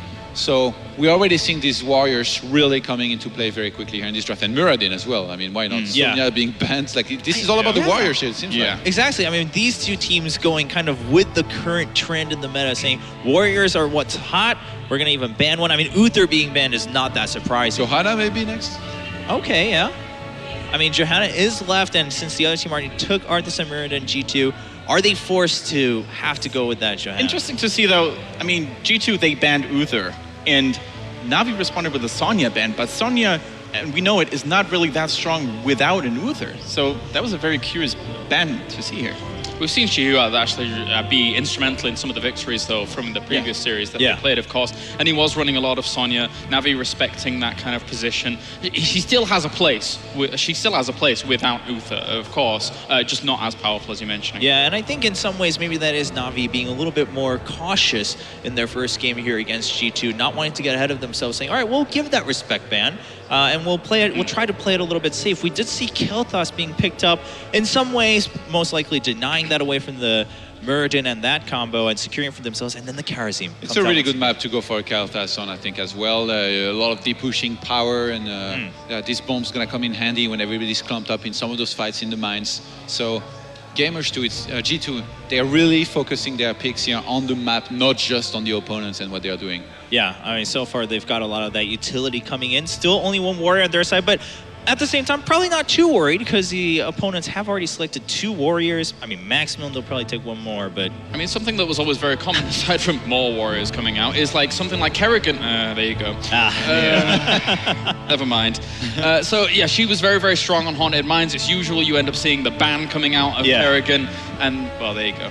Yeah, there you go. So, I mean, self-explanatory, as you were going to say, Kerrigan very good, and therefore banned out by G2. And Illidan. Illidan, right away. We've only seen Illidan being banned today. So this is actually the first time that someone dares to pick the Betrayer. And, you know, his fiance, at least if he wants to be it that way. Tyrande, a very strong hero on that map in particular, because she's very flexible in her talent builds. She could even potentially go for a mule, which is particularly strong on Haunted Mines. And with Illidan, you're going to want to snowball. You're going to want to kill one person, chase down the entire team, kill them all, use that metamorphosis, and land it on everybody, and just kill them. Get these calls, get a big golem, and then get some advantage, finish the game. Actually, in terms of healers, then they might probably close it out with Rhaegar, I'm guessing. Oh, okay. Could be. And there's the Johanna. Yeah, G2 not too rushed about that. I mean, James, what do you think about the Illidan and Tyrande here for Na'Vi? Well, it's interesting because Illidan, technically, aside from having something like Rhaegar next to him, doesn't really have as much. It's like an old school support that you would normally see with an Illidan. Of course, it does help out quite a lot, but also Tyrande with protective shields, etc., is also going to give her a little bit more freedom as well to really have some kind of leeway here in this series. Game. All right. Well, G2 first of all has to round out their picks, and it's going to be Jaina. So going for the double assassins, lots of range there, and then, you know, 2 sturdy front. Ooh! That is really interesting. Whoa. Brightwing finally coming out today here in the O2 Arena for the EU Championships. Right now, we have certain heroes in Heroes of the Storm, those so-called semi-assassin, or semi-supports, pardon me, and Brightwing hasn't really seen that much play, but when she gets brought to the table, then either with a Tassadar, who's another one of those heroes, or with a Tyrande. Something that's very interesting about Brightwing as well is later on talents. We haven't seen Kael'thas and Jaina together for a very, very long time in the European scene especially, unless some people want to go for some crazy builds. Now, what she can do towards level 13 and 16 is take Shield Dust and Bouncy Dust and Shield Dust, which actually soaks up a lot of the spell damage from those two things. So that is an option that they have available to them, not necessarily what they have to go for though. This might just be the plan here actually, to go for this, but Illidan in general in this map, like I said, you're going to want to snowball. If you get a kill early on, this is one of the most snowbally maps. If you get any kind of leads, you can capitalize on it big time and just completely snowball out of control. And we've actually talked to Navi Splendor before the tournament started, and he was very particular about being really amazed and excited about the NA comp by Cognitive that featured Illidan and Brightwing. So that might have been a source of inspiration for them to go into the series with those heroes. Could be, and now that you mention, I mean, it kind of makes sense, right? Illidan, he can generally take care of any auto attacks that come his way with his own skill set, but now that that's not really a concern on the other side, you're like, all right, we got to complement that with also being able to block out that spell damage, so Illidan can really freely jump in, do the damage he needs to. Yeah, I mean, there's more utility to Brightwing other than that potential of those talents, of course. I mean, Polymorph alone to be able to restrict Illidan taking some damage, and even the ability to buff up that Polymorph even more, so when your Illidan is focusing down one of the targets and then they're taking extra damage off the Critterize is something that could be a potential here as well. Yeah, this first game is already turning out to be a little bit interesting. It does seem like Navi trying to come out swinging. They also had that kind of cautionary ban on the Sonya. They want to make sure that they start off on the right foot because everyone's looking at them and saying, you're supposed to win this best of 5. Thinking about that Sonya pick a little more, if they had in mind to go with Illidan, Sonya, she's actually a really good counter pick to Illidan because she's not necessarily has to rely on her basic attacks. She can use her Seismic Slam to deal damage even while evasion is up. There you go. Okay, yeah, so maybe a little bit of a preemptive thought too there, along with the caution saying, all right, we don't want to take any chances. We really want to be able to dominate with this Illidan. The other thing I see with heroes like Illidan is if you win the first game with that, suddenly it becomes like a priority ban to your opponents, right? Because it's so flashy, it's always in your face. I think that's something that G2 is going to be a little bit scared. Todd, how do you view, now that we've seen the whole draft, how do you view this? Is Navi really still favored here? Honestly, like, it's such a weird draft that for me it's really hard to judge. Like, you know, we were talking earlier on in the tournament about how we were going to see, you know, pocket strategy that these guys, they've practiced secretly and all that. And I really feel like this is not the time. This is the one match here that you want to win in particular because there is a ticket to BlizzCon here at the end of this match for the winner. So I actually wonder, you know, if this is one of these pocket strategies here that's going to come into play and how well it's going to do. I think there is a chance, like I said, that if Illidan gets some kind of momentum going early on, he's going to do really well, but if he doesn't, he's just going to crumble and they're going to lose really hard. I mean, so in that sense, I mean, would you say it's kind of the same theory as goes with Zeratul, right? It's all eyes on Illidan, whether he can make the game happen or not for Navi in this case. With Zeratul, it's more like you can have a few bad fights and kind of be behind, but hang in there, and then suddenly you have a great VP in one of the fights, and then you win that fight super convincingly, and you still win the game, so you can win from behind. Whereas at Illidan, if you fall behind, coming back is just so incredibly hard, assuming the opponents don't make any kind of massive mistake. That's true. I mean, in the end, you're still really there just for your damage. So we'll find out if Navi can pull that off. Ladies and gentlemen, about to start the second semifinal, the last match of the day to determine who the second team will be going into the finals of the European Championship and, of course, getting their ticket to BlizzCon. Kicking off game 1, it will be Solid Jake and Grubby guiding us into the Haunted Mines. And what a privilege it is. Not only is it Haunted Mines, but I get to cast Brightwing Grubby. I couldn't ask for anything more, my friend. Yeah, and the cool thing is that actually, until they picked up Brightwing, I was kind of favoring the other team. I was like, well, they got Leoric, they can just kind of come back into the fight much quicker, but Brightwing is much the same. If you take her out in the first Haunted Mines engagement, she's back in like 8 seconds. And she's a great prepper for Illidan to enter fights. Well, let's talk about Haunted Mines. Of course, it's a 2-lane map that actually has a second portion where you can go below to a second level on the battleground. 3 mercenary camps, the knights in the middle, the giants on the opposite side, often used defensively versus the grave golem, which is summoned by collecting skulls that are picked up underground when the mines are available. If you collect skulls, there's up to 100. The more you get, the more powerful the golem is, and you can either choose to push with it or try to defeat your golems if you're worried about their push more than yours. Now, in Haunted Mines, we frequently see heroes like Sylvanas used early in the draft, right? But it's not really the case here in this composition, and it's going to be fun to see like just the different styles clashing. Tyrande with Hunter's Mark, very helpful to try to burn through those big health pools. And Brightwing making her debut for this tournament. She certainly is. She was used as well in the Korean Championship, which was today. So it is fitting to burst out those pocket strategies. We were wondering already, will Na'Vi have saved up anything good for the final moments? And the answer is yes. They've showed a number of new strats already, and there we go with Brightwing here. On the left side, Natus Vincere, also known as Na'Vi, Schwimpy on the Tyrande, Eternal on Merdin, JPL on Illidan, Splendor on Brightwing, and Alex the Pro G playing Arthas. But of course, on the right side, their challengers, Gamers 2, will be up against them, and that is going to be Leo from Korea on Karazim. Going to be Nicker playing Kel'Thas, Saizu playing Leoric, Jiawei going to be on Johanna, and Boxic playing Jaina. All right, now let's see how they're going to be splitting. Usually you see one defender in the lane of the opponent's grave column, and 4 people will be attacking. But that's going to be Leoric there at the top. We're going to see a Stormbolt to reveal there. They see Johanna, and she could still get away safely with Iron Skin. Now that Natus Vincere's hand has been tipped, they're going to have to draw back and put Alex the Pro G, their Arthas, in that top lane. So it's a 4 versus 4 at the bottom.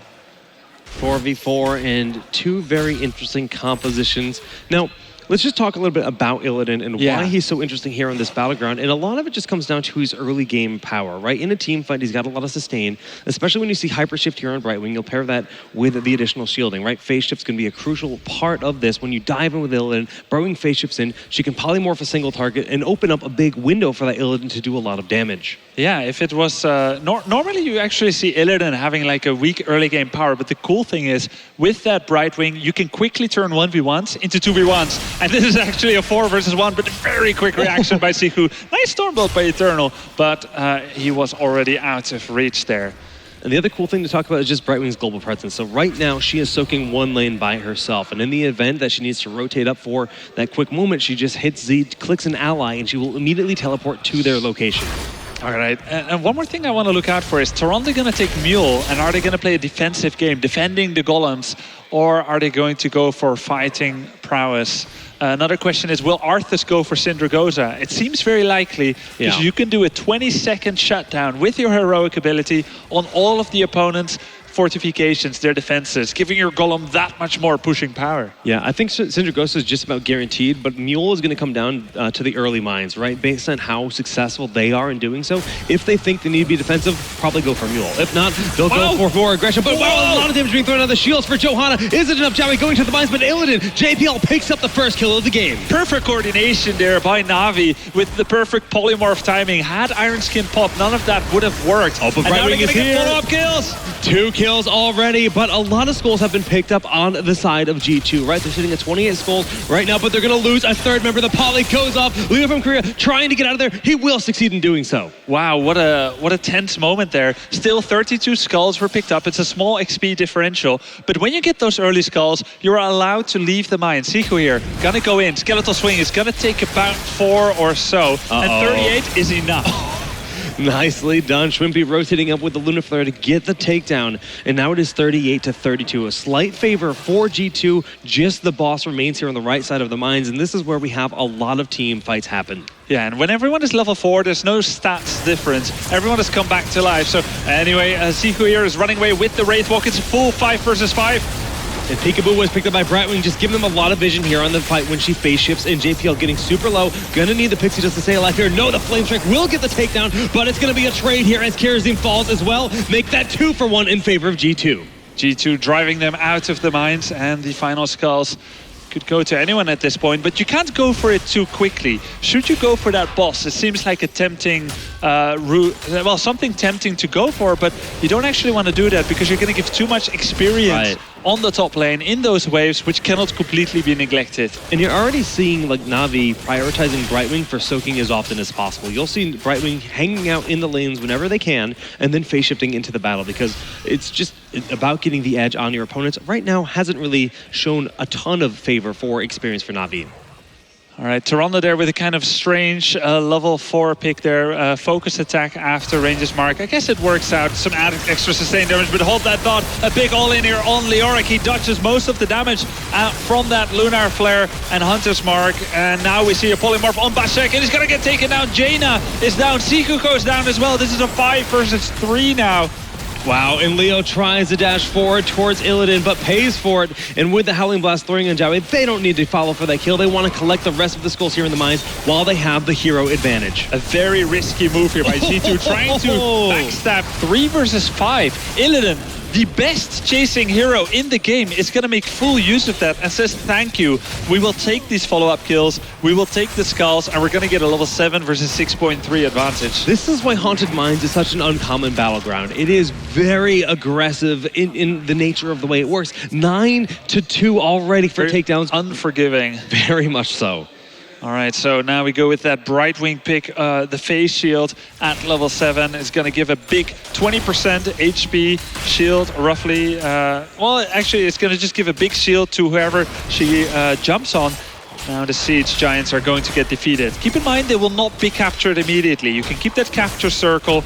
Don't use it yet. You want to capture it exactly when your enemy's golem is about leaving the gate of their fort. That's why you see them waiting here. It's almost like having 2 additional towers that have unlimited ammo as long as they don't step out, because the moment they walk past your fort wall, they become so vulnerable to being blown up. But, you know, teams have... This was one of the tricks that was learned very early in Heroes of the Storm. And now we see a solid level 7 from each. They're going to have to decide how they're going to split. We could see Brightwing solo pushing for experience, jumping back perhaps, but that is a risky proposition. We've got a lot of initiation here from G2. And it is a 4-man defense on both sides. Tyrande did not take Mule. She's going to focus on the battle potential with that Lunar Flare. I think Lunar Blaze makes perfect sense right now to be able to throw that in as Illidan dives deep into these fights. We can see how quickly the golem is being defended. Having the help from those 2 Siege Giants really not going to do a whole lot of damage in this game. Right, both golems are being defeated with the help of those Siege Giants. Splendor is going to take some damage here. Has no way to jump out. Luckily, the gravity lapse from Nicker falls just short for Brightwing. And they're now pushing the top, supporting those Siege Giants to take down 2 towers, giving much needed 400 points of XP times 2, and they're drawing close to level 9. Okay, so Illidan has to be a little bit more careful now because Leoric did pick up Paralyzing Rage at level 7, and that's a much more impactful slow. So Illidan wants mobility. He wants to be able to dive all over his opponents to dish out the damage. His trait is actually self-heal when he does damage to his enemies, and well, if you can't get to them, you can't heal yourself up. Yeah, exactly. Well, his attack speed remains unaffected. True. He can be kited, which means that the enemies move backwards while he is not able to close the distance. Okay, well, a full level advantage Na'Vi closing in on those heroic abilities. And that's going to make things quite tough for G2. This is going to allow Na'Vi to bully G2 as strong as they like for more than a full level. Yeah, this is a very difficult situation. And just about within the next 30 to 40 seconds or so, the next mines will be announced. And if there's level 10 for Na'Vi and G2 doesn't have it, the only choice they have is to continue to soak experience, maybe steal about 20 skulls or so, and just defend a really big grave golem. Maybe they can stay out of the mines entirely and first attack some towers because they need that level 10. It's still pretty far away.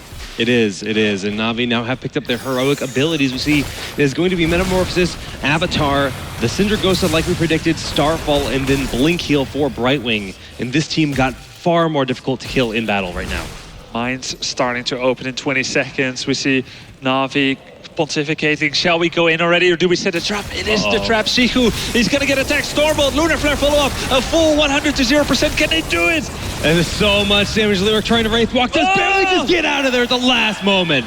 Oh man, they dodged the bullet there. G2 with the Siku staying alive. Now level 9.5, they're gonna go in and they're gonna go in force. If they concentrate their efforts on a single hero, they can take them out, but they're actually choosing to split. And they're really following the opponent of already cleared skeletons. And this is a big problem for them. 32 skulls been taken for Na'Vi. And they get blown up as well. Kel'Thas goes down. Basek completely isolated.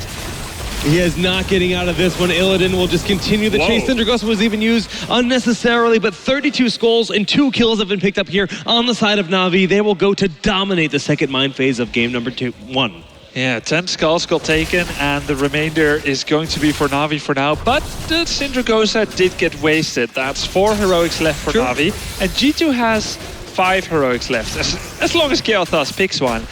You know, I have to ask you, how do you feel about Ring of Frost in this situation? Commonly, at least in the Western meta, we only see Ring of Frost used with something like Void Prison. And this is going to have to be used just plain out, maybe after Blessed Shield. Do you like this pickup? Well, the cool thing is with that paralyzing rate, 60% slow, it does get easier to hit. And you also fight a lot around gates where there's very little movement. You're already dodging the roots from the boss, so I believe there is some zoning potential there as well. Great points. All right. Well, we see G2 trying to find someone on the position on the side of Na'Vi, but they will all escape the mines after picking up 89 out of 100 of the skulls. This is going to be a massive golem on their side. This is the most risky point in the game for Na'Vi because they don't have a level 13 talent advantage and they're going to get a really big golem. But if they were to die in the next 20 seconds or so, they would not be able to properly support the Grave Column. True. Anyway, they have dodged that. People are on opposite sides of the map. Brightwing is going to provide a semblance of defense. He just wants to add a little bit of damage on the Golem. Probably not even going to stay for that long, or maybe even just soak the lane. 11 Skull Golem will not be able to kill this fort.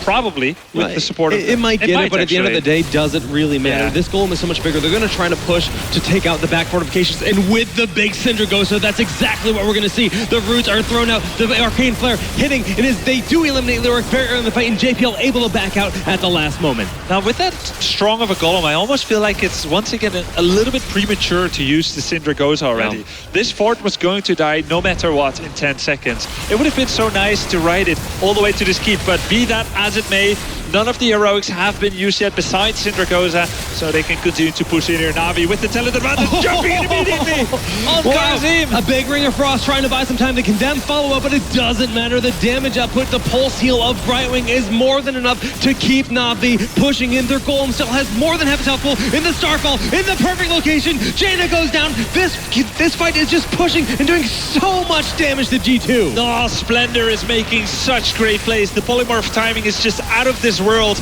Every time he polymorphs someone, it leads to an immediate kill. Some excellent play here. You can tell that you really invested in practicing with that Brightwing. Grubby, we just saw a keep fall at the 11-minute marker, and that is the threat of going to something like Haunted Mines early here in a match. Generally, it's a trump card you try to pull out when you're down in a best-of-5 series, but opening up the tournament here, opening up this series, so very interesting. Yeah, that is the unforgiving nature of Haunted Mines. Both teams let this map be the first one. Get that out of the way at least. You don't want this one to be the last one and decider. That's going to feel bad. And this is the first time we've had a 3-level lead at all today, if I'm not mistaken. Na'Vi looking so strong in this semifinal match. Yeah, those polymorphs have just been amazing by Splendor there, and very strong spearheading off that army by JPL. They're now going to get the Bruiser camp. Soon we'll have a level 16 for Na'Vi, which is going to make it so hard for G2. Now, at this point, G2 has to make some tough calls. If they play it passive, they're in a huge disadvantage. If they force a fight, they're in a huge disadvantage. They need to pick their poison. They're not going to have an easy decision to make, but somehow they need to try and pull something off here. Well, it's going to be so difficult as everyone on the side of Na'Vi is just getting more and more defensive. We now have the shield dust there for Brightwing that's going to negate a lot of ability damage. We see that we also have Sixth Sense, also going to negate a lot of damage done to Illidan. And then, of course, overflowing Light. And Tyrande, her heals are so much more impactful. So they're already struggling to pick up the takedowns. Only 2 so far in this game, and it just got far more difficult. And it's even very difficult for G2 to safely lane for experience. They need to stay together as 5, while Na'Vi has the luxury to allow Brightwing to stay in that top lane, get the experience, and then jump in anytime. Now, Eternal, he's going to start taking some damage, but he's not afraid. There's a big level lead. He can soak up a lot of damage. Look for Brightwing to jump in on JPL. There we go. He jumps in. Going to see a Polymorph Lunar Flare on Leoric. But they're gonna choose to disengage just a tad too far away, G2 was. Yeah, I mean, there's no real need to win a fight right now. The mines are spawning, get in position, once again looking for a party bush, but Splendor might give away the location as Sizer dashes forward. They unload everything they have, and he's being completely torn apart. The 7-sided strike, is it enough in this situation? I don't think so. Everyone's still standing strong, but the team of G2 is getting decimated. Cindergosa for style points. It is a 5-man wipe. That is an ace. There's 25 seconds left to run to the core. It will take them about 7, and then they have an 18-second window to finish. Objective who? There's no need to go for it anymore. They can finish it off. Once again, Brightwing jumping in there, allowing Arthas to more effectively tank the core. And this is a short and merciless game here by Na'Vi. They're closing it out. They're going to win the first game here against G2, and they have said, we are good at drafting, we are good at lots of different heroes, and you should be very worried for us in the semifinals. Brightwing 100% win rate in this tournament, the absolute best support in the game. Beautiful play by Na'Vi. I mean, everything about the way they approached the draft, approached the early game was honestly just flawless. Yeah, very nicely played by them. A very indomitable performance by Na'Vi, taking the 1-0 lead in this best of 5 to decide who gets to challenge Dignitas for the crown of European champion and join them at BlizzCon, which is of course the ultimate goal for every single team worldwide. We know the teams from NA. Today the team from Korea was decided. China was decided quite a while ago, but one more spot remains for Europe. All right, let's see who can join that most glorious of stages with the world's best. For now, Na'Vi has a small lead, but there's still lots of things possible. And Haunted Mines often works out in that way. Whoever wins that fight at level 3.5, the first one into the mines can often keep hold of that advantage and exploit it for additional advantage. Well, I wonder what the guys over the analyst desk thought of game number 1 here in the semifinals. Trevor, what do you guys think? Well, we thought that Na'Vi looked dominant. And, you know, there were some questions after yesterday where it's like, all right, well, you were dominant in the group stage, but you got to play against Dignitas, and some people were saying maybe Team Liquid could have beaten Na'Vi. There were a lot of questions roaming around about both those teams, but so far Na'Vi looking like, hey, we deserved that first seed in Group A. Absolutely dominate this battleground here on Haunted Mines, and there were a lot of strong points about Na'Vi's composition, particularly against that G2 offered. I mean, just take a look at that 13 power spike in terms of defensive, talents. Shield Dust coming from Brightwing, combined with 6 Sense from Illidan, and you have 2 mages, 2 ranged assassins that rely on their spells. It's just not going to happen. Yeah, and that's what you mentioned, James, before going into the game was like, maybe that's the plan. I mean, maybe that's what we're going to see, because that would make sense given Illidan and Brightwing's strengths. It's one of the brutal things that you have to go up against. We saw small niche picks of Brightwing against the Kael'thas Jaina, which was, again, that's an uncommon draft recently in the European scene. It comes out, they're able to counter it perfectly, and there's no real anything else to say about it. They are able to just shut it down. It seemed like a great way to play against Jaina Kael'thas, actually, because usually you see the 2 mages, you're like, all right, well, we're going to get hurt. You're going to have to get a bunch of spell shields. But in this case, going for this was great. And what was really good is that they got a good start as well. Like I mentioned, they really got some momentum going very early. They were level 11 against just the level 9 of G2 in the mines, hunting them down and killing them was the dream here, really. And at the end, even winning that big fight, and not even going for the skulls. They were like, get out of our game. In the next minute, we're just going to take the core. The thing is about when you look at these drafts from draft to draft, is Na'Vi,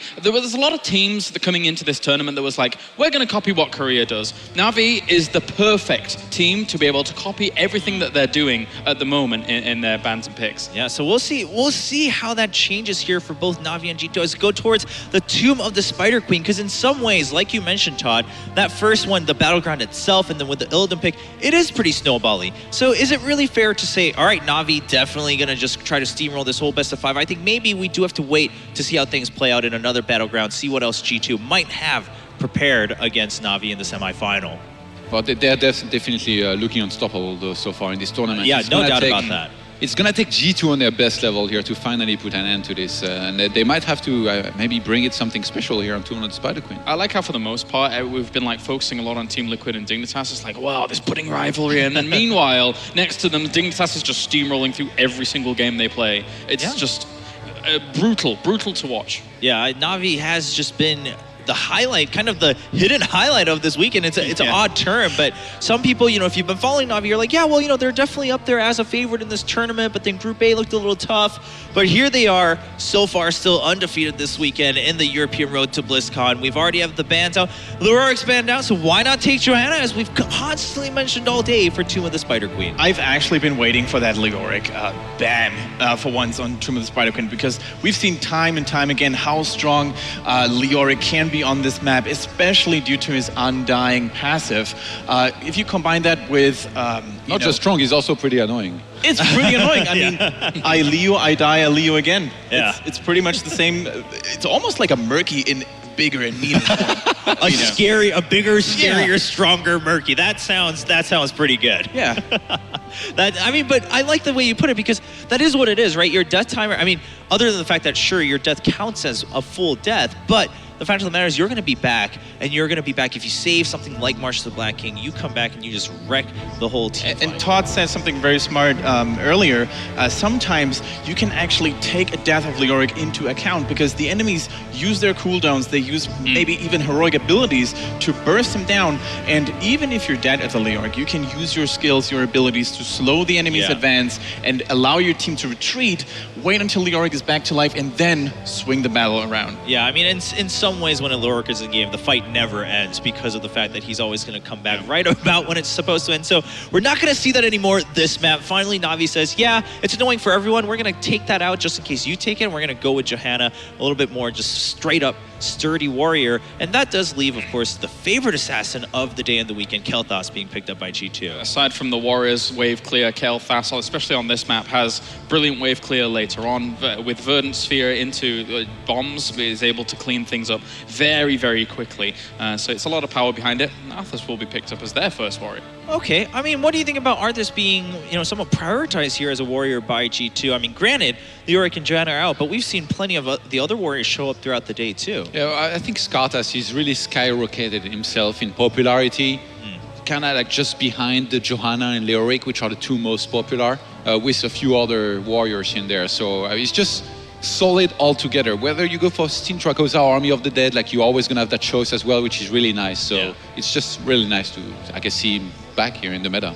Yeah, and the alternative path would be summon Syndragosa, which is a little bit more aggressive. You want to initiate team fights, but you can also disable enemy structures. And on small, tiny maps that have siege kind of map objectives like the web virus, this can be very crucial to, make your advance even deadlier. The Howling Blast actually comes into play as well when you do these rotations. If you can lock somebody down, then they're gonna go out of the way very quickly. Yeah, I wanted to bring that up because that's something we talked about always as the combo between Muradin and Kel'Thas. But you're still gonna have kind of that crowd control chaining here with Arthas, and that left Muradin open. So Na'Vi said, all right, well, we'll take that, and then they're gonna take Jaina. So this time we're gonna see the mages split and having to fight against each other in the second battleground between Na'Vi and G2. Do you guys think that we might see something special here, maybe? I don't know. I think even though they have Johanna, Na'Vi that is, we might actually see a Raynor coming out if he's not getting banned, because Muradin, Johanna, very solid, very durable frontline, and as we've said times and times again, Raynor momentarily one of the best tank shredders thanks to his great basic attacks. He just needs to make sure to stay far enough away from the Johanna. The ban on Rhaegar is very interesting because G2, it means that they've already decided which healer they're going to go into. And they wanted to, with already having banned Uther, they're basically going to leave very little choice here to Na'Vi. Here's the thing though, right? If you leave a little choice to Na'Vi, they've already exhibited in the previous game, they don't care about the top tier healers. They really don't care too much. Of course, it made sense for the situation, but it shows that they have a very diverse hero pool to the point where they'll probably be totally fine with other healers. Yeah, but in some ways, I mean, it's interesting to see how G2's looking at this, because like you brought up, sure, Na'Vi in their attitude, they might not be bothered, but a fact is a fact that you have those two sturdy warriors. Yes, they're sturdy on their own, but they have nothing to fall back on should things go sour with those banned down. And now, of course, Kerosene being picked up. Like you said, Todd, now the choices are very limited on the side of Na'Vi. Yeah, it's going to be Malfurion or maybe Brightwing again if they want to maybe. try it. Yeah. Maybe it's time for our favorite Pandaren girl, Lily. I mean, maybe. I mean, we've been talking about Lily a little bit towards the later after The only way we're going to see Lily somewhere in this tournament is if Kyla is cosplay her.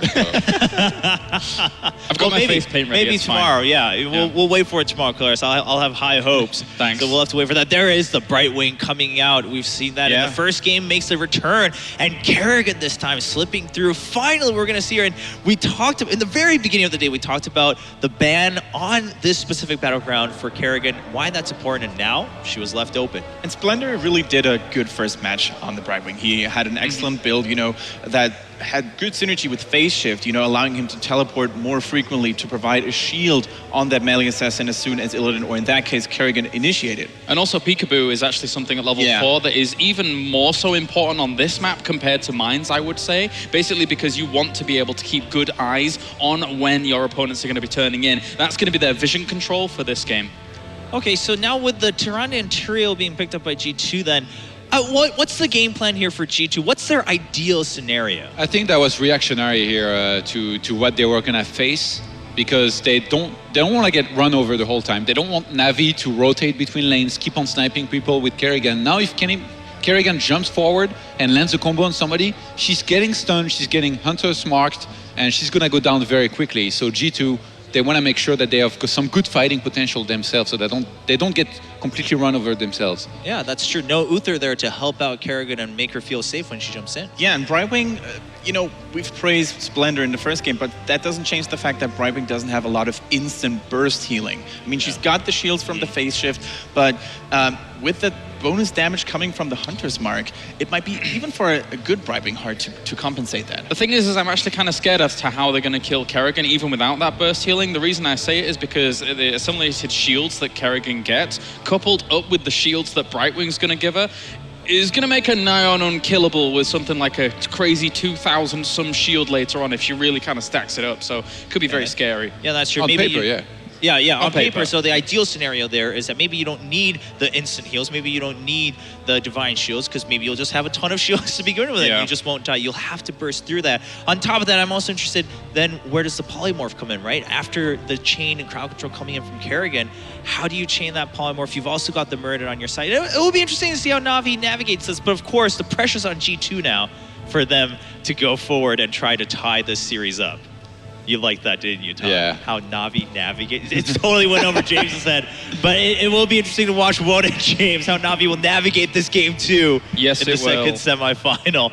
Well, ladies and gentlemen, Tomb of the Spider Queen coming up. Na'Vi so far looking absolutely dominant. But I think, like you said, Kendrick, this is a big test. Can Brightwing succeed again? Because then we're seeing the confidence from Na'Vi. We're seeing that their innovation is not just trial and error, that they've really done their homework and they're coming in with tried and tested picks, whereas if it doesn't work out, it's like, all right, so Brightwing once again goes kind of back to a niche healer, not really top tier. Towards the end of game one, we've also seen that Brightwing is a pretty good baiter. I mean, everybody was waiting in the bush, and Brightwing was the only one visible, and Gamers 2 didn't even try to scout, so maybe she can do it again.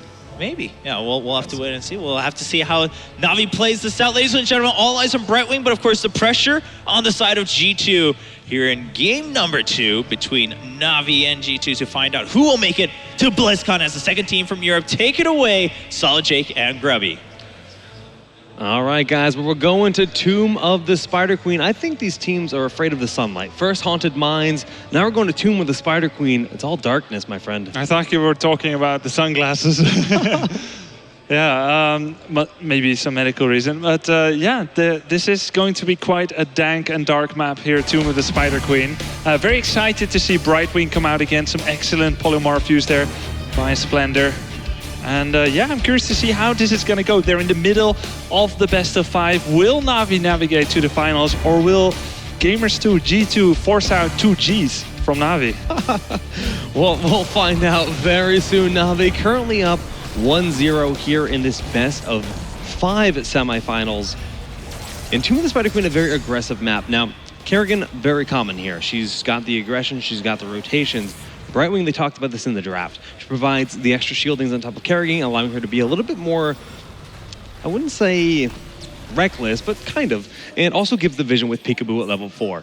Yeah, and with these siphon... Well, anyway, let's introduce them first. Kerrigan being played by Eternal here. Schwimpy on Merdin, JPO on the Jaina, Splendor on Brightwing, and Alex the Proji on Joanna here, representing Na'Vi, a Ukrainian team, but with players coming from here and there. And on the right side, that's Gamers 2. And of course, we're going to have Leo from Korea playing as Karazim. Nicker will be on Kale Foss. Sides are going to be on Arthas, Jowei playing Tyrael, and Boxek playing as Tyrande. I love this composition. When they don't have that big burst heal, you take away Rhaegar, you take away Uther, you pick up the Divine Palm for yourself. Suddenly, this makes Hunter's Mark quite a scary ability because you can put that burst, that focus onto a single target. Yeah, very much so. Kerrigan gonna have to shield herself up with that siphoning impact, possibly assimilation mastery, lingering shields, and aggressive defense. All the shield talents at 7, 13, and 16. And just have to jump in with a very healthy health pool. And she definitely needs to be not too much at risk until Brightwing reaches level 7. Well, let's see how that goes. Of course, they can also use aggressive defense as a game style. If you can pull in several people, they will not be able to use their stuns to try and lock down Kerrigan. Yeah. Interesting pickup. We're actually seeing Jaina go for Conjurer's Pursuit here. Now, generally you see the additional slow thrown onto her abilities from the trait, but since you're roaming around so frequently between the lanes, it's a lot of globes you can pick up. And on top of this, when you have Kerrigan, sometimes you want to have a little bit of additional early game burst. So Envenom does become a little bit more popular in these situations for Jaina. Yeah, man, I feel like I haven't seen Envenom for a while already on Jaina. Lots of the bigger Blizzard area being used, and also quite nice on this map to clear waves. A good point. We'll find out how they want to approach that. And it's just about the gem game right now. Looking at the count, it's pretty even. Both teams sitting around 15 gems at this point in time.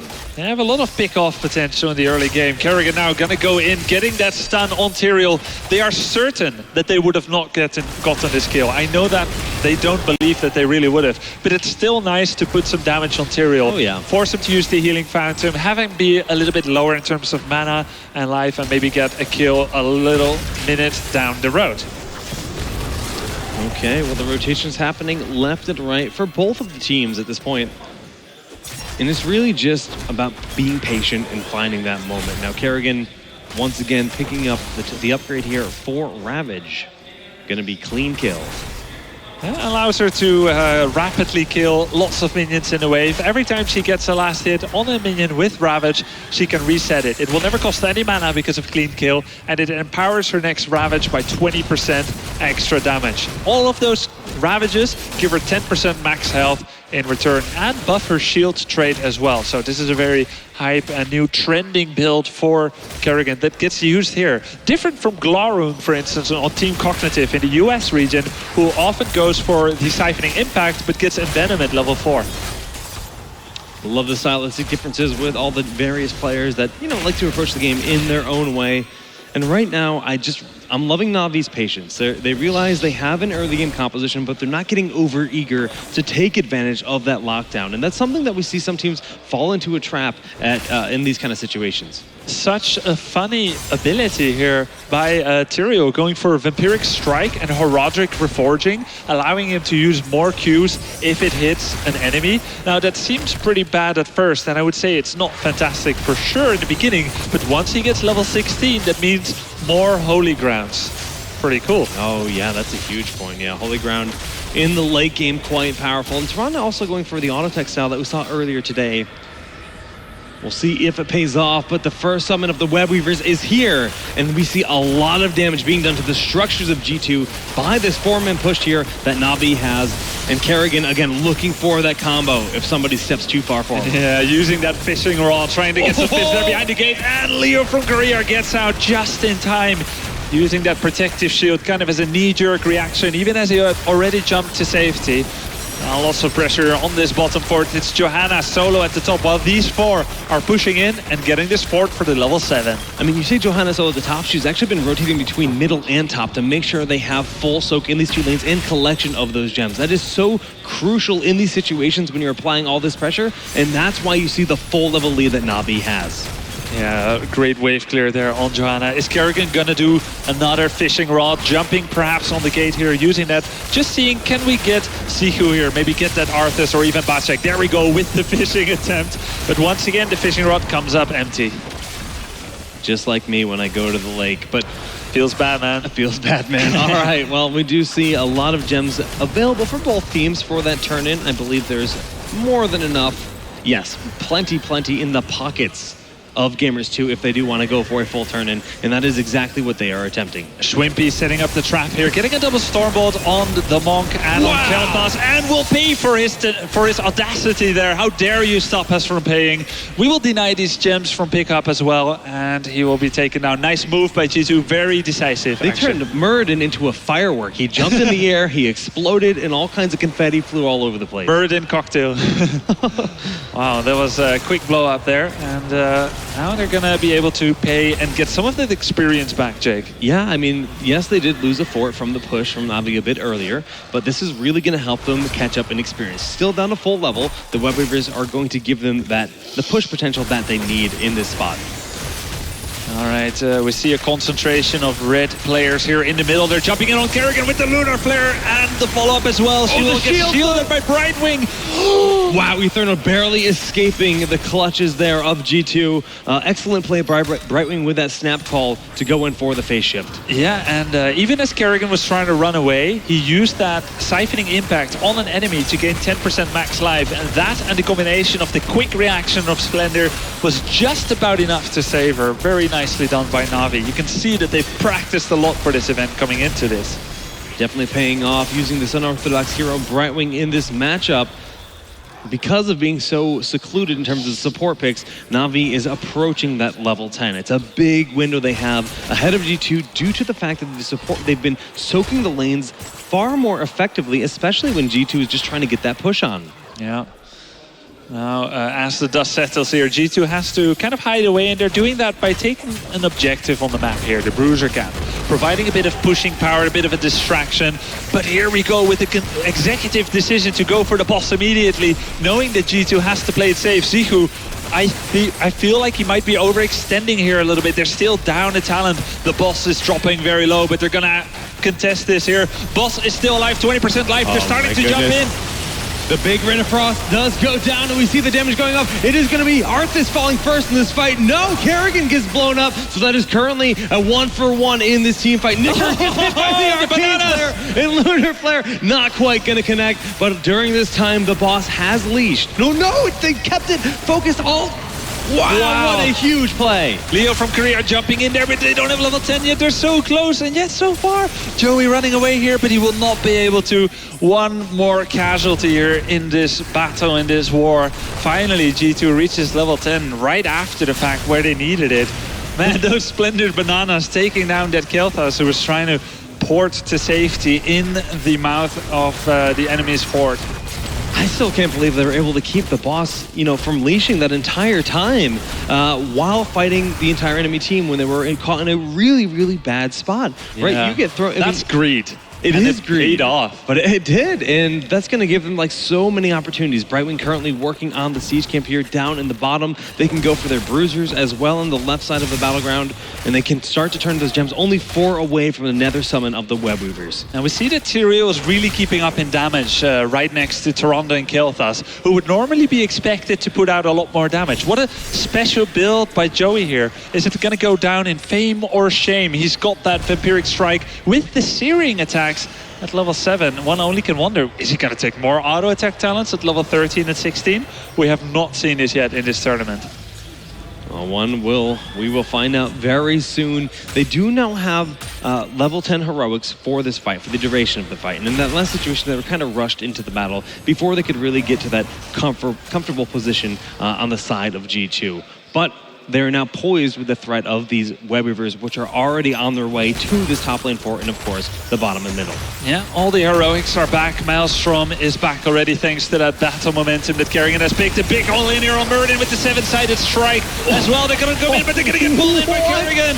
Absolute destruction. 3 heroes have been erased in an instant, and Tyrande will fall as well. The Primal Grass just pulling her on in. Only Kael'thas walks away. Mayhem and disaster for G2 as they're absolutely devastated. They saw, or they thought they saw a possibility to take out Muradin there, the tankiest character on Navi's side, but it completely turned around on them as Kerrigan's willing arms embraced them into death. And now Navi riding a level 3 advantage.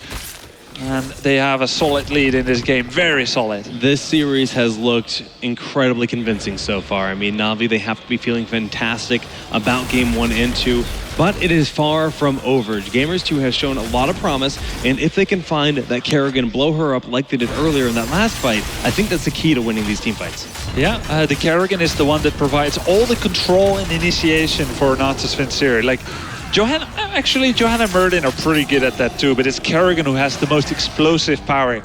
And she cannot be healed up too safely. If Brightwing wants to blink heal on her, he finds himself in close proximity to her, so there's some chance to get hit by Arthas's stun, maybe Kael'thas's stun, maybe Tyrande's Lunar Flare, so there is some risk for Brightwing, but he can pre-shield her. And look at Eternal going for that lingering essence there on that trade. A 20-second shield of all the damage that she does, getting returned to her via her trade. It's going to be very difficult to eliminate Kerrigan at this point. I mean, Brightwing's got all the additional shields as well. The Pixie Dust, the Blink Heal. It is full support status for Brightwing. So nice to see Brightwing being used a little bit more. We see her a lot in the other regions, in North America and Korea as well, but has yet to witness her being used much, as she seems largely ignored by most of the European teams. But Navi is making use of that. Schwimpy able to escape the clutches of potential death as the entire team was rotating down towards the bottom lane, and is just going to go back from the backside after healing up to rejoin his team, as they're just 16 gems away with 10 in their pockets. More than that, actually they have exactly enough with those 4 heroes for a turn-in. And Joey jumping in there now. Level 13 has been reached. Imposing Will is the choice, as well as Chain Bomb, Relentless, Overflowing Light, and another Relentless on Arthas. Okay, structurally, we're starting to see things fall even further in Navi's favor. The third fort has gone down on the side of G2. All the fortifications of Navi still standing strong, but they're looking to make a play happen before level 16 is reached. Diving in, Schwimpy does manage to use the Dwarf Toss over the wall. And look at the confidence of Brightwing and Navi. She did not jump in, even though it was a 5 versus 4 close in potentially there. Muradin and Johanna not the most scared of characters, and they knew they still had their escape. They've got the 2-level lead, so they felt they were confident to escape there, and Brightwing continues to farm the top lane. And that's like, back in the day, we would actually even see ETC do something similar to this with Stage Dive, to dive into battle. Brightwing playing like this, just constantly having this very safe soak for the team, has been invaluable in both of these 2 matches. Yes, very, very much so. Now, an engagement here in the middle as the teams are starting to meet tanks against each other. We see a judgment on Kerrigan, Ring of Frost, a huge one. Maelstrom goes down, but it is G2 who starts to fall. Tyrio going down here. Wow, and that ice block from Jaina was absolutely flawless. No one, just Brightwing has fallen in this fight. And the Tyrael on the opposing side, it is full on retreat without that healer on the side of Navi. Brightwing is very difficult to keep alive. She's definitely a challenging hero to play, especially between level 16 and 20. I know my Brightwing is always fragile like paper. For that to be a 1 versus 1, like a 1-4-1, is quite fortuitous for G2. There is the point in Heroes of the Storm where it is possible to make comebacks with gaining more experience as you kill high-level characters. Yeah, it's what it's all about. I mean, there no comeback mechanics, right, Grubby? There are plenty of comeback mechanics in G2. Well, I mean, with a fight like that, even footing when you're down 2 levels, that's a big statement saying, you know what, we can go toe-to-toe with you, even if we're way down in XP. Yeah, very much so. And G2 is starting to approach level 15, Navi level 17, and the blue web weavers shall once again descend. Jaina, however, completely called out of position. Well, JPL will be dismounted, trying to juke the Lockdown, which have not been thrown out yet. Ice Block was used, but Howling Blast actually used a little bit early. Will not matter. What? JPL, She's still my alive! goodness, What? does get away just barely. What? The Ice Block buying enough time. Kerrigan getting all in there, going from 100 to 20, back to 30, and back to 0. Wow, so much damage. They're going to find Saizu in the top, trying to blow him up. We see the poly going down, trying to trade. Alex the Pro G is the one that ends up falling. So it's going to be a 2-for-1. Jaina living through this entire fight. JPL still standing in the top lane. Jowie trying to find her, but Brightwing with the big blink heal. It's Shrimpy who shall fall as well, a 3-for-1 in G2, and suddenly talents have been equalized, even as pressure is piled on upon the keeps. This was a fabulous engagement from G2. No, but all of the keeps are now vulnerable. Those web weavers already starting to wail away at them, taking care of the health pool. This is, as much as that fight was needed for G2, this is a very tough spot to be in. Yeah, it's damage mitigation really, isn't it, Jake? It's not a reason to write home yet. It's not a reason to be jubilant or relieved, but they needed this exactly, and they need it again once or twice more. Yes, exactly. If they can take another fight like that even, and then pick up something like a boss, they're very much going to be back in a pretty even footing against Na'Vi, but Na'Vi starting to get some map control. Both teams working on a bruiser camp, and from here it's about turning the gems. Only 11 more are needed for Gamers 2 to get that summon on the web weavers, and that is the timing that they need. Very surprised here by the Tyrael choice, not going for Horadric for forging. The Holy Ground, but I guess in some way it makes sense. If they can kill Kerrigan quickly enough, they remove control and lethalness, lethality, I suppose, from Nazis Vincere's side. So they go for the blood for blood to try and burst her down. It's very smart. I mean, 10% of their health just gone in an instant is, well, it could be the ticket they need for these team fights. That's how much Kerrigan survived with several times before. That's true. Engagement now centered around the bottom objective.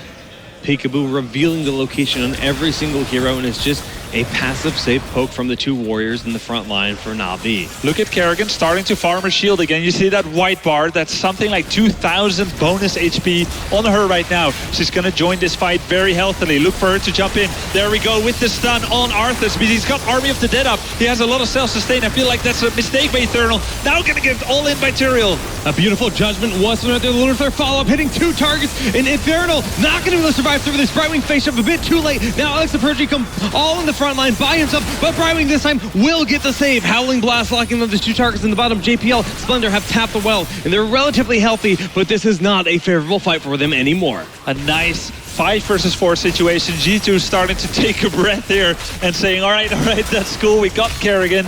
We're going to now start working on that fort. Got the web weavers already. They're starting to equalize the level, and they're clawing their way back into this game. Yeah, from a 2.5 level deficit to being less than a level down, that is quite the impressive feat for G2 coming back in this, and they have web weavers in all 3 lanes. Experience about to be in their favor, Grubby. Yeah, this is pretty crazy. A turnaround.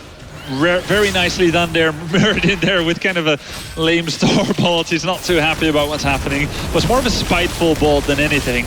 Now, it should be remembered that Kerrigan and Brightwing both are characters that are more difficult to keep alive in the late game. So that lead that Na'Vi had, it's kind of a lead that they needed. They earned it with good early game heroes and will fall off a little bit in the late game. So G2 now, not only are they actually ahead in XP now, but they're ahead in late game scaling. Now going in on Kerrigan! The beautiful blow up here, but Brightwing just a moment too late with the phase shift, and those are the kind of plays G2 has to make. And now that they have that, they can, off the back of this, go for the boss. And what can Na'Vi do here really to stop them? It's a very risky move to let that boss be captured, but can you really stop it? Not really. 45 seconds before you have that really key element to your initiation, that is, of course, Kerrigan. Peekaboo going to reveal the locations, allow them to approach as safely as possible, but still quite difficult to get the perfect initiation 4v5.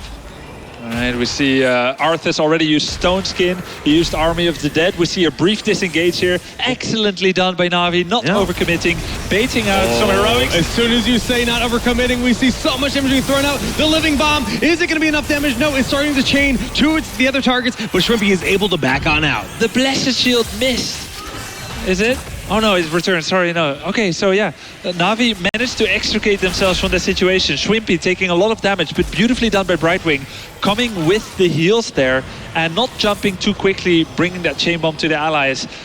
Very well managed here. Great damage control, not allowing that boss and not losing any characters and actually equalizing the XP. I'm so impressed by Na'Vi here. It's actually such a big deal that they denied the boss pickup there, because that was going to just, the boss would first force the hand of Na'Vi to defend, and now then G2 can just roam around and collect as many gems as they can. They've already turned in 17. They don't have quite enough for a full turn in right now, but that's really how you try to snowball your victory towards this late game.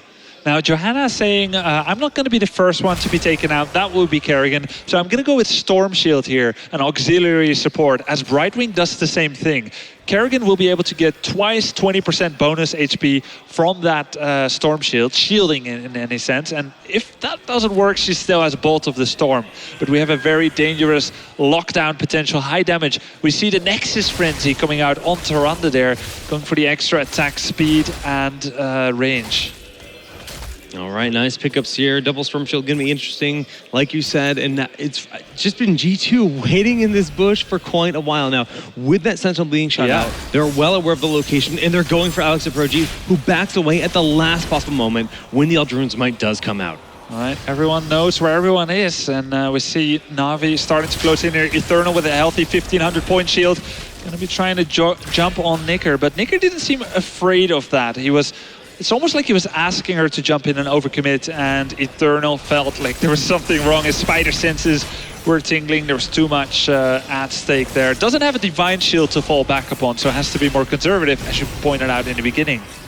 But the moment G2 backs away, Na'Vi puts 55 gems into the coffer here in the top portion of the battleground, and that puts them very close to a summon on the Web Weavers. Considering how low all three of their keeps are right now, that is a big deal. Yeah, that is a very big deal. We don't have enough gems. Well, we have close to enough gems for both teams, actually. So who gives each other the space to do that payoff? Lunar Flare, they're trying to interrupt and reveal. It's a very tense moment in the game, guys, as the next fight could decide everything. Yeah, we're getting to that point past 20 minutes where one team fight could really seal the deal for either side. 3 gems going in, 9 on Leo, and then Schwimpy going in, the Blizzard goes off, the 7-sided strike used in a snap call, and Brightwing has to get the heals on in. Judgment going towards Kerrigan, but she can just turn this around with a big combo, and she is looking at backstack, going for Tyrande in the backline, but JPL being pressured heavily himself. Yeah, Tyrande taking lots of heat here, but Lunar Flare peels for herself. JPL getting attacked by Karazim, actually. No one has perished yet. Both teams are kind of hurt. It's Na'Vi who's hurt more, and that will give the opportunity for G2 to pay off the final gems. Yeah, that is going to be enough. The Web Weavers will be summoned by Gamers 2 after an excellent team fight. Now let's look at the heroics. Every heroic has been used for both teams. It's Blink, Heal, and Phoenix, which is back already, as well as 11-sided strike by Karazim. So now a fight would be in a favor of G2, I feel like, but it's actually Na'Vi who jumps in. They get Tyrande in an instant, but the 11-sided strike is doing a ton of damage. JPL manages to slip away. Brightwing with that blink heal is keeping the team rather healthy in the Storm Bolt. Going to Saizu, not enough. Primal Grass pulling them back in the lockdown, the combo, not enough for Karazim. He is just far too slippery. Yeah, you see the value of that Relentless there. Both of them had it. They got only momentarily stunned by that impaling blades from Kerrigan. All the while, yes, they lost Tyrande, but this is a lot of time purchase for the Web Weavers to push. They have to defend immediately. Now, the bottom lane is so far from the keep, that's not a big deal. But you see the middle lane, keep took a fair amount of damage. Top lane, they will be able to protect the keep relatively well, before it even takes any damage at all, for the most part.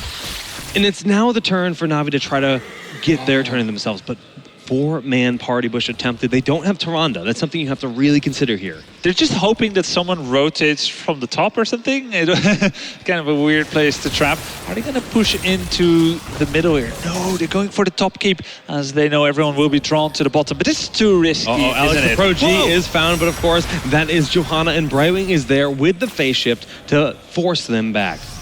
All right, it was kind of a scary moment there as Johanna tried to take the risky route, but plenty of support for her there.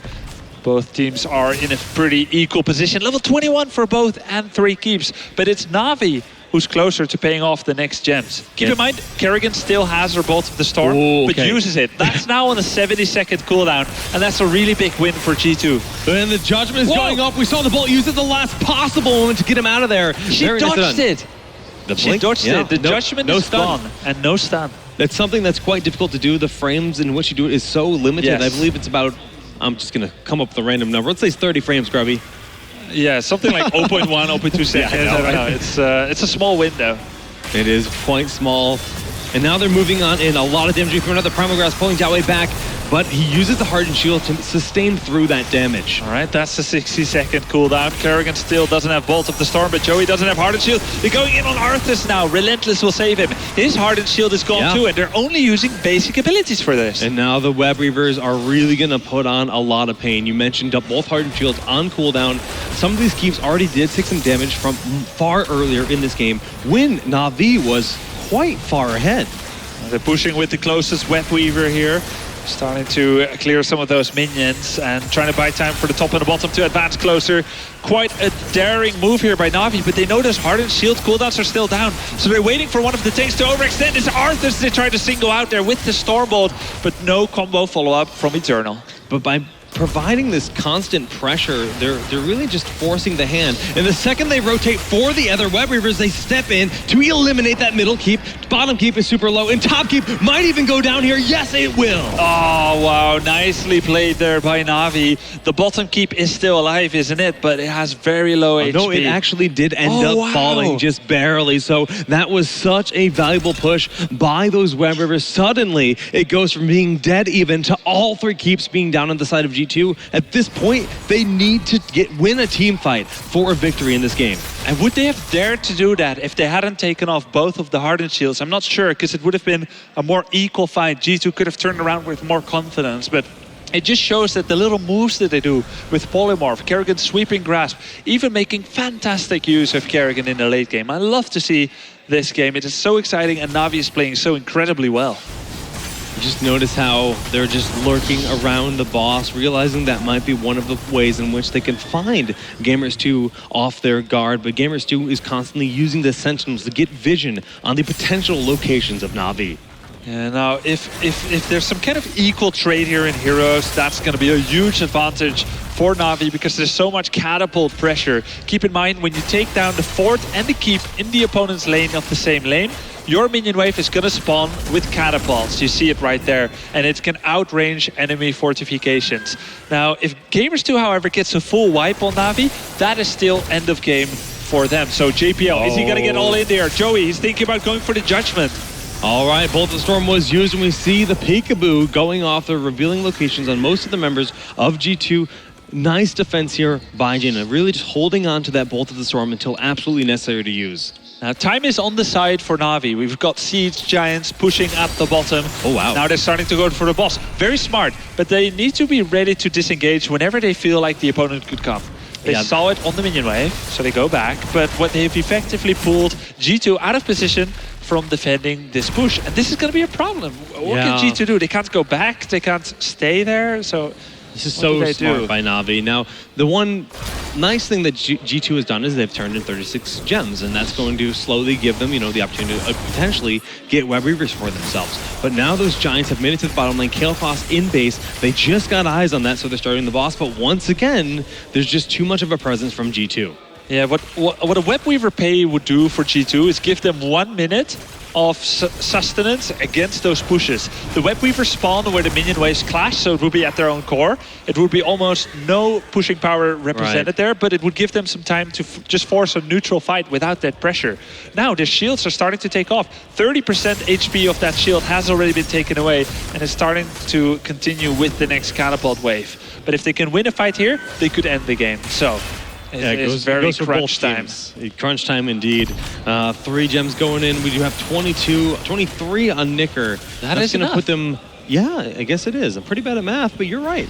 Nice. He had 1 overgem there. So they paid enough. Well managed by G2. Excellent crisis management. It really impresses me how much they've grown after struggling to get out of the group stage in the weaker group, so to speak. They are now challenging Na'Vi for the equalizer here in a level 23 versus 23 showdown. If G2 can win the next fight, they could end the game in their favor. Now, Brightwing just showing off her versatility by soaking here across the battleground as those Web Weavers do make their march across the map. But like you mentioned, they're starting off in the base of G2, and that is not going to be a ton of pressure applied due to that. Now, what both of these teams are looking out for here is to try and bait out those cooldowns again. And we're not just talking about heroics, which people usually hold on to more jealously, but it's those hardened shields, the bolts of the storm, the ice blocks. If you can bait those out first without fully committing or losing a member of your team, the follow-up fight could be advantageous. Now, Zihu running in here, doing the blast there on Muradin. And they're starting to push in with this Web Weaver. 30% life is left as its HP does degenerate, so it will just about actually kill that keep. It's a big deal. They managed to get the first keep, and there's still Web Weavers in the other two lanes. Top Keep still seeing a lot of health. They should be able to defend this unless there is a big play made with the approach here from G2. All right, Lunar Flare missed as well as the Horadric reforging that Q, the Eldruin's Might. G2 now starting to cycle to the top, possibly setting a trap there. Now, the obvious place to trap is in the bushes, but people usually end up checking for there. If you check for it, you walk up to it and cast a spell. So they're trapping actually in a more advanced position, but Alex the Prodigy is too smart for it. He sees it, he's gonna get attacked, but he's got that unstoppable, that iron skin, and he also has the upgrade for it at level 13. If you lose that shield, you also lose the unstoppable, even before its timer runs out, so enough damage can make her vulnerable. But with that upgrade, more than enough time to disengage. Too smart, Alex the Prodigy. Eternal now, however, is gonna get protected by Brightwing. Yeah, Brightwing's got a phase shift in there just in the off chance that, you know, they do fully commit to that fight. And right now it's just about turning the gems once again, but Na'Vi, they do have enough for a full turn-in. With all three keeps down, with catapults in their favor, that's a situation where they would look for a death push on one of the lanes, force a mistake out of G2 in the situation.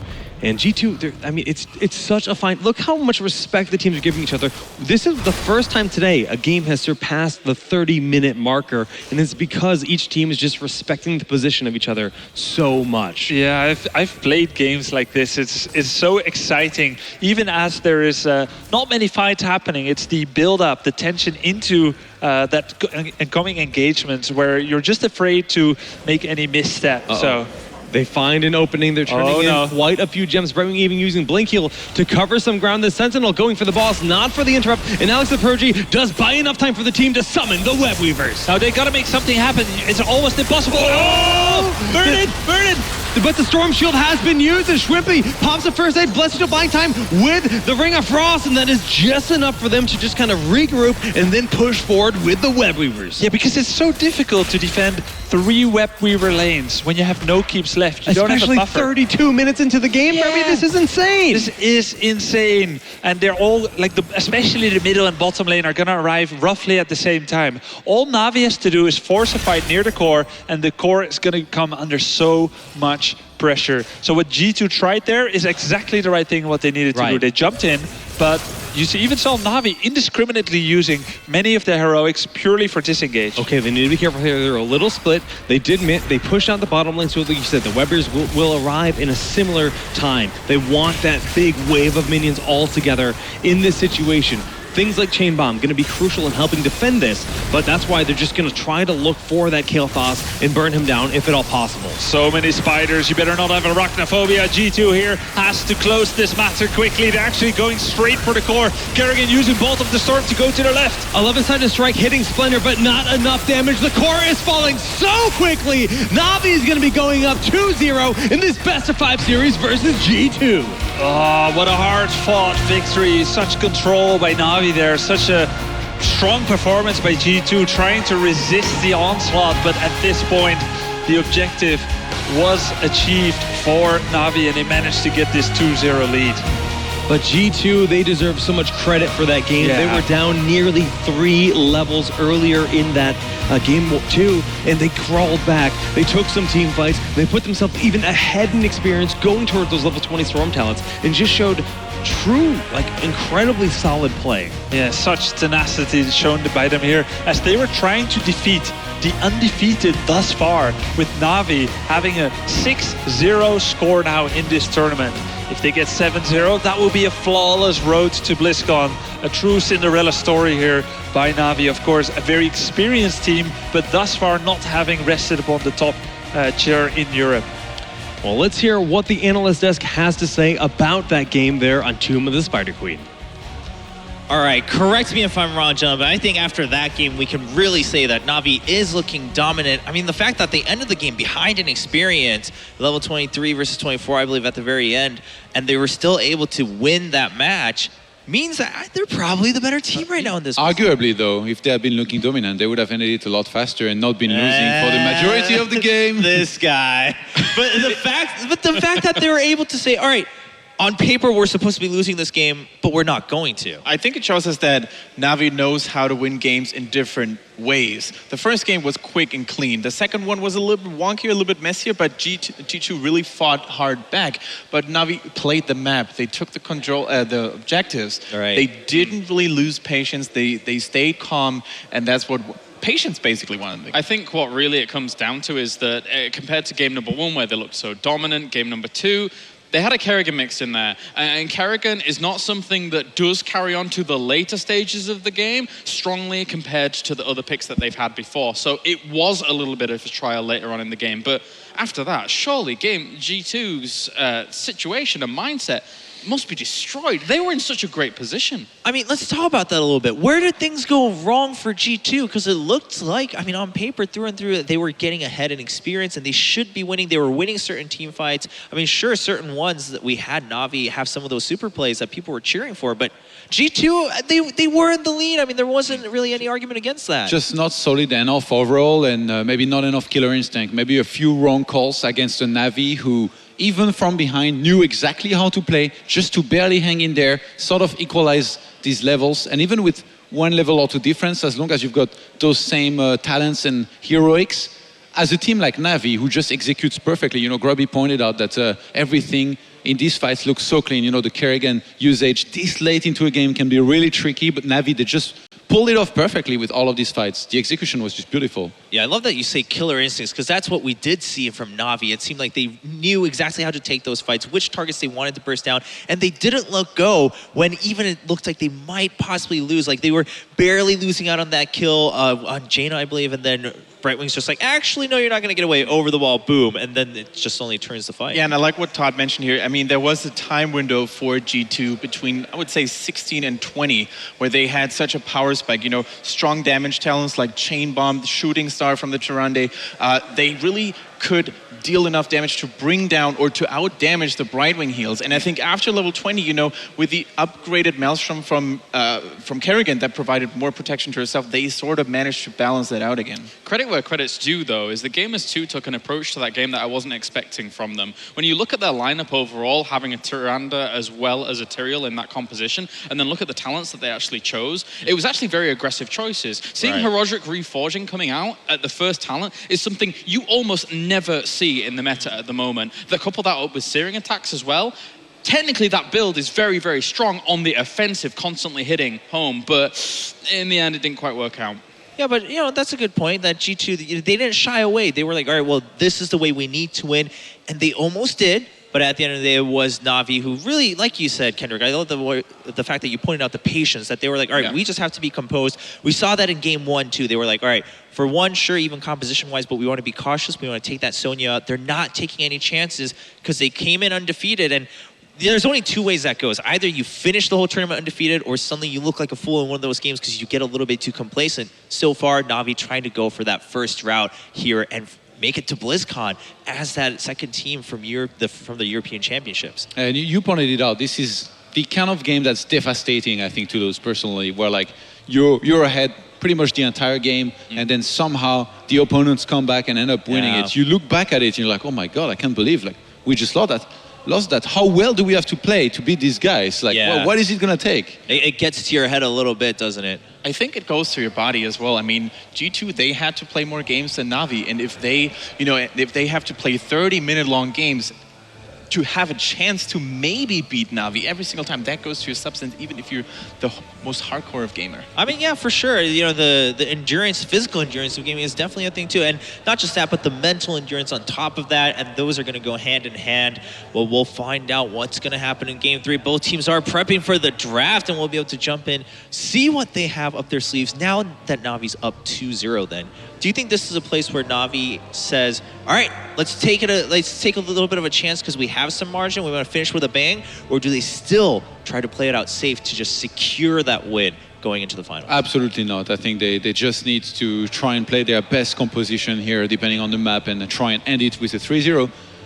Personally, I feel like Virtus Pro, actually, earlier, when we saw them play with Shadowstalk, I'm not sure exactly, like, you know, Kyla disagreed with me, but I really feel like this is a little bit of a fancy play situation where you try to get too fancy. Right. Whereas if they had just played a little bit more standard, I do think they might have been able to finish it. So for Navi here, they shouldn't let that happen, and I don't think they will. And ladies and gentlemen, the third game in this match is going to be Sky Temple. A little bit of a refreshing change here for the Battlegrounds in our last match of the day. Game 3, match point for Navi, but a long way to go for G2 if they want to get a plane ticket over to BlizzCon. We haven't seen much of Sky Temple here, I think, so far. It's actually the first time, I think, today. Well, today, for sure, the first time. So not that common. We've seen more of the original Battlegrounds and kind of the standard Battlegrounds on top of Tomb of the Spider Queen. I actually think this could be a good map for Navi to pull out what they pulled out yesterday, which is the potential of them going to Butcher and Falstad. Falstad's really good on this map for flying around and doing what he does. And then also there's a lot of rotations between the bottom and middle lane specifically,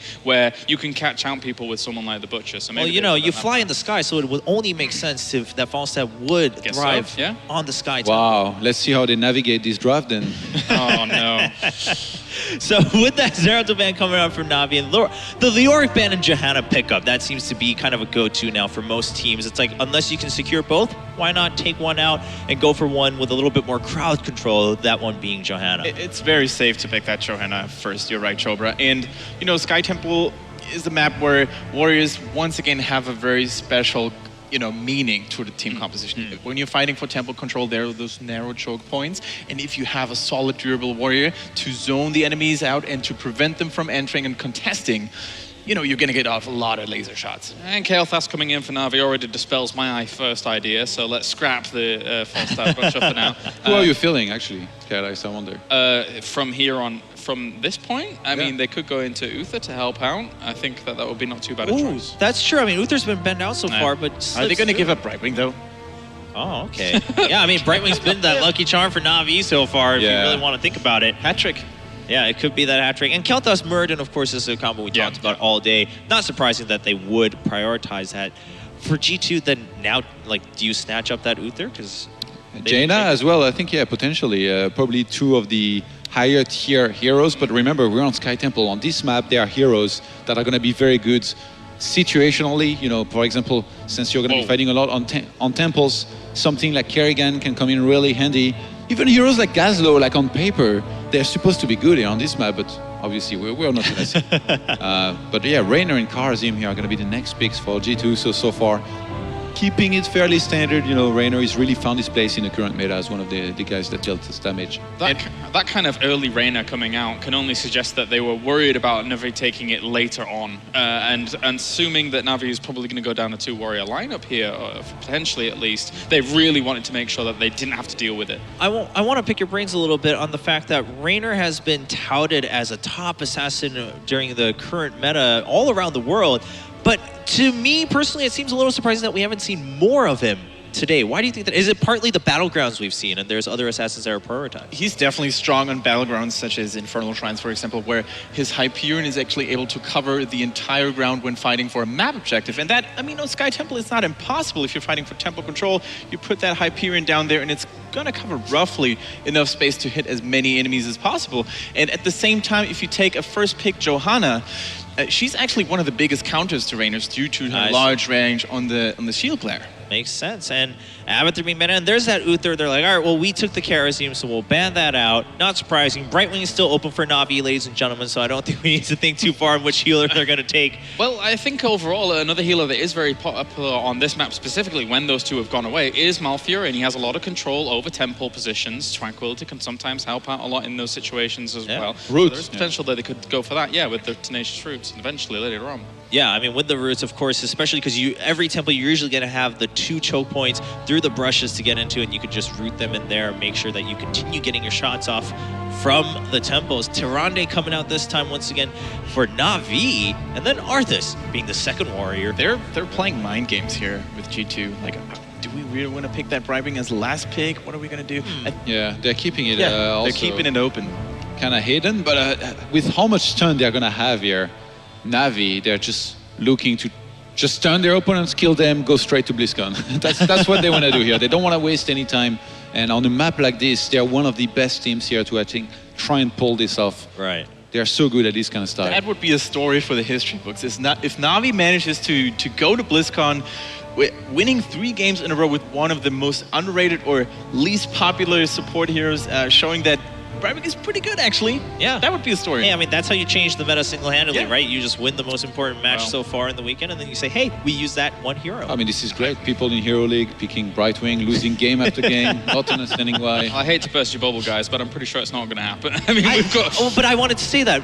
Maybe it's not going to happen. Maybe that's part of the mind The games. thing is that it doesn't work as well against someone like Auto Attack Valor with Hungering Arrow Valor and Auto Attack Reyna. Obviously being a lot more auto attack focused in comparison. So Who is it?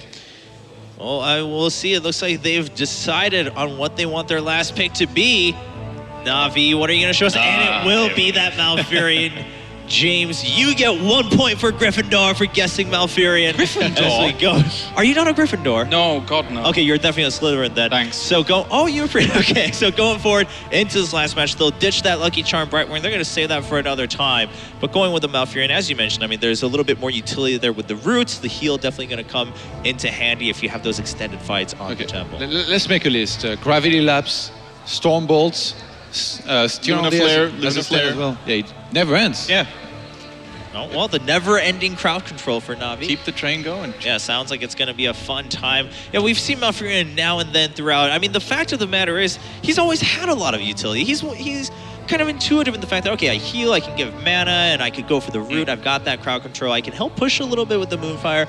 There's a lot of things he can do. Also, since his rework a few patches ago now, he's actually gained great kind of aggressive strength as well. We see a lot of Moonburn going in, so he has better wave clear. We have a lot of Elduin's Grace as well at level 4, which allows him to have even extra range, not only to be able to check bushes well, but also even get like out little extra snipes, little bits of extra damage here and there, despite all of his healing and utility. Yeah, and Innervate might come into play as well. If there is a long drawn-out fight and Malfurion is able to give back a lot of mana to somebody like Kalthas, it's one of the most underrated traits ever. I mean, people don't even use it most of the time. They don't remember.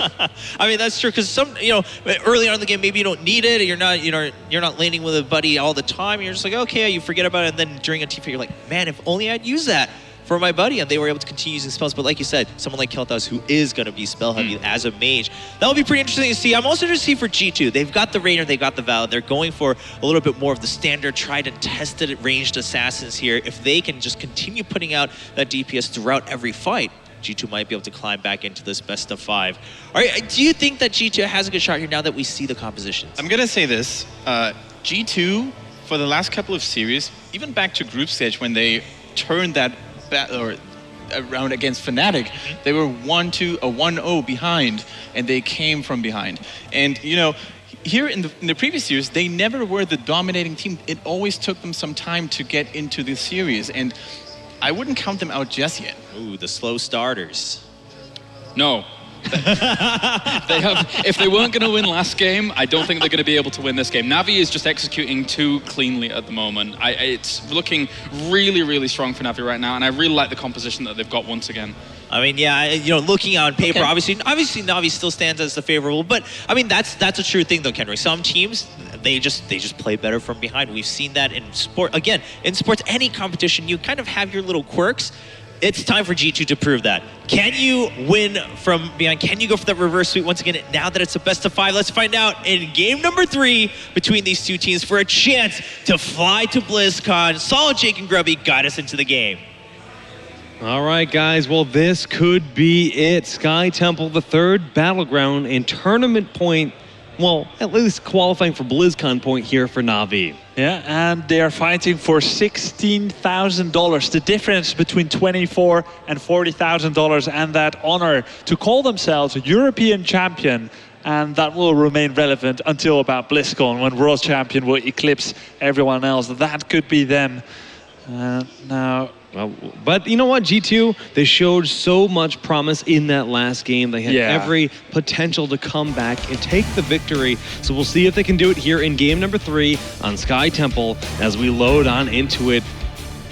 What do you feel about these compositions, Grubby? You think they have the potential Karazim showing up once again, and it's actually going to be Malfurion on the side of Na'Vi? Yeah, well, I feel like here on the left side, the blue team here, JPL, Shwimpy, Splendor, Eternal, and the Arthas player at the bottom, who will be manned by, Alex the Pro G. This team, I feel like, has everything they need. They have 1.5 support, Malfurion plus Tyrande. They have 2 tanks, 2 damage dealers, and I just feel like they have it all. Not enough stunts on G2's side, maybe to finish people off, so they're gonna have to play for objectives. Reynor is pretty decent in that. Let's see, we see a more normal build here from the Tyrael player, not going for that kind of oddball build with Vampiric Strike and the searing attacks here. But what's interesting is we're actually seeing Rancor picked up here by Vala. This is something we haven't seen all tournament long. Yes. So putting a little bit more towards an auto attack style here for Vala. Generally, we've been seeing the siphoning arrow build once in a while, the multi-shot style, but this is the third available option here to go for Rancor. All right, so let's look at this one first here, as there is a fight here at the bottom lane. An unusual high concentration of heroes from both sides. Gravity Labs there going on Tyrael, but he's able to get out here. So very nice to point that out. The Ranker, Seasoned Marksman. What G2's plan here is mass auto attackers. Both of these are an auto attack composition. Murden, he can get close with reverberation maybe, but if he goes that far forward, he can get absolutely eviscerated by double Giant Killer at level 30. Well, I think that's exactly the strategy here, right? They want to force Murden to get a little bit greedy for that reverberation. In the event they do that, 7-sided strike is going to be the perfect way to just tear him in half. Oh, like you mentioned, Giant Killer plus 7-sided, they will blow Murden up so very quickly in the late game. Yeah, every now and then on Reddit you see these questions about who should we focus? Should we go for the warrior first or attack the backline? Nigger now trying to out-juke. Oh, the Stormbolt misses! But the entangle pretty much seals his fate. But should we be taking out the warrior or the backline? Well, here it's very much kill the warrior composition. G2 fully focus on that. If they can reach level 13 with relative parity and equality, then that will be quite nice for them. But for now, Natus Vincere gets the first blood on that Vala there. Okay, well, both teams just kind of splitting up over those temples. We see 1-to-1 control, G2 controlling the middle lane, whereas the top lane being held here currently by Splendor on Malfurion, but with Nicker coming on up, that is going to be a bit of a brief retreat as Shwimpy rotates up with a nice little foot, does connect, Stormbolt, follow through, that's Root, that is going to be, like you said, another kill here on Vala. I think Vala will think twice before going there exactly again. Picking up Manticore there. Every third basic attack of her will critical strike. Fully going on the auto attack. Not taking the Vampiric Assault either there. And it's kind of a bad dream for Vala out there. You talked about this at the start. There's a lot of lockdown on the side of Na'Vi, and they're picking up Elune's Grace, which just gives you additional rain on all your basic abilities. That's so big for the roots. Yeah. I mean, we saw that showed in that last kill on Vala, just the utility of Elune's Grace. Oh no, Tyrael going for Vampiric Strike again, 25% life leech on every auto attack that he does. Somehow he must believe that he will not be near Karazim often enough to actually use that amplified healing, because I think in very short order, Joey would get more heals from, even a few heals from Karazim than he can get on his own. But somehow he must believe that he'll be behind enemy lines and making use of that. It's a little bit odd, but that's the style he likes to play. So let's give him another chance and see if that will work. All right, well, they're putting a lot of pressure on here to the bottom lane. We see JPL just throwing out the single flame strike, trying to dissuade their push. But those two giants doing a bit too much damage to that wall. All right, they got a nice little damage there. The ultimate prize in this part of the game is actually trying to take down the healing fountain in the bottom lane of the opposing player. If you can get that one, that pretty much guarantees superiority at the second temple phase, which is always at the south side of the map. It prevents the enemy from quickly tapping for some extra health and rejoining the fight. So that one is still one bridge too far. And now we see actually G2 heading with 4 to 5 players to the top lane to clear that bruiser camp and to put some pressure. You don't see this a lot in most games, to actually just go for the top there. They're trying to fish and maybe get some kills and make sure that they are arrayed in force and surprise the opponent, but no such kills will be taken. Splendor was too safe on this Malfurion, starting to pull back, and now we see a counterattack there on Johanna. But she still has Iron Skin and will be managing to get away there. All right, so one thing to take note is Malfurion is currently holding on to the level 7 talent for the potential to grab Mule here. Mule, incredibly powerful on Sky Temple when you consider that it's single target damage provided by the shrines, and it can heal through a fair amount of the damage dealt to those structures. Now the decision he's making here is exactly that. Mule, or does he go for a support talent which gives more healing over time? And he doesn't really need to make this choice until he potentially gives his next heal, or he sees how the fortification situation is going to be. Now the temple is being stolen by Arthas. Hold on a second there, Merlin gets taken out, and they're in full retreat. 4 versus 3. Where are the roots? I mean, right now that's something they need desperately. JPL taking a ton, Condemn pulling them in. JPL will fall as well. That's going to be 3 heroes down on the side of Na'Vi. Beautiful play by Gamers2, evening out the experience here in Game 3. Do you think all of them would have been alive if he had taken the healing talent?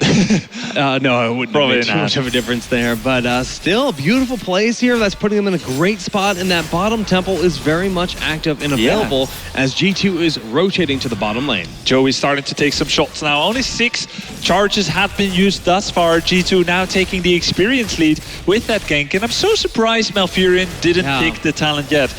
That's probably going to have to choose it soon, because you cannot advance to level 10 heroic choice until you take that one. He's actually going for the no more talent strategy, where he actually just picks up as little talents as possible. The extreme diss.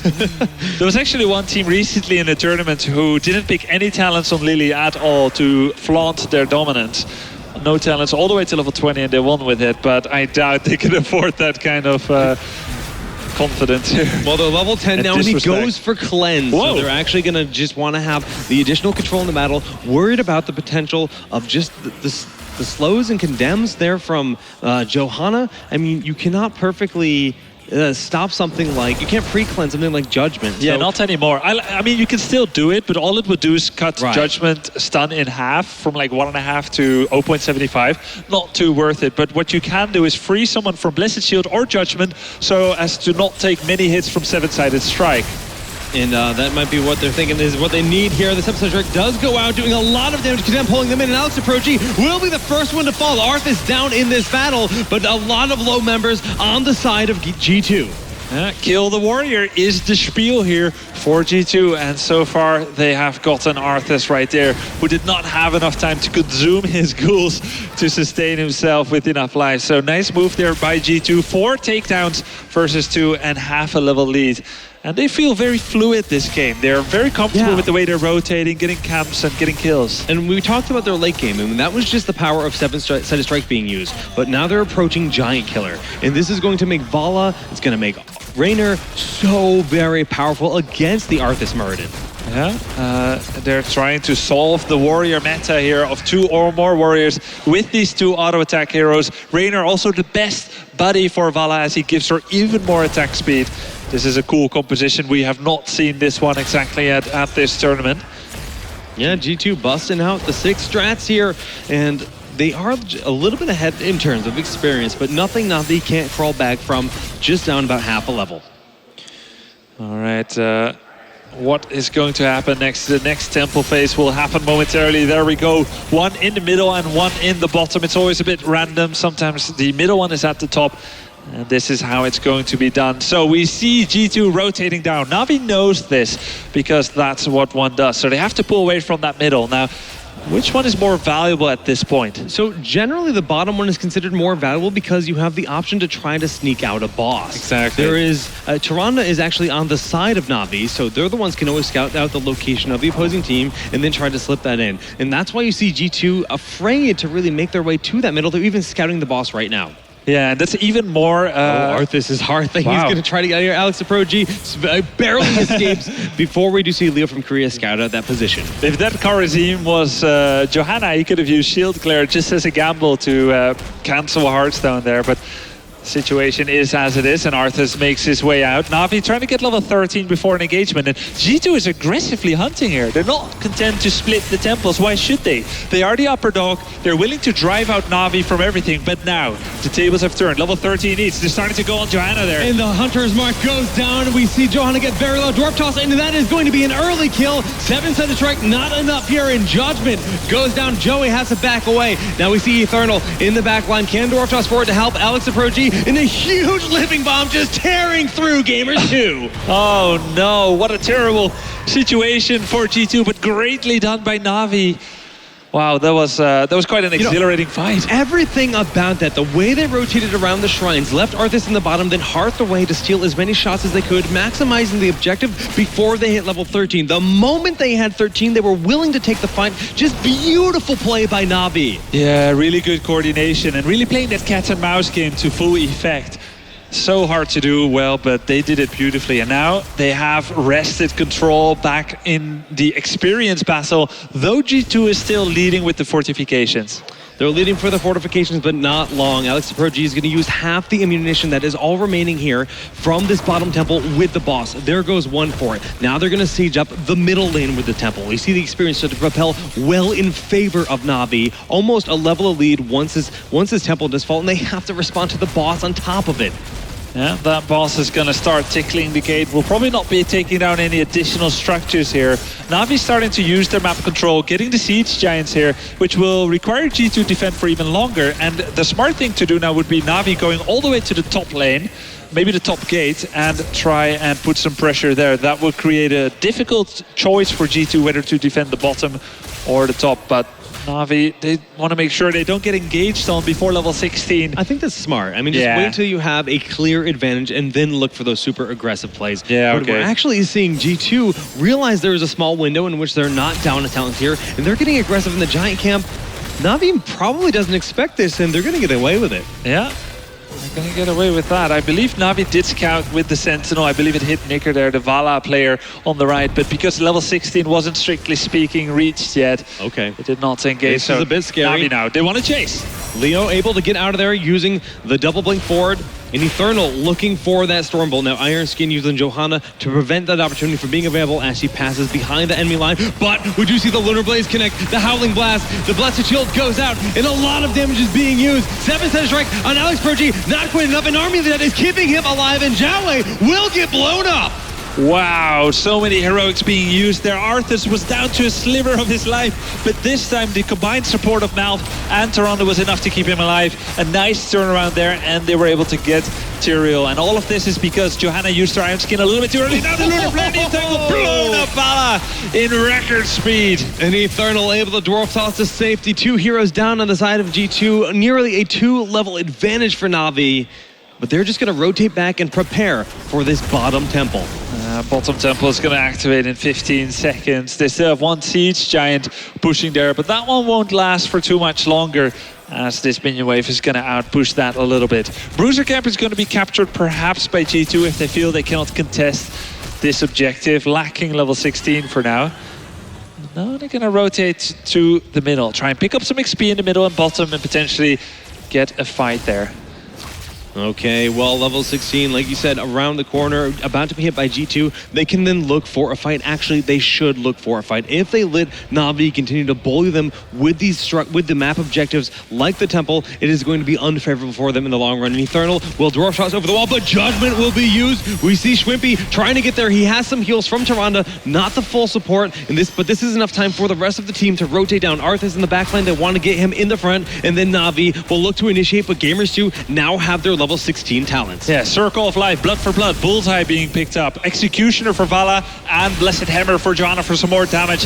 They're going to try and use that to blow someone up. Vala here flanking, and Johanna Taking so much damage. Beautiful dwarf toss in, but Schwimpy is taking a lot of damage. The first aid is not going to be enough to save him, but Starfall just raining down gets the double kill. Now Gravity Labs with Hunter's Mark taking out Tyrael. They're looking for those last two heroes. They will control the bottom temple, and Na'Vi are pushing even further ahead. Wow, they really did a great job there. We saw Murden go down so quickly to the combined might of G2, but they did not have enough staying power here as Na'Vi now takes a huge lead in this game. Going to be able to blast that keep with the laser, continuing to pick up mercenary camps, and will be very close to getting level 20. Na'Vi, they're so close to BlizzCon, they can almost taste it. I mean, honestly, a 3-level advantage. They're up 2 games to 0 in the semifinals. This could be it, Grubby. Like you said, they have to be tasting that moment right now. 0.8 level is what Na'Vi is lacking to level 20, and once they do, they all but guarantee the acquisition of the next objective. Whether it's going to be a boss or a bruiser camp or the temple phase itself, G2 is running out of time. They would ideally like to force a fight before level 20 reaches, not because they are confident that they will win it, but because they are damned if they wait for too long. Sentinel now revealing Joey's position. They're starting to move to the middle. Their intentions are revealed, much because of that Sentinel, but also because Na'Vi knows it's the right thing to do for G2 to try and force a fight here. And this is a risky play if I've ever seen one. Starting on the boss when you're down in experience, Sentinel revealing this as their opportunity. They want that fight before 20, and this will in fact force it. But the blow up there on Tyrael in a heartbeat. So much damage being thrown now onto Alex the Prodigy, so it's a trade 1-for-1, but Starfall and Strafe are burning down each team respectively. Leah from Korea managing to just barely escape the clutches of Na'Vi, but the Lunar Flare does it, and the Sentinel takes out Bala. Excellent marksman shot there by Tyrande. Leo from Korea goes down as well. The GG is called, and Na'Vi will advance to BlizzCon 2015. Na'Vi undefeated in this tournament is going to challenge tomorrow for the grand finals and are guaranteed a spot at BlizzCon. They're doing the final moments, the final theatrics here, but G2 has already given up, knows it's not possible to defend anymore. Hands off the keyboard, drink in the water. I mean, played so well, all tournament loss. Grubby, did they lose a single game? They did not. Their score here is 7-0. Nata Spincer is a force to be reckoned with. They have shown it in other games, this multi-gaming organization, and here they go to BlizzCon. Setting the stage for tomorrow, Dignitas versus Na'Vi. These two teams will represent Europe, and oh my goodness, I mean, the games have been so good. And tomorrow there's going to be the grand finals for a prize pot of $40,000 to the winner and the right to call themselves European champion of the Road to BlizzCon Championship in 2015. And that's quite the title, but I'd love to hear what the analysts thought about that game. Would you love to hear it? Well, I will not deny that awesome gift to you, Solid Jake. We are here to wrap up the last match for the day. As the commentary has mentioned, the second team is decided. Na'Vi will be the other team to represent Europe at the BlizzCon Heroes of the Storm World Championship. Going undefeated to go to BlizzCon, that is a story, like you said, before the game started. That is an incredible feat. I mean, undefeated, not dropping a single battleground to anyone is really unexpected. And I have to quote this because I think we've revealed the secret of Navi's true power and what makes them so strong. So we've talked to Navi Splendor, a sport player, and I asked him before the tournament, what are the most important things when practicing together with your teammates? And guess what he responded? Pizza. Actually, it was pizza. Was it really? Dude, you totally ruined my... Wait, is it really? Surprise. Is it really? You're ready. Communication and pizza, O-P-O-P. All right, well, we'll see if he really sticks to that because he's on stage right now for a winner's interview after qualifying for the World Championship at BlizzCon. OJ, tell us what's going through Splendor's head right now. Thank you very much, Chobra. Splendor, a fabulous win 3-0. That is how you get to the finals. Yeah, that's how we get to the finals. And it was pretty dominating play as well. You're playing G2.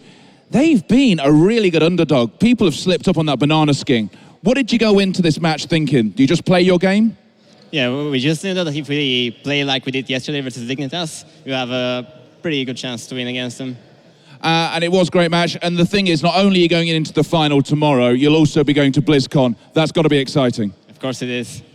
Obviously, over in November, over to California. Now, tomorrow in the final, you'll be playing for the title of the best team in Europe against Dignitas. They've looked good. Yeah, they're a really strong team, and I think both of us deserve to win tomorrow. Anything different you're going to take into playing against them? Because they've had some different strategies. Yeah, actually, we practice a lot with Dignitas, so we kind of know what each other plays. But we still have some pocket strats that we haven't shown in this tournament, so if we get the opportunity, we'll do it tomorrow. Sneaky, sneaky. We will see them taking on Dignitas tomorrow. Thank you very much, Splendor. Let's hand it back to Chopra.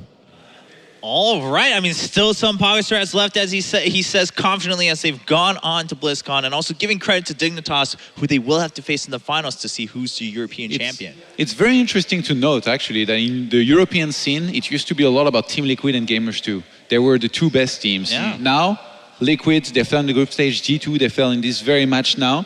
And back then, it was a team that was speaking all Spanish and a team that was speaking in Polish. And it really felt like that was giving them an edge. But things have changed. Dignitas, they're an international team. They're speaking in English in their games when they're playing together. And all the same here for Navi, they have some players from Sweden, Bulgaria, France. Right. It's a crazy mix of players.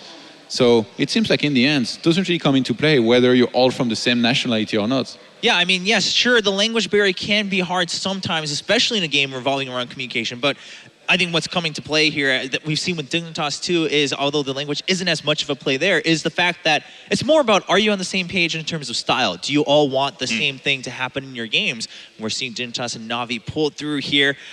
I mean, so were you guys impressed in that semifinal? Because obviously the result itself, going undefeated, is pretty crazy. But in some ways, was this expected from Navi after their performance yesterday? I think it was. I gave G2 credit for being a team that is able to make a comeback happen. But in the end, the dominance was just too much.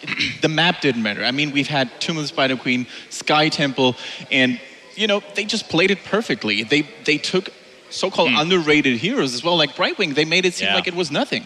It's not just the fact that they have dominated, it's the way in which they have, with the flair that they've shown. And also, it's not even just the slight flair, it's the versatility across the board as well. Showing what they showed yesterday with the melee assassin focus. In fact, also going over today with their melee assassin focus, it is very Korean-esque in comparison to, people that are trying to make these things work, but then faltering. Navi's really gained strong mastery over it. It seems like they're making everything work. They kind of remind me of the old Liquid that could play almost any composition and almost always win with it. Yeah, it seems like, I mean, of course, that's going to be a huge key in recipe if you're like, well, we have just more cards in our pack. I mean, we have more cards to pull out from our sleeves, from our bag, to make sure that we can win these tournaments and go to the World Championship, maybe even become the world champion. Now, let's take a look at what happened today then. For those of you guys who may have just tuned in the middle, let's recap what happened. Of course, we had the deciding matches in the groups, and then we went towards to the playoff here, and we had Navi going 3-0, just finished their match, taking down G2, going to BlizzCon, and of course the finals tomorrow. And then Dignitas, perhaps a little bit of a pleasant surprise for many fans, saying they finally get their chance to shine. They get the spotlight on themselves. They're going to BlizzCon, and they get a rematch against Navi tomorrow. What a start! What a way to start that partnership with Dignitas too. Yeah. I mean, they were just signed, and the persons in charge at the Dignitas headquarters, they must feel really proud and really happy. The players probably want to raise already. Oh, absolutely, man. Yeah, I mean, but that's the thing, is that when you hear about these signings right before tournaments, it's because they saw something. It's because they see the potential and that there's probably merit in being partnered with these players. Here you go. Instant feedback. They say, you made the right choice in picking us up. We're not going to let you down. We're going to BlizzCon. We knew for some time, actually, that this team, they were bound to find a sponsor eventually. I mean, not only Team Bob was a horrible name. They were way too good to be without a sponsor. So. I think something important about them is as well, when you see them on stage, when you talk to them, they're usually, quite humble, but they have known that they have been this strong for a long time. They wanted to prove themselves in Europe Open #1. They got chance to in Europe Open #2 and #3, taking third place and second place respectively. So this has all been just kind of a foregone conclusion for them and for people that have been in the know for them. Man, I am excited for the finals tomorrow. Once again, a little bit of a rematch. Of course, when they met yesterday, Navi looked really strong, but the way Dignitas performed today, I think we can all look forward to an amazing finals to decide who gets those $40,000 in the European Championship, and of course, to be called the best in Europe going towards BlizzCon. Let us know what you think about the match today, and will we see any other heroes we haven't seen yet picked tomorrow in the finals between Na'Vi and Dignitas. Hashtag RTV 2015. Ladies and gentlemen, thank you so much for tuning in today. We'll return tomorrow to crown the European champion of Heroes of the Storm in 2015.